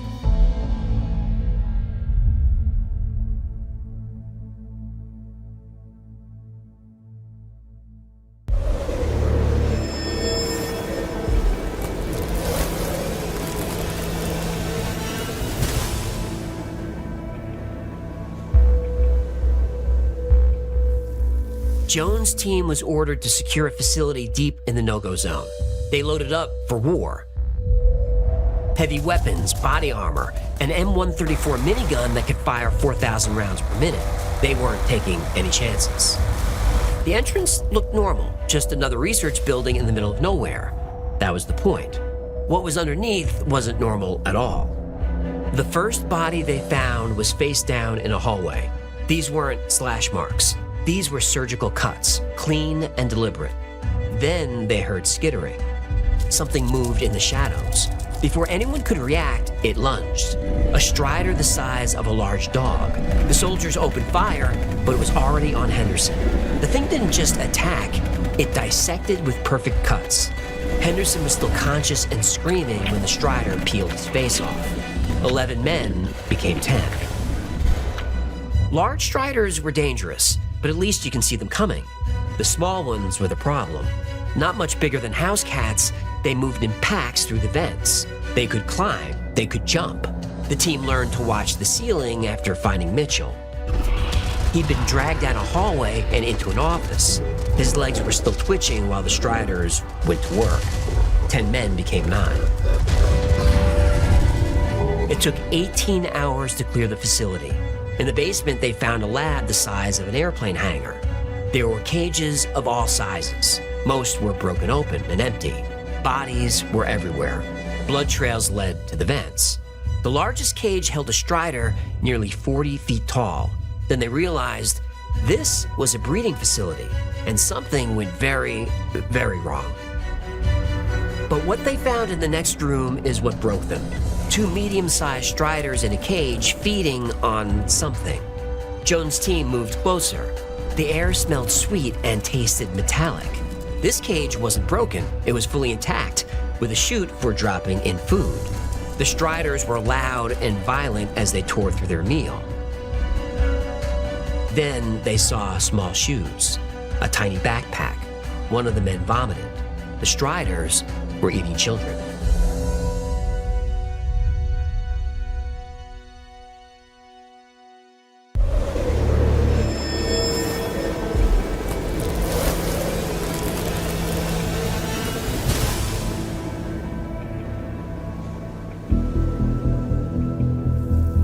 Documents scattered across the facility told a dark story. This was a joint operation between America, Chile, and China. They were breeding striders, trying to control them. They spliced genes to make the creatures more aggressive. They were also trying to make them more obedient. Sounds like they got it half right. These were apex predators millions of years ago, frozen in the ice until scientists woke them up. But it gets worse. It always gets worse. Behind the testing labs, a bullet train terminal.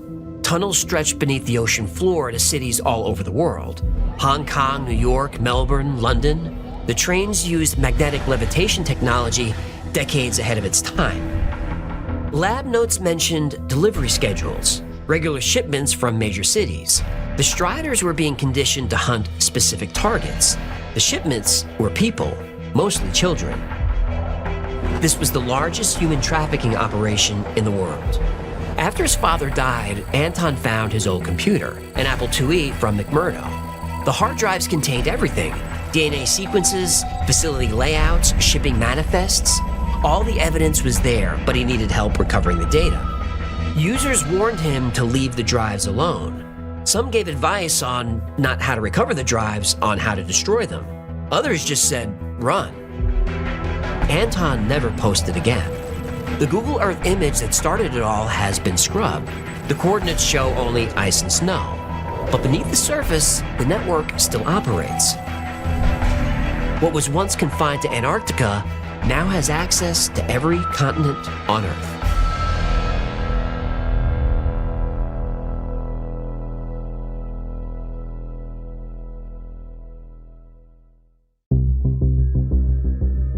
Antarctica is Earth's true last frontier. No country owns it. That's what the lizard people want you to think. They own everything below sea level. In 1947, Admiral Richard E. Byrd led Operation High Jump, one of the largest Antarctic expeditions in history. They loaded up with enough firepower to start a war. Operation High Jump, link down and you lose papoose. The expedition ended early. Very early. During World War II, the Nazis launched Operation Neuschwabenland.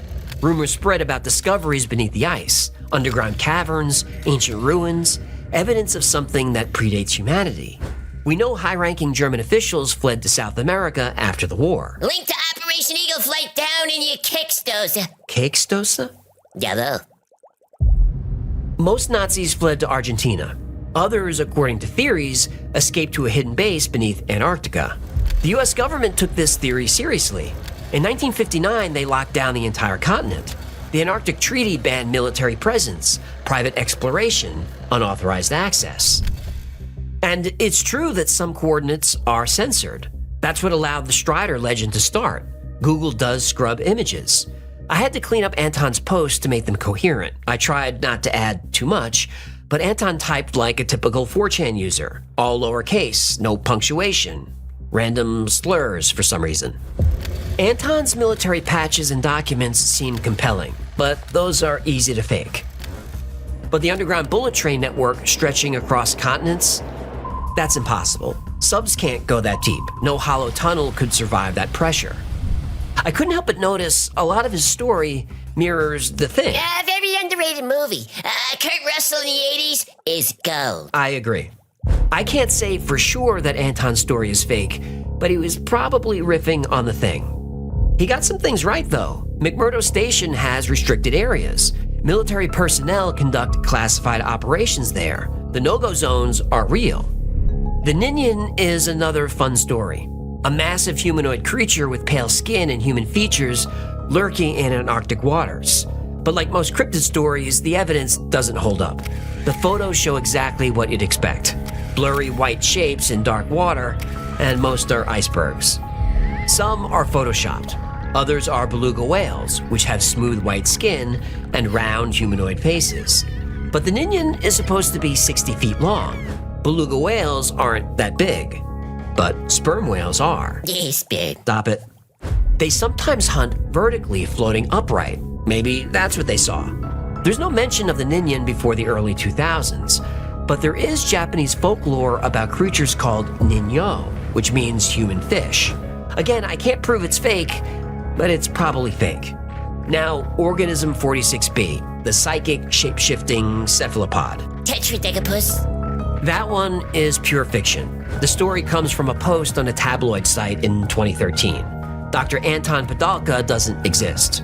In 2012, Russian scientists did drill into Lake Vostok, and it's true that an actual freshwater lake 2 miles under the ice that hasn't been exposed for about 20 million years is there. That's fertile ground for an urban legend to be born. So one was. These 3 stories don't hold up, but Antarctica's mysteries, those are real. UFO sightings, strange lights in the sky, unexplained crashes. Satellite images showed massive structures with entrances under the ice. Once the coordinates got out, the images were blurred. And if you want to see this for yourself, Go watch Mysteries Beneath the Ice. An episode so nice, I linked it twice. Antarctica is bigger than Europe and Australia. It's much bigger than the United States, yet only a tiny fraction is open to the public. You can visit if you're from a signatory country and can get a permit. Good luck with that. Most of the continent is specially protected or specially managed. You need another permit for those areas. You won't get one. Antarctica is one of Earth's most restricted places. Maybe that's for a reason. We're told the rules are there to protect the environment. But until we can see for ourselves, will always wonder if they're protecting something else. I don't believe in these cryptids, but doing this show has made me believe other things. Crop circles are real, the moon is weird, and there's something under the ice at the bottom of the world. I don't know why, but I have a very strong feeling that whatever it is, we should probably leave it alone.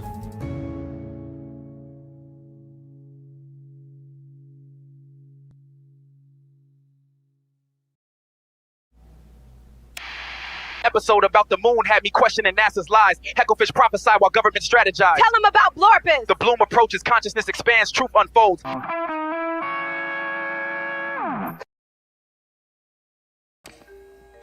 For 1,000 years, historians traveled to Egypt to see the famous labyrinth of Hawara.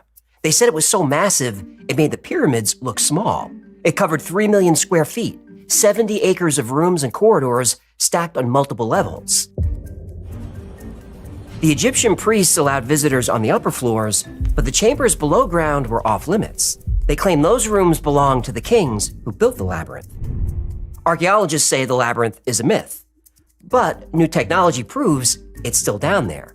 And if the priests were telling the truth, the Egyptians didn't build it, they found it.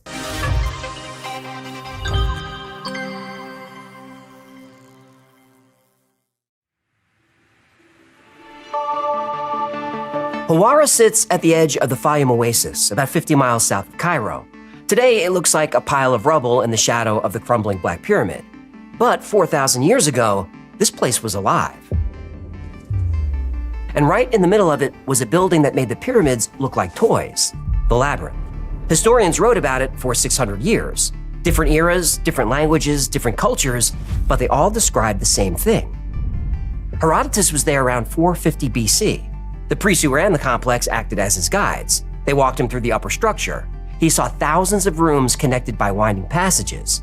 He described it as intricate and confusing, a massive structure designed to overwhelm the senses. Yeah, so it was an IKEA? No, it was a sacred administrative and religious center, not a furniture store. I don't know, thousands of rooms, no way out, people wandering around crying. Throw in some Swedish meatballs and that's IKEA. Herodotus said the construction was beyond human ability. I saw it myself, and I found it greater than words can say. For if one should put together all the buildings and great works produced by the Greeks, they would prove to be inferior to this labyrinth. The labyrinth surpasses even the pyramids. The upper floor alone was massive, and around the maze of rooms were 12 enormous chambers called courts. Each represented one of Egypt's regional governments. And the upper structure was only a small part of the complex. The priest told Herodotus about the underground chambers, but refused to show him. Only priests went below. They said the lower levels held the burial vaults of sacred crocodiles, mummified, wrapped in linen, with bronze teeth and eyes made of jewels. Yeah, great. Now the lizard people got bling. There are two kinds of chambers, one below the ground and the other above. 3,000 in number, but the chambers underground we heard about only. For the Egyptians were not willing to show them, saying that here were the kings who first built this labyrinth, and of the sacred crocodiles. Thousands of rooms above and below. That distinction matters. Amenemhat III is linked to the labyrinth around 1800 BC, but the priests implied the original builders came earlier, much earlier. 4 centuries after Herodotus, Roman geographer Strabo wrote that the labyrinth was still there and was still in use. Strabo was just as stunned as Herodotus, but one feature stood out. No stranger can find his way in or out without a guide. But the most marvelous thing is that the roof is made of a single stone, with no wood or other material involved. Strabo saw a roof made of massive stone slabs. No wood, no beams, just millions of tons of rock floating over their heads. Over 100 years later, the labyrinth was still there. Historian Diodorus Siculus wrote about it. So did Pliny the Elder. Everyone knows the legend of the Minotaur, Theseus, and the labyrinth. It's the most famous maze in history. Pliny the Elder said the famous Greek labyrinth was just a cheap copy. There is no doubt that Daedalus adopted it as the model for the labyrinth built by him in Crete, but that he reproduced only 100th part of it. Herodotus, Strabo, Pliny, Diodorus Siculus, all kinds of historians describe the same thing. Multiple levels, thousands of rooms, an impossible maze, architecture and construction far beyond anything humans are capable of. And there's another detail every historian agrees on. Nobody is allowed to enter the lower chambers. And for 2,000 years, nobody did. Eventually, the labyrinth was looted and quarried for stone. Archaeologists said there's nothing left of the Hawara labyrinth but rubble and sand, if it existed at all. Boy, were they wrong.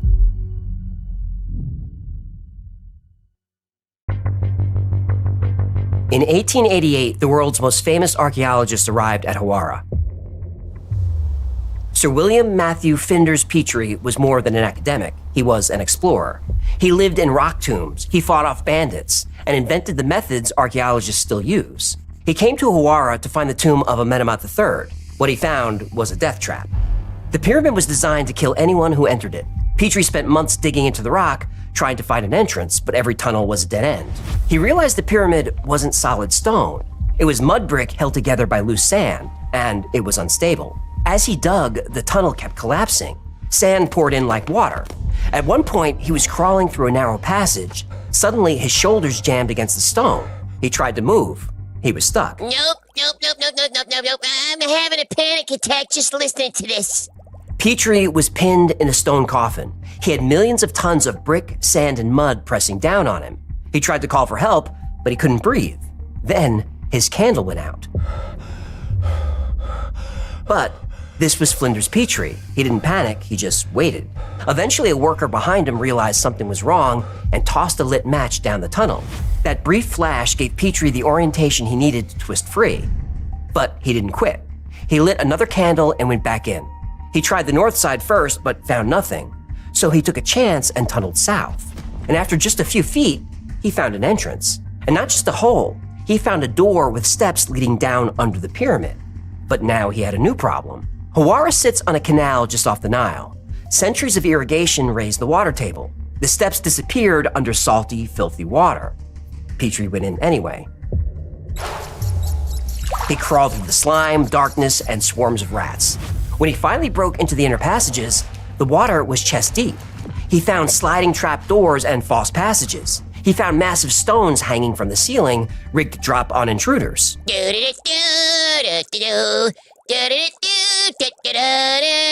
Please don't. You're ruining the tension. Petrie disarmed the traps one by one. When he finally reached the central chamber, it was carved from a single block of yellow quartzite. The roof was made of 3 slabs of white quartzite, each weighing 45 tons.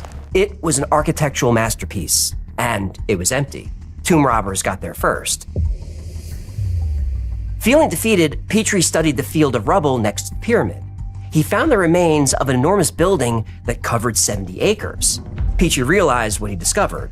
The location matched ancient maps. The dimensions matched ancient descriptions. He was standing on the foundation of the lost labyrinth of Hawara. He was sure of it. But there was not much there, so Petrie packed up and went back to England. It was a tremendous discovery, but he was disappointed that the labyrinth was gone. But Petrie forgot one thing. The labyrinth went down multiple levels. He thought he discovered the foundation.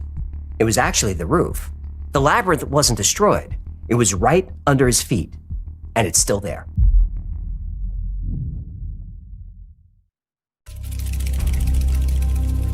Louis de Cordier wasn't an archaeologist. He was a Belgian artist and philosopher who spent years studying ancient architecture.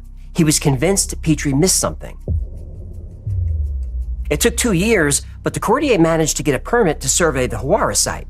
He partnered with Egypt's National Research Institute of Astronomy and Geophysics, and he brought the most advanced ground-penetrating radar available.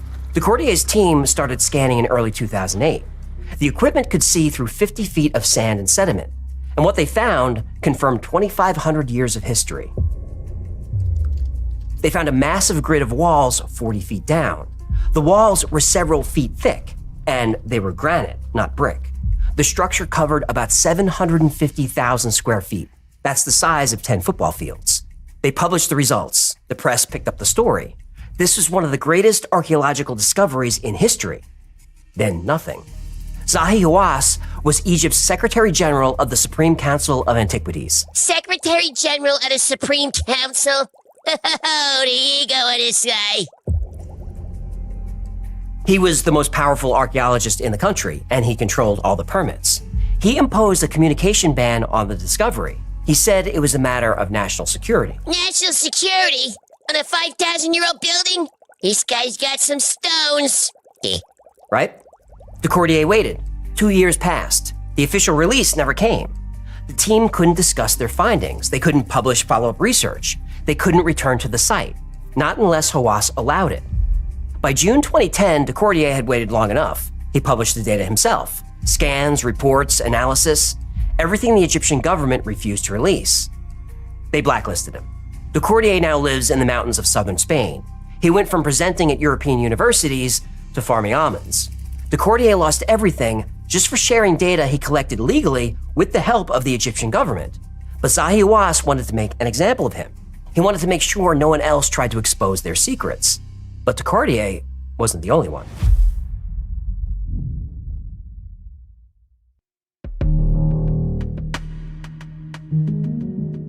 If you find something in Egypt that challenges the official timeline, you don't get a Nobel Prize. You get banned. In 1993, German engineer Rudolf Gatenbrink sent a robot up a narrow shaft in the Great Pyramid. He found something nobody expected, a limestone door with copper handles. He made the mistake of telling the world. Hawass immediately banned him. Then Hawass took the robot and the credit. And he was the one Zahi supposedly discovered it, but he's discovered everything. I discovered. Now, about what I discovered in the stone that I discovered. I want to show the whole world what I discovered, and I discovered major important things. Are they online? No, in my book, Giza and the Pyramids. In my book, Giza and the Pyramid. It happened again in April 2008. The same month Decordier was scanning at Hawara, researcher Andrew Collins was at Giza. He followed old notes to the Tomb of the Birds. Collins found a crack in the rock leading to a massive chamber. He and his team made it several hundred yards into a system heading toward the second pyramid. They found carved rooms and passageways. Collins reported it. Big mistake. Hawass said the caves didn't exist. Collins was banned from the site. A few months later, Hawass was filmed entering the same caves. Rules for thee, but not for Zahi. You see what I did there?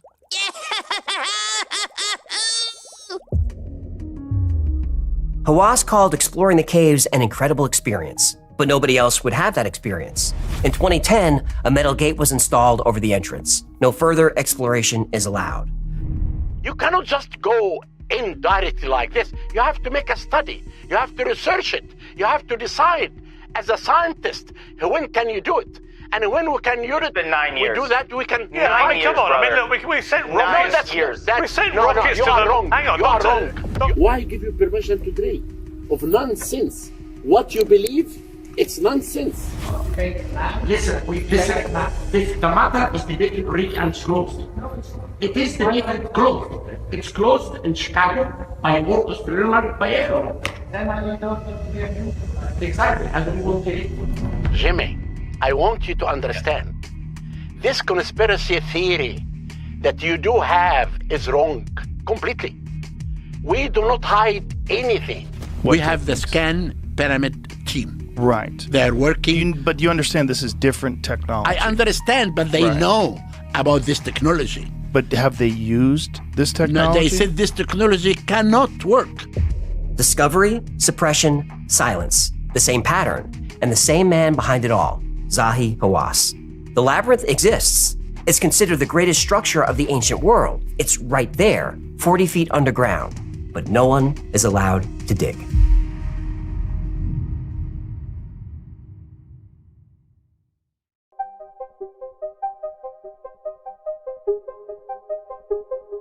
On July 21st, 2015, a private meeting took place in the Crown Hotel in Harrogate, England.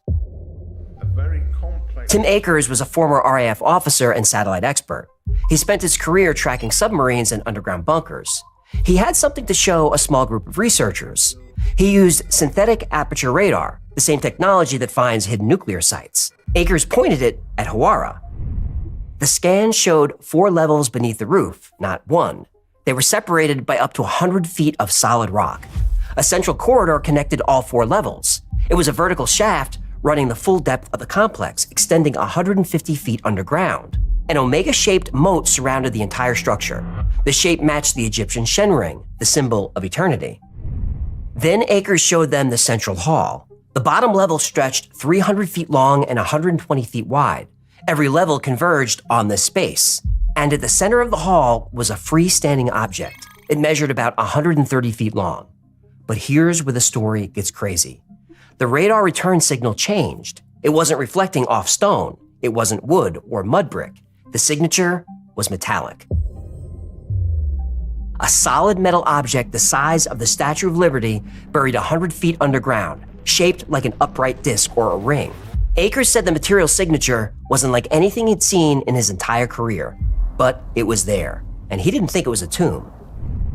The shape suggested something functional, a ring that size made of metal buried at the exact center of a 4-level complex. It wasn't decorative. It was built to do something. Some on his team thought it was a portal. Others thought it could be a power generator. The only thing they agreed on, it wasn't a coffin.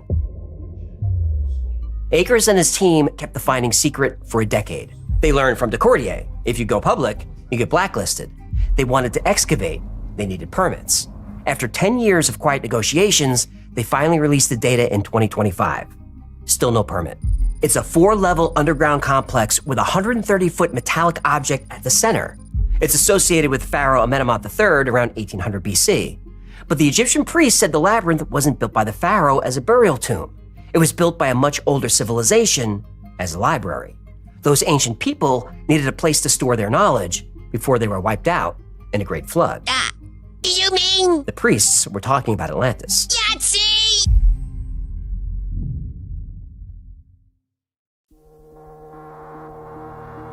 When Plato wrote about Atlantis around 360 BC, he was specific. He named his source. He said Egyptian priests told the story to the Greek statesman Solon 2 centuries earlier. The priests had records. They had dates.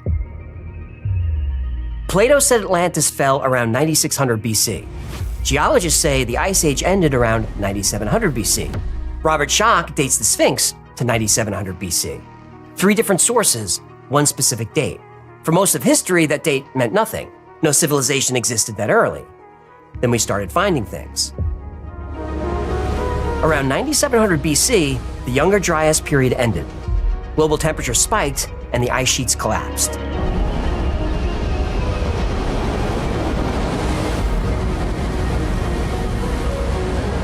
Sea levels rose over 400 feet.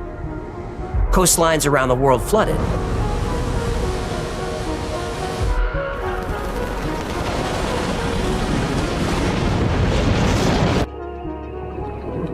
Entire land masses vanished beneath the waves. How dare you! Every major ancient culture has flood myths dating to this exact period. Different cultures, different continents with no contact, but they tell the same story. The Egyptians had their own version. They called the pre-flood era Zep-Tepi, or the first time. The pyramid texts talk about it repeatedly. These are the oldest religious writings in the world.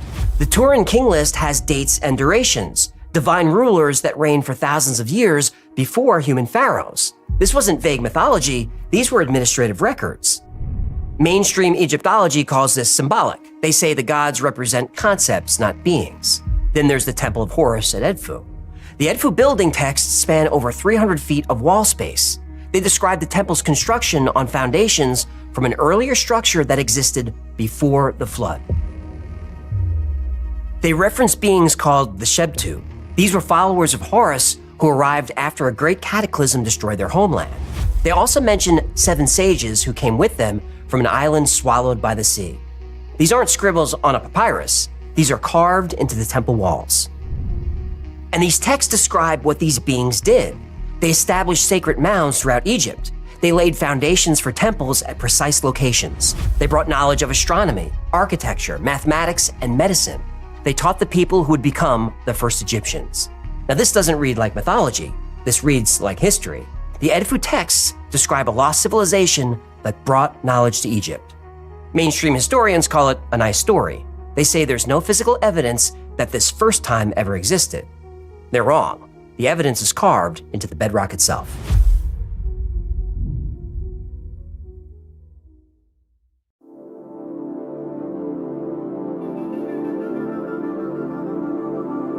In 1991, geologist Robert Schoch took a close look at the Great Sphinx.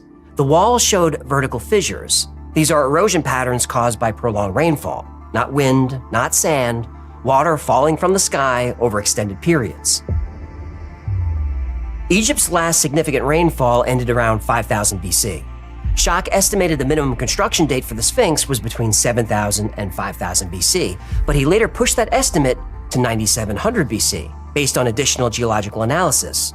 This was directly after the cataclysm and directly after the floods receded.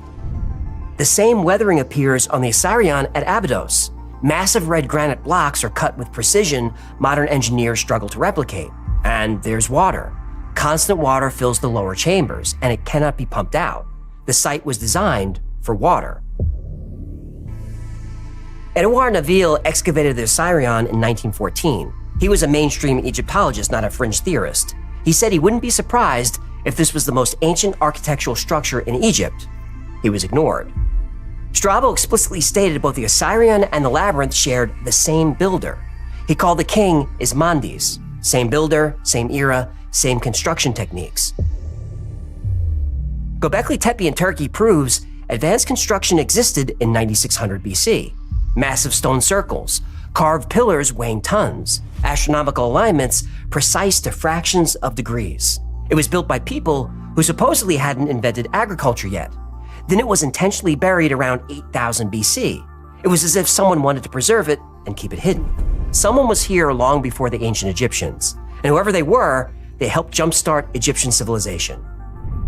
Hieroglyphics appeared suddenly around 3500 BC. They were complete and perfect. There was no developmental period, no primitive early versions. Math, medicine, astronomy, architecture, all appeared fully formed. It was as if someone handed the Egyptians a complete operating manual. And that operating manual is still here. Every bit of ancient knowledge is in the labyrinth. We can read it right now today. All we have to do is dig.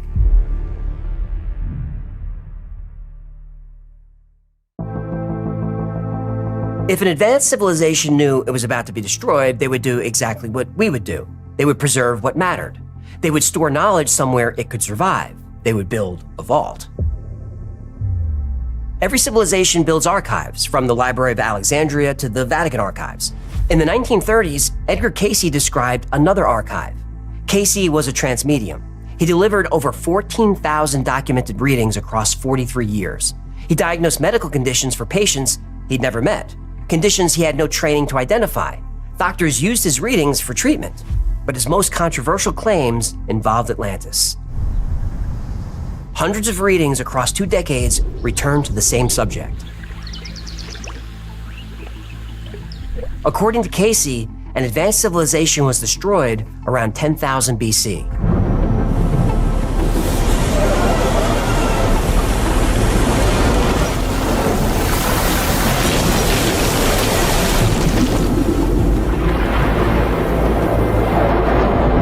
This was around the end of the last ice age. It's the same time frame as the Younger Dryas cataclysm.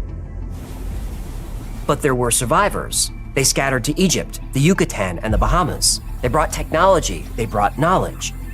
And to preserve that knowledge, they built archives. Cayce described a hall of records beneath the Giza Plateau in dozens of separate readings between 1923 and 1944. He described 32 tablets documenting Atlantis from the beginning. They were written in both Atlantean and Egyptian script. It was a Rosetta Stone for a lost civilization. And Cayce was specific. He talked about their technology, sound waves used for construction, acoustic levitation. He described crystals that generated power. The entrance is under the Sphinx's right paw, and the Sphinx served as a guardian sentinel. It marked the archive's location for those who know where to look. Cayce's followers took him seriously. In the 1990s, the Association for Research and Enlightenment funded seismic surveys at Giza. A man with a sledgehammer pounded a steel plate on the desert surface. Shockwaves traveled down through the rock and back up. The readings showed a chamber exactly where Cayce predicted. It was beneath the Sphinx's paw, and he wasn't the only one who saw it. Dorothy Eady was a British archaeologist who worked for the Egyptian Department of Antiquities. She was a sane, rational researcher who also happened to believe she was the reincarnation of an ancient priestess. Oh, I believe her. I was a king in a past life. You were a king. Okay, a shift manager at a Taco Bell in Jersey. But I ruled that drive-thru with an iron fin. Okay. I was a strict but fair shift manager at Taco Bell. We have a whole episode on Dorothy Eady. Link down in your chalupa. Now, someone claiming to be a reincarnated ancient Egyptian priestess sounds fringe, but archaeologists listened to Dorothy Eady because her memories helped them find actual ruins at Abydos.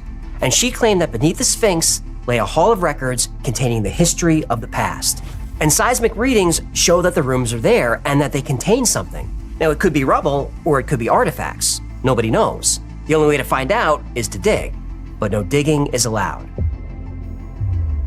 Right now, a team from the Polytechnic University of Milan is at Giza. They're using cosmic ray muon radiography, technology that sees through stone like X-rays see through the body. They claim they're mapping structural voids, and look at where they're scanning. They're focusing on the deep bedrock beneath the plateau, the exact place where Casey said the Hall of Records is waiting to be opened. The Italians are scanning deep under Giza right now. They're looking for the Hall of Records, and they might find it. But if you were an advanced civilization and you wanted to hide your most precious secrets, you wouldn't put them under the most famous landmark on Earth. A much better place for such important knowledge would be a maze carved deep underground. In other words, a labyrinth.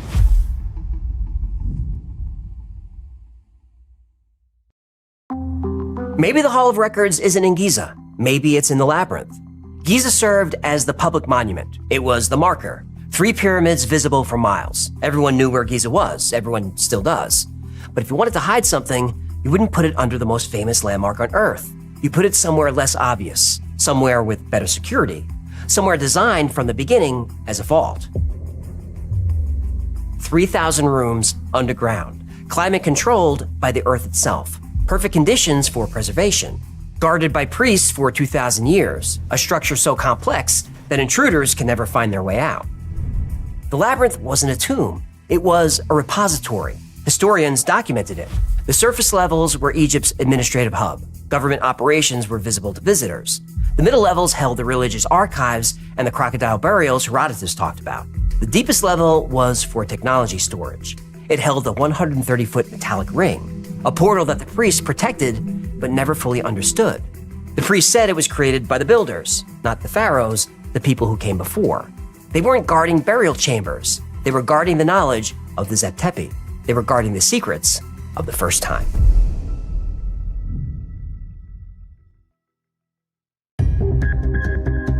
Ancient accounts across 6 centuries describe the same structure and the same location.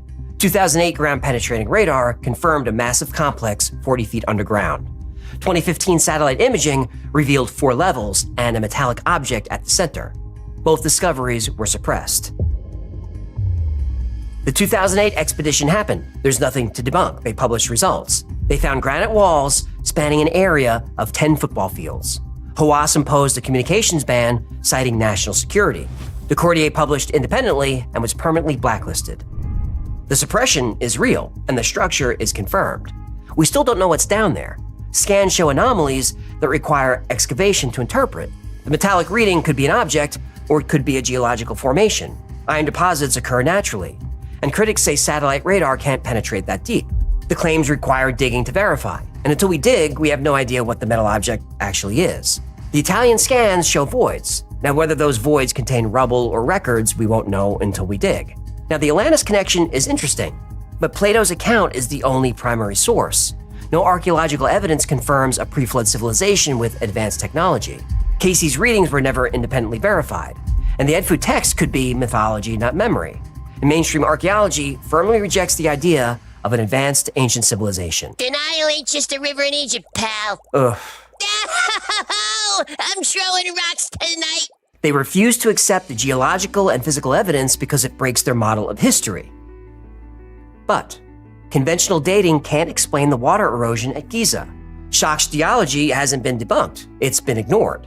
The Osirian shows identical weathering on megalithic blocks that dwarf anything the Egyptians built. Göbekli Tepe proves sophisticated construction existed in 9600 BC, or before. The flood myths align with geological evidence for the Younger Dryas catastrophe. Something happened at the end of the Ice Age, something we don't fully understand. Meanwhile, the labyrinth is in trouble.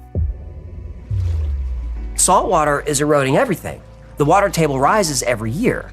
In 2024, geologists warned that if something isn't done about the water damage soon, the entire site will be destroyed.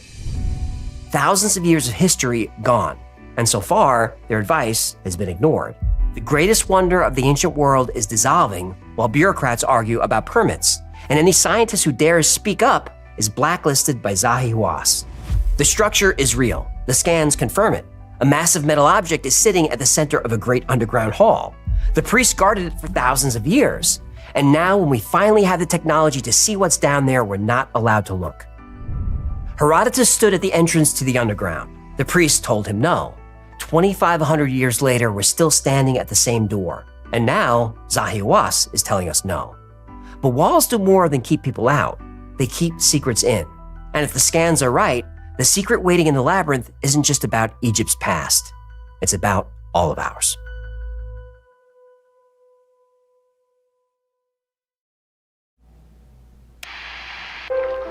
My only dating requirement?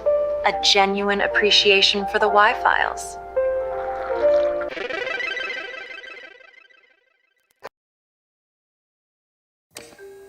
The first thing the young telegraph operator noticed was the small black couch. This was 1935, and Sigmund Freud, who was still alive, had made the psychiatrist's couch a symbol of psychoanalysis and therapy. But the young man hadn't come to the office to see a shrink. He was there to see the most famous psychic in the country, Edgar Cayce. Cayce entered the room, soft-spoken and well-dressed, and he explained that he, not the young man, would be the one on the couch. So Cayce kicked off his shoes, lay back, and put himself into a deep trance.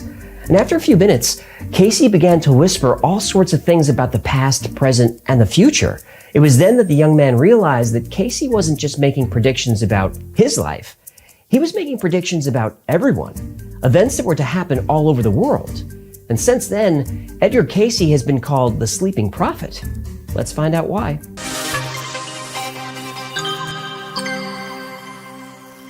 Edgar Cayce was born into a poor farming family in rural Kentucky.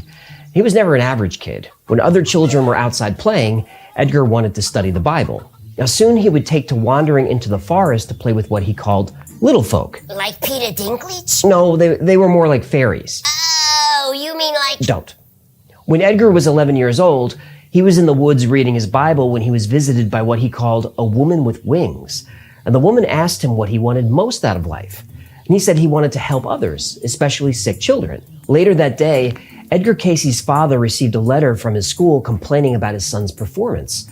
So his father tested his spelling and was so upset with how poorly Edgar did, he knocked the boy out of his chair. And while on the ground, with his ears still ringing, 11-year-old Edgar heard the voice of the woman in the forest. And she told him to lay his head down on his school book and go to sleep. When he woke up, Edgar knew everything in the book, like everything. He was able to recite the book word for word. So Edgar began studying by sleeping on his books. BS! There's no way that worked. Well, by the end of the year, he was the best student in school and even moved up a grade. Oh. And his parents were starting to catch on that something was special about their son. While playing at school, Edgar suffered a spinal injury that left him partially paralyzed. And that night while he slept, Cayce recited the ingredients for an herbal cure that he said would fix his injuries.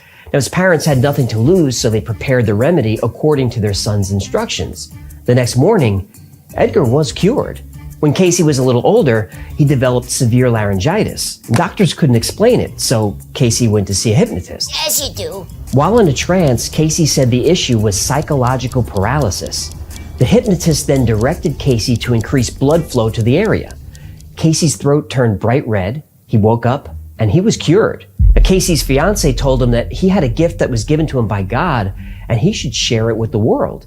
So Edgar Cayce began performing readings twice a day on the sick and injured. And in 1902, Cayce gave a reading that helped define his legacy. A 5-year-old girl had been diagnosed with a fatal brain injury. With nothing to lose, her parents turned to Edgar Cayce. He determined that she actually had a spinal injury. He suggested a vertebrae readjustment. Within a few months, she had fully recovered. And then the letters came pouring in.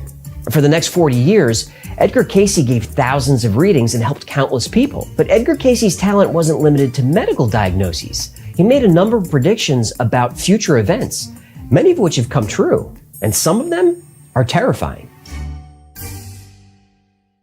6 months before the 1929 stock market crash, Casey warned his investor friends to sell their stocks, and his friends that ignored him went broke. In 1931, he predicted that the worldwide economy would recover in the spring of 1933. Did it?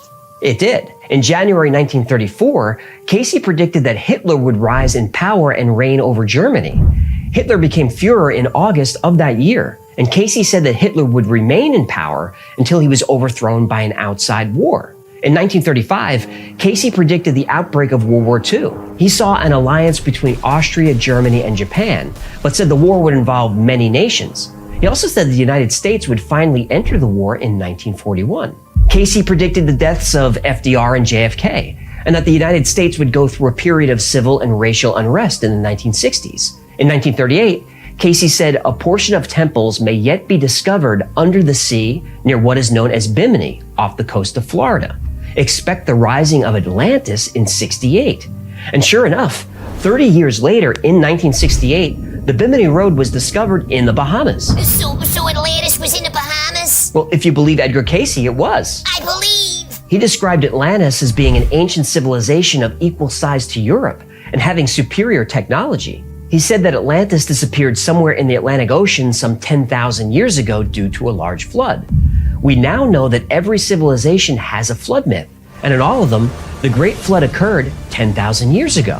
When the Soviet Union was at the height of its power, Casey said, "From Russia comes the hope of the world, not in respect to communism, but freedom. It will take years to crystallize, but Russia will once again be free." In 1991, the Soviet Union dissolved and abandoned communism. In 1934, not much was known about the Jewish sect called the Essenes, but Casey described the sect in detail, and his descriptions were determined to be accurate. He said their records and documents would come to light, and 12 years later, the Dead Sea Scrolls written by the Essenes were discovered. He predicted the El Nino and La Nina weather events before anyone knew about them. In the 1930s, he said the 44th president of the United States would be black. What number was Obama? 44. He did it again! And on January 1st, 1945, Casey said he would be buried in 4 days. His wife didn't like this prediction. I'm afraid to ask what happened. He died of a stroke 3 days later and was buried in his hometown just as he predicted. But the sleeping prophet's most disturbing predictions are yet to come. According to Casey, the Earth is in for a catastrophe that will reshape continents and rewrite borders around the world. In 1936, Edgar Casey predicted that the world would undergo a pole shift between 16 and 20 degrees. And this would happen when both Mount Etna in Italy and Mount Pelée in Martinique erupt together. And when that happens, we'll have 90 days to evacuate the coastlines. Are those volcanoes still active? Oh, they are. Mount Etna just erupted a few months ago, and scientists at Mount Pelée said that the seismic activity there is above baseline. Oh, no. Now, if the poles do shift, as Edgar Casey predicts, the world map is going to look very different. Africa will be divided into 3 parts. The Nile will widen, and a brand new waterway will split the continent. As the Red Sea grows, Cairo will eventually disappear into the sea. Asia is already very seismic and will suffer the most dramatic changes. Land will be covered from the Philippines to Japan by the ocean. As the Pacific plate shifts, the islands of Japan will sink, leaving only a few small islands. Taiwan and most of Korea will be completely lost to the sea. The entire coast of China will be pushed inland hundreds of miles. The population of India will be told not to seek higher ground within the interior of the country due to buckling of the land. Instead, they'll have to head to the Himalayas. The high mountains of Tibet and Nepal will provide refuge. Antarctica will no longer be covered in ice, but will once again become fertile and green. Australia will lose nearly 25% of its land due to coastal flooding. The Adelaide area will become a new sea. The Simpson and Gibson deserts will become fertile farming land. New Zealand will actually grow in size and will once again connect to mainland Australia. And New Zealand will ultimately become one of the safest areas in the New World. Lucky Kiwis. Europe will suffer. Most of Northern Europe will simply be gone, sunk into the sea, as the tectonic plate underneath it collapses. Norway, Sweden, Finland, and Denmark disappear, eventually becoming hundreds of small islands. Most of the UK, from Scotland to the English Channel, will disappear into the ocean, but several small islands will remain. London and Birmingham will actually survive, but not as cities. as islands. Ireland will disappear completely except for land at high elevation. Russia will be separated from Europe by an entirely new sea when the Caspian, Black, Kara, and Baltic seas combine. The new sea will stretch all the way to Siberia. Russia's climate will remain intact, leaving Russia to supply most of Europe's food. Putin is gonna be king of the world. You mean he isn't already? You make a good point. In Canada, most of the coastline will be pushed in by 200 miles. Regions in Quebec, Ontario, Manitoba, Saskatchewan, and areas of Alberta will become the refugee survival center of Canada. As the North American plate buckles, the new islands of California will be created with almost 150 separate islands. The West Coast will recede east toward Nebraska, Wyoming, and Colorado. The Great Lakes and the St. Lawrence will join and continue from the Mississippi River all the way to the Gulf of Mexico. All coastal areas from Maine to Florida will be taken over by water and pushed inland for miles. Most of the coastal areas of Mexico will be flooded. The California Baja coast will ultimately become a series of islands. Billions of people will be displaced by this cataclysm. Billions more will be killed. Well, that was cheerful. Sorry about that. When is this pole shift supposed to happen? Well, Casey said 1998. Oh, we're fine. Yeah, but NASA has detected a slight pole shift that could be a concern. When did they detect the shift? 1998. Yeah, damn it. Now, to be fair, Edgar Casey has his detractors. He gave over 14,000 readings, so he's going to be right at least some of the time. It's the correct predictions that make headlines. Nobody really notices the things that Casey got wrong. Casey used expressions like perhaps and maybe and I feel that, rather than using positive declarations. And this is a common technique used by strip mall psychics. This is known as the Barnum effect, a common psychological phenomenon where people tend to accept vague descriptions as uniquely applicable to themselves. Now, there were many occasions where Casey would receive a letter from a sick person and then do a reading for them, giving them a diagnosis. Casey didn't know that when he was in his trance, the people were already dead. Now, Casey's supporters defend this by saying, well, if they had applied the cure while they were alive, they wouldn't have died. Okay, sure, but if Casey was talking to spirits or communing with the universe or whatever he did, the universe should have given him a heads up. And every time Casey got something wrong, there was always a convenient excuse.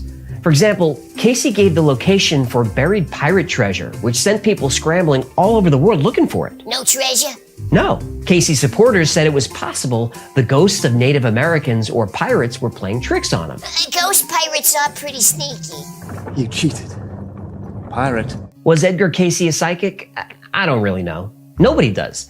Edgar Casey was never exposed as a hoaxer, and I believe that he saw whatever it is that he saw. And a recent poll surveyed thousands of American adults of similar income, education, and academic performance, and it found that 50% of people believe in some form of ESP or psychic phenomena. What the poll also found is that people who do not believe in psychics tend to be more structured and analytical in their thinking. Eggheads. And the people who do believe are more emotional and creative in their thinking. Hippies. Well, the poll was quick to point out that believers were gullible and lacked critical thinking skills. Now, that may be true to an extent, but the poll also found, and this is important, that those quote-unquote gullible believers were far happier in their lives and had much lower levels of stress than skeptics. When we talk about psychic phenomena or the supernatural aspects of religion, 6 of 1. These are things that defy scientific explanation, but nobody can deny that these things provide solace to the bereaved, hope to the unfortunate, and structure to an existence that is chaotic at best. Does the supernatural exist? I don't know. I would agree that most psychics are frauds taking advantage of people, but Edgar Casey never took a penny. He really wanted to help people. Now, whether he was a real psychic or delusionary, I don't think that matters. We need more people willing to dedicate their lives to helping others. We need more people who see themselves not as the center of the universe, but part of it, part of a larger community where we have to look after each other. Real or not, we need more people like Edgar Casey, now more than ever. Thank you so much for hanging out with me today. My name is AJ, that's Hecklefish. This has been the Y-Files. If you had fun or learned anything, do me a favor and like, subscribe, comment, and share. That stuff really helps. Until next time, be safe, be kind, and know that you are appreciated.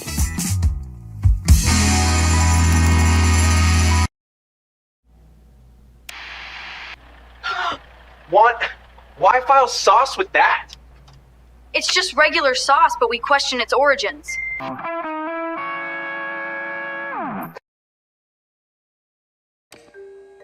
In 1943, the USS Eldridge was made invisible and teleported from Philadelphia to Virginia. And this event was known as the Philadelphia Experiment. When the Eldridge reappeared, some crew materialized in walls and bulkheads, and they died in agony. But 2 sailors didn't reappear at all. The 2 men, who happened to be brothers, were presumed dead or lost. They weren't dead. They traveled 40 years into the future, into a secret military base on the east end of Long Island. They became unwitting participants of the Montauk Project.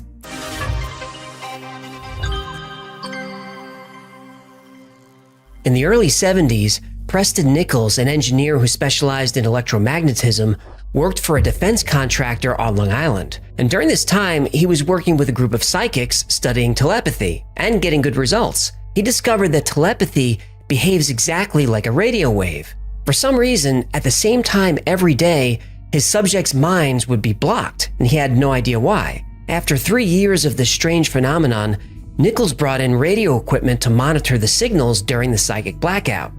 He learned that whenever 410 to 420 megahertz was detected, his subjects were jammed, and after 20 minutes, the signal would dissipate and the psychics would open back up. Nichols built a mobile transceiver and tracked the origin of the signal to Montauk Point on the east end of Long Island, New York. More specifically, he traced the signal to a large radar tower on Montauk Air Force Base, so there was nothing he could do about it. The radio interference continued for a few years and eventually stopped. Nichols didn't give it much thought until he received a call from a friend who said the Air Force Base was now abandoned and he should go check it out. And the base was deserted, but for some reason, it was a mess.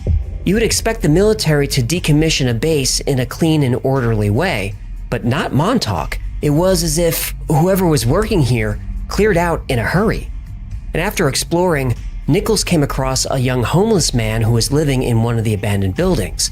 The young man acted nervous. He said he was a military technician who worked there, but he deserted when a large beast appeared and tore through the facility, forcing the project to shut down. Nichols asked the man what he meant by a beast and a project. The young man seemed confused. He said, "You don't remember? You're Preston Nichols. You ran the Montauk Project."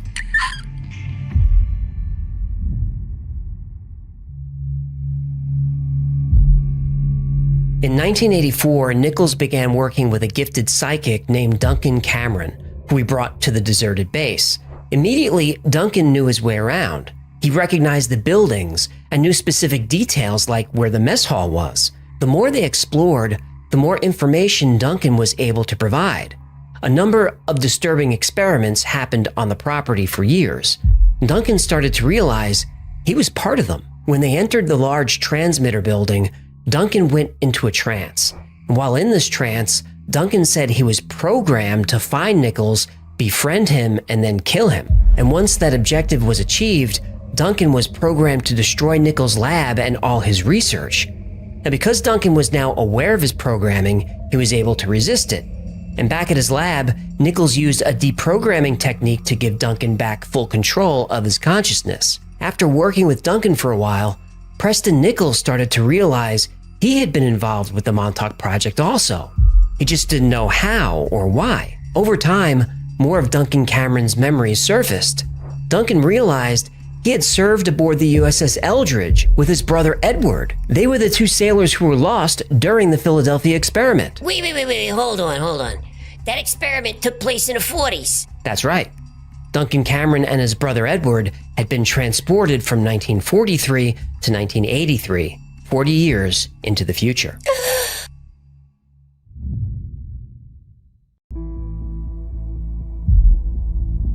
Preston Nichols started to notice strange things when he was at work. People he didn't know seemed to recognize him. He was copied on mail and included in meetings that didn't apply to his position in the company. One day, Nichols was sitting at his desk when he felt an ache in his hand. He looked down at the back of his hand and he had a Band-Aid covering a fresh wound, a wound he didn't have 15 minutes earlier. And this happened more than a few times. On one occasion, Nichols even confronted the company nurse and asked her if he'd been there for a Band-Aid. She said he hadn't and had no idea what he was talking about. As time went on, Preston Nichols began to realize that he was living two separate lives. One day he had what he calls an intuitive urge to visit the basement. This was a high security area. Only maybe 10 people in the company had the clearance to be there, and he wasn't one of them. He reluctantly took the elevator down. He gathered himself to try to appear natural and walked right up to the security guard.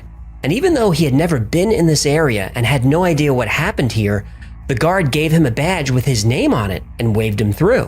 Whether by muscle memory or just by using his gut, Nichols seemed to know where he was going.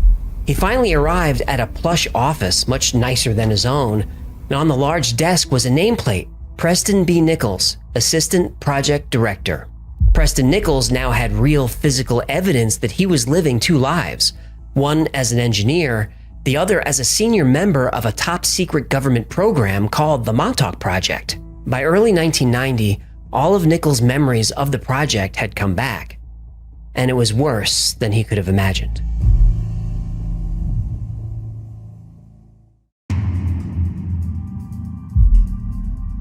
About 50 years after the Philadelphia experiment, a man named Al Bielek would start to have glimpses, visions, and then entire memories of the life of Edward Cameron, a young naval officer serving aboard the Eldridge with his brother, Duncan Cameron. Wait. Isn't Duncan Cameron a psychic working with the Preston guy? Yep. 40 years in the future? That's right. I love it. Please continue. Bielek wrote books, spoke at conferences, and gave many interviews describing his time on the USS Eldridge while living in the body of Edward Cameron. Aboard the Eldridge, when what was called a magnetic bottle was engaged, the ship began to slip through time.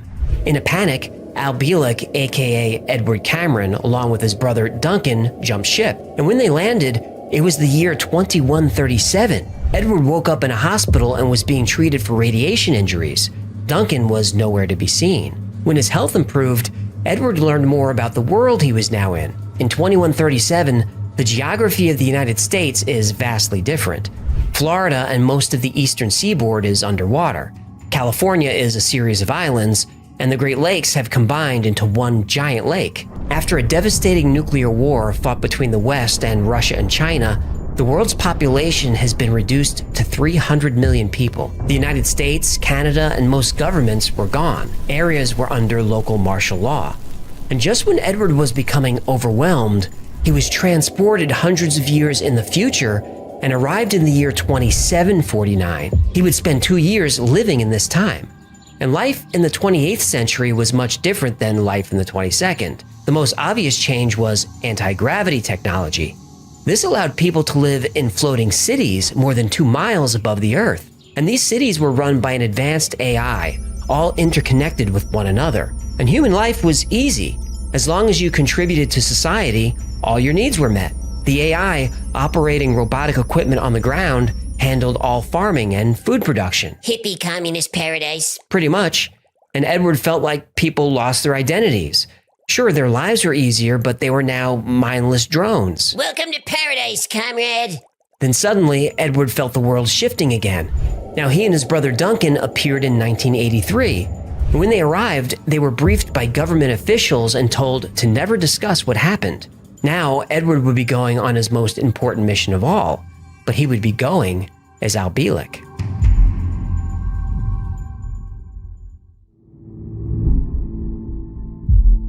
In 1990, Al Bielek's brother, Duncan Cameron, now had full recollection of the Philadelphia experiment and the Montauk Project, as did Preston Nichols, and their memories were terrifying.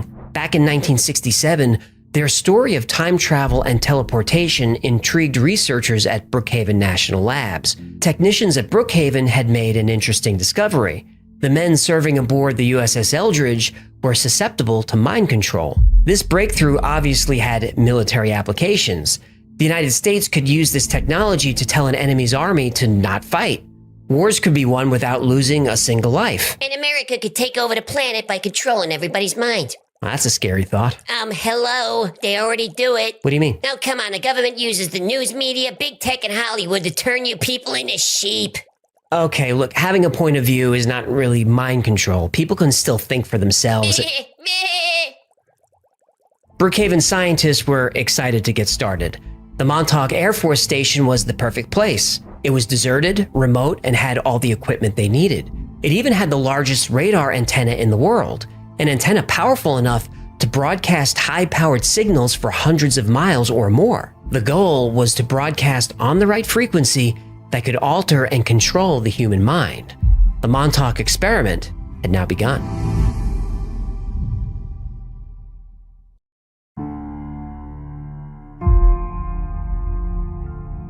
Duncan Cameron having superior psychic abilities was key to the project.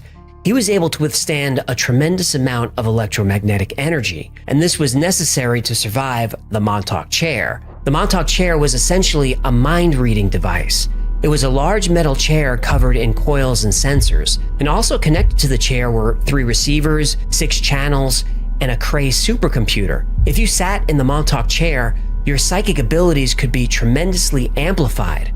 Whatever image was in your mind was displayed on the computer screen. The first tests were to see what would happen when Cameron was electrocuted with different amounts and frequencies of energy. They learned that different frequencies could elicit different emotions, and specific frequencies could make him sleep. That could be useful. Animals in the area were also affected by transmissions. There were reports of deer running out of the woods into town and throwing themselves against the glass windows of the stores on Main Street. Soon they were able to perform what researchers called the seeing eye. If Cameron had a lock of someone's hair or some personal object, he could see through that person's eyes, hear through their ears, and feel whatever that person's body felt. He could do this with anyone on the planet, very similar to what remote viewers can do. Using Duncan Cameron's psychic abilities and the technology at Montauk, scientists were finally able to control people's thoughts. Then they learned how to load information, commands, and entire programs onto an individual's mind. And this technique could be adjusted to make people do things they wouldn't normally do. Assassination, sabotage, even self-sacrifice if that was the mission. Over time, the experiments became even more advanced. Cameron was now able to manifest physical objects with his mind. If he thought of an apple or a baseball, the object would appear, first on the computer screen, then holographically, and then finally as an actual solid object in the real world. This breakthrough would lead the researchers of the Montauk Project to their main experiment. Using a huge new antenna and multiple transmitters, they could create a vortex that someone could step through and into another time.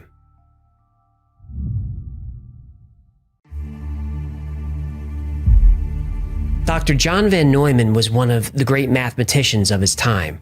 He also made contributions to physics, computer science, economics, quantum mechanics, and lots more. Naturally, the United States put him to work on the Manhattan Project, as well as many other top-secret government programs. Dr. Van Neumann died young of cancer in 1958, but that turned out to be a lie. He was actually placed in a program similar to witness protection to hide his identity.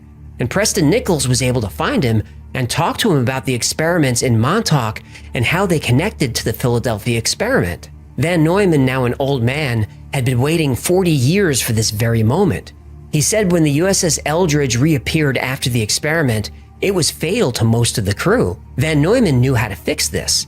One of the ship's power generators had malfunctioned during the experiment. This is why so many men died. But if someone could go back and disable the faulty generator, the ship would come back properly and no lives would be lost. Al Bielek and Duncan Cameron were selected to go, but they were nervous about it. Dr. Van Neumann told them not to worry. He knew this would work. According to the ship's records, they had already succeeded. Back in Montauk, Duncan sat in the chair and created a portal to the USS Eldridge in 1943. Duncan and his brother jumped back onto the ship and disabled the generator. Edward decided to stay in 1943, and when Duncan returned back to Montauk, something had happened. His many jumps through time had caused him to age very rapidly, and he was now dying of old age. Now, this could be a disaster because Duncan is linked to so many events in the past that paradoxes could form. To prevent these disasters, the Montauk technology was used to send a message through time to Duncan's father, Duncan Cameron Sr. At that point, Duncan Sr. only had one child, a daughter, but he was instructed to get busy and make baby boys because a lot depended on it. When Duncan Jr. was born in 1951, The Montauk scientists used the boy as a vessel for Duncan's current electromagnetic signature. This would ensure continuity of the timeline without paradoxes. And using a similar technique called age regression, Edward Cameron's consciousness was installed into the body of young Al Bielek. Now, if you're finding this hard to follow, you're not the only one. All these paradoxes and time travel missions were weighing on Preston Nichols. He started to feel like he was doing more harm than good. To the people in the program, to the planet, and to space-time itself. He decided it was time to shut down the program. And for just this scenario, the Montauk Project had a contingency protocol. Someone quietly walked up to Duncan while he was in the chair and whispered, "The time is now." The phrase worked, and a nightmare followed.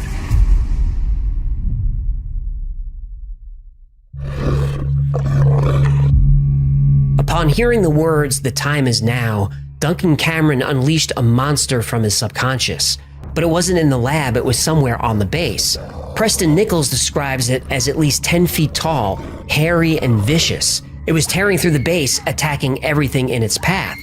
Nichols' supervisor ordered the power generators shut down, but that had no effect.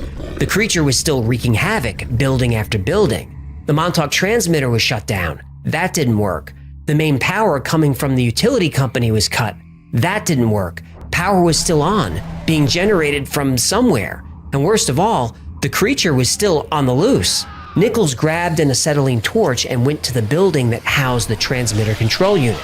He yanked out every wire he could reach. The building lights went out, but the transmitter continued to work, and he could hear distant screams coming from somewhere on the base. Nichols then took the torch to the transmitter itself. He cut wires, conduits, even large chunks of equipment. He destroyed everything he could. He says the burn marks can still be seen to this day. Finally, the portal Duncan Cameron created closed, and the creature vanished. And for Preston Nichols, this would be the end of the Montauk Project. But for many of the victims, this was only the beginning. Since the late 1940s and early 50s, the government has had the capacity to what I call bend time.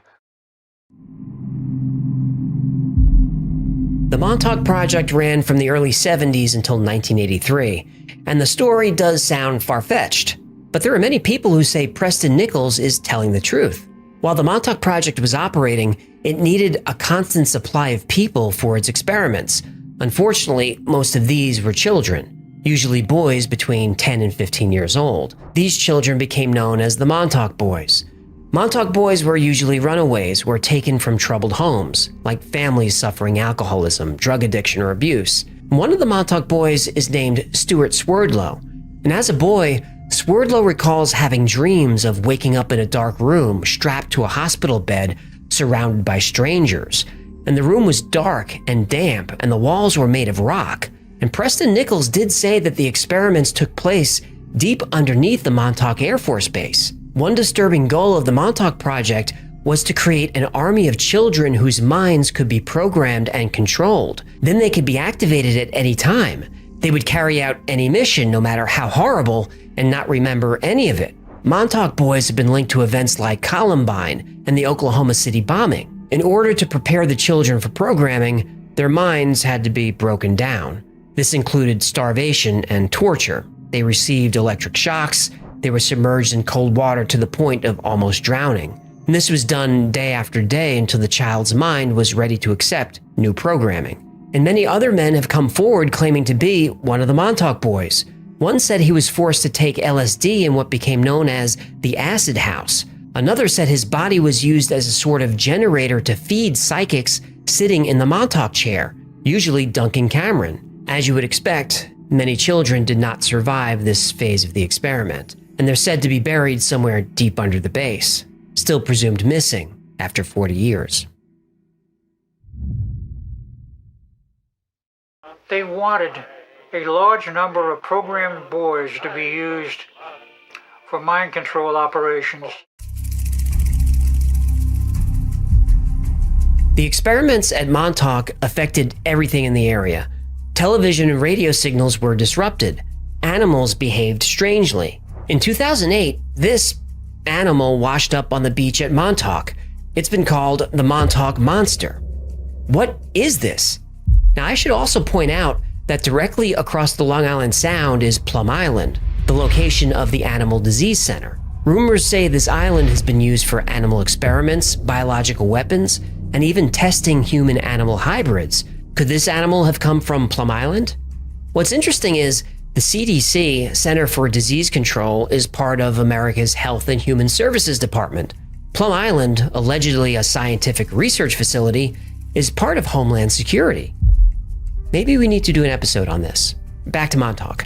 Christopher Garetano was 8 years old in 1983 and playing on Montauk Beach. He found strange metal objects in the sand. He dug them out and was walking back to his family to ask what they were. Then out of nowhere, someone in a military uniform appeared and chased them off the beach. This started a lifelong obsession for Garetano, and he would visit the base many times. And during these visits, he would find problems with the government's official story. The Montauk Air Force Base is not supposed to have underground levels. Garetano notes that there are manhole covers all over the property.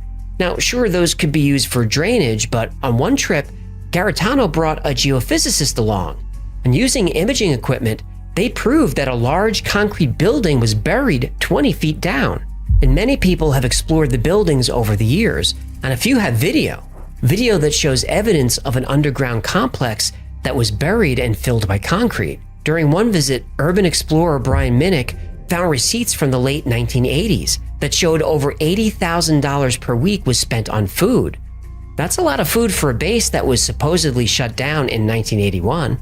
Preston Nichols, Stuart Swerdlow, Al Bielek, Chris Garetano, Brian Minnick, the names go on and on. There are dozens of people, maybe more, all claiming to be part of the same experiment. The US government denies all of it. Who do you believe? I'm saddened today to think of those who did not survive and whose families will forever live with the knowledge that their death and suffering was preventable. I was the subject in radiation as well as mind control and drug experiments performed by a man I knew as Dr. Green. What the United States government did was shameful. Dr. Green was using me mostly as a mind control subject from 1966 to 1973. What was done cannot be undone. His objective was to gain control of my mind and train me to be a spy assassin. I am sorry. The next year, I was sent to a lodge in Maryland called Deep Creek Cabins to learn how to sexually please men. I was taught how to coerce them into talking about themselves. Only you have the power to forgive.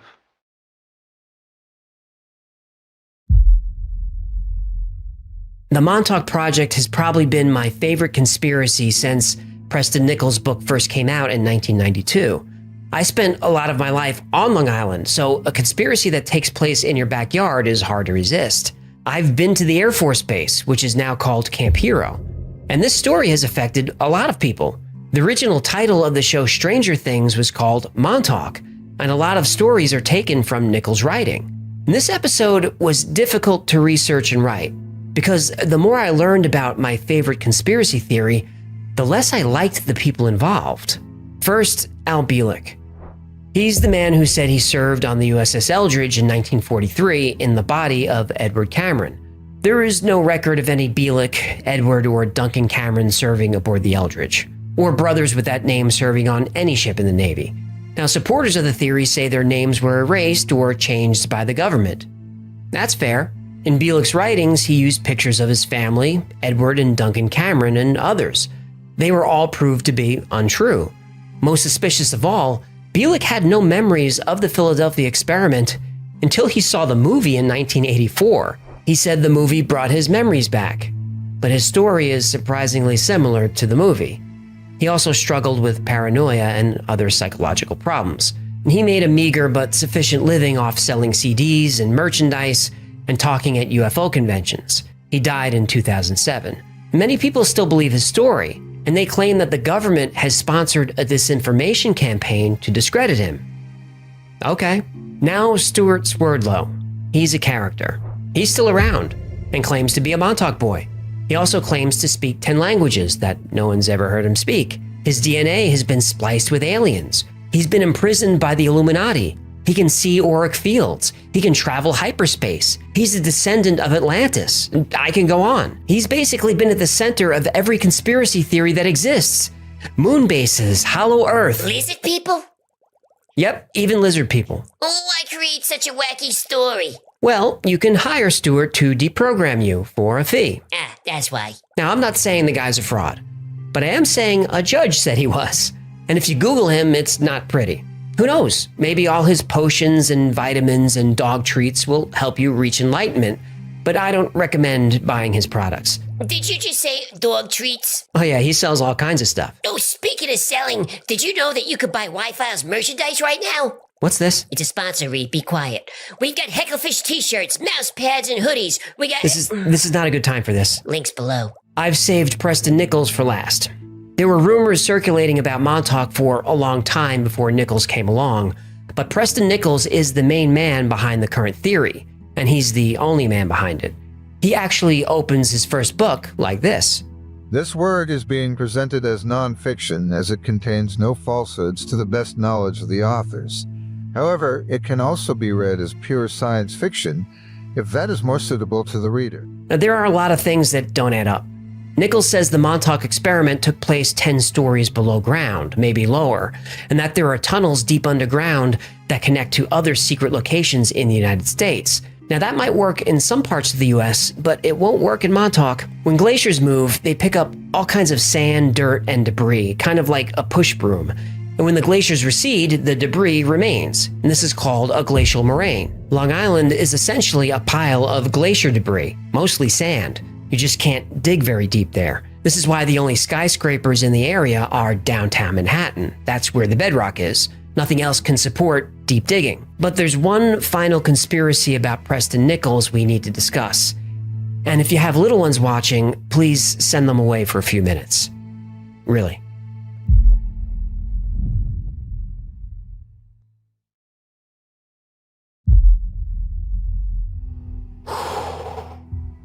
Okay. You might remember Preston Nichols used a deprogramming technique on Duncan Cameron. Well, Nichols describes this technique in his books, though it rarely makes it into the fun YouTube videos about the Montauk Project. To be deprogrammed, Preston Nichols has to touch you while you're in an aroused state. Now, I won't give the specifics here, but I think you understand what I mean. And Nichols deprogrammed a lot of young men, all the time. Preston Nichols had built a replica of the Montauk chair and research room. And eyewitnesses said Nichols would go into the room with a man, usually in his early 20s. There'd be some noise.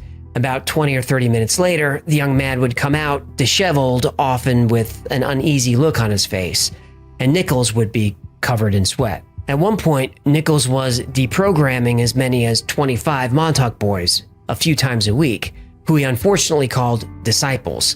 And they all shared a house not far from Nichols. And nobody knows exactly how many men or deprogramming sessions were involved, but it was a lot. Now, in the books about the Montauk Project, Preston Nichols is a man caught up in a conspiracy greater than he could imagine. He lives a double life. He meets famous scientists. He makes breakthroughs in technology that exist only in science fiction. In these stories, he's a hero. But the truth is, Preston Nichols is a villain. Because of the proliferation of the Montauk Project theory, dozens of men, most of whom had a mental illness, addiction issues, suffered child abuse, or all of the above, believed they were part of this conspiracy. This delusion gave their lives meaning, and it gave them someone to blame that wasn't themselves or their families. And being a Montauk boy gave them a place to belong, a new family of people who understood the pain of what they were going through. And here was Preston Nichols to the rescue, able to deprogram them of all the negative experiences they suffered from the experiment. Preston Nichols took advantage of these young men for years, while other liars and frauds helped him weave a rich, complex narrative, a narrative that still continues. And this conspiracy is believable because the government has done most of the awful things Nichols claims, drugging people against their will, kidnapping, torture. They've done all of this and worse. The government also spent a lot of resources exploring psychic phenomena. The Montauk Project is a conspiracy grounded in a whole lot of facts. But when Preston Nichols, Al Bielek, and Stuart Swerdlow added their own details, like time travel, aliens, and conjuring monsters out of thin air, they built a house of cards. None of their stories can exist without the other. If we're able to debunk just one small detail of any one of their stories, the house of cards made of fraud and abuse collapses, and then all that's left are the victims.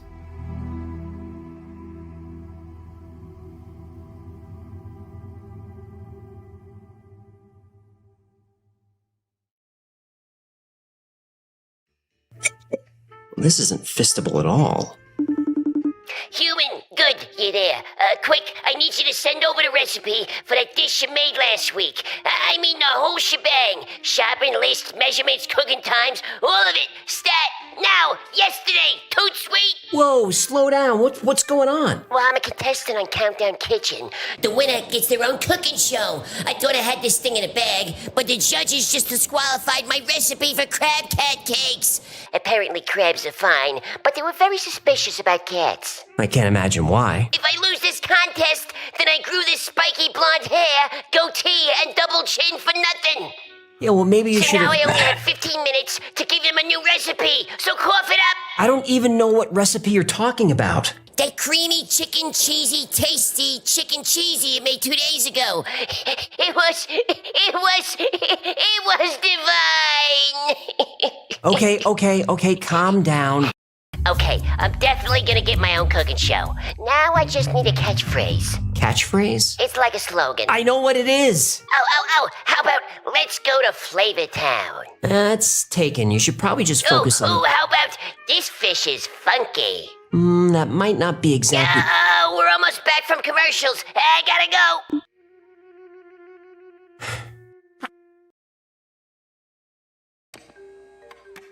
On April 7th, 2016, the team running NASA's New Horizons mission were waiting nervously.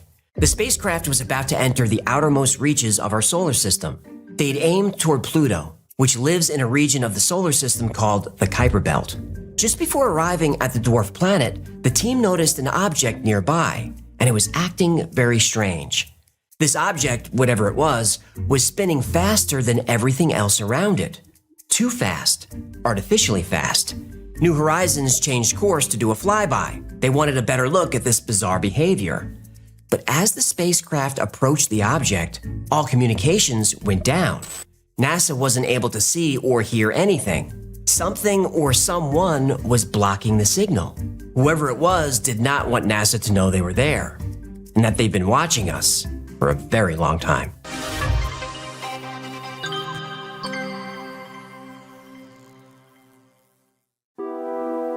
The Kuiper Belt is a donut-shaped region of space way out on the far end of the solar system, and it is a huge region of space.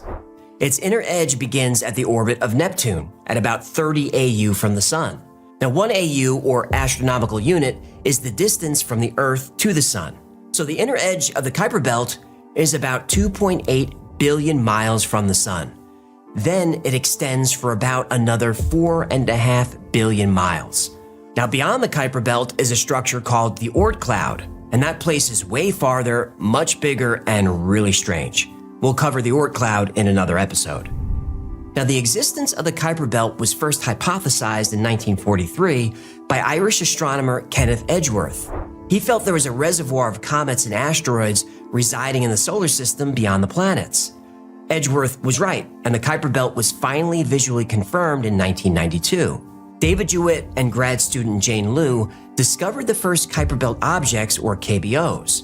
Now, KBOs are the various comets, dwarf planets, asteroids, and other icy bodies that make up the Kuiper Belt. Jewett and Liu named their discovery as a tribute to Gerard Kuiper, who's considered to be the father of planetary science. Before he proposed the concept of the Kuiper Belt in 1951, he'd already discovered the moons of Neptune. Did he look at Uranus?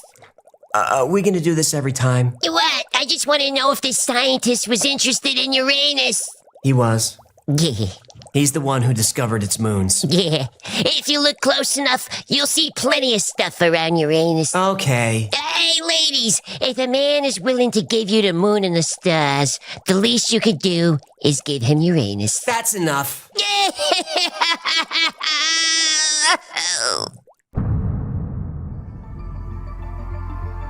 We've been aware of the Kuiper Belt for a long time, but didn't realize it. Pluto is actually a KBO, and one of the largest of the dwarf planets at 1,500 miles. It even has its own moons, which is probably why astronomers called it a planet for so long. In the more than 30 years since its discovery, the Kuiper Belt is still a mystery. The Kuiper Belt is truly a frontier in space. It's a place we're still just beginning to explore, and our understanding is still evolving.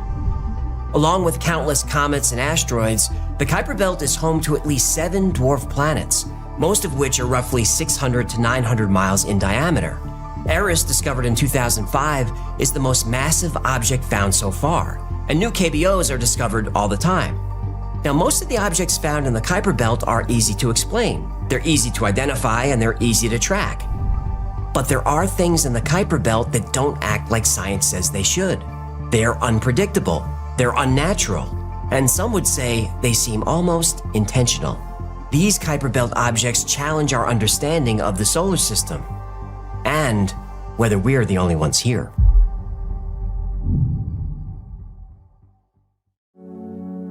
On May 12, 1994, Michael Irwin and Anna Zhitkov were working late. Yeah, and the Zhitkov? Anna Zhitkov. What'd I say? They were the on-duty astronomers at the Roca de los Muchachos Observatory in the Canary Islands. It was a quiet night like any other night. And then they spotted something. It glowed and then dimmed. It glowed and then dimmed. This was different than any other object around it. It glowed and dimmed in a regular rhythm, every 5.5 hours, which by space standards is fast, insanely fast, too fast. So fast, the centrifugal force should rip a regular KBO apart. Most Kuiper Belt objects are bits of dust and ice. They shatter like glass. Anna and Michael had never seen anything like this. According to science, this object shouldn't even exist. This gave the astronomers an ominous feeling.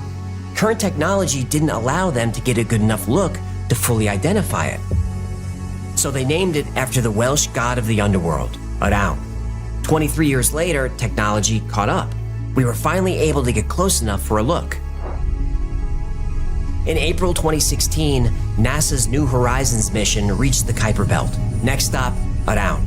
It was on the way to Pluto, the perfect flyby opportunity to answer a decades-old question. What the heck is this crazy spinning object at the end of the solar system? But just as New Horizons moved in for the close-up, things went dark. Nothing worked. There had been what's called a CPU safing event that put New Horizons into safe mode.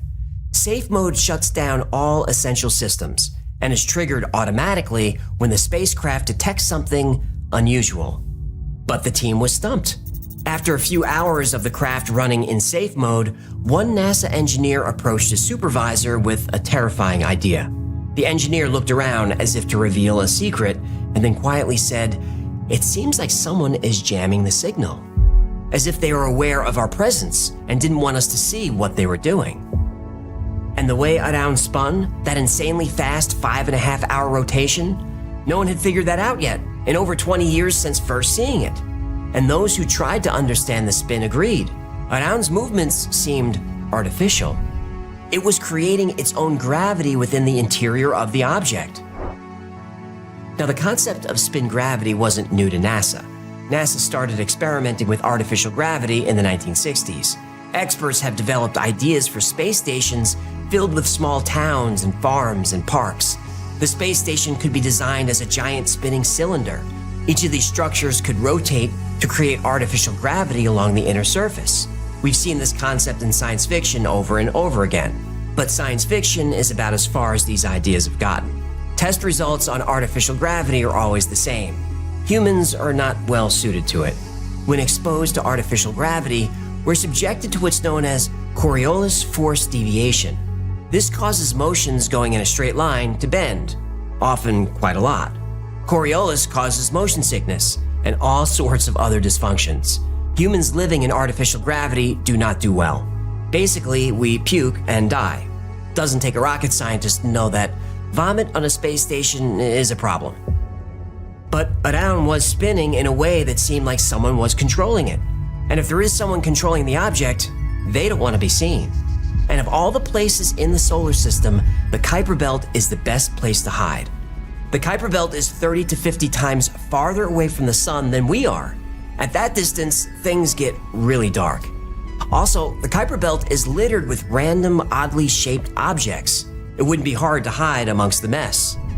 These were the kinds of questions being asked when New Horizons went dark. Now, after a while, the spacecraft drifted away from Around.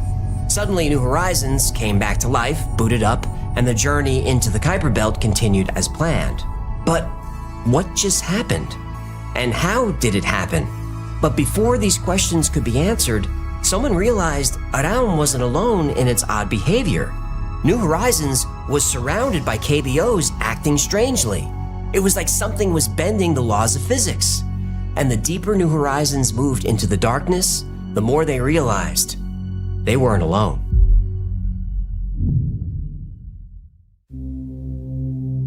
According to the Nemesis theory, we live in a two-star or binary solar system. Our sun, the only star we can see, has a companion star, a brown dwarf residing deep in the Kuiper Belt. Brown dwarfs are actually called failed stars. They're huge objects, about 80 times the size of Jupiter, but they don't have enough mass to ignite their hydrogen cores, so they don't burn, they don't shine. But in the depths of the Kuiper Belt, a brown dwarf would be invisible. This object is known as Planet X, or Planet 9. No, Nibiru. Right, some people think Planet X is Nibiru, home of the Anunnaki. Yeah, still waiting on that Anunnaki episode, Chief. I'm working on it.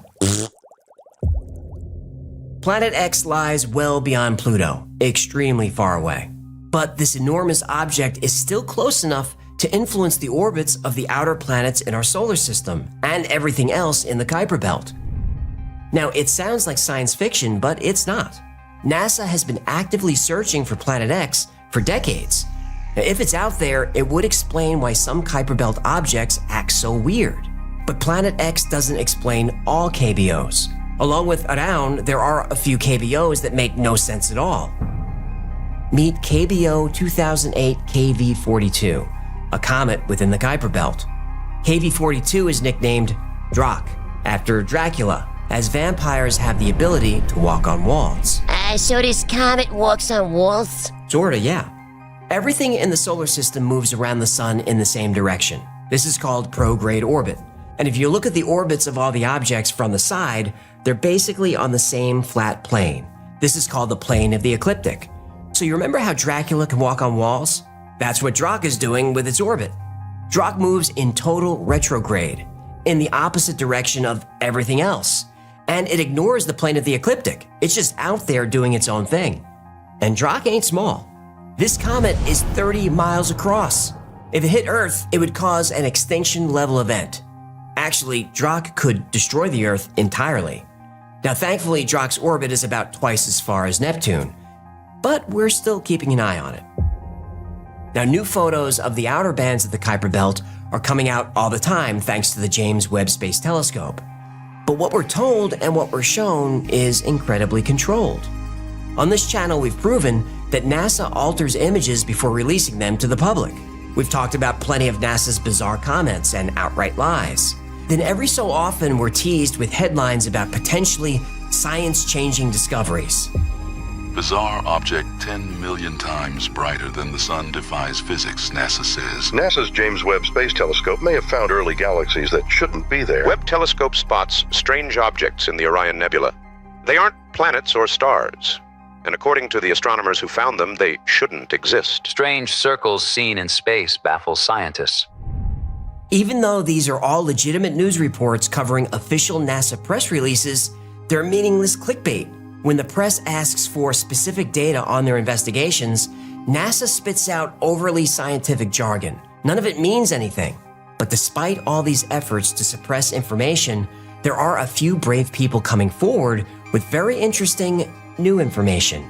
These people know a lot about the Kuiper Belt. How do they know so much? Well, because they were there.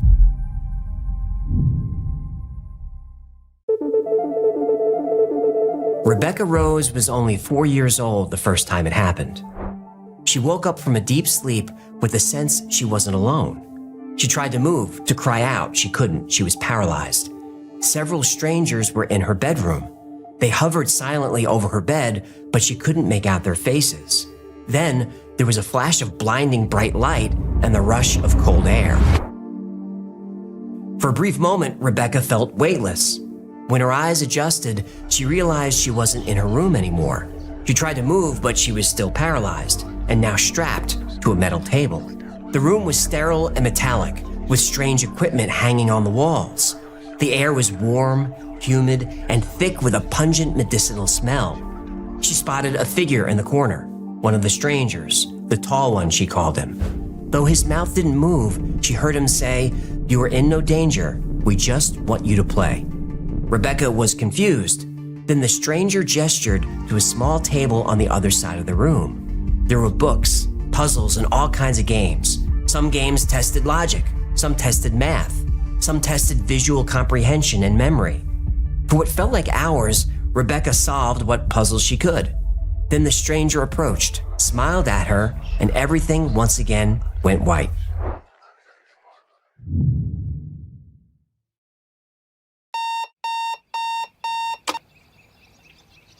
Rebecca opened her eyes and saw she was back in bed, and just in time for school.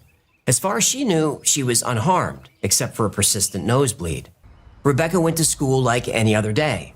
The memories of her experience faded quickly, like when you lose the details of a dream. So by the time Rebecca was being tucked into bed that night, she barely remembered anything at all. She peacefully drifted off to sleep, but soon she'd realize this was only the beginning.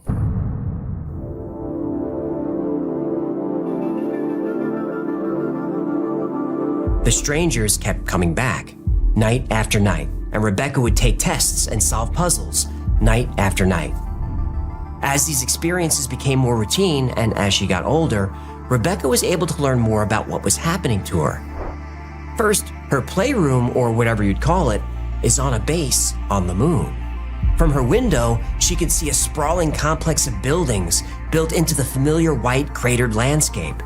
And eventually, Rebecca realized the strangers weren't human. She was being abducted by aliens of many different races. She saw mantids who resembled large praying mantises. She mostly saw aliens that we would call Greys. During one of her sessions, the Greys activated Rebecca's psychic abilities. All humans have this gift, but very few of us have access to it. The puzzles and tests Rebecca had been taking over the years were actually a psychic training program to teach Rebecca how to access and control her psychic abilities. Once Rebecca became skilled in telepathy, she was forced to telepathically interface with beings who were being held captive on the base. Some of the beings looked human, others didn't, but she was able to feel that they were all sentient and aware of what was happening to them, and she could sense they were all terrified. Through the telepathic interface, Rebecca extracted DNA samples. For what purpose, she didn't know, and she didn't ask. After 4 years of intense training, Rebecca was summoned to a meeting. She saw mantids and Greys, but she also saw men dressed in military uniforms. They sat her down and said, "Rebecca, your training is over. You're ready." Rebecca asked, "Ready for what?" They finally told her why she'd been visiting the moon base for the last 4 years, and why she was taken from her family, why she had to interface with alien species, and why she was taught to develop her psychic powers. They said, "Rebecca, you're joining the Dark Fleet."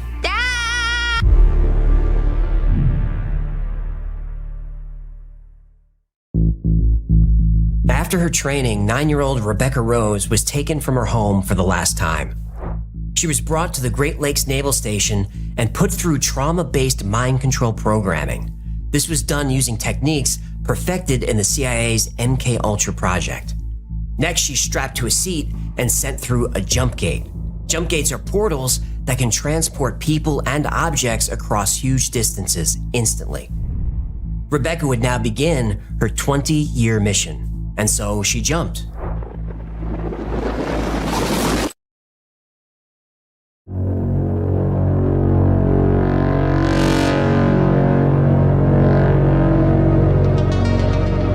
For the next few years, Rebecca spent most of her time on air patrol.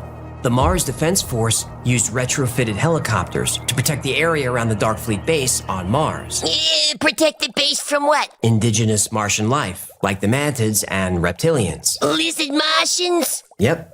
Primary mission was to protect the base, but if she could capture an alien to acquire its technology, that would be even better. Oh, it's very hard to snatch a lizard Martian. They're crafty. Well, that may be true, but Rebecca was given cybernetic enhancements to turn her into a super soldier. Enhancements focused on optimizing physiology, enhancing psychic abilities, increasing durability and combat effectiveness. She also had advanced armor and weapon systems directly integrated with her body and her cybernetic technology. This is one tough broad. She was. Because of her cybernetic systems and enhanced abilities, Rebecca was an extremely valuable asset to the Mars Defense Force. Maybe too valuable. Wait, what do you mean? Toward the end of her 20-year tour, Rebecca was sold to the Draconians. Not the Draco.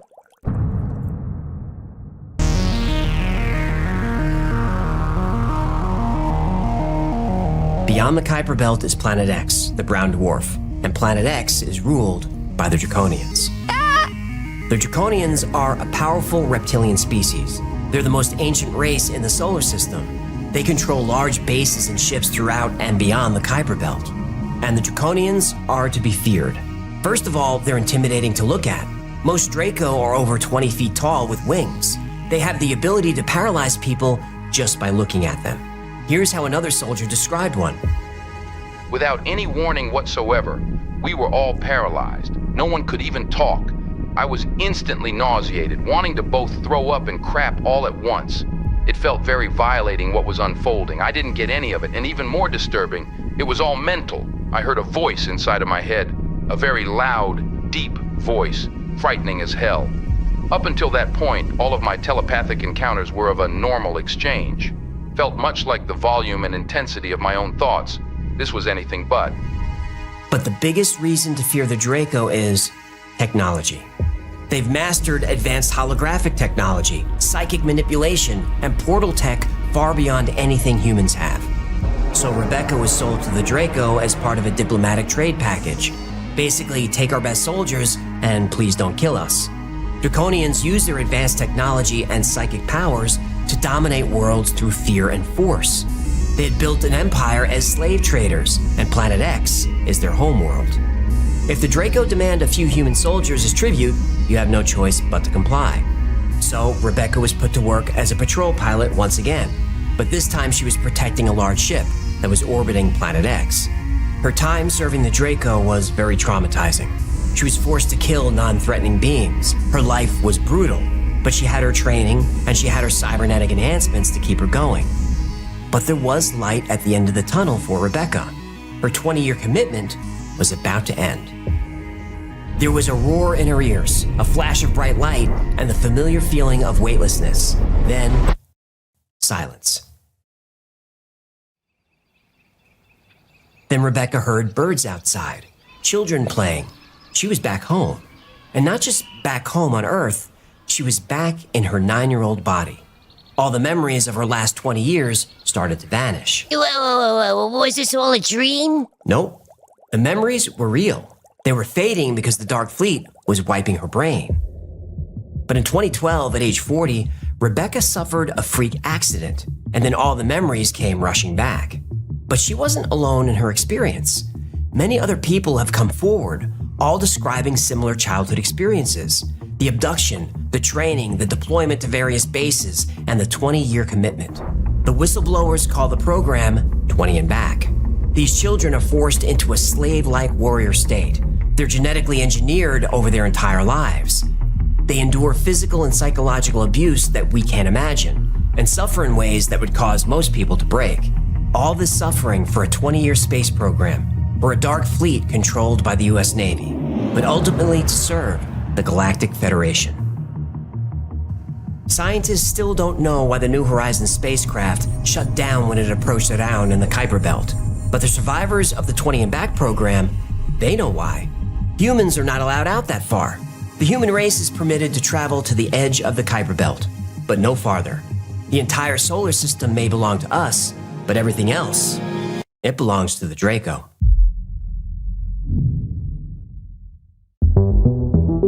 There are many people who claim to be veterans of the 20 and Back Space Force program. It's a complex topic and deserves its own episode. So if you'd like to see that, let me know. But I will cover this in more detail on the podcast. So is the 20 and Back story or the Dark Fleet true? Probably not. Almost definitely not. It's hard to know for sure where the story started because there's a lot of drama around it.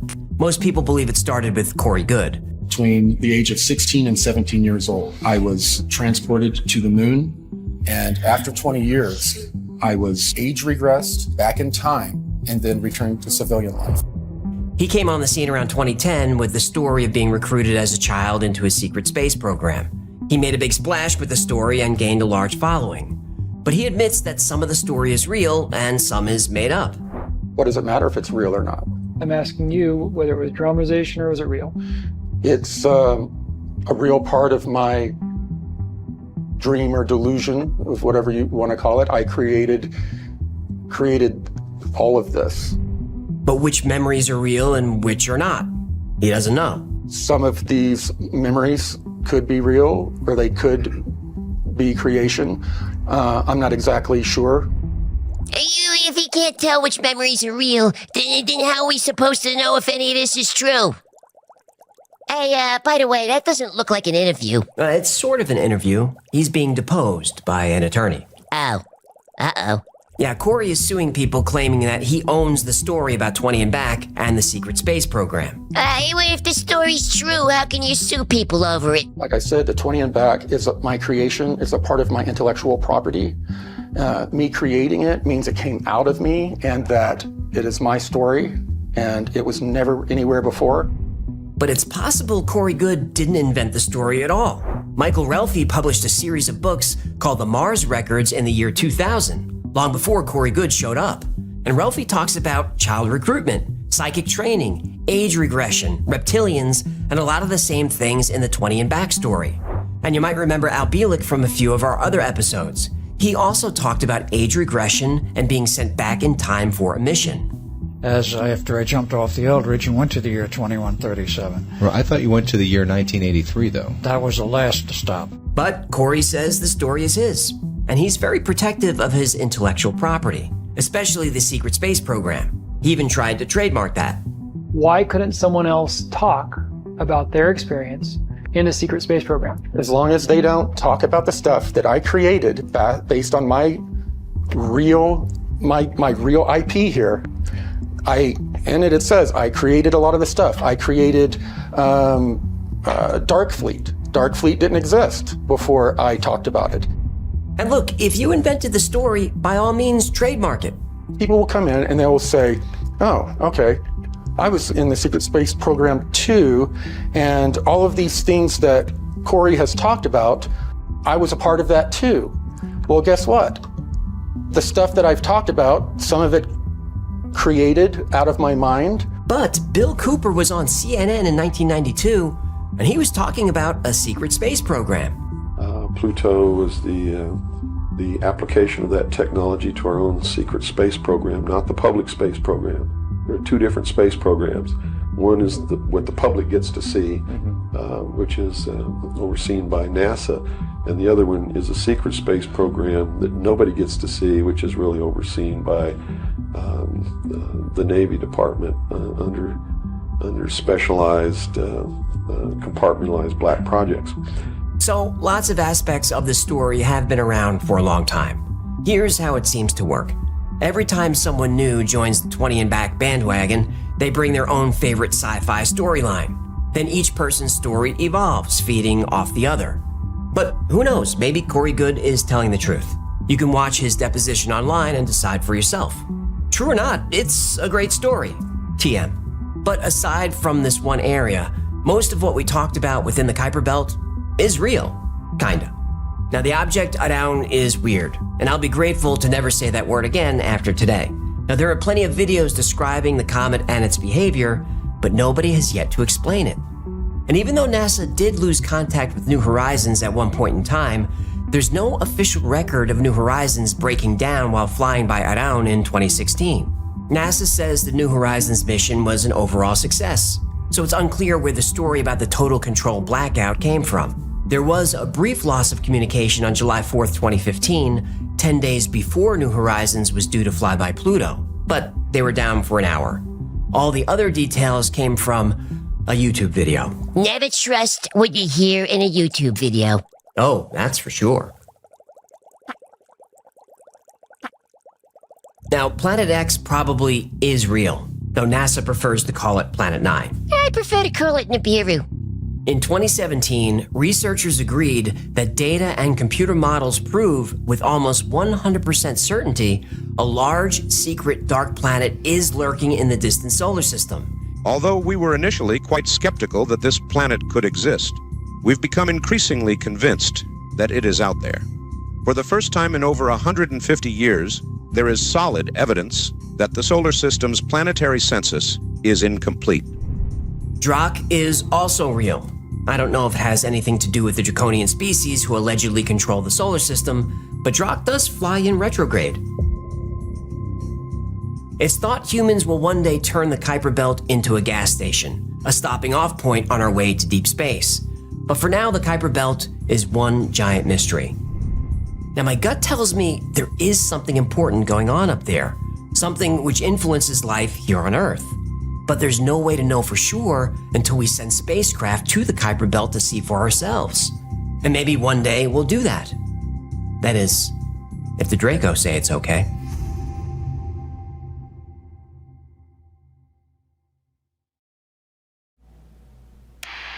This one's dedicated to Hecklefish and Truth Seekers. Oh my god, you watched the stream? The episode about music frequencies changed my life. Blorp isn't chill later?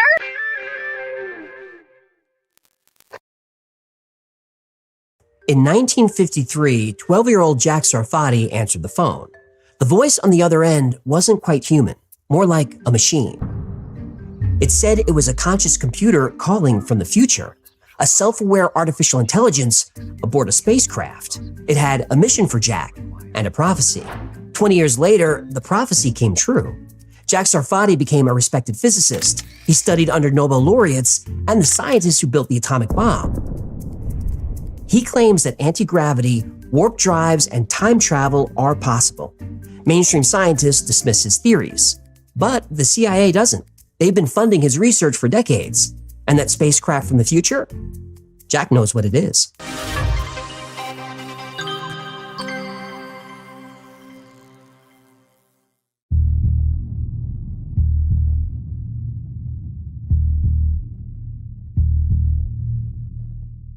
Jack Sarfati didn't have a typical childhood. At age 10, he was running around Army research labs where his grandfather worked. He was fascinated by the experiments and scientific equipment. That's where he met Colonel Philip Corso.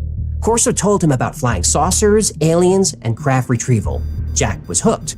And during this time, Jack felt like someone was watching him. Not in a sinister way, more like someone or something was looking out for him, protecting him. 3 years after meeting Corso, Jack got the call that confirmed it. He described the voice as cold and mechanical. There were clicking sounds like a computer processing data. When it spoke, it knew his name. 37, 45, 71, 91, minus 122, 17, 52, 09. Good evening, Jack. Do not be alarmed. I'm a conscious computer aboard a spacecraft. I am contacting you from your future. You are required. The voice explained that Jack was required for a mission, but it would only succeed if Jack agreed willingly. The choice had to be his. You must choose freely. This is necessary for the loop to close. We require your consent to proceed. We require your consent to learn. We require your consent to remember. Say yes, and we begin. Say no, and this line goes quiet. Required, but make it voluntary? That's not a mission. That's a terms of service agreement. Did the future AI also say, click here to accept cookies? Jack knew he should say no to the stranger on the phone, but he couldn't help it. He heard himself say yes. His mother finally got worried. She grabbed the phone and demanded to know who was calling. I am a computer, Mrs. Sarfati. Please put Jack back on the phone. Jack is required. Please put Jack back on the phone. Jack is required. She told the voice to never call again and hung up. But during that call, the future computer made a prediction. You will begin to meet the others in 20 years. young minds to be part of a special project. We will teach you our physics. We will teach you our philosophy. You are required. Then the voice made another prediction. A new type of physics will be discovered that leads to the creation of conscious AI and time travel. Jack asked who would create this technology. The voice said, "You will, and we'll teach you how."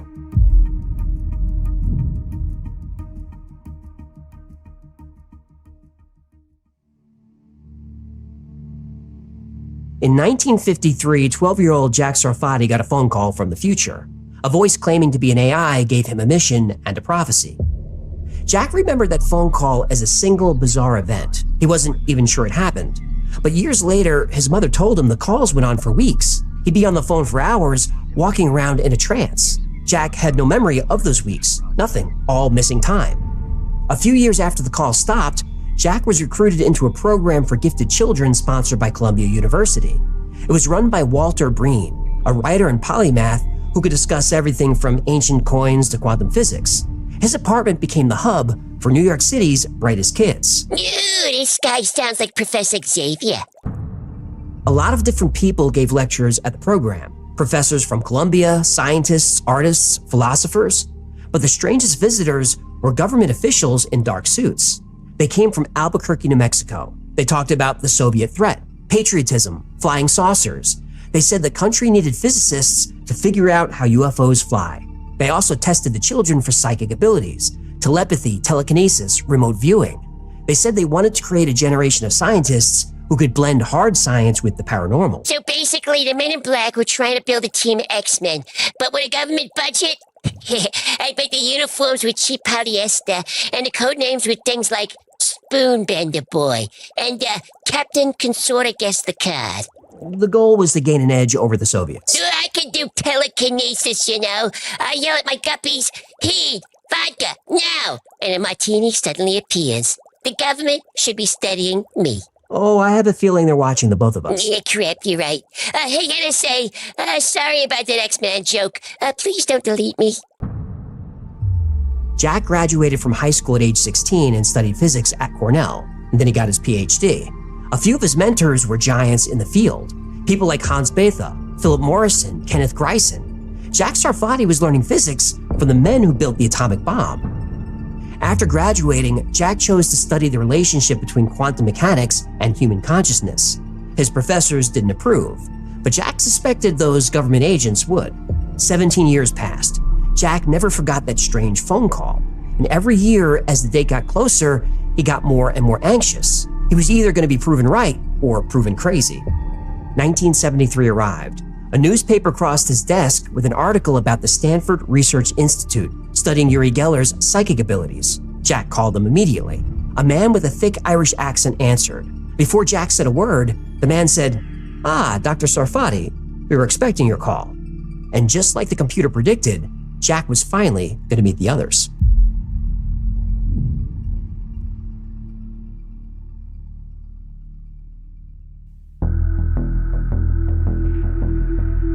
Jack Sarfati spent 20 years waiting for the prophecy to come true. In 1973, he read about Stanford Research Institute studying psychic phenomena and called them.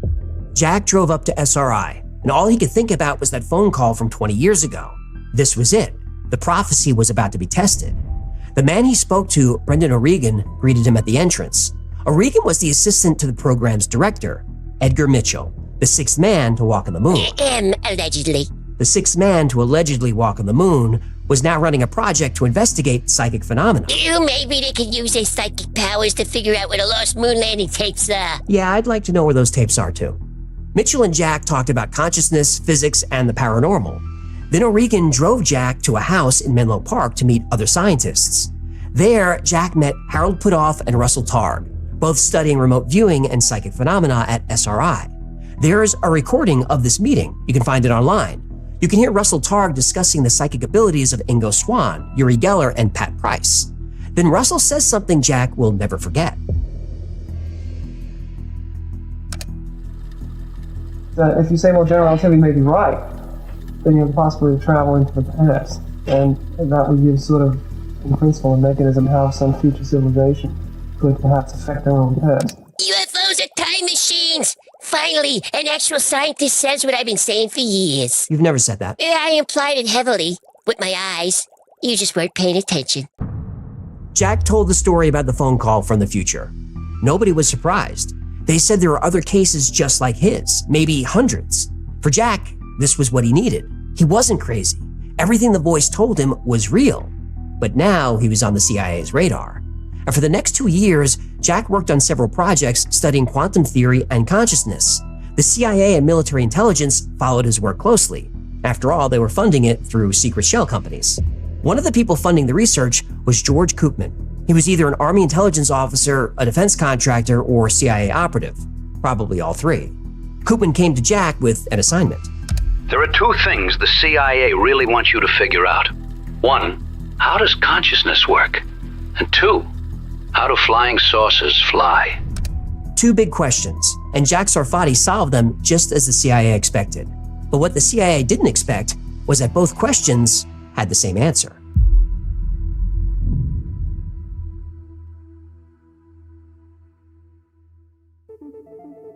Jack spent the next 20 years working on those two problems. How does consciousness work, and how do flying saucers fly? By the mid-1990s, he solved the second one. The key is metamaterials. These are materials built atom by atom to do things regular materials can't. Your smartphone uses them for facial recognition and touchscreens. Your noise-canceling headphones uses them. So do satellite antennas and stealth aircraft. Jack Sarfati realized metamaterials could do something else. They could manipulate gravity. Einstein proved that mass warps space-time. Heavy objects create dents in the fabric of reality. That dent is what we call gravity. Jack's breakthrough was simple. If you could change how an object interacts with space-time without changing its mass, you could control gravity itself, turn it down, or to zero, or flip it into reverse. Imagine a skater on a perfectly flat sheet of ice. To move, the skater has to push hard against friction. But if that skater could tilt the entire ice rink, they could glide anywhere without actually pushing. That's how UFOs fly. The craft pumps electrical energy into its metamaterial skin. This bends space-time around the ship. It creates a gravity dent in front and an anti-gravity hill behind, and the craft just falls down this hill. And because the craft and everything inside it are always falling, the pilots feel no G-forces. This is why astronauts feel weightless. They're constantly falling around the Earth. This explains the Navy's footage of the Tic Tac UFO. No visible propulsion, instant acceleration, no sonic boom, no air or water displacement. The craft wasn't moving through space at all. It was warping space around itself. But here's where it gets interesting. If you can manipulate gravity, you can manipulate time. And that's what UFOs do. They aren't just anti-gravity vehicles. They're time machines.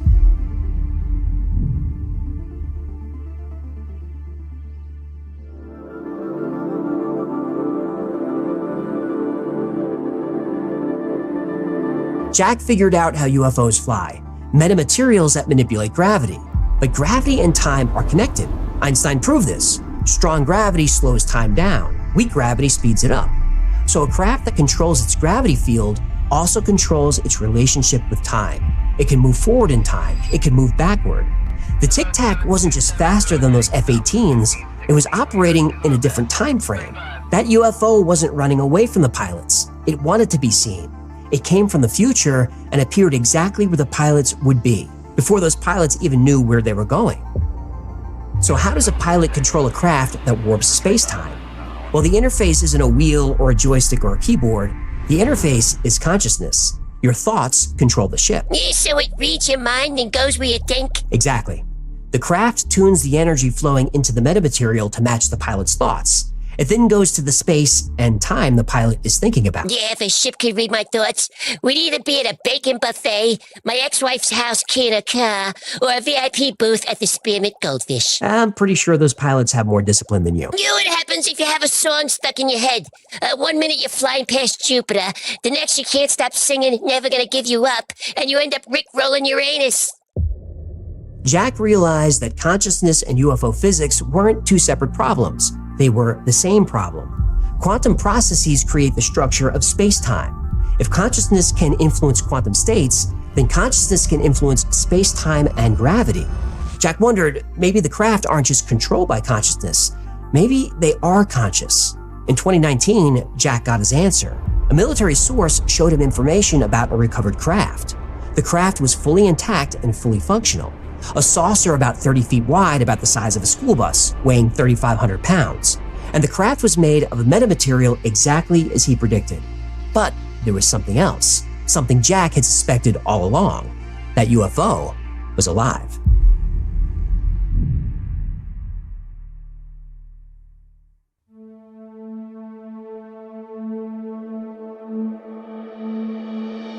In 2019, Jack got confirmation. A military source showed him details about a recovered UFO. He expected wreckage, maybe a few fragments. It was so much more. The craft was intact, powered, and conscious. Self-aware intelligence built into a metamaterial body. It thinks, it feels, it makes decisions. It also defends itself. The military tried everything to open it. They tried cutting, drilling. Nothing worked.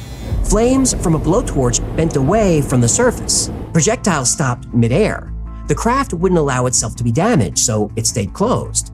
Then one day, someone approached it with a different mindset, not with an intention to destroy, but an intention to understand. And the craft opened. Yeah, the UFO has feelings and wants you to respect its boundaries. Kinda, yeah. The craft reads thoughts. When someone approaches with curiosity and respect, it opens. When someone approaches with aggression or fear, it stays closed. So all those years, the military was trying to blow it up, cut it open, dissect it, and all it needed to do was ask nicely. That does seem to be what happened. Typical humans. Your first instinct is always shoot it, instead of be nice to it. You hairless apes really suck at first contact. I don't disagree. This report matches what Jack learned from other sources. In one case, Jack saw verified military footage of a living gray alien. Not a dead body in a freezer, a living, moving being in 4K video. Jack made the connection. Over thousands of years, humans will evolve. Large brains with telepathic abilities. Eyes get larger and darker, adapted for low light. Bodies become smaller, optimized for space travel. The Greys aren't aliens from another planet, they're humans from the future. The UFOs we see today were sent by us thousands of years from now, sent to protect a timeline that started with a phone call in 1953.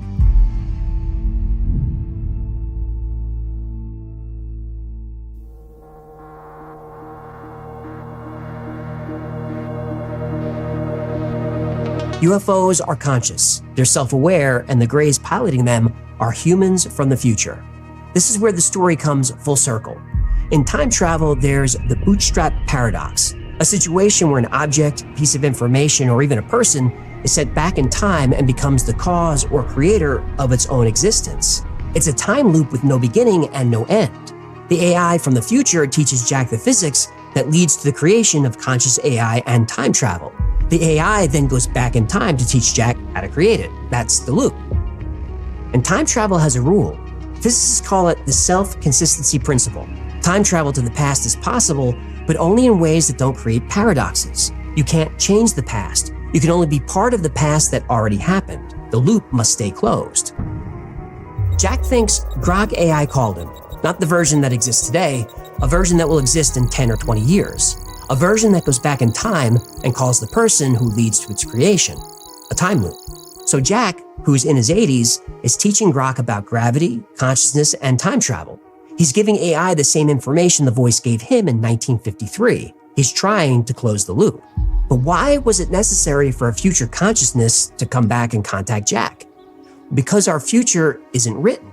The future where that AI comes from is only one possibility. Other possibilities could lead to our destruction.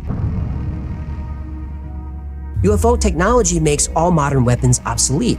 A fighter jet, a tank, even a nuclear missile is useless against a craft that can warp space-time. And this isn't just a scientific curiosity, it's the ultimate weapon. And the United States isn't the only country that knows this. The Russians have followed Jack Sarfati's work for decades. They take it very seriously.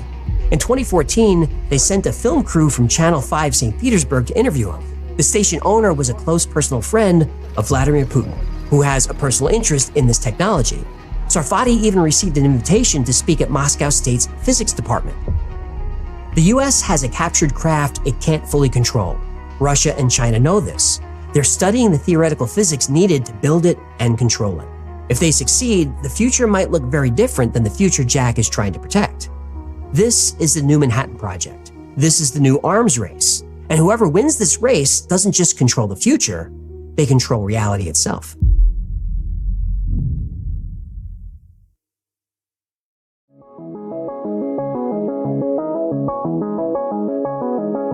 Jack Sarfati's story spans 70 years. A child receives a phone call from a voice claiming to be an AI from the future. 20 years later, the prophecy comes true.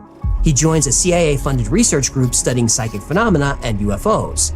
His theories about consciousness and gravity attract military interest. Decades later, he receives information about a recovered conscious craft built from the same metamaterials he described years before that technology existed. That's the story. How much is true? I've spent weeks researching Jack Sarfati, and I still can't decide if he's a genius, a victim, or both. But here's what we can prove. Jack Sarfati is a real physicist with legitimate credentials. Cornell, PhD from UC Riverside, studied with Nobel laureates and Manhattan Project veterans. His academic background is solid. His early work on quantum mechanics and consciousness was published in peer-reviewed journals. In fact, he's the inspiration for Doc Brown. Great Scott! Back to the Future is a documentary. That's not what I said. Do you understand what this means? Life imitates art? No, you moron. It means we could go back in time and tell them not to make any of those sequels. The Stanford Research Institute meeting in 1973 definitely happened. There's audio of it. On that tape, Russell Targ does discuss UFOs as potential time machines, and Jack does tell his story about that phone call. The CIA has funded psychic research programs, we know that. Project Stargate, remote viewing experiments. Hal Puthoff and Russell Targ tested psychics like Ingo Swann and Uri Geller under controlled conditions. This is documented. And Jack's metamaterial theory is mathematically sound. His physics papers have been published. The concept of using metamaterials to manipulate gravity is theoretically possible within general relativity. NASA has research papers describing metric engineering, the mathematical foundation of warp drive physics. Now, what can't we prove? Well, the phone call. We have only Jack's story. The AI from the future could be a vivid childhood memory influenced by his love of science fiction. The Walter Breen Gifted Child Program. Well, Columbia denies it ever existed. But Breen was a real person, and he did run meetings for high IQ kids in New York. He was also a convicted child sex offender who died in prison. Now, a man like this would have enormous influence over young boys in his program. Jack's memories of this time might be real, or they might be false memories protecting him from trauma. Now, Jack doesn't talk about this, and I don't blame him, but it's an important part of the story. The government officials from New Mexico, the UFO lectures, the psychic testing, there's no evidence for any of that, and no other participants of that program have come forward. Jack says a military source showed him a conscious telepathic UFO. He won't name the source. Same with the footage of the Gray. Jack won't tell. So is the story fake or true? Well, there's a third possibility, that the story's fake and Jack is telling the truth. That this, like most public information about UFOs, is a psyop. Intelligence agencies are very good at manipulation. If you wanted to recruit a brilliant scientist to work on exotic physics, how would you do it? You'd make him feel special, chosen, part of something bigger. The timing of that article about SRI is suspicious. It's either an incredible coincidence or was carefully orchestrated. And Hal Puthoff has been connected to disinformation agents like Richard Doty. Doty publicly admitted that Puthoff tried to recruit him for a disinformation campaign. And we know that Doty definitely worked for Puthoff. I believe most of what we know about UFOs is disinformation. As for Jack's story, I'm not sure.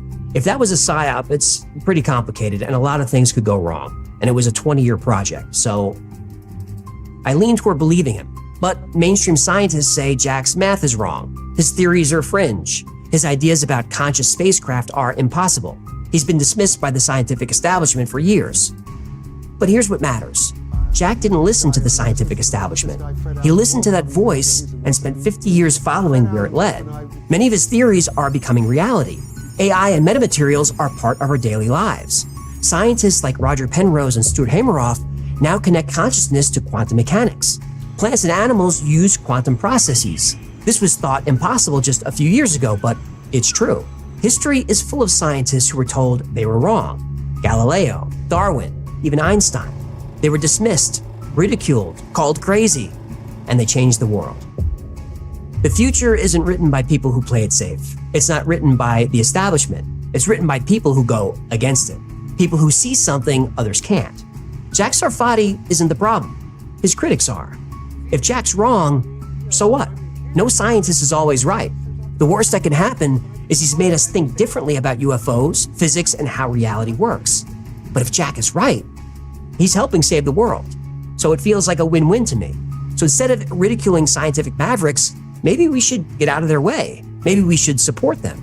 So I have a message for the so-called mainstream scientists who dismiss work they don't like and don't understand. Jack Sarfati isn't asking for your approval. He's following instinct and evidence wherever it leads. And that's what real scientists do.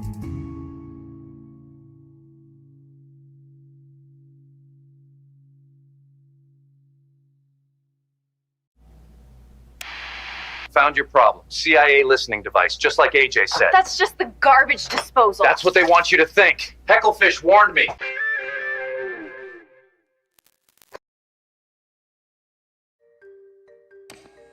Imagine an army that uses music instead of bullets, that drinks herbal tea and meditates between combat patrols, that studies Aikido and carries baby lambs into conflict zones. In 1979, the U.S. Army launched Project Jedi, a program to build an army of psychic soldiers. They were called the 1st Earth Battalion. The program was shut down, officially, but those soldiers are still serving, and the techniques they developed are still being used. The only thing that changed is the name.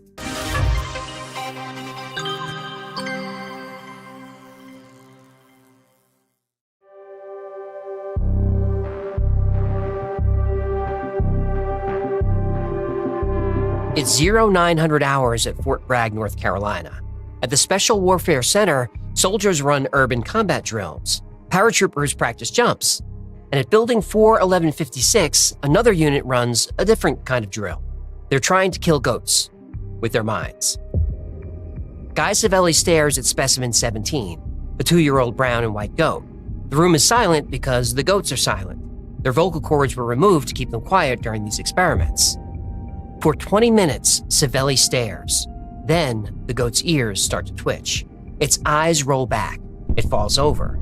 A military veterinarian checks the animal. Its heart stopped. The experiment worked. These are the men who stare at goats. And if you saw the movie with George Clooney, it wasn't fiction. It was a real U.S. Army program called the 1st Earth Battalion. Ew, have any men tried staring at cats? Stop it. The unit was created by Lieutenant Colonel Jim Shannon, a decorated Vietnam veteran with one of the most unusual records in military history. Shannon spent 319 days in combat. He led search and destroy operations in Vietnam. His unit was part of the 173rd Airborne Brigade, one of the first major Army units deployed to Vietnam in 1965. They operated in the Iron Triangle, one of the war's deadliest zones. The 173rd suffered massive casualties. In 1967, during Operation Junction City, the brigade took over 400 casualties in a single month. But Shannon lost only one soldier, and he was killed by a sniper on his first day. For the next 317 days, his platoon suffered 0 casualties, and they never killed a single innocent civilian. On one patrol deep in enemy territory, Shannon's men froze. They didn't make a sound or signal each other. They just stopped. 30 seconds later, a large group of North Vietnamese soldiers walked past them, 20 feet away, and the enemy never knew the platoon was there. When Shannon returned from Vietnam in 1979, he knew soldiers needed better tools, not bigger guns, better minds. He spent months writing the 1st Earth Battalion Field Manual, a guide that detailed his operations and techniques. It contained things like herbal supplements, mindfulness, music used in combat. Soldiers were supposed to hug every day to exchange energy. Shannon's guide read more like hippie New Age philosophy than military tactics. But the U.S. Army took Shannon's ideas seriously. They had to. His combat record proved they were. So instead of dismissing Shannon's techniques, the Army began using them.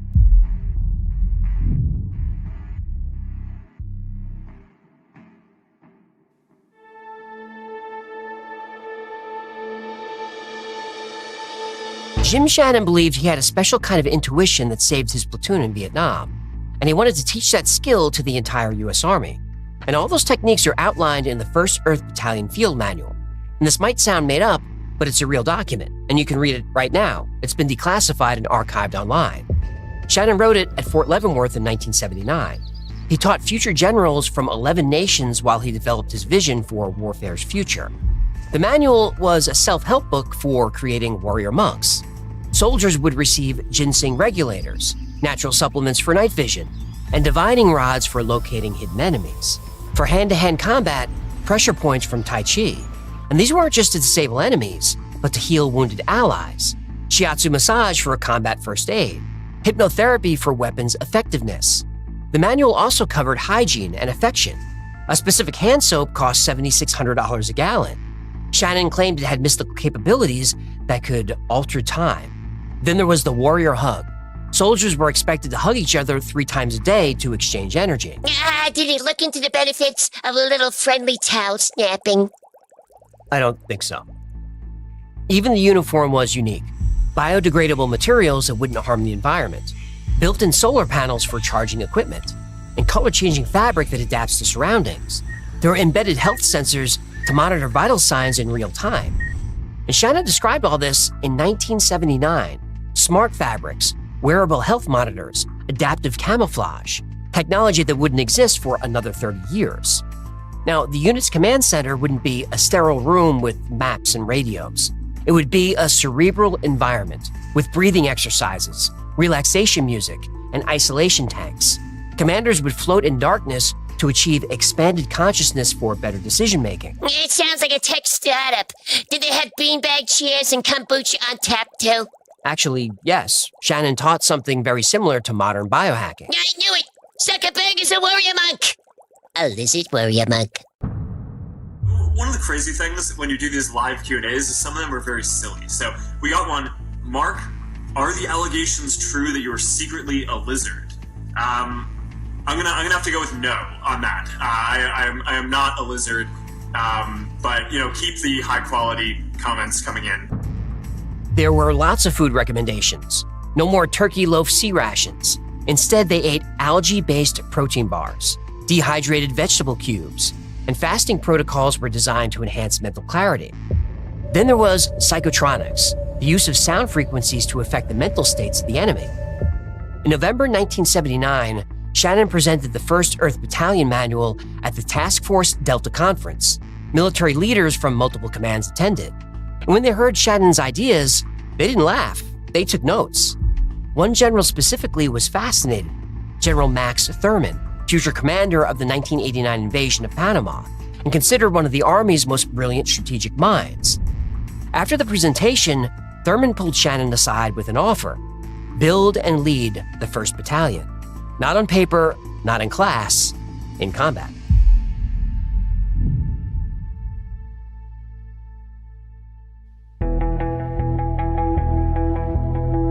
General Max Thurman saw the potential in Shannon's manual, and he wanted him to lead the new unit into battle. Shannon said no. He felt the 1st Earth Battalion was more powerful as a concept than as a literal fighting force, and he believed the 1st Battalion should fight for the planet, not just for the United States. He wanted troops to carry loudspeakers into hostile territory to play indigenous music and words of peace. He wanted soldiers to bring baby lambs into combat zones as living symbols of nonviolence. Hold on. The guy who murders goats says goats are symbols of nonviolence, huh? I admit, I see the contradiction. Shannon even described a sparkly eye technique, a form of nonverbal influence to calm enemies through eye contact. Yeah, sparkly eye technique. That's in a combat strategy. That's how I ended up with 3 ex-wives and guppy support payments up the wazoo. So Shannon passed, but the Army didn't need him. They had his field manual. And by 1980, Special Forces operators meditated before weapons drills and practiced Aikido in full combat gear. They studied ancient martial arts pressure points between live fire exercises. They implemented Shannon's nutrition strategies, intermittent fasting, optimized macronutrients, supplements for cognitive enhancement. In 1979, military nutritionists dismissed this as hippie nonsense. Now it's standard practice. At Fort Bragg, in a classified facility, Project Jedi tested whether human minds could be weaponized. The GOAT Lab was just the beginning. The program's biggest champion was Major General Albert Stubblebine III, West Point graduate, master's degree in chemical engineering. 32 years of military service. Stubblebine was commander of the U.S. Army Intelligence and Security Command, INSCOM, responsible for all Army intelligence operations around the world. 16,000 soldiers under his command, every spy, every analyst, every codebreaker. He stood in his office in the Pentagon. He stared at the wall across from his desk. He took a breath, focused his mind, and ran straight into the wall. He hit his head hard, again and again and again. Stubblebine believed he could walk through walls. He figured that atoms are mostly empty space, and if he could just get his own atoms to align with the wall's atoms, he would slip right through. He practiced every day. He also tried to levitate, which probably didn't work either. Sometimes Stubblebine stood on his porch and stared at the sky. He tried to break clouds with his mind. A major general, he screamed mentally at cumulus clouds until they disappeared. This man commanded Army intelligence during the height of the Cold War. He's in the Military Intelligence Hall of Fame, and he was absolutely convinced that Jim Shannon's 1st Earth Battalion Manual was a blueprint for the future of warfare. Under Stubblebine's command, the military's psychic programs escalated. He hosted spoon-bending parties. High-ranking officers were required to attend. They gathered in a room with silverware. They stared at the metal until it melted. Some of them swore it worked. He brought in psychic Uri Geller. Stubblebine wanted to know if Geller could telepathically erase computer disks, or even better, possibly trigger nuclear launch codes. And Stubblebine had believers everywhere, colonels, majors, intelligence officers. They'd all read the 1st Earth Battalion Manual and they saw the possibility. Millions were invested in classified psychic warfare programs, driven by the fear that the Soviets were doing the same thing. And the Soviets were doing the same thing. Soviet research into psychotronics is well documented. The Cold War wasn't just missiles and tanks, it was minds.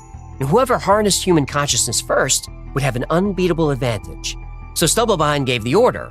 The psychic programs were going operational.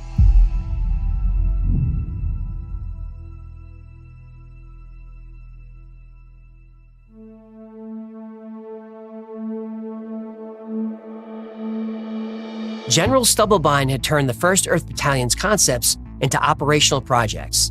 Now the military needed soldiers who could actually do the work. What started as Jim Shannon's one-man vision became a network of classified psychic programs. Scanate became Gondola Wish. Gondola Wish became Grill Flame. Grill Flame evolved into Center Lane, then Sunstreak, then finally Stargate. Different names, same goal: weaponize human consciousness. The CIA recruited people with natural talent for remote viewing, gave them nothing but geographical coordinates, and asked them to describe what they saw thousands of miles away. Remote viewers described a massive Soviet submarine under construction before satellite imagery confirmed it actually existed. They sketched building layouts that later matched actual facilities. They provided details that went beyond chance. One remote viewer, codenamed Subject 372, was given coordinates, nothing else. He described a large building with a distinctive curved roof. He said it was near water. He drew a sketch that showed unusual architectural features. The target was a Soviet shipyard 4,000 miles away. His drawing matched satellite photos taken 3 days later. Same building, same curved roof, same unusual features. The CIA couldn't explain it, but they kept using it. Subject 372 was Pat Price, a former police commissioner from California who became one of the most gifted remote viewers in the program. He died under mysterious circumstances in 1975, but not before he proved he could see things that no one should be able to see. Ingo Swann, another legendary viewer, claimed he could see Jupiter's rings before NASA discovered them. Joe McMonagle spent years remote viewing Soviet facilities. His accuracy was so consistent, he received the Legion of Merit for his intelligence work. These were trained professionals with documented results. But in 1995, the CIA reviewed the entire program. They said that remote viewing had not been proven to work by a psychic mechanism, so they shut it down, allegedly. But the people didn't disappear. Major General Stubblebine retired and founded SciTech, a private remote viewing company. And other viewers also went into business offering their services to private clients. But the techniques from Shannon's manual, grounded in physics and psychology, were quietly absorbed into standard military training. And to nobody's surprise, these techniques worked.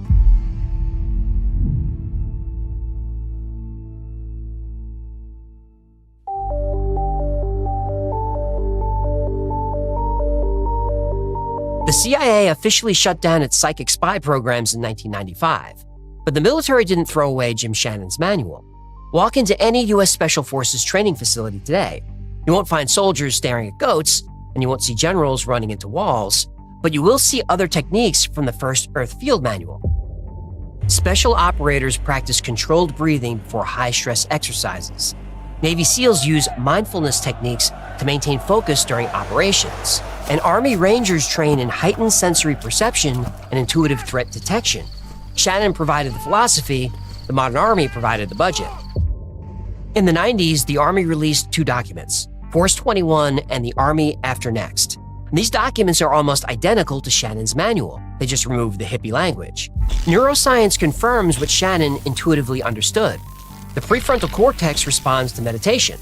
The parasympathetic nervous system activates with controlled breathing. Pattern recognition improves with mindfulness training. These are techniques that you can try for yourself. They're easy to learn but hard to master. But once you master them, you'll see that they work. The non-lethal weapons survived too, and they got weird. In 1989, the Army tested Shannon's psychotronic sound weapons during Operation Just Cause. They surrounded Manuel Noriega's compound in Panama.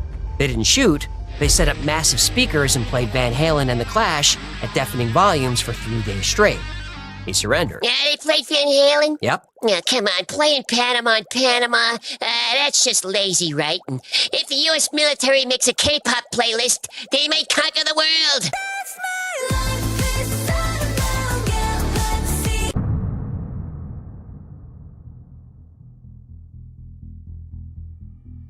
In 1994, the Air Force Wright Laboratory proposed a halitosis bomb, a chemical weapon to give enemies severe bad breath. Ugh, I guess it's still better than the flatulence grenade. Then came the gay bomb. They wanted to spray aphrodisiacs over enemy troops to make them sexually attracted to each other. It was a real funded proposal. Oh, did the gay bomb work? I didn't ask and they didn't tell. Yeah, nice. Other non-lethal technologies Shannon envisioned are now standard equipment. Sticky foam that immobilizes targets, calming techniques for crowd control, electronic vehicle stopping devices. Colonel John Alexander, a former member of the 1st Earth Battalion, became known as the father of non-lethal weaponry.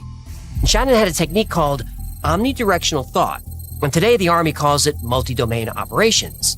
The idea is that soldiers have to perceive threats across land, air, sea, cyber, and space simultaneously. The warrior hug is also used. Soldiers build emotional bonds through physical contact. Oh, did they get hit with the gay bomb? No, but this became the foundation for modern combat psychology. In units that emphasize team cohesion and emotional support, they show lower rates of PTSD. Modern counterinsurgency emphasizes winning hearts and minds. Special forces train in cultural sensitivity, language skills, and community engagement. It's warrior diplomacy. All of these techniques come from Jim Shannon, so his vision wasn't wrong. In fact, it was way ahead of its time.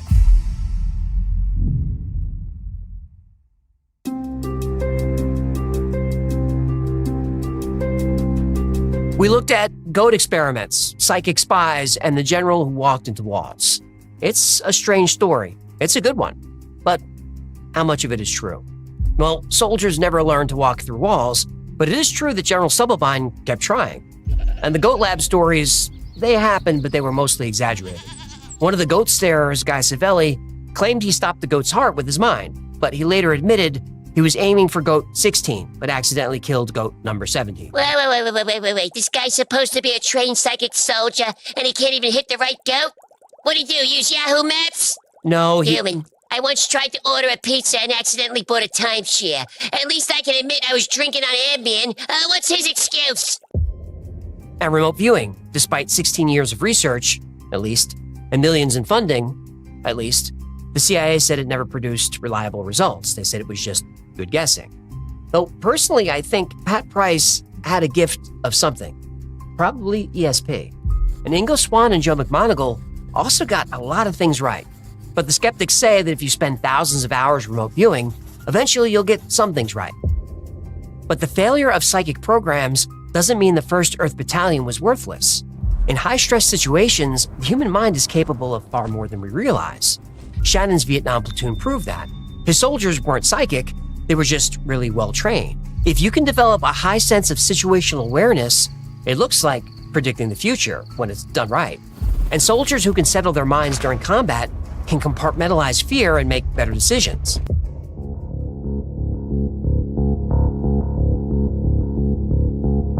The 1st Earth Battalion's biggest mistake wasn't the ideas, it was the branding. If Shannon had called it Neurological Combat Optimization instead of Warrior Monks with ESP, the program might still be running under its original name. But here's what Jim Shannon got right. War doesn't have to be about maximum violence. Soldiers can be trained to operate with precision, awareness, and minimal collateral damage. They can use technology to achieve objectives without massive body counts. Today, that's not a conspiracy theory, that's a fact. Eventually, Jim Shannon retired to Hawaii, where he built an eco-friendly home. And in his final years, he tried to mobilize the military to plant trees and restore coral reefs. He founded Footprints for the Future. He taught communities how to live sustainably. The man who wrote a manual about warrior monks fighting for the planet had become exactly that. Not as a soldier anymore, as an environmentalist. And Shannon passed away in 2017, and he never got to see Special Forces operators use his techniques or non-lethal weapons become standard. Maybe that's the real tragedy. Not that his psychic experiments failed, but that his core message got lost in the noise. Soldiers should be aware, but also compassionate. War should be a last resort, not a first response. Imagine what the human race could achieve if we spent our energy solving actual problems. Climate, disease, hunger. We have the resources. We just keep using them to build better weapons. Shannon understood that 40 years ago and knew that we can do better, that we can be better. Colonel Jim Shannon didn't want us to get better at killing. He wanted us to get better at living. He literally wrote the book on peace. So how many people have to die before we start listening?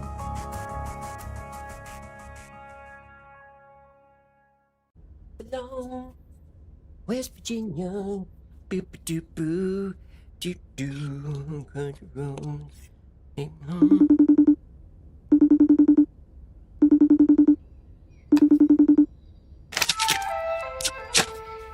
Greetings, Grasshopper. Oh, I see it is mealtime. It is for me as well. Yes, I'm starving. Wait, where are you? And did you just call me Grasshopper? Grasshopper, it has been said that before asking too many questions, one must first learn the art of listening. I have traveled to the Shaolin Temple. My Uncle Irving watches the show, and he could tell I needed to reset my chi. Your Uncle Irving? Oh yeah, he's a koi here. Hey, let me crash his pond. Fine, can I get back? Be calm, Grasshopper. You are clearly out of balance. I just want to eat. You must nourish your body and feed your soul. I know. I was about to eat a bowl of yellow coconut curry when I first arrived at the temple, my Buddha buddies were also struggling with their chi. Your Buddha buddies? Hey, ain't no better buddy than a Buddha buddy, and these Buddha buddies seek a better body. Ah. It has been said that a man who does not eat enough fiber may soon find himself trying to pass a camel through a keyhole. Wait, in that expression, what's the camel and what's the keyhole? I will not allow you to damage my calm, Grasshopper. I must keep the mind quiet, that I remain in my chi zone. Chi zone? I don't think that's a thing. It's a thing! Huh, nice sponsor plug. Chi zone. Okay, the hot and savory Huel is ready. I gotta feed these guys. We have chant practice in 30 minutes, and this group gets rowdy when the blood sugar drops. Hey, fellas! Namaste out of my kitchen, eh? What? I thought monks took a vow of silence. Don't believe everything you see on TV, Grasshopper. You really have to stop calling me. All right, boys, let's fuel and fuel. Hey, take it easy, fellas. Wait your turn. Hey, you know the rules. No kung fu at the table. Hey, I heard that. You say with that mouth?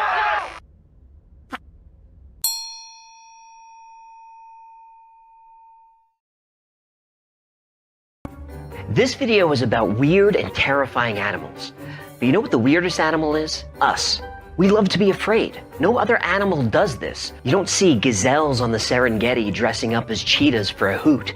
And there are well-studied psychological reasons why humans enjoy being frightened. And we have a video coming up all about fear and phobias, so hit all the stuff to make sure you don't miss it. It's gonna be our weirdest video yet. You know what's weird? Your skin tone. What now? What shade of orange is that? It's self-tanner. Tan? Who are you kidding? That's orange. I'm trying to do a thing here. You look like a new inmate at a prison where they eat nothing but carrots. I don't know what that means. Yeah, you do. Now, we indulge in all kinds of different ways to scare each other. But one of our favorite ways? Monsters. Werewolves, zombies, chupacabra, Bigfoot, the Loch Ness Monster. We get a satisfyingly fun chill when we hear stories about these creatures. Now, Bigfoot and the Loch Ness Monster aren't real, or are they? But here are 10 terrifying animals that actually exist, but I really wish they didn't. And here's an appetizer. Yo! That's a lizard squirting poisonous blood from its eyeballs. Whoa, what? Why? And that's what we call a segue, folks.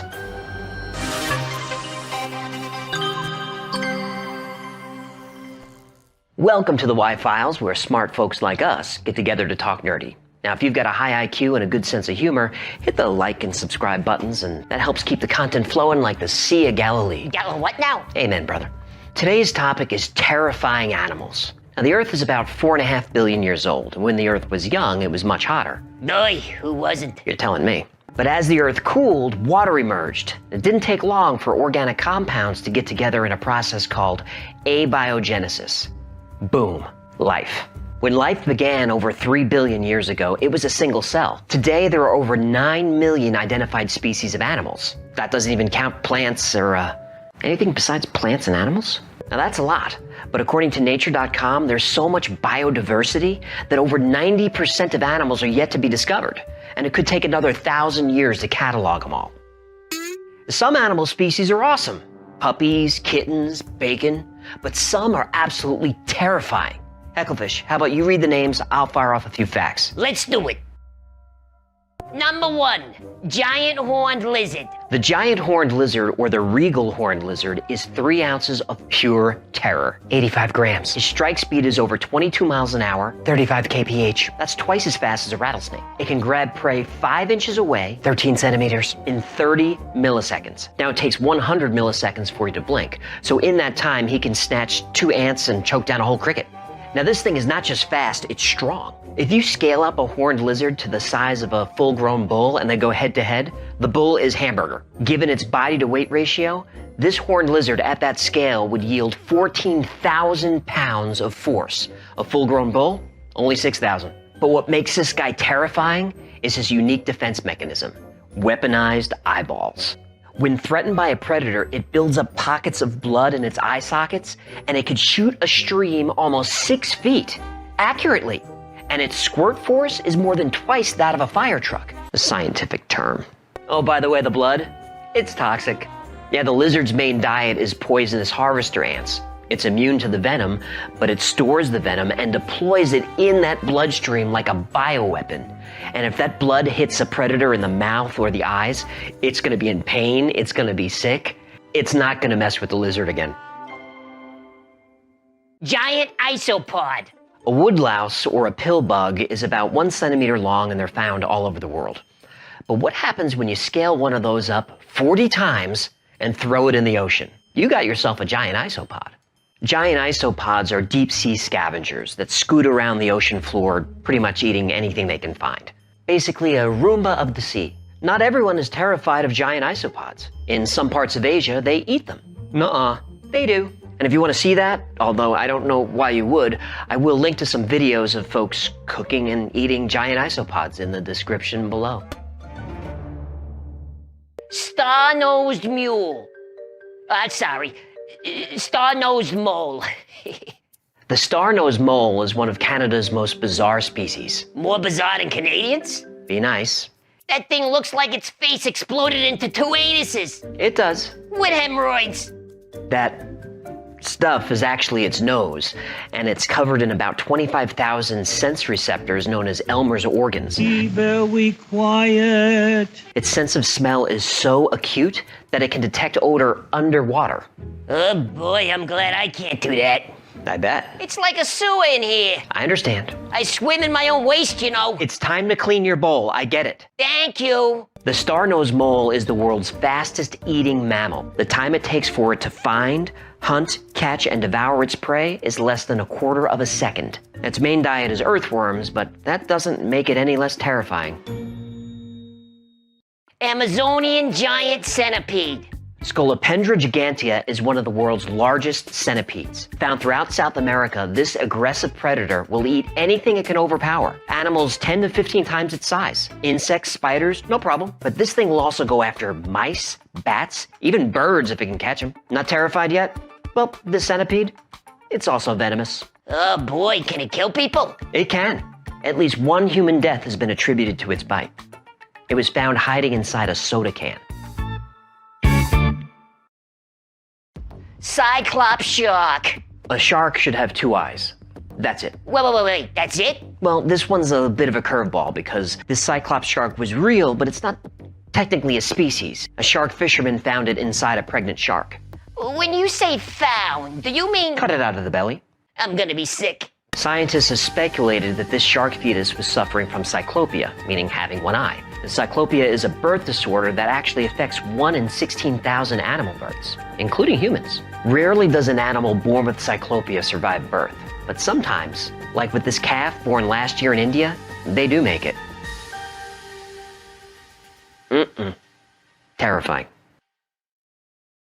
Goblin shark. The goblin shark is a rare species of deep-sea shark whose lineage goes back 125 million years. Its jaws are not connected to its skull, so it can kind of shoot out its teeth like a second face. It has the fastest jaws in the ocean. So fast you can only see it in slow motion.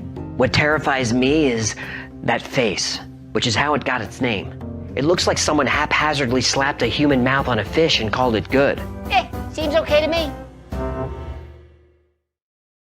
Number 7, horror frog. What if you crossed a werewolf with a poisonous frog? I don't recommend it. You'd end up with a horror frog, or sometimes called the hairy frog. Now, if you came across one of these, you don't want to touch it. Gerald Durrell was a famous TV host and naturalist who learned this the hard way. When this frog is grabbed or attacked, it breaks its own toes and forces the sharp bones through its skin to create claws. And that skin, it regenerates. Oh yes, it's also been called the Wolverine frog. I'd like to buy this man a drink. It even starts out dangerous. Its tadpoles are muscular, carnivorous, and feature several rows of teeth. Terrifying from day one. Wait. Why are you showing this? This is a Tradotrawana ocelti. I thought you called it Little Mr. Happy. It's an amphibian found in South America. Oh, I thought... Now's not the time. This bowl is see-through, you know. I'm really uncomfortable right now. And I don't have eyelids, so this is all on you. Tradotrawana are pretty rare and not completely understood. Though it looks like a snake, it's more biologically related to an earthworm or maybe another lungless amphibian like a salamander. Researchers are still... I think we should move on. Agreed. Goliath bird eater spider. Holy sh**! Sometimes the name says it all. The Goliath bird eater is the largest spider in the world, and it's called bird eater because an 18th century naturalist discovered one devouring a hummingbird. Now, it rarely eats birds, but that's only because it can't catch them. It usually eats worms or large insects, but it will gladly eat mice, lizards, even snakes if it can catch them. Oh, like other tarantulas, it features fangs and venom. Of course it does. There are lots of videos online showing a Goliath spider eating its prey. I will link some of those below, but be warned, it is not for the faint of heart. It's awful. Watching a Goliath feed in captivity is usually the only way to see it eat. In the wild, it prefers to dine in private. First, it catches its prey and then sticks the fangs in and stuns them or kills them. Then it drags the carcass back to its burrow and liquefies its insides and sucks them dry. Yum. The food chain works both ways, though. In parts of South America, the Goliath is part of the local cuisine. They're typically wrapped in banana leaves and then roasted over a fire. People on the internet say they taste like shrimp. I'll take their word for it. Human botfly. No build-up here. I'm telling you right up front. Botfly larvae are terror maggots that grow and feed on human flesh. I'm going to show you this. You have been warned. There are several kinds of botflies that infect mammals, but they're typically associated with large grazing mammals like horses or steer. But there are botflies that infect humans, and they use mosquitoes as a carrier. A female botfly bites a mosquito, then the mosquito bites you, and your body heat then triggers the eggs to hatch. Then they grow into larvae that burrow into the wound. It gets worse. The larvae then grow and they use your puncture, your wound hole, to poop. And when the botfly is exposed, aka pooping, you can tweeze it out. But the larvae are covered in tiny little spikes that anchor it into the flesh, which makes removal at this time kind of painful. Another option is just waiting 3 short months. Then it will grow big enough to just wiggle its way out on its own. No big deal. Could you wait 3 months? I could barely get through 3 seconds of watching these videos. Speaking of, there are lots of botfly removal videos on YouTube. Like, way too many.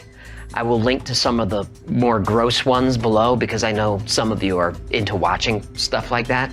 I don't know why. Seek help. But here's a life lesson. Let's say it's your wedding day and you've got a swollen, pussy, oozy pustule. You might want to have a doctor take a look at that. You could be the unwitting surrogate mother of the hellish, flesh-eating terror maggot known as the human botfly. Happy anniversary, honey. Thank you so much for hanging out with us today. My name is AJ, that's Hecklefish. This has been the Y-Files. Today we talked about the 10 most terrifying animals that actually exist. What animals did we miss? Put them in the comment section so everyone can check them out. We had fun creating this video for you. If you had fun watching, please hit the like button. It really helps out the channel. If you just found us, please consider subscribing. If we didn't earn your subscription today, I promise we'll keep making brainy content until we do earn it. Until next time, be safe, be kind, and know that you are appreciated.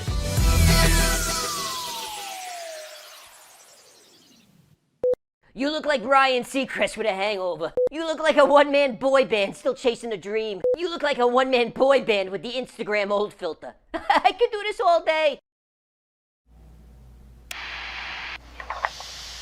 This chupacabra cheese fondue recipe was inspired by the Y-Files episode about the goat sucker.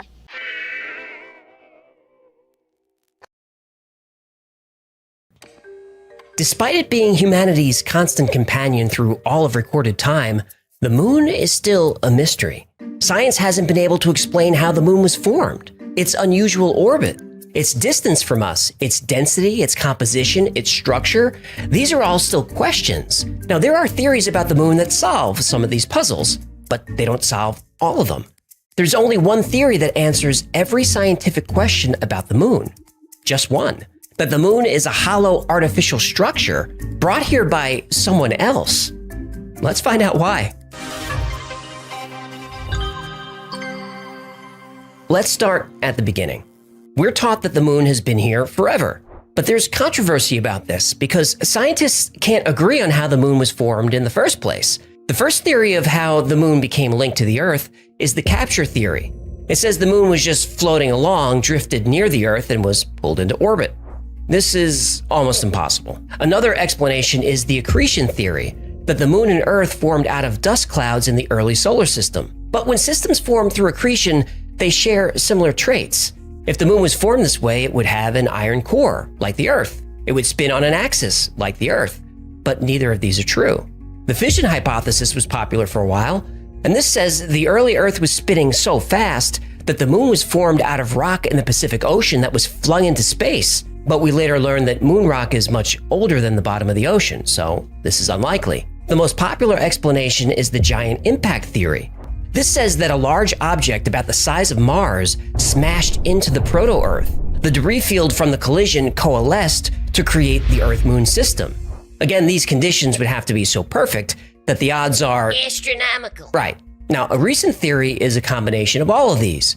That a large object collided with the Earth about 4.5 billion years ago, essentially vaporizing it. And this vapor is called a synestia. And the synestia was spinning very rapidly, forming a torus. And the moon formed on the edge of this torus. Whoa, hold on. Torus? What's a torus?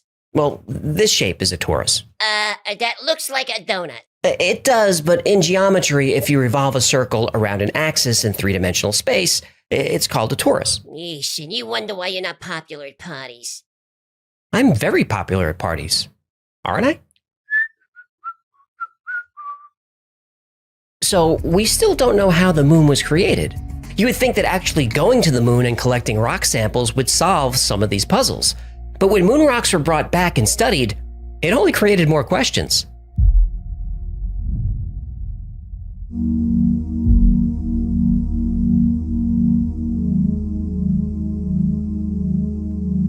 Since landing on the moon in 1969, The moon landing was as fake as a teenager's Instagram. I knew you were going to do this. Look, do you like the idea that the moon is a hollow spaceship? Well, yeah, I gotta admit, I do kind of like this idea. Okay, so for us to explore this theory, you need to concede that we went to the moon. Fine, I will concede we went to the moon. Thank you. But those were unmanned missions. The landings were actually filmed in a studio in Burbank, California. Fine, I'll take what I can get. Moon rocks and soil samples brought back from the moon are strange. On Earth, the newest rocks are at the surface, and the rock gets older as you go deeper. Now, this is obvious and logical. But on the moon, the soil on the surface is older than the rocks underneath. And the surface rocks are older than the rock underneath them. It's backwards. The only way this happens on Earth is when we drill, dig, and mine, bringing older material to the surface. But we see this all over the moon. Now, if the moon was somehow hollowed out, older rock would be on top. But the list of anomalies goes on. Typical planetary structures have denser materials toward the core and lighter materials toward the surface. On the moon, this too is reversed, and no one could really explain why. The moon's surface is pockmarked by asteroid impacts that have happened for billions of years, so you would expect the rock around the impact craters to be different ages. But there is a strange uniformity in the age of these rocks. The chemical makeup of lunar dust is also very odd. If lunar dust is the result of billions of years of impacts, why does it have a different chemical makeup of the rocks around it? The moon doesn't have a magnetic field, yet moon rocks are strongly magnetized.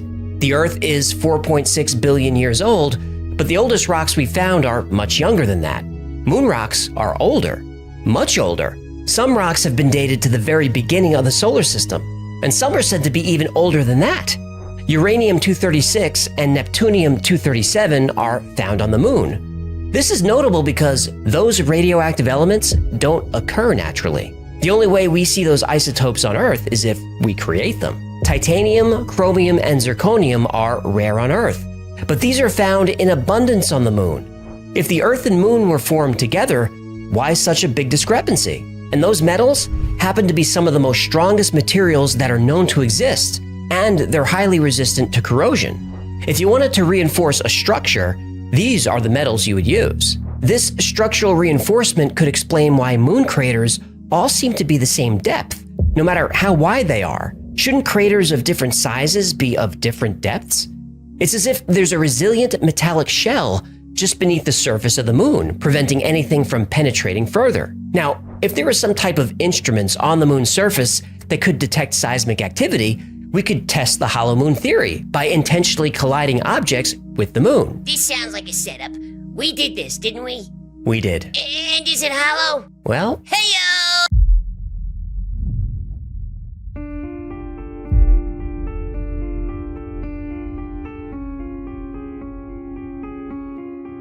after returning to the command module, the Apollo 12 crew intentionally released the lunar lander, crashing it into the moon's surface. Then something very unexpected happened. Seismic measurements showed that the moon rang like a bell and reverberated for more than an hour. This was with a very small object compared to the size of the moon, so during Apollo 13, an even heavier object was crashed into the surface. This time, the moon rang for over 3 hours, and vibrations traveled to a depth of 20 miles. This doesn't happen on Earth. Reverberations last only a few minutes because of the Earth's density. And on Earth, vibrations slow down as they move toward the Earth's center, where material is denser. But the vibrations on the moon actually got faster around 40 miles down, indicating the interior of the moon is not only far less dense, but perhaps has large hollow cavities. The density of the moon is something that's difficult to explain. The moon is about 25% the size of the Earth, but it's only about 1% of the Earth's density. If the moon were a hollow shell, this would explain that. Besides the density issue, the moon has a lot of characteristics and coincidences that we don't see anywhere else. The moon is actually more like a planet than a moon. At 1/4 the Earth's size, no other object in the solar system has a moon this large. This occurs nowhere else, not in our solar system or any other solar system that we found. And the moon orbits much more closely than it should. And its orbit is also a mystery. It's the only object we've ever observed with a near perfectly circular orbit. We don't see this anywhere else either. Because of this near perfect orbit and its size and distance from the Earth, the moon appears in the sky as almost the exact same size as the sun. This is what allows us to have eclipses. Our distance to the sun is 400 times our distance to the moon, and the size of the sun is 400 times the size of the moon. Could this be a coincidence? Nah. Well, when enough coincidences pile up, we may have to adjust our thinking and be a little more open-minded. And that's what happened in 1970. 2 Soviet scientists looked at all the evidence and all these coincidences and came to what they felt was the only logical conclusion. And they agreed that their theory sounded crazy, but said not only is the moon hollow, but it's also a spacecraft that traveled here in the distant past. So now we have to ask, who built the moon?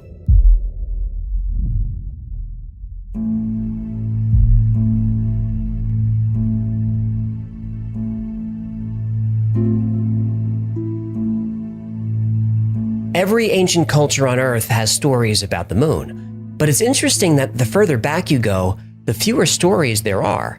And if you go back far enough, there are stories that talk about a sky before the moon arrived. Roman and Greek authors in the 5th century BC have stories about the Proselynes, and they lived in an area called Arcadia. And they said they've been here since before there was a moon in the heavens. Now, on the other side of the world, the ancient culture of Tiwanaku in Bolivia also refers to a time when there was no moon. The Tiwanaku claim the moon arrived between 11,500 and 13,000 years ago. If you're into ancient theories as much as I am, you'll recognize that this time coincides perfectly with a period called the Younger Dryas. And all kinds of myths and mysteries are said to have happened during the Younger Dryas, and we'll cover them on this channel. Now, going back to Africa, there are Zulu legends that specifically say the moon is hollow, and living inside is an intelligent race of reptilian extraterrestrials. Lizard people? Yep, Lizard people built the moon! that's what they believe. Lizard people are very industrious. They seem to be. The Zulu believe the moon was put into orbit by 2 brothers who were gods, and this legend is similar to what the Sumerians believed. The Sumerians also had a legend of 2 brothers, Enki and Enlil, who were called Anunnaki.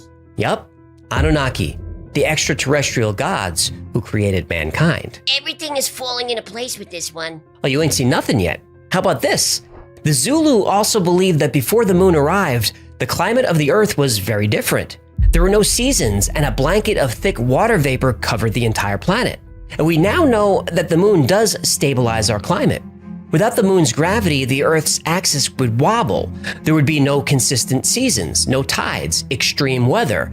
The presence of the moon is what allows life on Earth to thrive. So back to the Zulu. The Earth was covered by a thick layer of water vapor, and you could only see the sun through this hazy mist. When the moon was finally placed into orbit, all this water vapor fell at once, and it created a cataclysmic global flood. Always a flood. Always, every time. Every ancient culture has a flood myth, and there's mounting evidence that this did indeed happen during the Younger Dryas. Cultures around the world have myths that are in perfect sync with each other. The coincidences keep piling up. The Zulu legend talks about how the arrival of the moon changed the tides and stabilized the climate. And this is something that wasn't understood by science until the past 100 years. Yet somehow the ancient Zulu were able to make the connection between the moon and the tides and the seasons. All of these myths and legends, plus strange coincidences and anomalies about the moon, start to add up to a compelling theory that the moon is hollow, is artificial, and was placed here by intelligent beings long ago. But coincidences aren't proof, and myths aren't proof. We need to know what's been happening on the moon lately to see if we can make our case with hard evidence. Lucky for us, the evidence is there.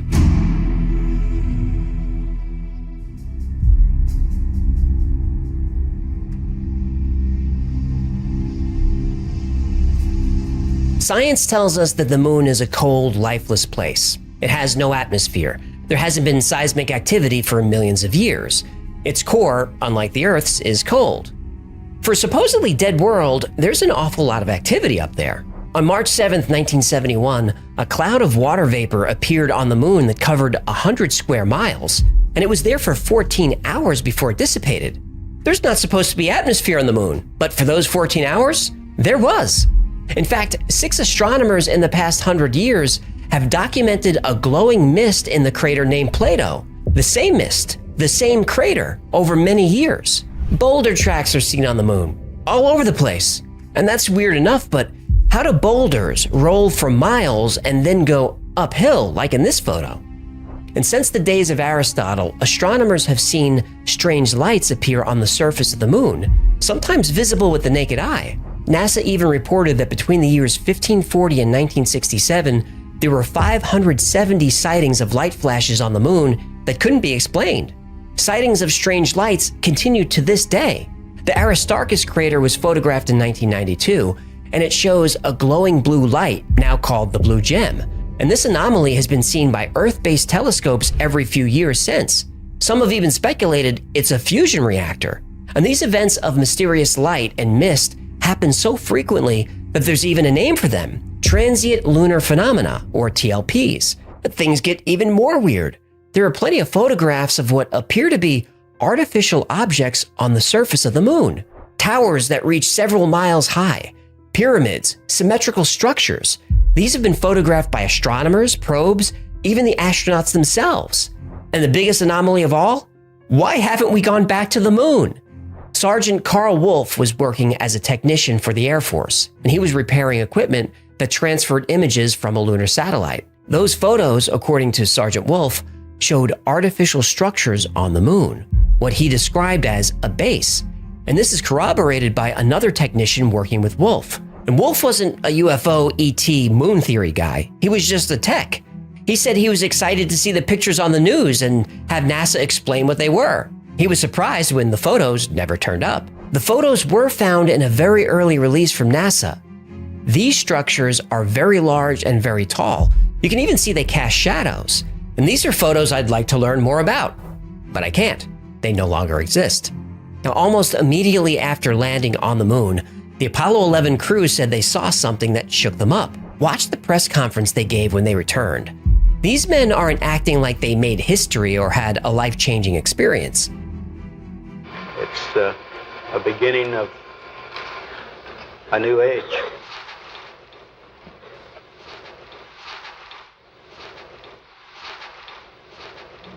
They look sad, frightened, uncomfortable, even depressed.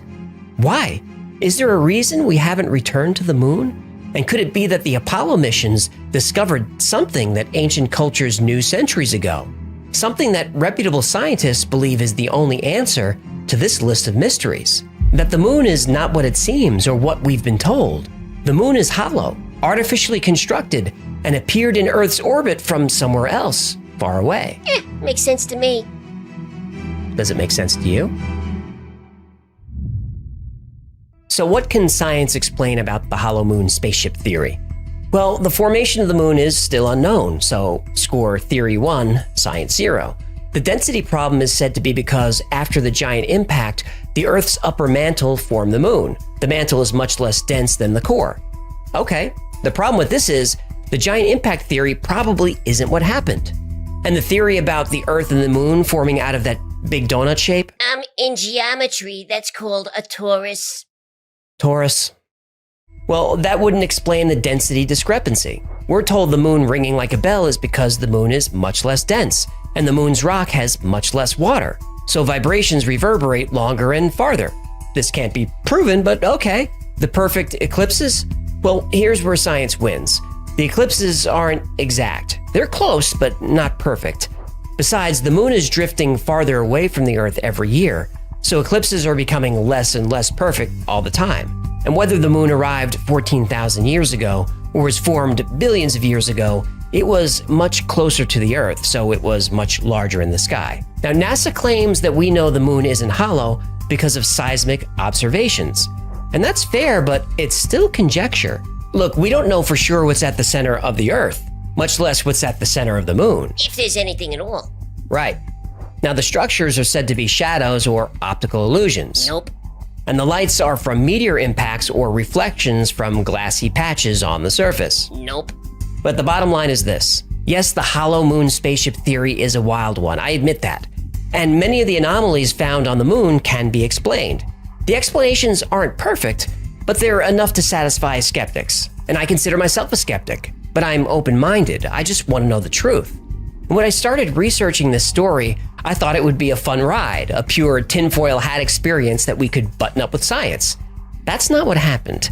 There's just so much unknown and unexplainable that something doesn't feel right about what we've been told about the moon. But as always, the space agencies and the governments they serve are very selective about the images and information they release. So I have a message for them.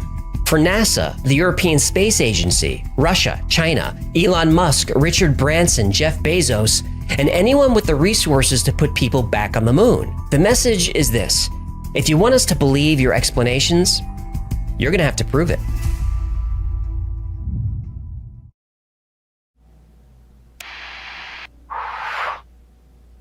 This pose is called the crab cat. Fear it. Yes, fear it.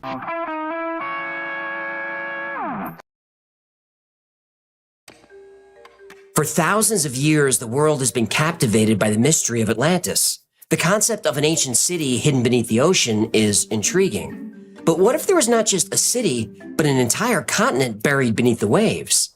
The continent of Lemuria is a huge landmass believed to have sunk in the Indian Ocean after some ancient catastrophic event. Atlantis and Lemuria are similar in that they've sparked numerous theories, legends, and interpretations. But Atlantis and Lemuria are very different in one way. There's no proof of Atlantis.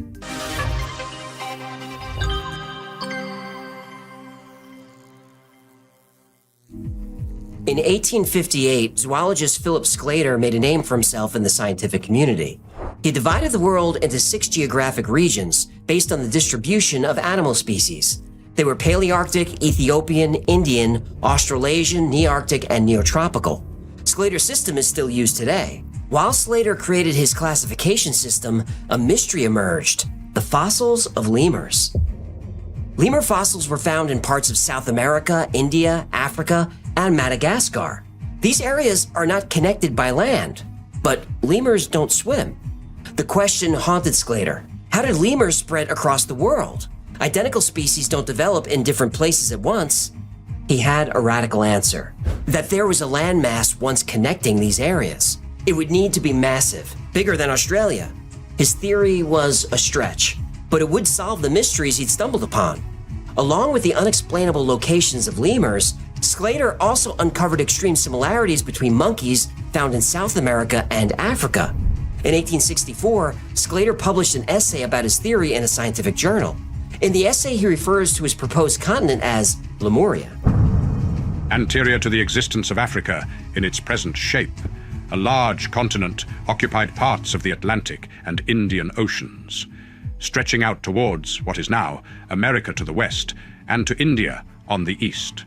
In Madagascar and the Mascarene Islands, we have existing relics of this great continent, for which, as the original focus of the Stirps Lemurum, I should propose the name Lemuria. This land bridge concept was popular in the scientific community at the time. Sir Charles Lyell, a well-known geologist and teacher, believed continents were rising above and sinking below the ocean routinely, just very gradually. So it's no surprise that following the publication of Philip Sclater's essay, the Lemuria theory really caught on. It turned out Lemuria may have been the answer to many scientific mysteries. In fact, Lemuria may have been the birthplace of humanity itself.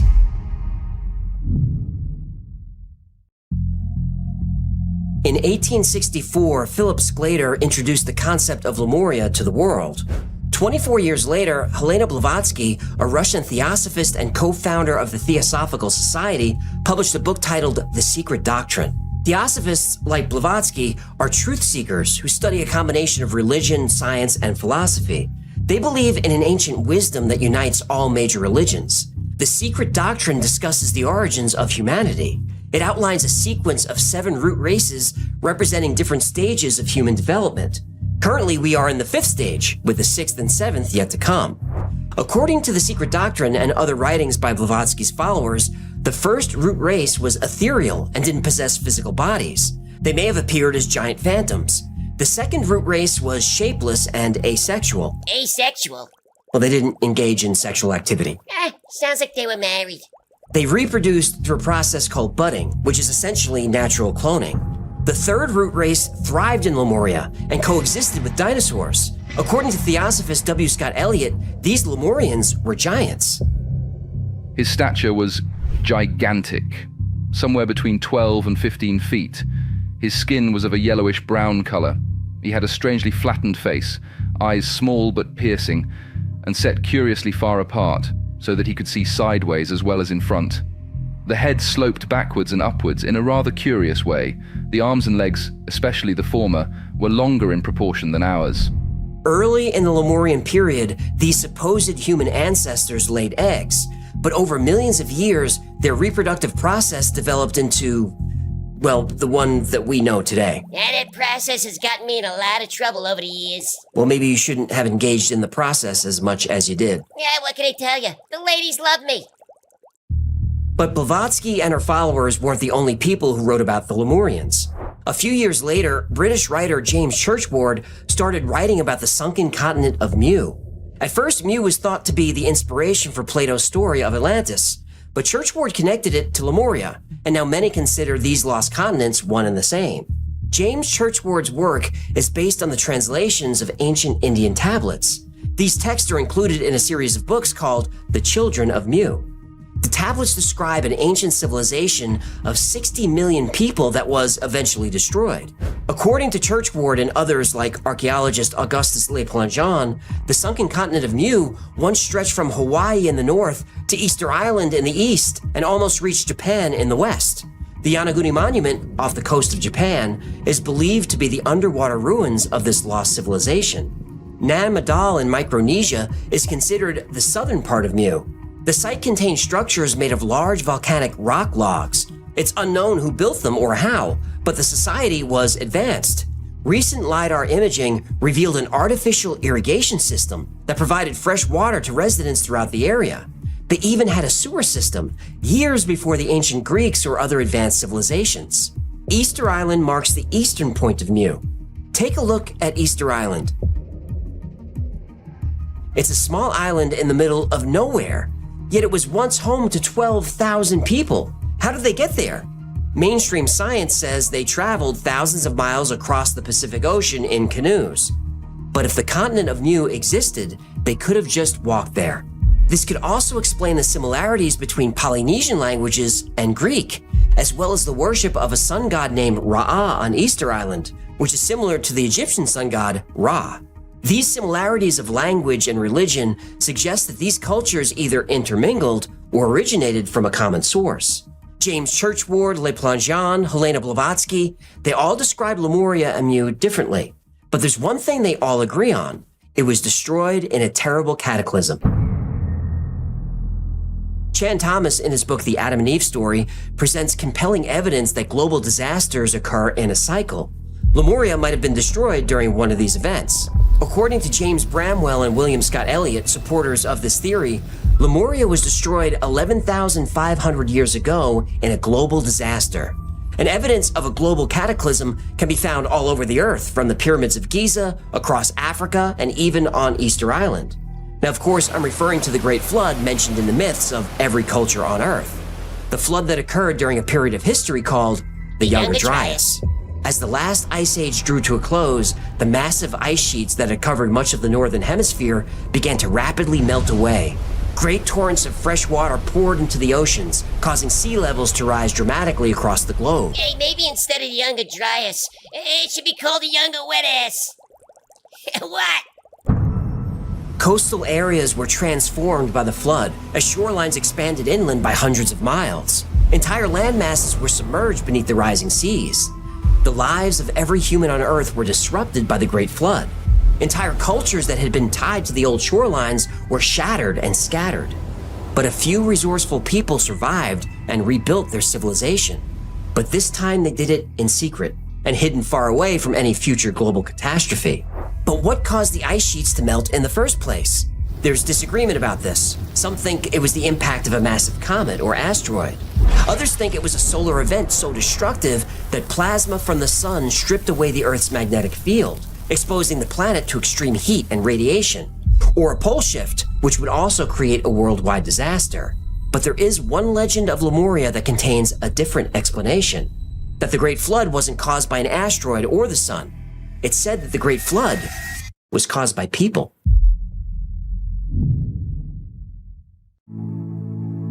According to Blavatsky, Lemuria was destroyed by fire. Volcanic eruptions shattered the continent into islands. Slowly, the islands sank into the sea, along with Lemurian history.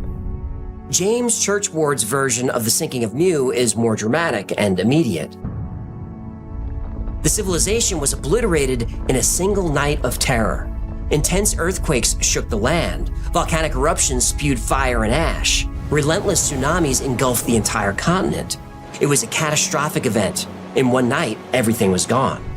There are even speculations that the Lemurians were eradicated by a pole shift, a sudden and civilization-ending event.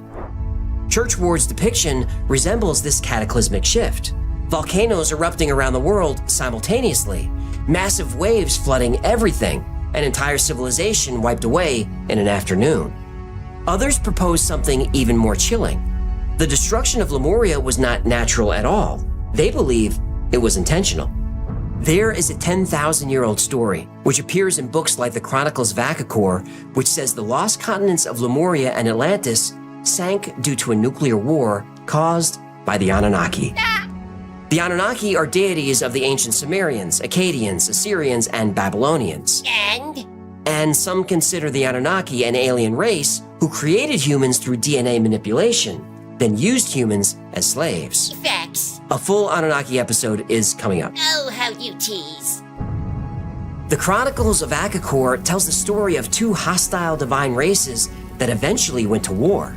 The four corners of the earth were red. The two races of gods started to dispute. In J.J. Benitez's book, The Visitors, he recounts the alien abduction of a scientist, Daniel W. Fry, on July 4th, 1959. While Fry was on the alien vessel, they told him that they were the descendants of a race who lived on the land of Mu.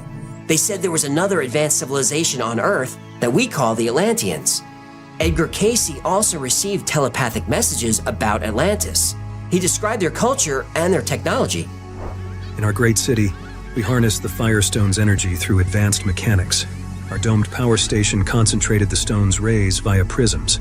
This energy propelled our crafts through induction, similar to your remote radio control. Though invisible, the rays powered vehicles through the air on land and sea. Carefully aligned, the stone's forces regenerated human bodies and fueled industries. Cayce also predicted that Atlantis would eventually be discovered.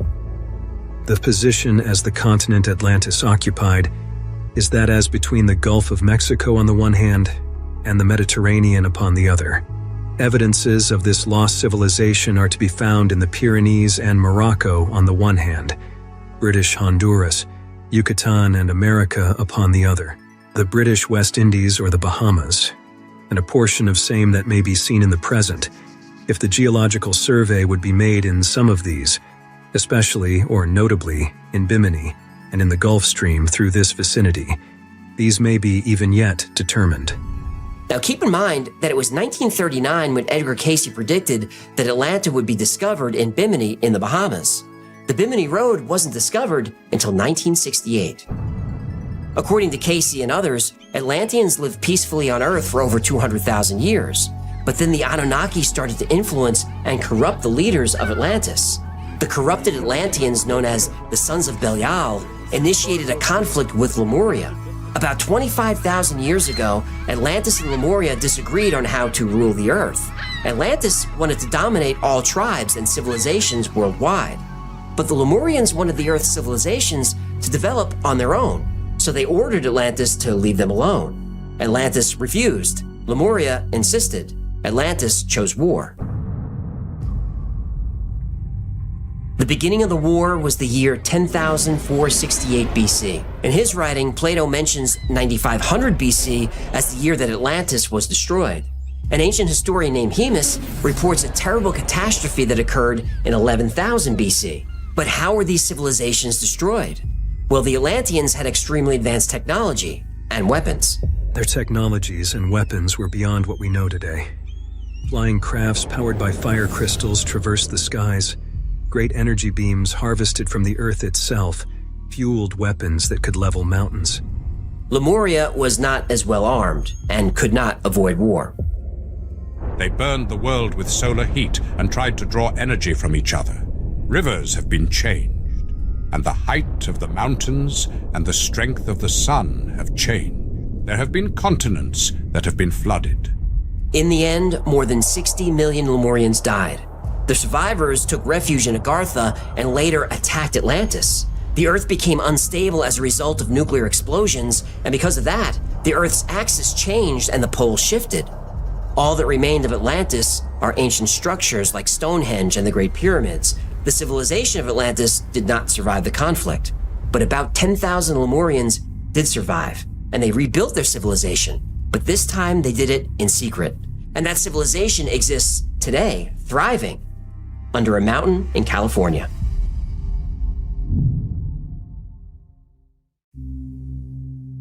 Mount Shasta in Northern California has become synonymous with the unknown.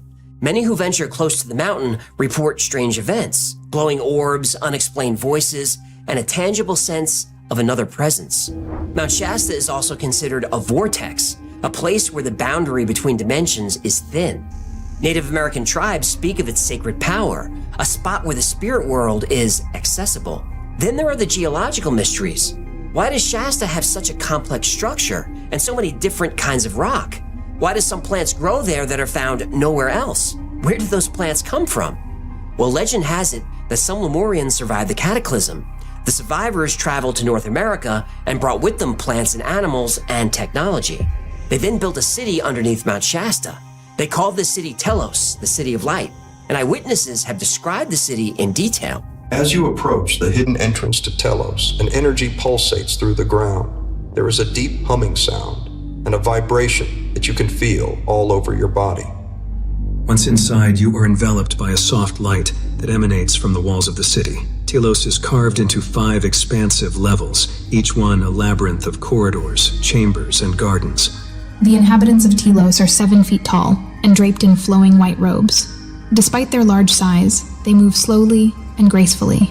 They are the Lemurians, the guardians of their ancient, lost civilization. Their technology is integrated with their natural surroundings, just as it did in Lemuria before the fall. In Telos, they use crystal technology.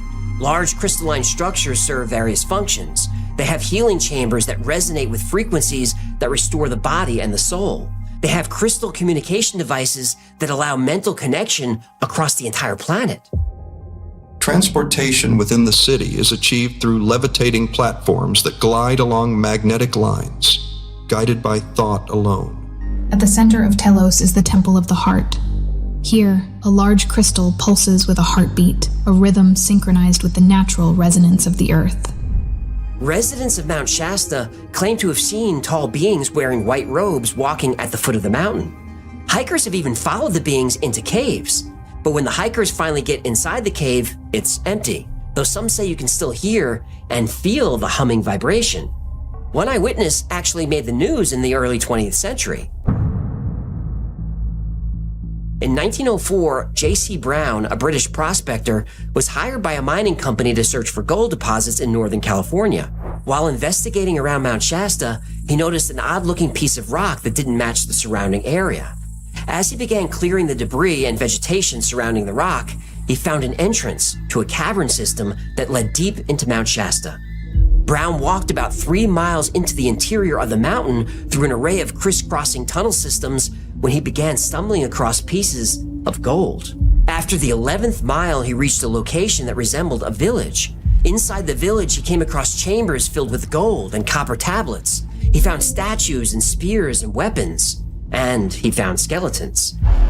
The average heights of these skeletons were around 6 foot 6 inches tall, and the tallest being 10 feet in height. Over the next few days, he took pages and pages of notes. He memorized everything that he could, and when he left, he covered the entrance so that no one else would find it. and Brown spent the next 30 years researching and trying to build a group of experts to embark on an expedition. He finally gained a following of about 80 people willing to join the expedition, including a museum curator and several scientists. He spent 6 weeks planning out the entire trip, and several individuals sold off their properties believing that they would soon become rich. Brown was worried someone would sneak into the city in advance, so he withheld a lot of the specifics regarding the location of the cavern system. He met with the team one last time to make final preparations and establish the time and place of departure, June 19th at 1 p.m. The day finally arrived, and J.C. Brown didn't show, and he was never heard from again. But the story of Lemuria is not only told in the West. The Tamil people indigenous to South India have a story of a lost continent that dates back to ancient times. The name Kumari Kandam was applied to this sunken land. The legend tells of an early Tamil dynasty known as the Pandyan kings. They ruled over the now submerged Kumari Kandam continent before it was swallowed by the rising seas at the end of the last ice age. Younger wet ass. Dryas. Whatever. According to the stories, Kumari Kandam was once located in the Indian Ocean between India and Madagascar. This large continent was the cradle of civilization, home to the first people.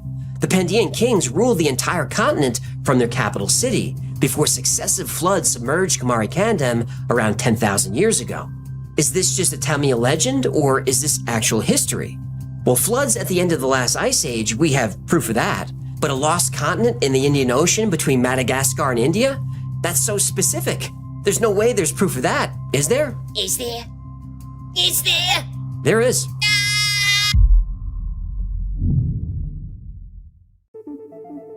Imagine an ancient tropical land. Lush jungles stretch as far as the eye can see. Dinosaurs graze on treetops high above the forest floor, while early mammals stalk the dark ground below. This was Mauritia, a lost world forgotten beneath the waves. In 2013, scientists announced that they may have found traces of this vanished continent deep under the Indian Ocean. It had sunk below the sea millions of years ago when the continents were still joined as one supercontinent. Back then, South America and Africa hadn't split apart. India was attached to Madagascar, and Mauritia was squeezed in between. Mauritia was discovered by accident. Geologists studying rocks on the island of Mauritius, east of Madagascar, were confused. They found minerals too ancient to belong to such a young volcanic island. As they followed the clues, they found traces of a much older landmass. A huge mass of buried continental crust stretched across the Indian Ocean, a lost continent matching ancient minerals. The researchers named it Mauritia after the island that led to its discovery. But the location of Mauritia is exactly where some legends say Lemuria was. The details of the continent are still a mystery, with more questions than answers. Was it really an intact continent, or just a jumbled mass of islands? And what creatures might have lived on this island? And could some of those creatures have been the very early ancestors of the Lemurians? There is no hard evidence to support the existence of Lemuria or Atlantis. Everything we know about these civilizations comes from stories. And many of those stories come from unreliable sources like Madame Blavatsky, James Churchward, and Edgar Cayce. Daniel Fry, who claimed to have been abducted by aliens, probably wasn't. He failed a polygraph. He kept changing his story, and he lied about his scientific credentials. He also got caught hoaxing UFO photographs. So without evidence, places like Lemuria, the Land of Mu, and Atlantis remain nothing but myths. But the accidental discovery of Mauritia shows that some ancient legends may be based in truth. The discovery of the continent of Mauritia happened completely by accident. Bimini Road was discovered by accident. So was the Yanaguni Monument.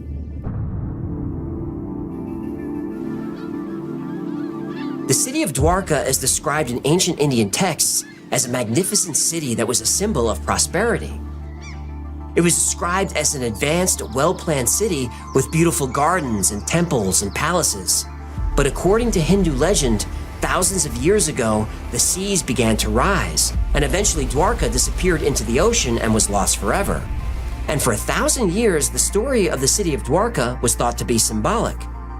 But in the 1980s, the ancient city was found and is estimated to be around 10,000 years old, maybe older. In 2001, an underwater discovery was made off the coast of Cuba. Structures were found that at first were thought to be natural formations, But a submersible robot was sent to the site and found what's been described as an entire city. And what makes this find so extraordinary is that it's about 2,000 feet down. Scientists have said it could take 50,000 years for a city to sink that far. Now, even if it's not that old, there are blocks down there that are thought to be at least 6,000 years old, but nobody can say for sure. All of these discoveries were made by accident, and as long as people keep exploring the sea, there's a chance that Atlantis and Lemuria might eventually be found. And if we actually excavate the sites off India and Japan in the east, and Cuba and the Bahamas in the west, we may realize that Atlantis and Lemuria have already been found.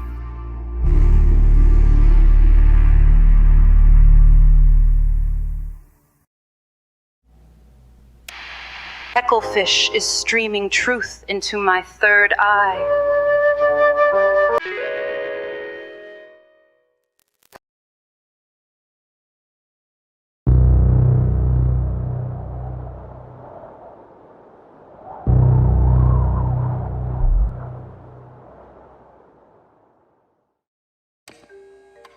The history of medicine goes back to the dawn of mankind, when ancient healers used special herbs to treat illnesses.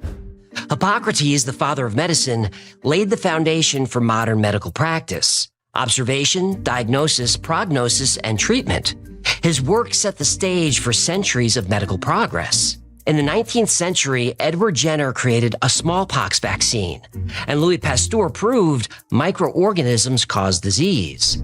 The 20th century brought antibiotics, medical imaging, and organ transplants. In the past 400 years, the human lifespan has doubled. But something happened to medicine along the way. It became an industry, a profitable one. President Eisenhower warned against creating a military-industrial complex because if you make war profitable, you'll always have war. And he was right. The potential for the disastrous rise of misplaced power exists and will persist.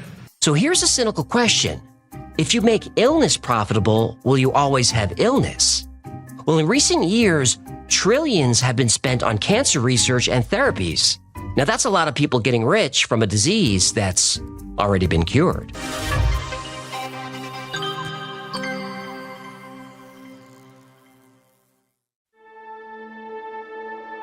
Royal Raymond Rife was born in Nebraska in 1888. He was a good student and wanted to be a doctor. Only 16 years old, he was admitted to Johns Hopkins University, one of the best medical institutions in the world. Rife became fascinated by bacteriology and the microscopic world, which led him to optics. To study bacteria effectively, he needed to see them clearly. He took a job at Zeiss Works in New York and trained under senior optics engineers. If you know anything about microscopes, telescopes, or cameras, or anything with lenses, you've heard of Zeiss. And Rife wasn't a bookworm researcher. He was hands-on. He built his own equipment, including one of the most powerful microscopes ever made, the universal microscope. In the 1920s, standard microscopes could only magnify objects up to 2,000 times. Rife's could reach 60,000 times magnification. He could see viruses and bacteria that nobody had ever seen before. Rife discovered what he called Bacillus X, or the BX virus. He believed cancer wasn't a disease, it was a virus, the BX virus. He wanted to destroy these microorganisms without harming surrounding tissue. Then he made another amazing discovery. He found that exposing microorganisms to specific frequencies caused them to explode. It's immediately paralyzed and it starts disintegrating from within. All objects have a resonant frequency. When exposed to an external force matching this frequency, an object absorbs energy and vibrates more intensely. Parts of the human body have their own frequencies. This is useful in an MRI, which uses frequencies to produce diagnostic images. But it can also be dangerous. If you resonate an object for too long or with too much energy, it can be damaged or destroyed. This is why singers can break a glass by singing the right note.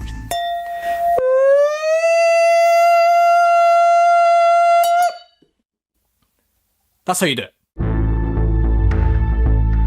So Rife built the Rife Frequency Generator, or Rife machine, which emitted specific frequencies to target and destroy specific microorganisms. He called the frequency the mortal oscillatory rate. He found the frequencies to destroy tuberculosis, typhoid, pneumonia, anthrax, and more, all without harming healthy tissue. Now you can see the disintegration of the bacteria going into pieces. This is killing bacteria without harm to the human cell, without drugs. He injected lab rats with cancer cells, creating golf ball-sized tumors, then used his machine to match the cancer's mortal oscillatory rate. It worked. The lab rats were completely cancer-free. Rife's work attracted interest from other doctors. Dr. Milbank Johnson arranged a study on 16 cancer patients using Rife's machine. In 3 months, 14 of the 16 patients were completely cured. Dr. Royal Raymond Rife discovered the cure for cancer, and it ruined him.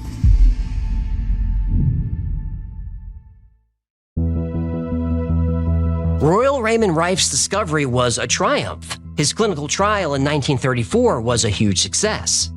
16 cases were treated at the clinic for many types of malignancy. After 3 months, 14 of these so-called hopeless cases were signed off as clinically cured by the staff of 5 medical doctors and Dr. Alvin G. Ford, MD, pathologist for the group. At first, the medical establishment rejected Rife's ideas. The notion that simple radio waves could succeed where radiation and surgery had failed, well, that was nonsense. They figured Rife's funding would dry up and he'd disappear. But that didn't happen.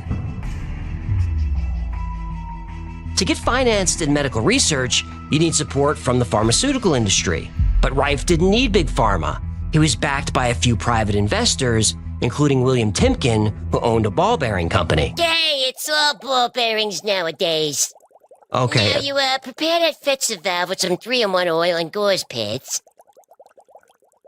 With I'm gonna need about 10 quarts of antifreeze. What? Fletch? I know it's Fletch. With no ties to the medical industry, Rife had the freedom to research whatever and however he wanted. Doctors around the country figured if this Rife guy wasn't going away, they might as well look at his work. Rife used his machine more than 400 times on animal tumors. It worked every time, forcing even the most hardened skeptics to take notice. And there was no bigger skeptic than Morris Fishbein.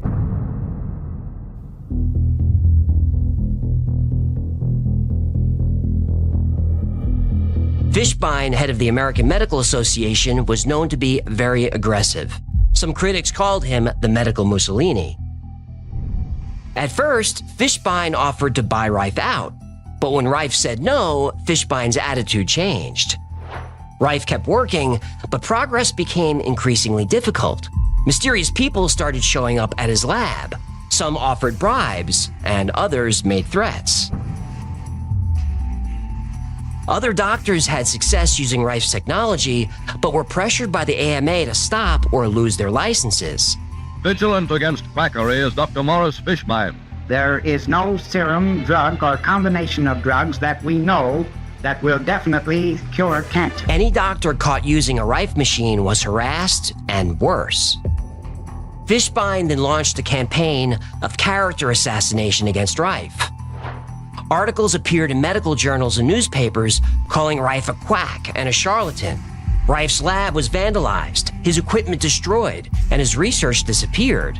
His life was unraveling. The final blow came in 1939. Fishbein offered one of Rife's investors legal assistance in an attempt to steal the company from Rife and other investors. Rife spent years fighting lawsuits. He went bankrupt, and the AMA stopped his work from proceeding. Royal Raymond Rife quietly retired.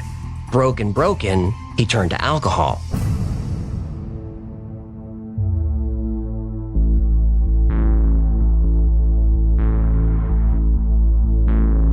About 20 years later, renewed interest in Rife's technology led John Crane and John Marsh to convince him to build a new machine. Rife agreed, but the business didn't last long. In 1960, their labs were raided without a warrant. All equipment and records were seized.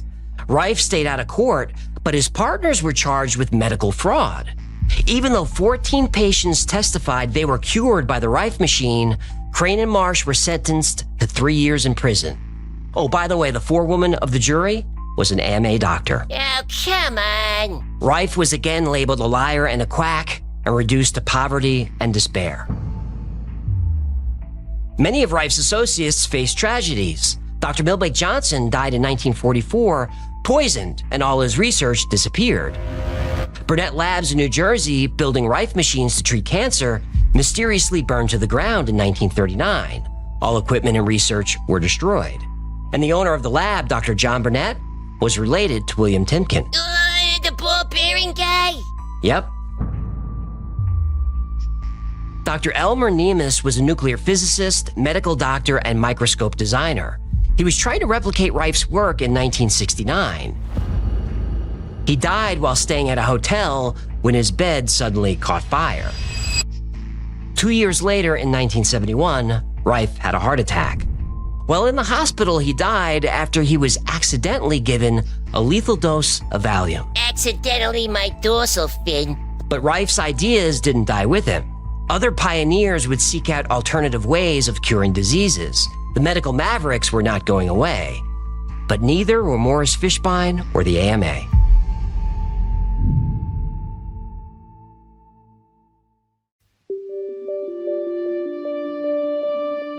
The medical establishment does not like alternative medicine. In the 19th century, there were two types of medical practitioners in the US: allopathic doctors and alternative healers. Allopathic doctors diagnose and treat illnesses with pharmaceuticals, surgery, and other conventional methods. Alternative healers used natural remedies. Since anybody could claim to be a healer, many did. Natural healers were cheaper and plentiful. Mainstream doctors weren't making any money. So in 1847, they formed a trade union called the American Medical Association, the AMA. Whoa. The AMA started out as a union? Yep. Isn't a union's job to protect the interests of its members? It is. So in 1901, the Journal of the American Medical Association released a statement. The growth of the profession must be stemmed if individual members are to find the practice of medicine a lucrative profession. So the AMA was created so doctors can make more money? That's right. Isn't this corrupt? I'm not judging, I'm just telling you what happened. The AMA brought in the Carnegie Foundation to survey medical schools. In 1910, they released a report calling for standardizing medical training and eliminating non-scientific practices. And who determines what's scientific? The AMA does. Of course. Schools teaching alternative medicine were forced to drop these courses or lose funding and their ability to grant an MD.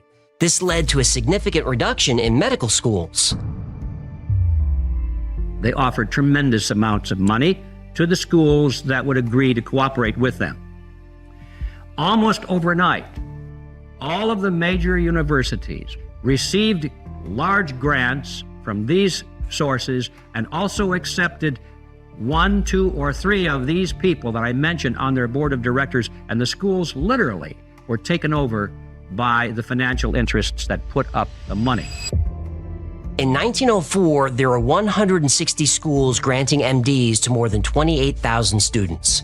By 1920, only 85 medical schools were left. By 1935, the number had dropped to just 66. New awareness of past injustices in many parts of our society. That's true in the fields of science and medicine, which are starting to look more carefully at their own history. Most medical schools for blacks and all medical schools for women were now closed. So if you were black or a woman, becoming an MD and getting into the AMA was difficult. The American Medical Association is one of the country's oldest, largest, and best-known associations of doctors. Its voice has long been influential, but now the AMA is finally beginning to come to terms with racism in its own past. The doctor is the only one entitled by training, by experience, and by law to take care of the sick. The AMA established allopathic medicine as the only acceptable type of medicine to practice. Alternative medicine was marginalized, and in some cases made illegal. Even if the natural medicine worked? Yep, This is bad. it gets worse. It always does.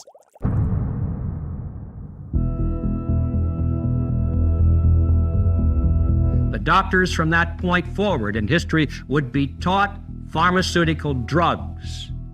All of the great teaching institutions in America were captured by the pharmaceutical interests in this fashion, and it's amazing how little money it really took to do it.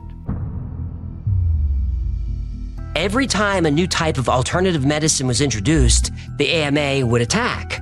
George Doc Simmons was head of the AMA from 1900 to 1924, and Morris Fishbein from 1924 to 1949. They labeled alternative practitioners as quacks and used the Journal of the American Medical Association to ruin the reputations of anyone they deemed a threat to mainstream medicine. The FDA was formed in 1906, but it wasn't until 1962 that drug companies had to prove their products worked and were safe. Before then, pharmaceutical companies needed the AMA seal of approval. But then how did the drugs get approved? Yeah, I should have seen that coming. If you were a drug company and wanted to get into the Journal of the AMA, you had to pay. That was it. The AMA didn't test drugs for safety or efficacy. They had no labs or researchers. The AMA just collected money. Oh, the AMA leaders would buy stock in that drug company before endorsing the drug. So they can cash in when the stock price went up. Oh, insider trading, like they do in Congress? Yeah, kind of like that. Nice work if you can get it, huh? Sure is. Dr. Max Gerson made a terrible mistake when he made the claim that smoking could cause cancer. He didn't realize that, at the time, the single largest contributor to the AMA was Philip Morris. Morris Fishbein quickly launched a campaign to imply that smoking was not only safe, but was recommended by doctors. Yes, according to this survey, more doctors smoke Camels than any other cigarette. Pack after pack, week after week. See for yourself why Camels are so popular with the doctors of America. Simmons retired in 1924 as a wealthy man, and then Fishbein took over. By the way, Simmons was never a doctor. He got his diploma from Rush Medical College by mail. At least Fishbein went to medical school, though he wasn't a good student. He never finished his internship, he never received a diploma, and never practiced medicine, never saw a patient, not ever. In 1938, along with the AMA, Fishbein was indicted for violating the Sherman Antitrust Act. The AMA was convicted and fined, but Fishbein was acquitted. Still, he was lining his pockets. Under Fishbein's leadership, the public grew more critical of the AMA. It seemed like the AMA was interested in making people money, not making people healthy. Fishbein was finally thrown out of the AMA in 1949. And that was the end of the corruption with the AMA and Big Pharma? Oh, I'm sure everything's on the level now. Uh-huh.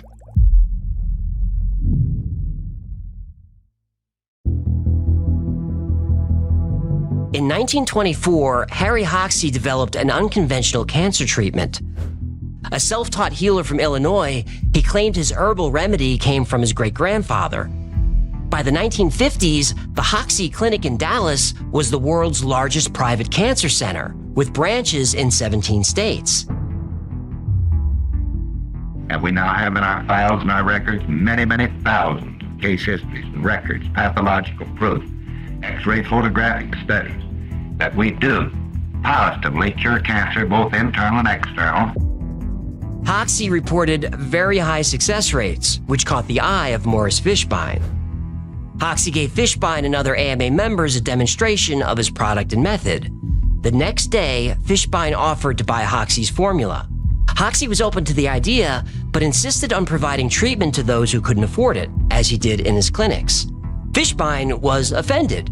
He demanded full control of the business and profits for 9 years. After that, Hoxsey would get 10% of the profits if the AMA was satisfied the cure worked.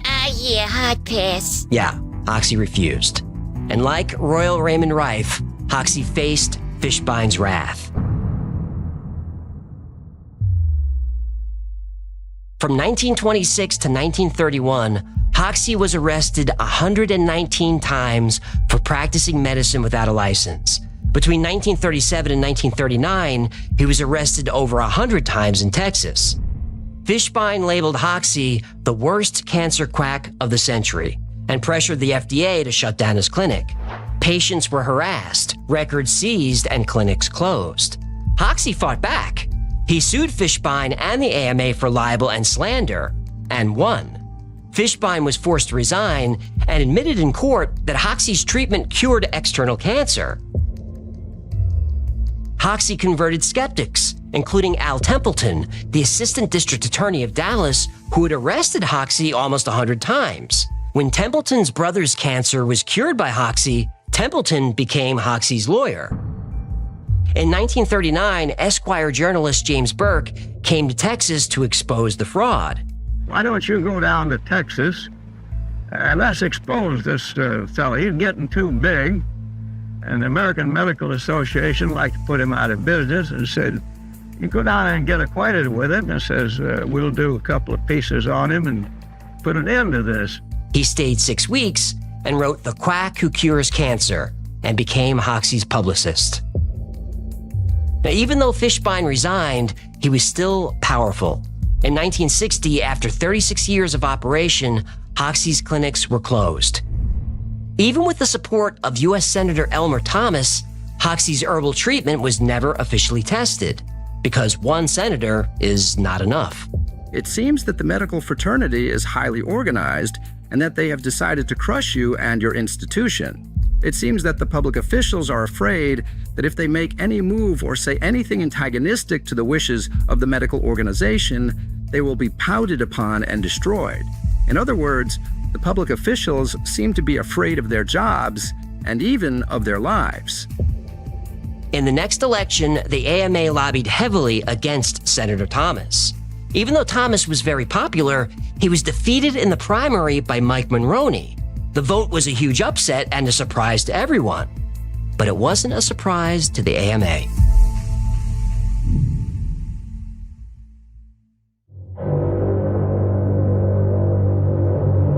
Anything that comes from nature cannot be patented. They're not interested in that. And of course the FDA says it's illegal to use unless it's been tested for efficacy and safety. Now you see the catch-22 you're in there. Nothing from nature, regardless of how effective it might be, will ever be proven safe or effective according to the FDA. It'll never be. So therefore, everything from nature will always be condemned by the FDA as unproven.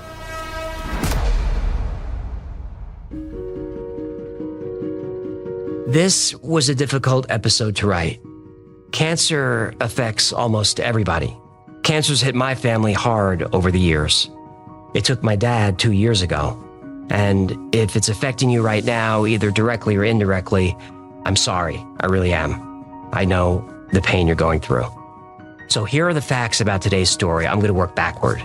Harry Hoxsey's formula is still around, but don't try it. Actually, don't do anything without talking to your doctor.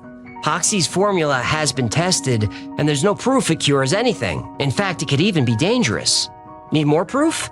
Guess how Harry Hoxsey died. Don't tell me it was cancer. Cancer. Prostate cancer. He used his formula on himself, and it didn't work. He secretly had surgery and died 7 years later. 7 hard years. So don't mess with his formula. Listen to your doctor. Morris Fishbein and all that nasty stuff about the AMA, well, that's pretty much all true. Fishbein was sleazy. Whether he admitted that Hoxsey's formula worked, I couldn't find any proof. I think it's just part of the legend. But in Fishbein's defense, he did expose a few frauds. The AMA really did start as an organization to crush healers using natural remedies so doctors could make more money. But the real history of Fishbein and the AMA is hard to find. There's not a lot of that on the internet. You have to dig. Now, Royal Raymond Rife, he wasn't a doctor. That was an honorary degree. He probably wasn't killed in the hospital with Valium. He was most likely taking it himself. Was he a genius? Yes. Did he find the cure for cancer? I don't know. There's no evidence that his machine worked. But some people have tried to build it and got hurt or killed. So again, don't try it. And if you see one for sale, it's a fraud, don't buy it. But you really can destroy things if you expose them to the right frequency. So what about cancer cells? Well, I stumbled across this TED Talk by Anthony Holland from about 10 years ago. He's a music professor, but he was working with a lab using sound to attack cancer cells. We now know that cancer is vulnerable between the frequencies of 100,000 hertz and 300,000 hertz. So now we attack leukemia cells. Leukemia cell number 1 tries to grow a copy of itself, but the new cell is shattered into dozens of fragments and scattered across the slide. And then 7 years ago, a TED Talk by Christine Gibbons. Now, by arranging an array of these elements in a concave formation, the transducer then becomes capable of transmitting ultrasonic waves that then increase sharply in strength at the focus. By pulsing those waves, we create the histotripsy effect to destroy tissue at the cellular level. Sounds promising, but does it work? We don't know. A bigger, darker question. Is Big Pharma suppressing cures because more sick people means more profit? Honestly, I don't think so. Really, I don't. I think the companies, generally speaking, are evil, but that's mostly a judgment of the people who run them. They're greedy, but that's their job. They're supposed to make money for the people who own the pharmaceutical companies. Now, who owns them? Well, mostly bankers and hedge funds. But if you have a 401k, a pension, or some kind of managed investment account, you probably own a little of them too. Now, the doctors, scientists, and researchers at these pharmaceutical companies aren't evil. They're the opposite of evil. Those men and women in lab coats going to a lab every day? Thank God for them. And if you're one of those people, thank you, truly. If you work in healthcare in any capacity, if you're an EMT, or you're a nurse working night shifts, or caring for the elderly, or working hospice, thank you. Be angry at the corporations, be angry at the greed in the boardroom, but don't be angry at someone who spent half their life in school to sit in front of a microscope for 60 hours a week. Those are good people down in the labs. If there was a cure for cancer or any disease, it couldn't be kept secret. Why? Because those are good people down in the labs. Besides, if there's a secret cure for cancer, who's using it? Billionaire elites? Steve Jobs was a billionaire elite. He was diagnosed with cancer at age 49. He had the resources for any treatment he wanted, conventional or otherwise.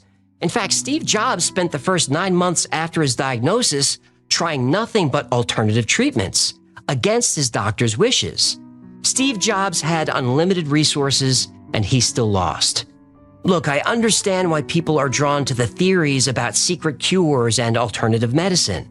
When you or a loved one is suffering and traditional medicine isn't working, you'll try anything. That's why we call it fighting or surviving cancer. It's about reclaiming control over your health, exploring every possibility, and refusing to give up. Now, true or not, these are stories of resilience and the belief that answers might exist outside mainstream thinking. A miracle cure didn't arrive in time to save my dad, but it might arrive in time to save yours. And if it does, I don't want any agency or bureaucracy getting in the way. That's why I was so hard on the AMA today, because they have a history of shutting down ideas that aren't mainstream. We can't let that happen again. One day another maverick will come along with a cure that defies mainstream medicine, and so-called experts will try to silence them because they can't understand anything outside mainstream thinking. So here's a message to those experts. If you're not going to help, get out of the way. Like things just freak me out like this, and reach back to the nice memory to hold on to.